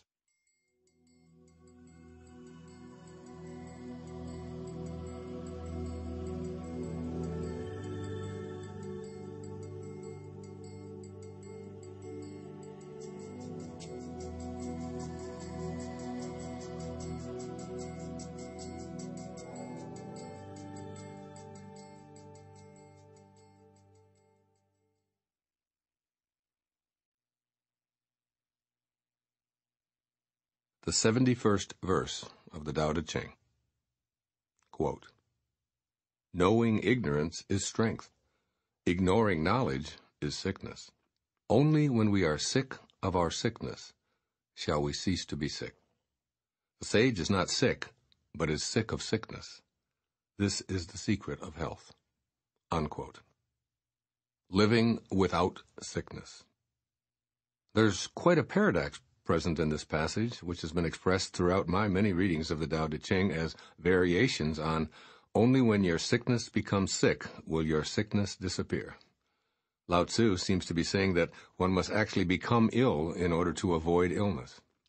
Once again, I've thought long and hard about this short verse. I've played with these words over and over in order to grasp their essential meaning for you and for myself as well. Finally, I've meditated with Lao-tzu's image before me, asking what he meant by this puzzling 71st verse. His answer is what I based the rest of this chapter on. First of all, what does the word sickness imply? For me, it means that something in the body or the mind is out of balance with the well-being from which it originated. That is, it's not in agreement with the Tao. Conditions such as fevers, aches, wheezing, sniffling, breathlessness, coughing, unusual fatigue, and fainting are indications of the presence of illness, and the equivalent of such symptoms in our thinking could be fear, anxiety, anger, hatred, worry, guilt, stress, impatience, and so on. These are signals that our thoughts are out of balance with our source, which is pure love, kindness, patience, contentment, and all of the other expressions of Tao-centeredness that appear in these 81 essays on the Tao Te Ching. The sage in this verse has looked long and hard at illness, and has come to realize that it represents a physical manifestation of non-Tao thinking. A fever, a cold, an ache, or a pain are all identical to the non-Tao expressions of impatience, fear, anger, or any other ego-driven impulse. Since the sage has been where thoughts like these lead, he refuses to participate in such folly. Thus he has looked at poor health and vowed, "I will not think in ways that bring that about. I'll stay centered in the natural well-being of the Tao, because to think a sick thought is to allow sickness to crop up. Consequently, he's sick of sickness, and the result is the secret of perfect health." Allow me to provide you with an example of this. My colleague and friend, Radhika Kinger, recently returned from a visit to Puttaparthi in India, where she was in the presence of Satya Sai Baba, a God-realized master who lives and breathes all of the divine messages presented in the Tao Te Ching. Here's an excerpt from the letter she sent me afterwards. Dear Dr. Dyer, I just returned from Puttaparthi after spending a week there in Sai Baba's divine presence. I was saddened to see Sai Baba in a wheelchair due to multiple fractures in his hip bone. According to the doctors, no normal human being can survive such physical agony. But Sai Baba remains ever so blissful and completely unaffected by his physical condition. A devotee asked Sai Baba, how is it that a God-realized being has to undergo physical suffering? Why doesn't he just cure himself? And to this Sai Baba replied, quote, "My life is my message. People today need to learn to give up a body attachment and experience their divinity within. Pain is a natural phenomenon, but suffering is a choice. I do not suffer, as I am not the body." Unquote. Sai Baba looked at his condition and declared himself to be sick of such a thing being in his life. Suffering with illness just isn't an option when one lives in harmony with the Tao. With years of addictive behavior behind me, I can tell you that the wisdom of this verse of the Tao Te Ching was largely responsible for my getting back to the purity and well-being from which I originated. I became sick of my sickness, as I was no longer willing to go through the withdrawals and shame that accompanied it. I saw my affliction not so much in the material world, but in the invisible world of my thoughts, which kept leading me back to the illness. When I finally changed the way I looked at all of this, I was able to bring about the seeming paradox of no longer being ill by getting to the point of being sick of it, and this is truly the secret of health. Here's how Lao-tzu would instruct you to put this wisdom to work for you right here and now. First, have a happy mind. An ancient Chinese proverb says that if a man has a happy mind, he will have a happy body. A happy mind is sick of sickness. It refuses to anticipate that things will get worse. It sees a sniffle, a stomach ache, back or knee discomfort, and fatigue as messages to follow the body's signals back to a natural state of well-being. A happy mind thinks of the body as capable of healing infirmities because it knows that it isn't a human creation, but rather a product of the Tao. A happy mind trusts the capacity of the body to live without sickness or suffering. So use your happy mind to work with you to stay healthy.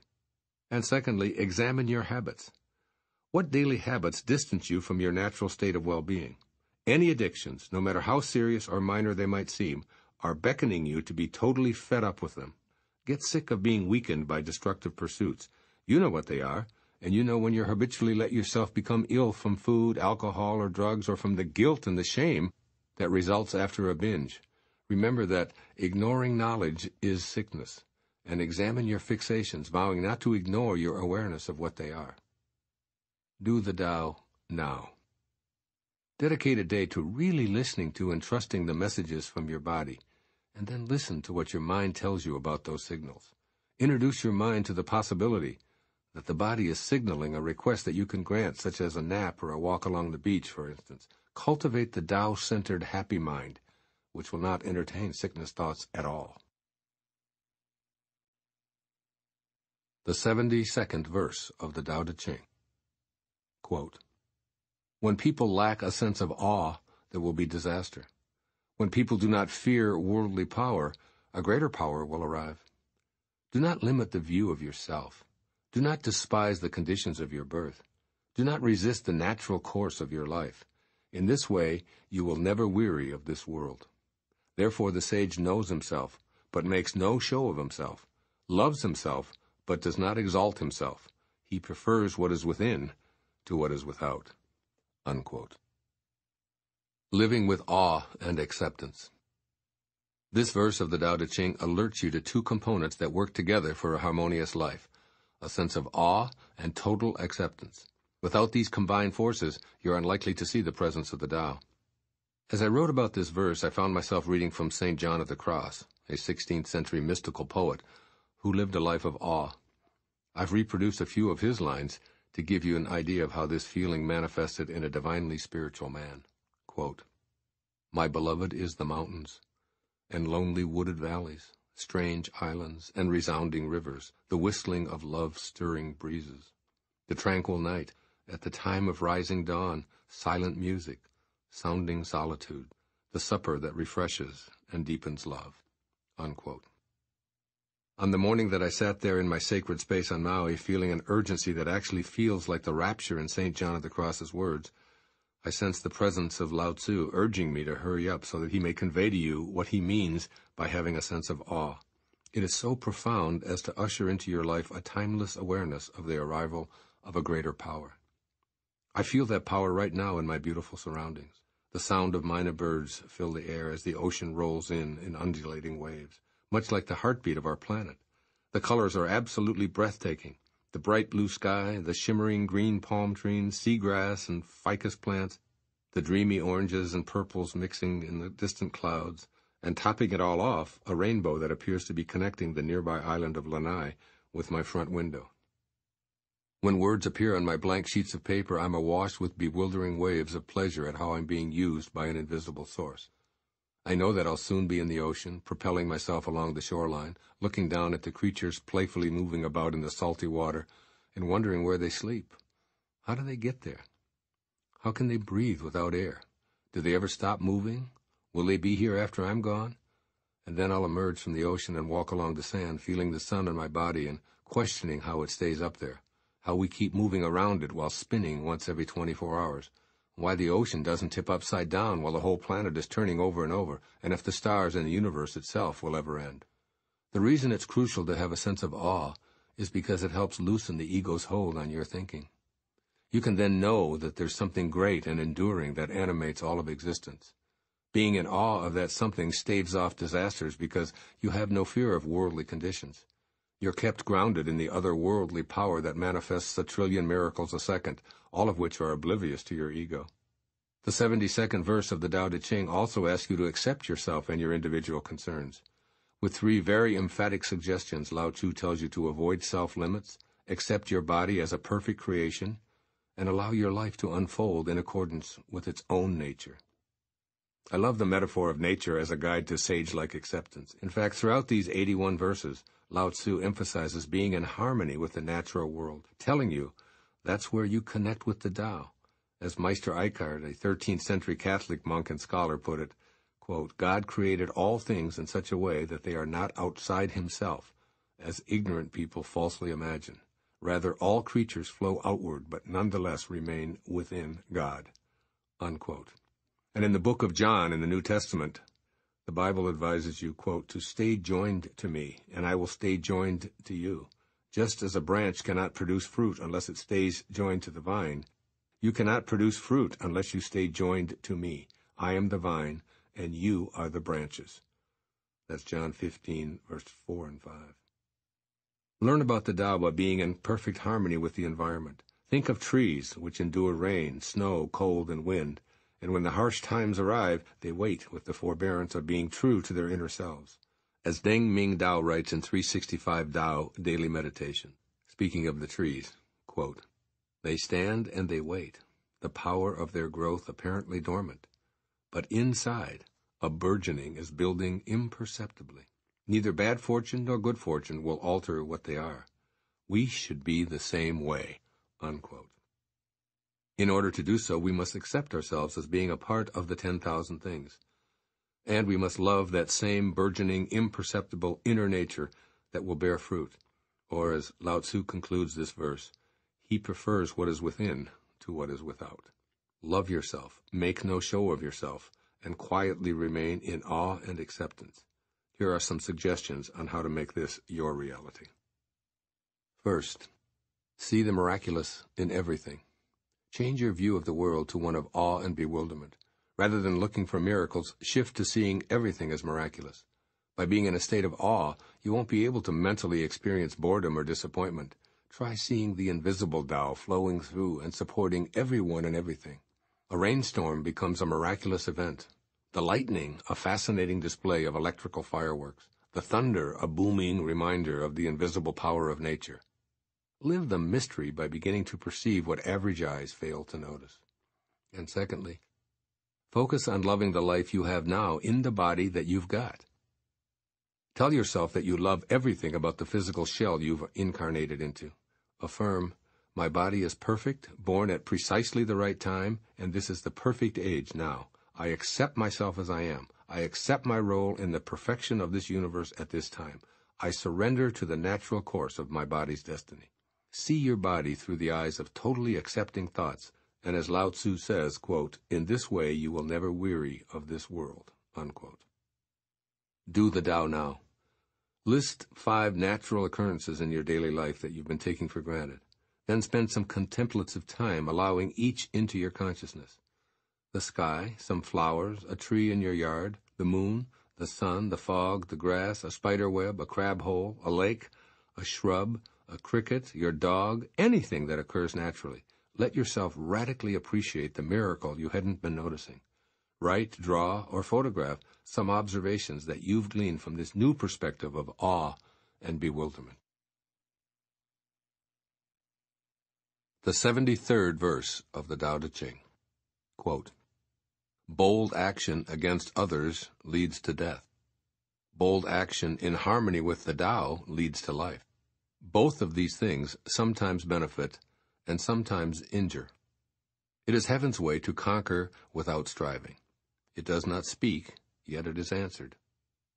It does not ask, yet it is supplied with all that it needs. It does not hurry, yet it completes everything on time. The net of heaven catches all. Its mesh is coarse, but nothing slips through." Unquote. Living in heaven's net. Once again, you're asked to see the Tao through a paradoxical lens. After all, what is the net of heaven? It is the invisible world wherein all of the 10,000 things originate.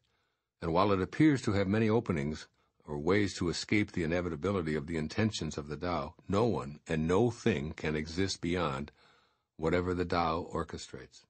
Here in this 73rd verse, you're encouraged to be a respectful, cautious being under the net of heaven. All the translations I've studied say the same thing in different words. Here's one, for instance, that's brief and to the point. Quote, "Reckless bravery, death. Cautious bravery, life. Therefore, the sage behaves in a cautious manner." Unquote. So Lao-tzu is asking you to change the way you look at bravado and courage. Rather than seeing these qualities as admirable, he asks you to be less of a dauntless hero and more vigilant and alert in order to live the great way. Note that the way of heaven is to eschew bold actions and remain cautious. Lao-tzu offers you 4 examples of how the net of heaven holds everything within its grasp without having to be forceful or reckless, and you're encouraged to emulate that in all of your undertakings as well. 1. It is heaven's way to conquer without striving. See how the Tao is peaceful, silent, and always the conqueror. No human can command the sun to cool down, ocean currents to stop, winds to subside, rain to cease, or crops to quit growing. This is all handled naturally and perfectly, without any effort by the Tao. Nature always wins because the Tao simply does it all without needing to attack or strive. Be like this and relax in heaven's net. Secondly, it does not speak, yet it is answered. Heaven's net is invisible and silent. The force that provides you with every breath and holds the universe together at the same time does so without commanding, without yelling, or even mildly cajoling. So be in harmony with heaven's way by being more cautious and reserved. Listen more and speak less, trusting that your answers will come to you without any notice and most assuredly without any screaming. 3. It does not ask, yet it is supplied with all that it needs. You have an infinite supply of all that you will ever need available to you, so you needn't demand anything or even ask for it. All is in divinely perfect order with heaven's way, and you are a component of that perfect order. Your supply will arrive if you require less and welcome all that shows up. You simply cannot slip through heaven's net no matter how many holes you may perceive there to be. Everything is arriving on schedule. By trusting in this, you'll be guided to a rendezvous with your destiny. And you'll marvel at how it all comes together without your asking or demanding. And 4, in this 73rd verse, it says, "It does not hurry, yet it completes everything on time." How can the Tao hurry up?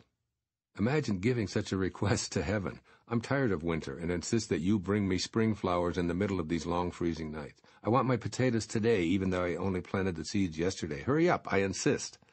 The Tao works with divine timing. So everything is completed precisely as it should be. You're invited to slow your pace so that it harmonizes with heaven's way, even if you think that what you want is late. In reality, everything is on time. The more you hurry, the less you get done. Try rushing through a shower after running a 10K and notice how your body continues to sweat profusely. Then try slowing your mind down, relaxing, and allowing the water to course over you, and notice how your body feels clean, without sweating, in precisely the same amount of time that you used in your hurry-up mode. Even if your ego won't grasp it, this is the truth. Everything is on time under heaven's net. What follows is Lao-tzu's advice for you today as you peruse the 73rd verse of the Tao Te Ching some 2,500 years after it was written. First, don't see caution as a weakness or an expression of fear. Instead, view it as a way to step back and allow events to unfold naturally. Bravery is a fine quality, but reckless bravery, that is, where you rush in without thinking, is a sure way to invite disaster. In this provocative verse, Lao-tzu is telling you to think before you act. Allow heaven's way to do the conquering without you having to fight or defeat anyone. Very often, your first impulse is dominated by your ego's need to win and conquer. I saw this as a competitive tennis player. By not striving, I'd often emerge victorious over younger, stronger, and sometimes more talented players. The reckless overhitting of the ball by my opponent would cause him to make unnecessary errors, while I stayed in the backcourt and simply returned the ball in what appeared to be effortless harmony. And this created more of a desire to win in my recklessly brave opponent, causing him to make even more mistakes. I call this young man's disease. And secondly, be an active listener. Rather than attempting to control others by speaking frequently and loudly, allow yourself to become an active listener. Many of the answers you seek and the results you expect from others will surface if you can remember not to speak or even ask. Try living in accord with nature, which listening, rather than pushing, striving, or demanding, will help you to do. Do the Tao now.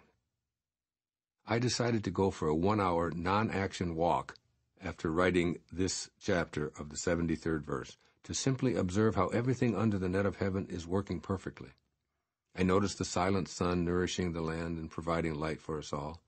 I stepped back and watched bees flitting back and forth between flowers, and stood there amazed by the invisible life force growing green bananas in a clump at the top of a tree. In all, I was just an observer of the divine, invisible, silent, effortless Tao at work, realizing that while it's in no hurry, it's still getting everything done on time. Those green bananas will ripen in due course, but today, I just love the energy that creates, nourishes, and prepares them to appear for my breakfast someday. Today, I urge you to take a similar non-action walk for an hour and note how nothing slips through the net of heaven. The 74th verse of the Tao Te Ching, quote, "If you realize that all things change, there is nothing you will try to hold on to. If you're not afraid of dying, there is nothing you cannot achieve. There is always a Lord of Death. He who takes the place of the Lord of Death is like one who cuts with the blade of a master carpenter. Whoever cuts with the blade of a master carpenter is sure to cut his own hands." Unquote. Living with no fear of death. What happens when we die? Is death the vehicle that returns us to our source of being, or does it signify the end of consciousness and all of life? One thing is absolutely certain. This subject is an absolute mystery to us. Some Tao scholars have referred to death as a place of oneness wherein time, space, and all of the 10,000 things cease to have meaning. Thus, what dies is our human identity. There's still someone underneath the external layers, though, so when you know and understand who that formless someone is, your fear of dying will evaporate. You can live on the active side of infinity by knowing your infinite Tao nature, which probably means that you'll alter the way you think about birth, life, and death. Move from wanting to see permanence in your life to realizing that all things change due to the nature of this being an over-modified world. There's nothing external to hold on to. After all, the moment you think you have it, it becomes something else. This is as true for your earthly packaging as it is for your worldly treasures. Whether you realize it or not, the body you were in when you began listening to this essay is different now, and it will become different again the moment you attempt to make it remain the same. This is the nature of our reality. If you can get comfortable with it, you'll reduce and ultimately eliminate your anxiety regarding mortality. As Lao-tzu promises, if you are not afraid of dying, there is nothing you cannot achieve. Your Tao essence has to be infinite because it came from a world of infinite possibility. You're not a thing that's solid and permanent. In fact, there's nothing like that in the world you incarnated into. You are real, and what's real never changes. Yet your real self isn't in this world, but is the part of you that is the Tao. When you live in harmony with the infinite Tao, death is irrelevant. So know your highest self and understand that there's nothing you can't achieve. The second part of this verse deals with killing or taking another being's life. Lao-tzu is quite specific here, saying, there is always a Lord of death. At the moment of your coming into the world, everything you needed for this journey was handled by the Lord of life and death. Just as your birth was Tao energy, your body type, skin color, eyes, ears, and every other physical aspect of you are expressions of the Tao, this includes your death, which has been choreographed, determined, and allowed to unfold in divine timing. In other words, killing isn't your job, not ever, not of another person or of any other being. Since death is as much a part of the Tao as life, it must be allowed to be in accord with nature, not performed as an ego decision. I learned this lesson years ago while changing court sides in the middle of a tennis match in which I'd been playing at an exceptionally high level. While taking a drink of water, I noticed a bee lying upside down, apparently in the final throes of its short life. I assumed that it was suffering, so I stepped on it to avoid prolonging its agony. As I began to play again, I couldn't get this little bee out of my mind. Did I do the right thing? Who am I to decide this little creature's fate? Who am I to become an executioner, even to such a seemingly insignificant creature as a tiny insect? And everything on the tennis court began to take on a different energy from that moment on. Previously, my shots had been landing on the lines, and presently they were out by inches. The wind seemed to shift and work against me. I was now moving more slowly and making uncharacteristic errors.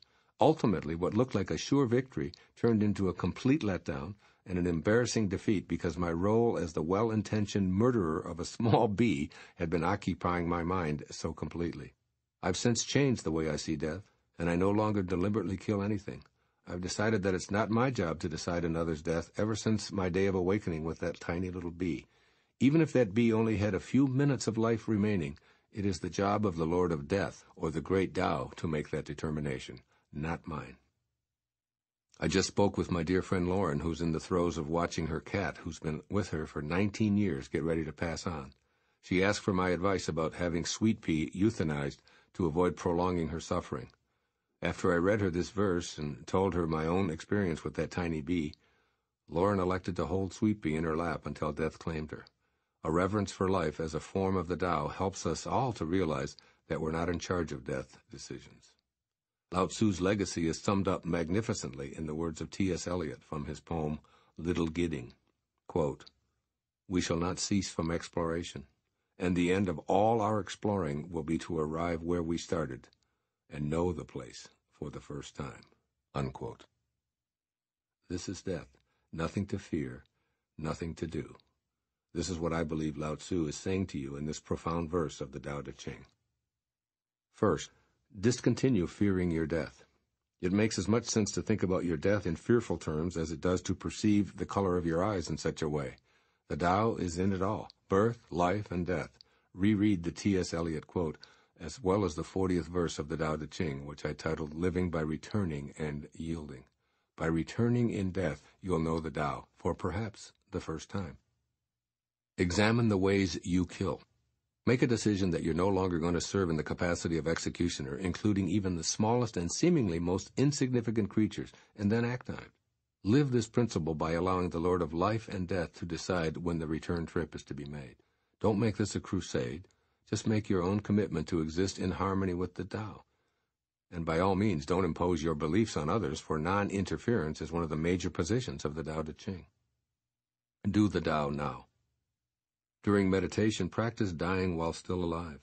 That is, leave your body, discard it, and float above the world. This will help you disconnect yourself from feeling that your physical shell is who you are. The more you are the observer rather than the object of what you see, the easier it will be to remove your fear of dying. Do this just a few minutes each day. Remember that you are not this body. You are a piece of the infinite Tao, never changing and never dying.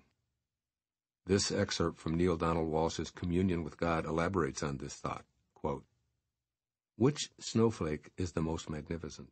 Is it possible that they are all magnificent, and that, celebrating their magnificence together, they create an awesome display? That they melt into each other and into the oneness, yet they never go away? They never disappear, they never cease to be, simply they change form, and not just once, but several times, from solid to liquid, from liquid to vapor, from the seen to the unseen, to rise again, and then again to return in new displays of breathtaking beauty and wonder. This is life, nourishing life." Unquote. This is you. The metaphor is complete. The metaphor is real.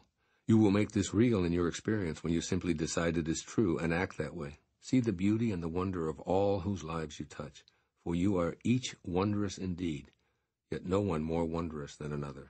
And you all will one day melt into the oneness, and know then that you form together a single stream.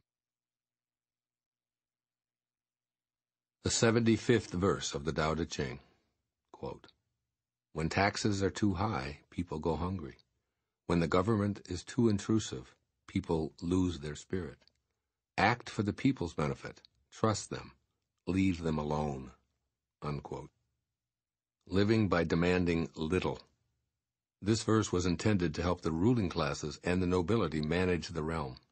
Understand that during the Warring States period in ancient China, rulers used onerous methods to impose order on the masses.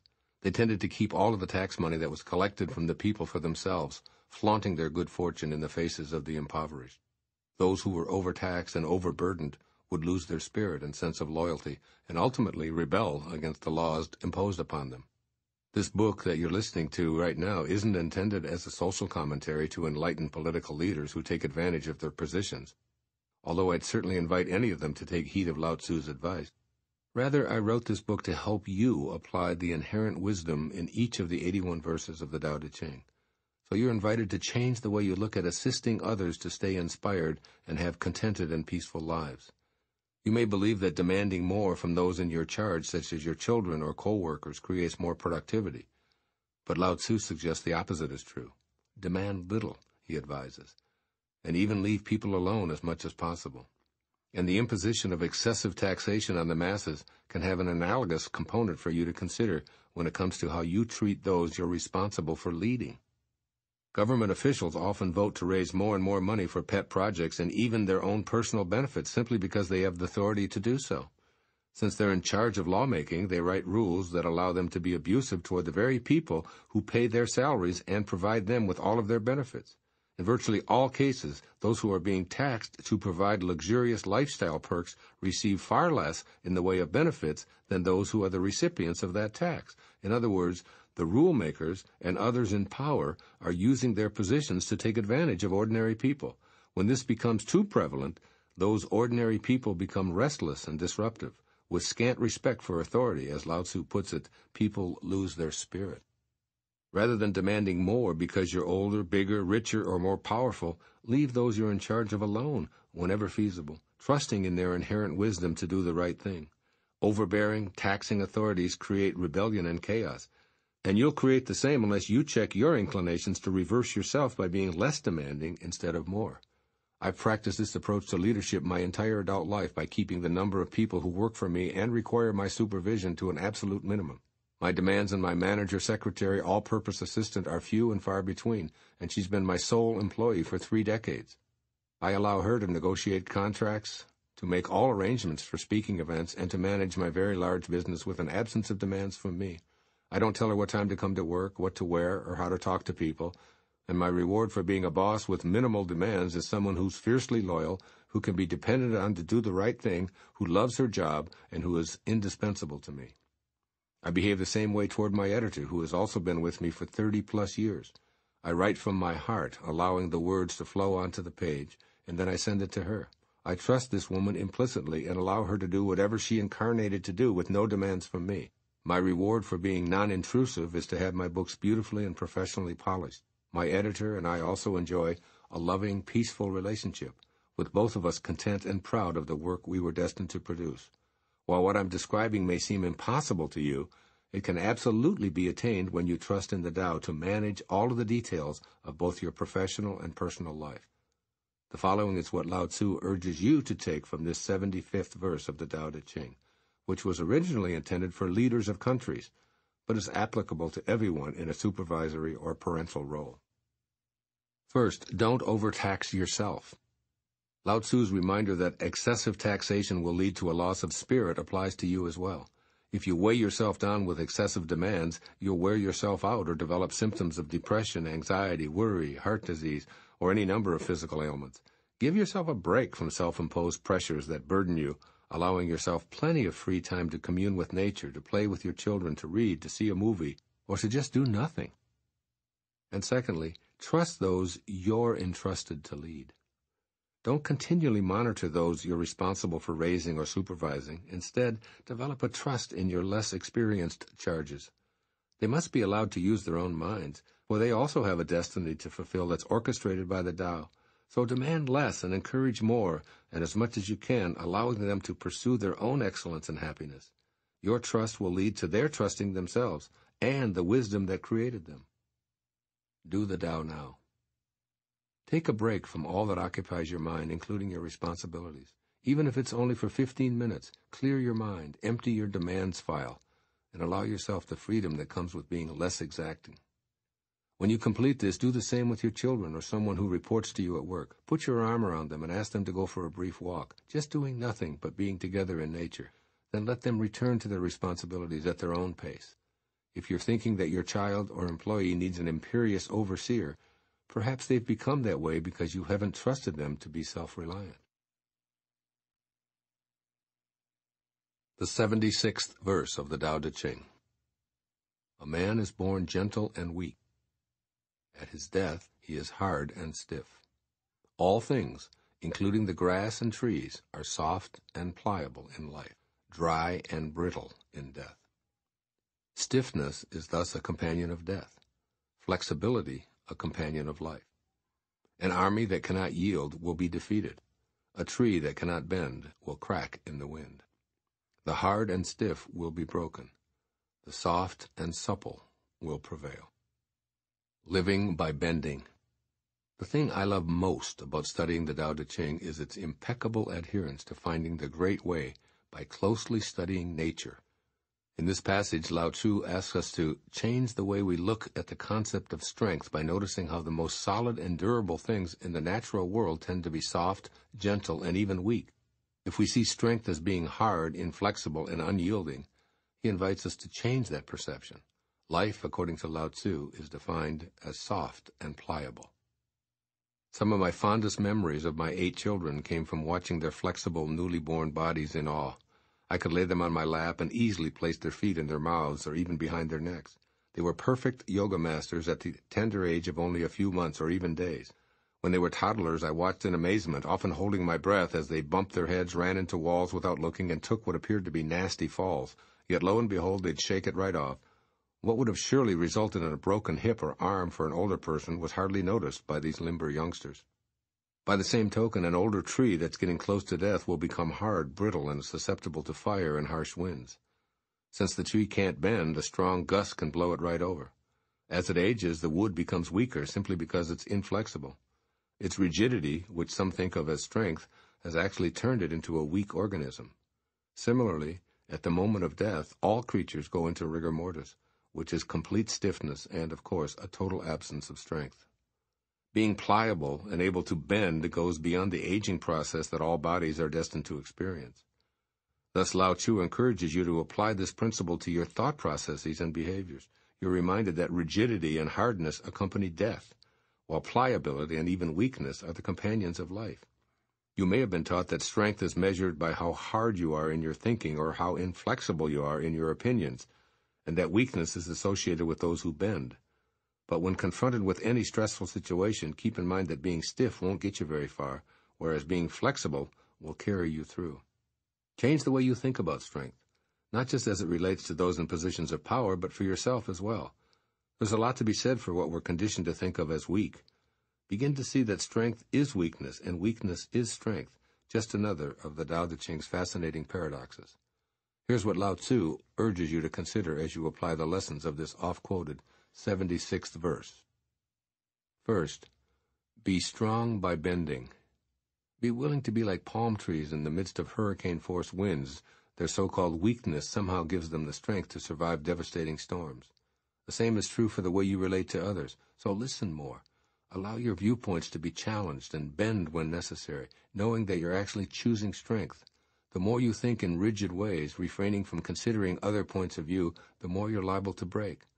As Lao-tzu reminds you, the hard and stiff will be broken, while the soft and supple will prevail. And secondly, examine your unbendable attitudes. Scrutinize your attitudes on matters such as the death penalty, legalization of certain drugs, abortion, gun or birth control, taxation, energy conservation, and any other issues on which you hold an unshakable position. Then make an effort to walk in the shoes of those who have an opposite opinion. When you consider the rebuttals they'll offer, you'll see that this old proverb has some truth in it. Quote, "This is my way. What is your way? The way doesn't exist." Unquote. Today, for example, I had a conversation with my daughter Serena concerning a presentation she was to make before one of her college classes. She was convinced that her conclusion was unbendable regarding a large retail chain's employment policies. There was no room for discussion. They were wrong, and she was right. Yet for the sake of an intelligent discussion, I took the position of the retail giant and tried to offer that perspective to her. As our discussion continued, my daughter found herself bending just a bit. As she realized that every story has two sides, she found herself willing to listen to the opposition. Serena was able to bend in a way that made her strong. If leaders on both sides of any matter were willing to at least listen to each other, conflicts wouldn't need to escalate to life and death proportions. By listening, yielding, and being gentle, we all become disciples of life. Do the Tao Now. Every day in yoga class, there's an exercise that reminds me of this verse of the Tao Te Ching, and I encourage you to practice it right now. Stand with your feet together, raise your hands above your head, and stretch as high as you possibly can. Now bend to the right as far as you can go, stretching for 60 seconds, then return to an upright position, and do the same on your left side. All the while, see yourself as flexible, supple, and able to bend in harmony. The 77th verse of the Tao Te Ching. Quote, "The way of heaven is like drawing a bow. The high is lowered, the low is raised. When it is surplus, it reduces. When it is deficient, it increases. The Tao of mankind is the opposite. It reduces the deficiency in order to add to the surplus. It strips the needy to serve those who have too much. Only the one who has the Tao offers his surplus to others. What man has more than enough and gives it to the world? Only the man of the Tao. The master can keep giving because there's no end to his wealth. He acts without expectation, succeeds without taking credit, and does not think that he is better than anyone else." Unquote. Living by offering the surplus. If you view the ways of heaven from a distance, you'll find that nature is perfect. The Tao is at work, invisibly keeping a divine balance. When I was in Sedona, Arizona, for instance, I took a tour of the forested areas in the steppes of the majestic Red Rock Mountains. After I lamented the recent fires that had decimated so many trees, the guide explained how this had actually been nature at work. For millions of years, he explained, when the forest gets too thick, nature's lightning strikes and thins out the forest. Without such an occurrence, the timber would choke on its own surplus. This is how our planet works. While at times natural events such as droughts, floods, hurricanes, windstorms, and excessive rainfall can seem disastrous, they're actually maintaining balance. This is also clear in the lives of butterflies, flocks of geese, or herds of caribou and buffalo. The sport of killing upsets nature's system of dealing with surpluses, and the Tao agrees. When it is surplus, it reduces. When it is deficient, it increases. Observe nature, says Lao-tzu. If deficiencies exist, don't continue to reduce what's already in short supply. The lessons in these final verses relate to governing the masses by staying harmonized with the Tao. Lao-tzu seems to rail against people in positions of political power who took from the needy to give themselves more of what they didn't need.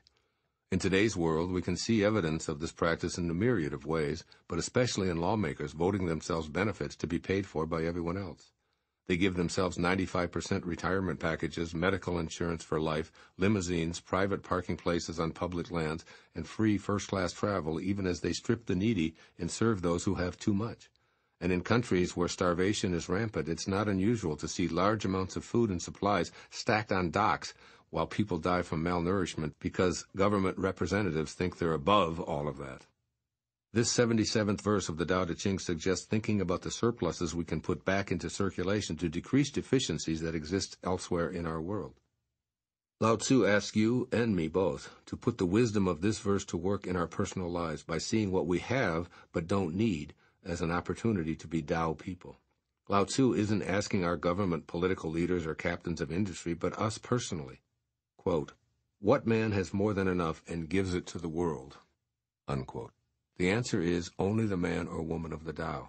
When there are enough of us, there will be a pool from which we Tao-centered people emerge to govern.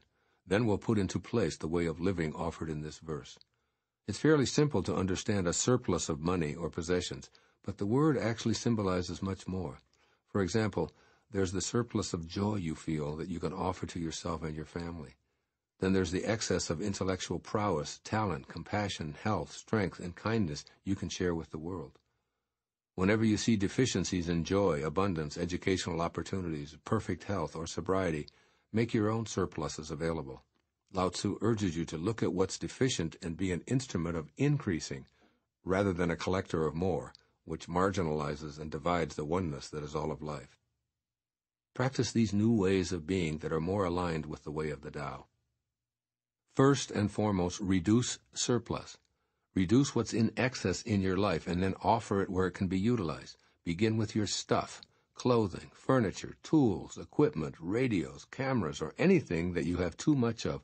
Don't sell it. Rather, give it away if you can afford to. Don't ask for recognition for charitable acts. Simply behave in harmony with the Tao by reducing your surplus. Then think about your intangible abundance of health, joy, kindness, love, or inner peace, and seek ways to offer those glorious feelings to those who could benefit from your bounty.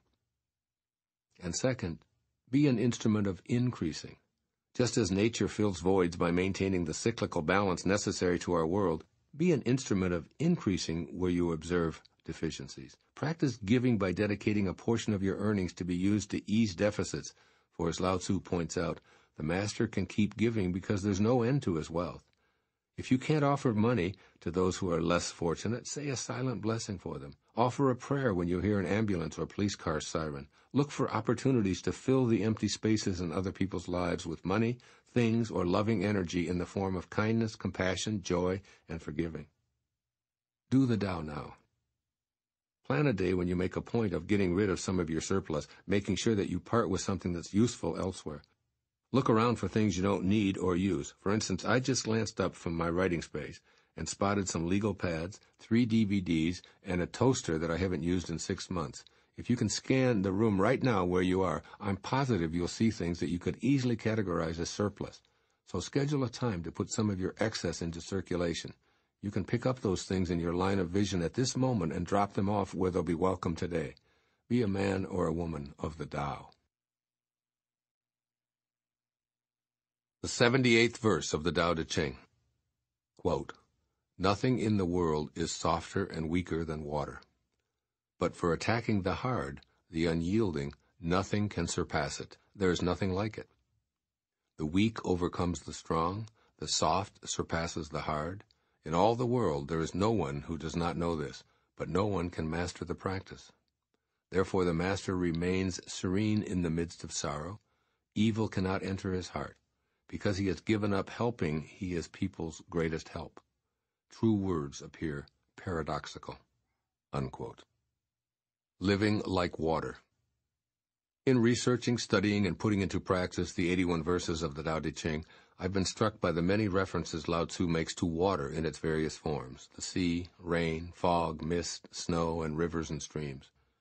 The esteemed master seems to find his spiritual strength in all of nature, but he must have had a special reverence for water and how it functions in all of our lives. Be like water seems to be repeated throughout the Tao Te Ching. This element is closer to being Tao-like than anything else in this world, so it is a perfectly suitable symbol for teaching about the Great Way. Water is as mysterious to us as the Tao is. When you reach into the river and try to squeeze it tight, you end up losing it all. Water is elusive until you cease grasping and let your hand relax and be one with it. Paradoxically, you get it by letting go. Lao-tzu advises emulating this element in all of its undecipherable and mysterious ways, even if it seems contrary to what your intellect and your conditioning are telling you. Lao-tzu reiterates 3 themes that appear throughout this book. They are the true characteristics of water. 1. Overcome the unyielding parts of your life by yielding. Hard and rigid are overcome by the relentless application of gentle things such as water's soft flow or steady drip. So be persistently gentle and willing to surrender, and watch the resistance of the harsh and implacable wear away. For years, one of my family members who insisted on damaging herself and her relationships by ingesting intoxicating substances has been met by my loving but firm response. Slowly, over time, her hardness began to wear away in the face of the steady drip, drip, drip of gentle but resolute kindness, acceptance, and love. It can be discouraging at times, but as Lao-tzu points out in this verse, we must act just like water and use a soft approach. For attacking the hard or the unyielding, nothing can surpass it. 2. Water appears to be something you could easily overpower. However, it's so flexible that once you push it out of the way, it will find its own level below all strong things and patiently enter where nothing solid can block its resting place. Put up barricades, erect levees, and make everything waterproof, yet with enough passage of time, the flexible quality of water will triumph. The weak overcomes the strong is a powerful message for you. Remember to stay flexible, willing to lower yourself in humility and appear weak, but knowing that you're in harmony with the Tao. Lao-tzu urges you to be like the master who remains serene in the midst of sorrow, and evil will not be able to enter your heart. And 3. Water is so soft that it can't be harmed, damaged, or destroyed. It simply returns to its source to be used over and over and over again. Boil it until it disappears and its vapors enter into the atmosphere, ultimately to return. Drink it, and it returns after nourishing your body. Pollute it, and it will return after enough passage of time to become purified nourishment again. This is all accomplished because of the element's mutable softness. When you stay soft and surpass the hard, you too will be indestructible. Re-listen to verse 43, living softly. There's nothing softer than water under heaven, and yet there's nothing that can surpass it for overcoming the hard. There's so much wisdom to be found in this analogy. Stay in your soft mode. Hang back when you're about to show how hard you are. Try patience rather than attempting to rigidly control. Trust your innately gentle self. I love Mary Oliver's beautiful poem, Wild Geese, in which she speaks of this. Quote, "You do not have to be good. You do not have to walk on your knees for 100 miles through the desert repenting. You only have to let the soft animal of your body love what it loves. Tell me about despair, yours, and I will tell you mine. Meanwhile, the world goes on. Meanwhile, the sun and the clear pebbles of the rain are moving across the landscapes, over the prairies and the deep trees and mountains and the rivers. Meanwhile, the wild geese, high in the clean blue air, are heading home again. Whoever you are, no matter how lonely, the world offers itself to your imagination, calls to you like the wild geese, harsh and exciting, over and over, announcing your place in the family of things." Unquote. From his 2,500-year-old perspective, Lao-tzu reminds you of just how much you have to learn from nature, particularly water, and urges you to put these ideas into practice. First, change the way you look at strength versus weakness. See that the stereotypes of rigid, hard, forceful, cocksure, and dominant aren't attributes of strength at all. In fact, these qualities will lead you to be suppressed and overpowered by softness, or what you've called weakness. Change the way you look at all of this and watch your world change. When you begin to admire and emulate those who stay weak and pliable, you'll see the true strength in yourself as a person of the Tao. Give up interfering and helping, and opt instead to stream like water, gently, softly, and unobtrusively, wherever you're needed. And secondly, be soft like water. Like water, flow everywhere there's an opening, rather than attempting to dominate with your forcefulness. Soften your hard edges by being more tolerant of contrary opinions. Interfere less, and substitute listening for directing and telling. When someone offers you their viewpoint, try responding with, "I've never considered that before. Thank you. I'll give it some thought." Do the Tao now. Do a meditation today in which you picture yourself as having the same qualities as water. Allow your soft, weak, yielding, fluid self to enter places where you previously were excluded because of your inclination to be solid and hard. Flow softly into the lives of those with whom you feel conflicted. Picture yourself entering their private inner selves, seeing perhaps for the first time what they're experiencing. Keep this image of yourself as gently coursing water, and watch how your relationships change. The 79th verse of the Tao Te Ching. Quote, After a bitter quarrel, some resentment remains. What can one do about it? Being content with what you have is always best in the end. Someone must risk returning injury with kindness, or hostility will never turn to goodwill. So the wise always give without expecting gratitude. One with true virtue always seeks a way to give. One who lacks true virtue always seeks a way to get. To the giver comes the fullness of life. To the taker, just an empty hand. Unquote. Living without resentments. In this verse, which has been so helpful to me personally, you're asked to change the way you hold resentments following a difference of opinion or an outright quarrel. Now, what causes annoyance and anger after a dispute? The generic response would be a laundry list that's detailed why the other person was wrong and how illogically and unreasonably they behaved, concluding with something like, I have a right to be upset when my daughter, my mother, my husband, my ex-husband, my boss, whomever, speaks to me that way. But if you're interested in living a Tao-filled life, it's imperative that you reverse this kind of thinking. Resentments don't come from the conduct of the other party in an altercation. No, they survive and thrive because you're unwilling to end that altercation with an offering of kindness, love, and authentic forgiveness. Lao-tzu says, someone must risk returning injury with kindness, or hostility will never turn to goodwill. So when all of the yelling, screaming, and threatening words have been expressed, the time for calm has arrived. Remember that no storm lasts forever, and that hidden within are always seeds of tranquility. There is a time for hostility, and there is a time for peace. As the storm of a quarrel subsides, you must find a way to disregard your ego's need to be right. It's time to extend kindness by letting go of your anger. It's over, so offer forgiveness to yourself and the other person and encourage resentment to dissipate. Be the one seeking a way to give in the sense that Lao-tzu describes in this verse, rather than the one looking for something to get. I run a large enterprise based on the wisdom found in this profound verse. My company is all about giving, so if there are any disputes about product sales, my assistant knows to let the other party have whatever they desire. If someone can't afford something, I give it away. I allow recordings of my talks and ask nothing in return. I give of my time for photographs, autographs, or anything at all. Unless I have a plane to catch, I'm the last person out of the auditorium, and I'm willing to talk with anyone who makes such a request after one of my talks. It's all about giving, and those who work for me know this and live by these principles.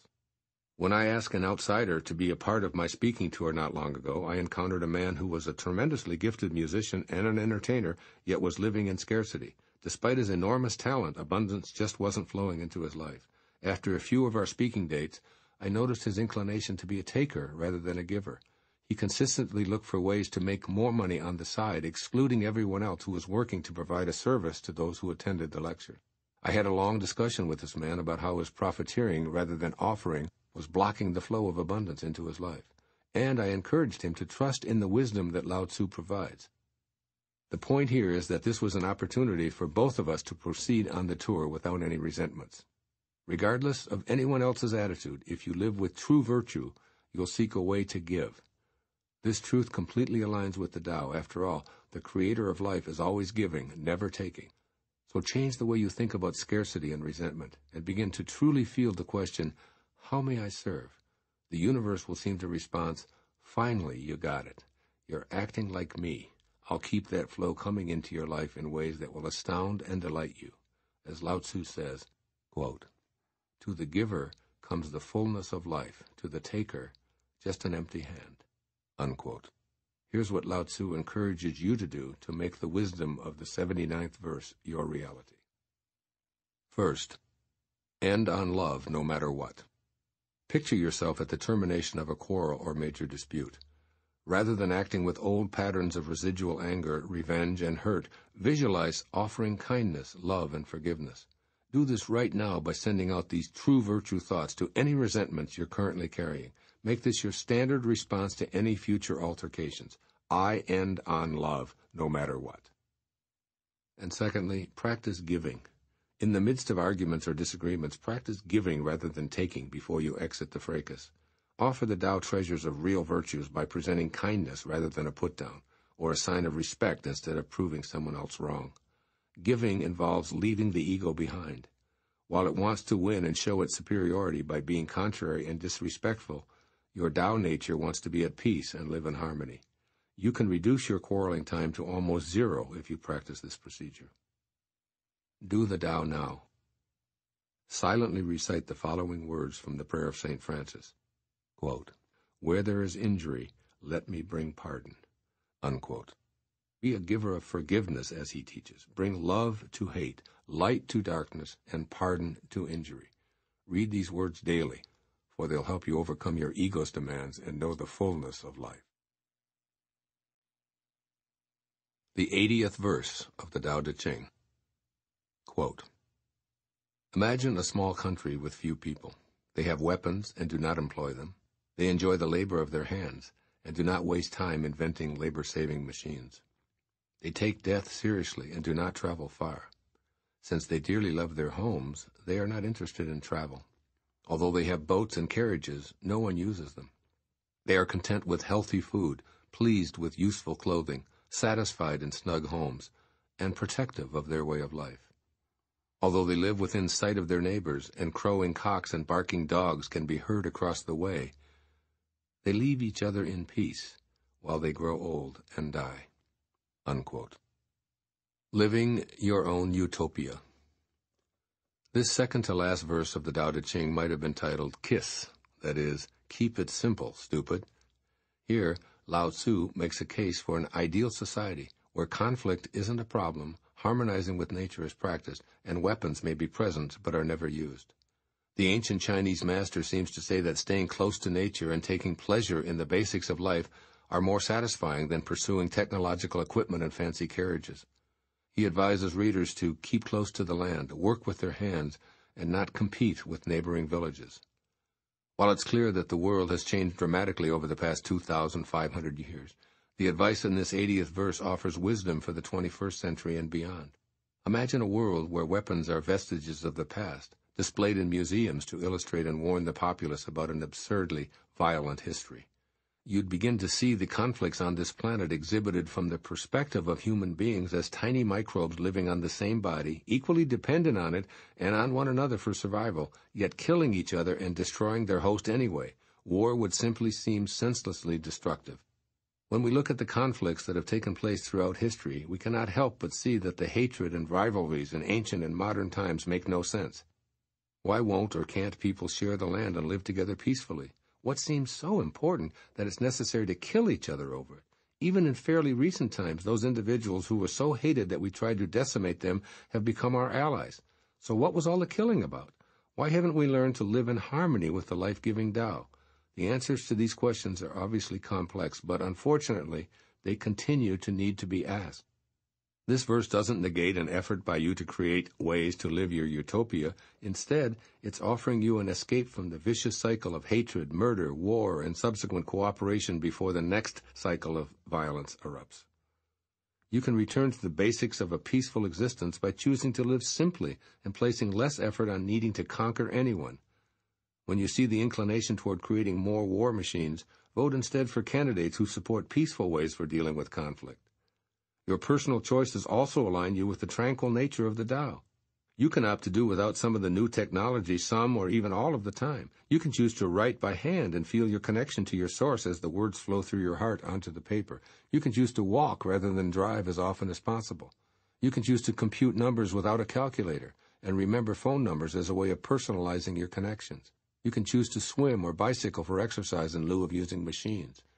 There are many labor-saving devices that Lao-tzu may never have dreamed about, and you can eliminate them as part of your simplification routine. Maybe not having email or downloading music is your way of symbolically staying close to the land that Lao-tzu speaks of in this verse. In other words, you can know what the modern world offers in the way of information and technology, while at the same time being aware of the areas of your life where you want to keep things basic.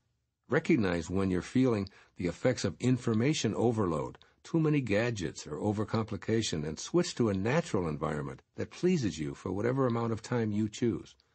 Lao-tzu seems to be encouraging you to simplify as a way to heighten awareness of your Tao connection. Try out these new attitudes and behaviors to help you change the way you think about your modern life. You may, in fact, change the way you're living. Practice radical appreciation. Begin a practice of joyfully engaging with the things you take for granted. There are comforts such as your home, garden, meals, clothes, family members, and friends that you experience every day without appreciating them. Choose to pay attention. Make the shift by giving thanks and loving appreciation. Spend more time close to home in awe over the many simple treasures that make up your life. See paradise all around you. Change your beliefs that you must travel, be worldly, and experience distant lands and people in order to have a fulfilling life. In fact, you could reside on the same street for a lifetime without ever leaving and know the bliss of the Tao. Keep in mind the thought offered by Voltaire, paradise is where I am. If where you are is at home, with the same people, the same photographs, and the same furniture, make it your paradise. Find joy and solace in the simple. Change your view to see the pleasure in what you have and where you're located, and who you are. Cultivate your utopia by feeling the Tao in every cubic inch of space. Do the Tao now. Devote a day to food. Appreciate the mysterious intelligence that created food for your health and pleasure, and say a prayer with every connection to it. Going grocery shopping, cooking, planning a dinner party, being a dinner party guest, eating at a restaurant, grabbing a snack, or having some popcorn at the movie are all just some of the opportunities to consciously explore that connection. See these food connections as a part of the endless Tao cycle and being in your own utopia. The 81st and final verse of the Tao Te Ching. Quote, "True words are not beautiful. Beautiful words are not true. Good men do not argue. Those who argue are not good. Those who have virtue do not look for faults. Those who look for faults have no virtue. Sages do not accumulate anything, but give everything to others. Having more, the more they give. Heaven does good to all, doing no evil to anyone. The sage imitates it, acting for the good of all, and opposing himself to no one." Unquote. Living without accumulating. This final verse of the Tao Te Ching provides the closing message of this entire collection of ideas. You came from no thingness. The place of your origination had no things. The place of your return is one of no things. Therefore, Lao-tzu is inviting you to replace the accumulation of more stuff with the celebration of your true essence. Just as nothing is pure Tao in its formlessness, the real you is that same formlessness, for you are the Tao.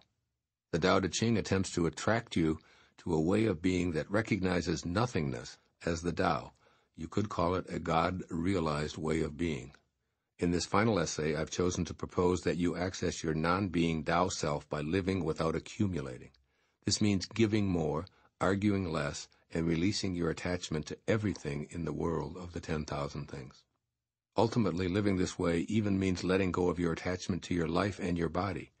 But you can practice this right now while you're still living in the world. St. John of the Cross speaks of this way of seeing your life. Quote, "To reach satisfaction in all, desire its possession in nothing. To come to possess all, desire the possession of nothing. To arrive at being all, desire to be nothing. To come to the knowledge of all, desire the knowledge of nothing." Unquote. All of this wisdom of nothingness comes out of the offerings of Lao-tzu, the ancient spiritual sage who wants us to experience the bliss of being all by knowing a non-accumulating place of no thingness. It is difficult to imagine a world without things, yet in this final verse of the Tao Te Ching, Lao-tzu takes you through what such a world would really look like. You don't need beautiful words, since there's no thing for you to describe. There's no thing to argue about, as there are no possessions to fight over. There's no fault-finding or blaming, for all that exists is the hidden virtue of the Tao. And finally, there is no thing to collect, amass, or accumulate, which leaves you in a state of creative giving and supporting. Heaven does good, says Lao-tzu, and good is a synonym for God, which is truly the same as the Tao. Meister Eckhart illustrates the interchangeability of the words God and Tao in this piece. Quote, "God is a being beyond being, a nothingness beyond being. God is no thing, no thing. God is nothingness, and yet God is something." Unquote. You're encouraged in this final verse of the enduring and amazing Tao Te Ching to do all that you can to imitate heaven while you're still here in form. Try out these suggestions from Lao-tzu as you change your thoughts and ultimately your life forever. First, quit accumulating points for being right. Let go of your propensity for argument and replace it with a willingness to allow anyone with whom you have a disagreement to be right. End your quarreling ways by simply telling the other person something like this: "You're right about that, and I appreciate hearing your point of view." This ends the argument and eliminates blame and fault-finding at the same time. Change ego's need to be right by using the Tao-based statement, "You're right about that." It will make your life so much more peaceful. And secondly, reduce yourself down to zero, or no thingness. Observe your body and all of your belongings, and then put them into the changing world context. Keep this statement from Mahatma Gandhi in mind. Quote, "If you would swim on the bosom of the ocean of truth, you must reduce yourself to zero." Unquote. So from a place of no thingness, or zero, become the observer, seeing what you accumulate in the world of things. From this perspective, you'll find that nothing can ever truly be real in such a world. Practice this exercise whenever you're feeling attached to your possessions or your point of view. D.H. Lawrence dramatically captures this idea. Quote, "Are you willing to be sponged out, erased, canceled, made nothing? Are you willing to be made nothing, dipped into oblivion? If not, you will never really change." Unquote. Now glance again at the title of this book that you're listening to. Change Your Thoughts, Change Your Life. Living the Wisdom of the Tao. Be willing to change. Do the Tao now. I leave you with these words of Lao-tzu from Tao Te Ching, a new translation, which were translated by Sam Hamill. Here's the final verse.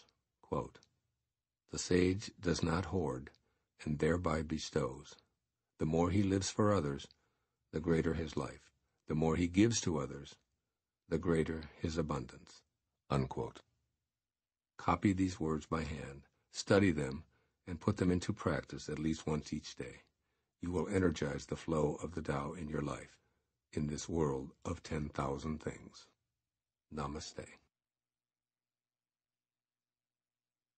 Epilogue. I close this year-long project on a personal note to share with you how these 81 verses unexpectedly increased my personal sense of awe and incredulity concerning the power and vast wisdom in this ancient classic. Re-listen to the display quote at the beginning of this book, which is attributed to Confucius. Legend has it that this master was so impressed by Lao-tzu's influence that he sought him out for consultation on etiquette and rules, which was the major focus of Confucian philosophy, but considered to be a hypocrisy and nonsense by Lao-tzu. After meeting Lao-tzu, Confucius told his disciples that the man was a sage, a dragon, with mysterious powers beyond the understanding of most people, including Confucius himself. Throughout the writing of these 81 short essays, I felt an almost mystical attraction to Lao-tzu. In the early verses, I thought of him as a great educator offering all of us advice on how to apply his wisdom from an ancient Chinese perspective to our modern world. As time passed and I became more engrossed in his teaching, I began to feel that Lao-tzu was speaking directly to me, and then through me to you, and even to coming generations. It felt at times as if Lao-tzu was intently saying that we had to get these important messages or perish as a civilized society. As this book unfolded, there were times that I could even feel his presence. When I concluded writing this manuscript, I had an unavoidable and painful opportunity to experience the dragon-like qualities that impressed Confucius. Through the Tao Te Ching, Lao-tzu gave me insight into the way to confront the winds and clouds of time and space, along with what initially seemed to be an insurmountable crisis. As I reread the final edit of Change Your Thoughts, Change Your Life, I was presented with perhaps the greatest personal challenge of my life. I felt the deep internal hurt that often drives human beings into conflicts. I felt the anger that allows people to think of themselves as victims and ultimately lead to the extremes of war that are addressed so frequently throughout the Tao Te Ching. My thoughts struggled with how Lao-tzu could speak of never having enemies. Surely it would be impossible for anyone to stay serene and feel connected to their source of love and well-being in the face of what I was going through.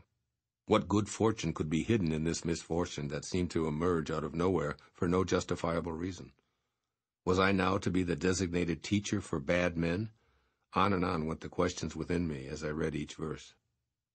Then it began to feel as if Lao-tzu's dragon-like character appeared, burning my face as I read. It was almost as if he spoke these words directly to me. Quote, So you think you've mastered the Great Way because you've spent a year reading and interpreting these 81 verses? Well, here's an opportunity to explore your mastery of the Tao. Here's something unexpected that's capable of turning you upside down and inside out spiritually, physically, intellectually, and emotionally. Apply all that I've taught you. Stay peaceful. Trust your nature. Know that it's all perfect. And most of all, do nothing. Live the hidden virtue of the Tao. If you feel dragged into a war, refuse to have any enemies. Don't have any violence in your mind, no revenge, and absolutely no judgment. Do this while staying centered in the all-loving, all-knowing perfection of the Tao in the face of what you think of as insurmountable. Then you will be able to call yourself a man of the Tao." Unquote. I began to feel that Lao-tzu was warming me with his dragon fire, as each verse was exactly what I needed each time I reread it. What at first seemed so hopeless and devastating became my ultimate calling, to live joyously and with deep gratitude for all that the Tao brings me. As you close this recording, it is my wish that you too will be able to apply this great wisdom of the Tao so that you can, even in the most difficult of times, change your thoughts and enjoy changing your life as well. I may not be a Tao master, but I am a man of the Tao. However, these words of the Tao Te Ching came to be written and to endure for over 25 centuries, I am deeply honored to have been called to help clarify them for you, and I am at peace. Thank you, Lao-tzu. God bless you. Namaste.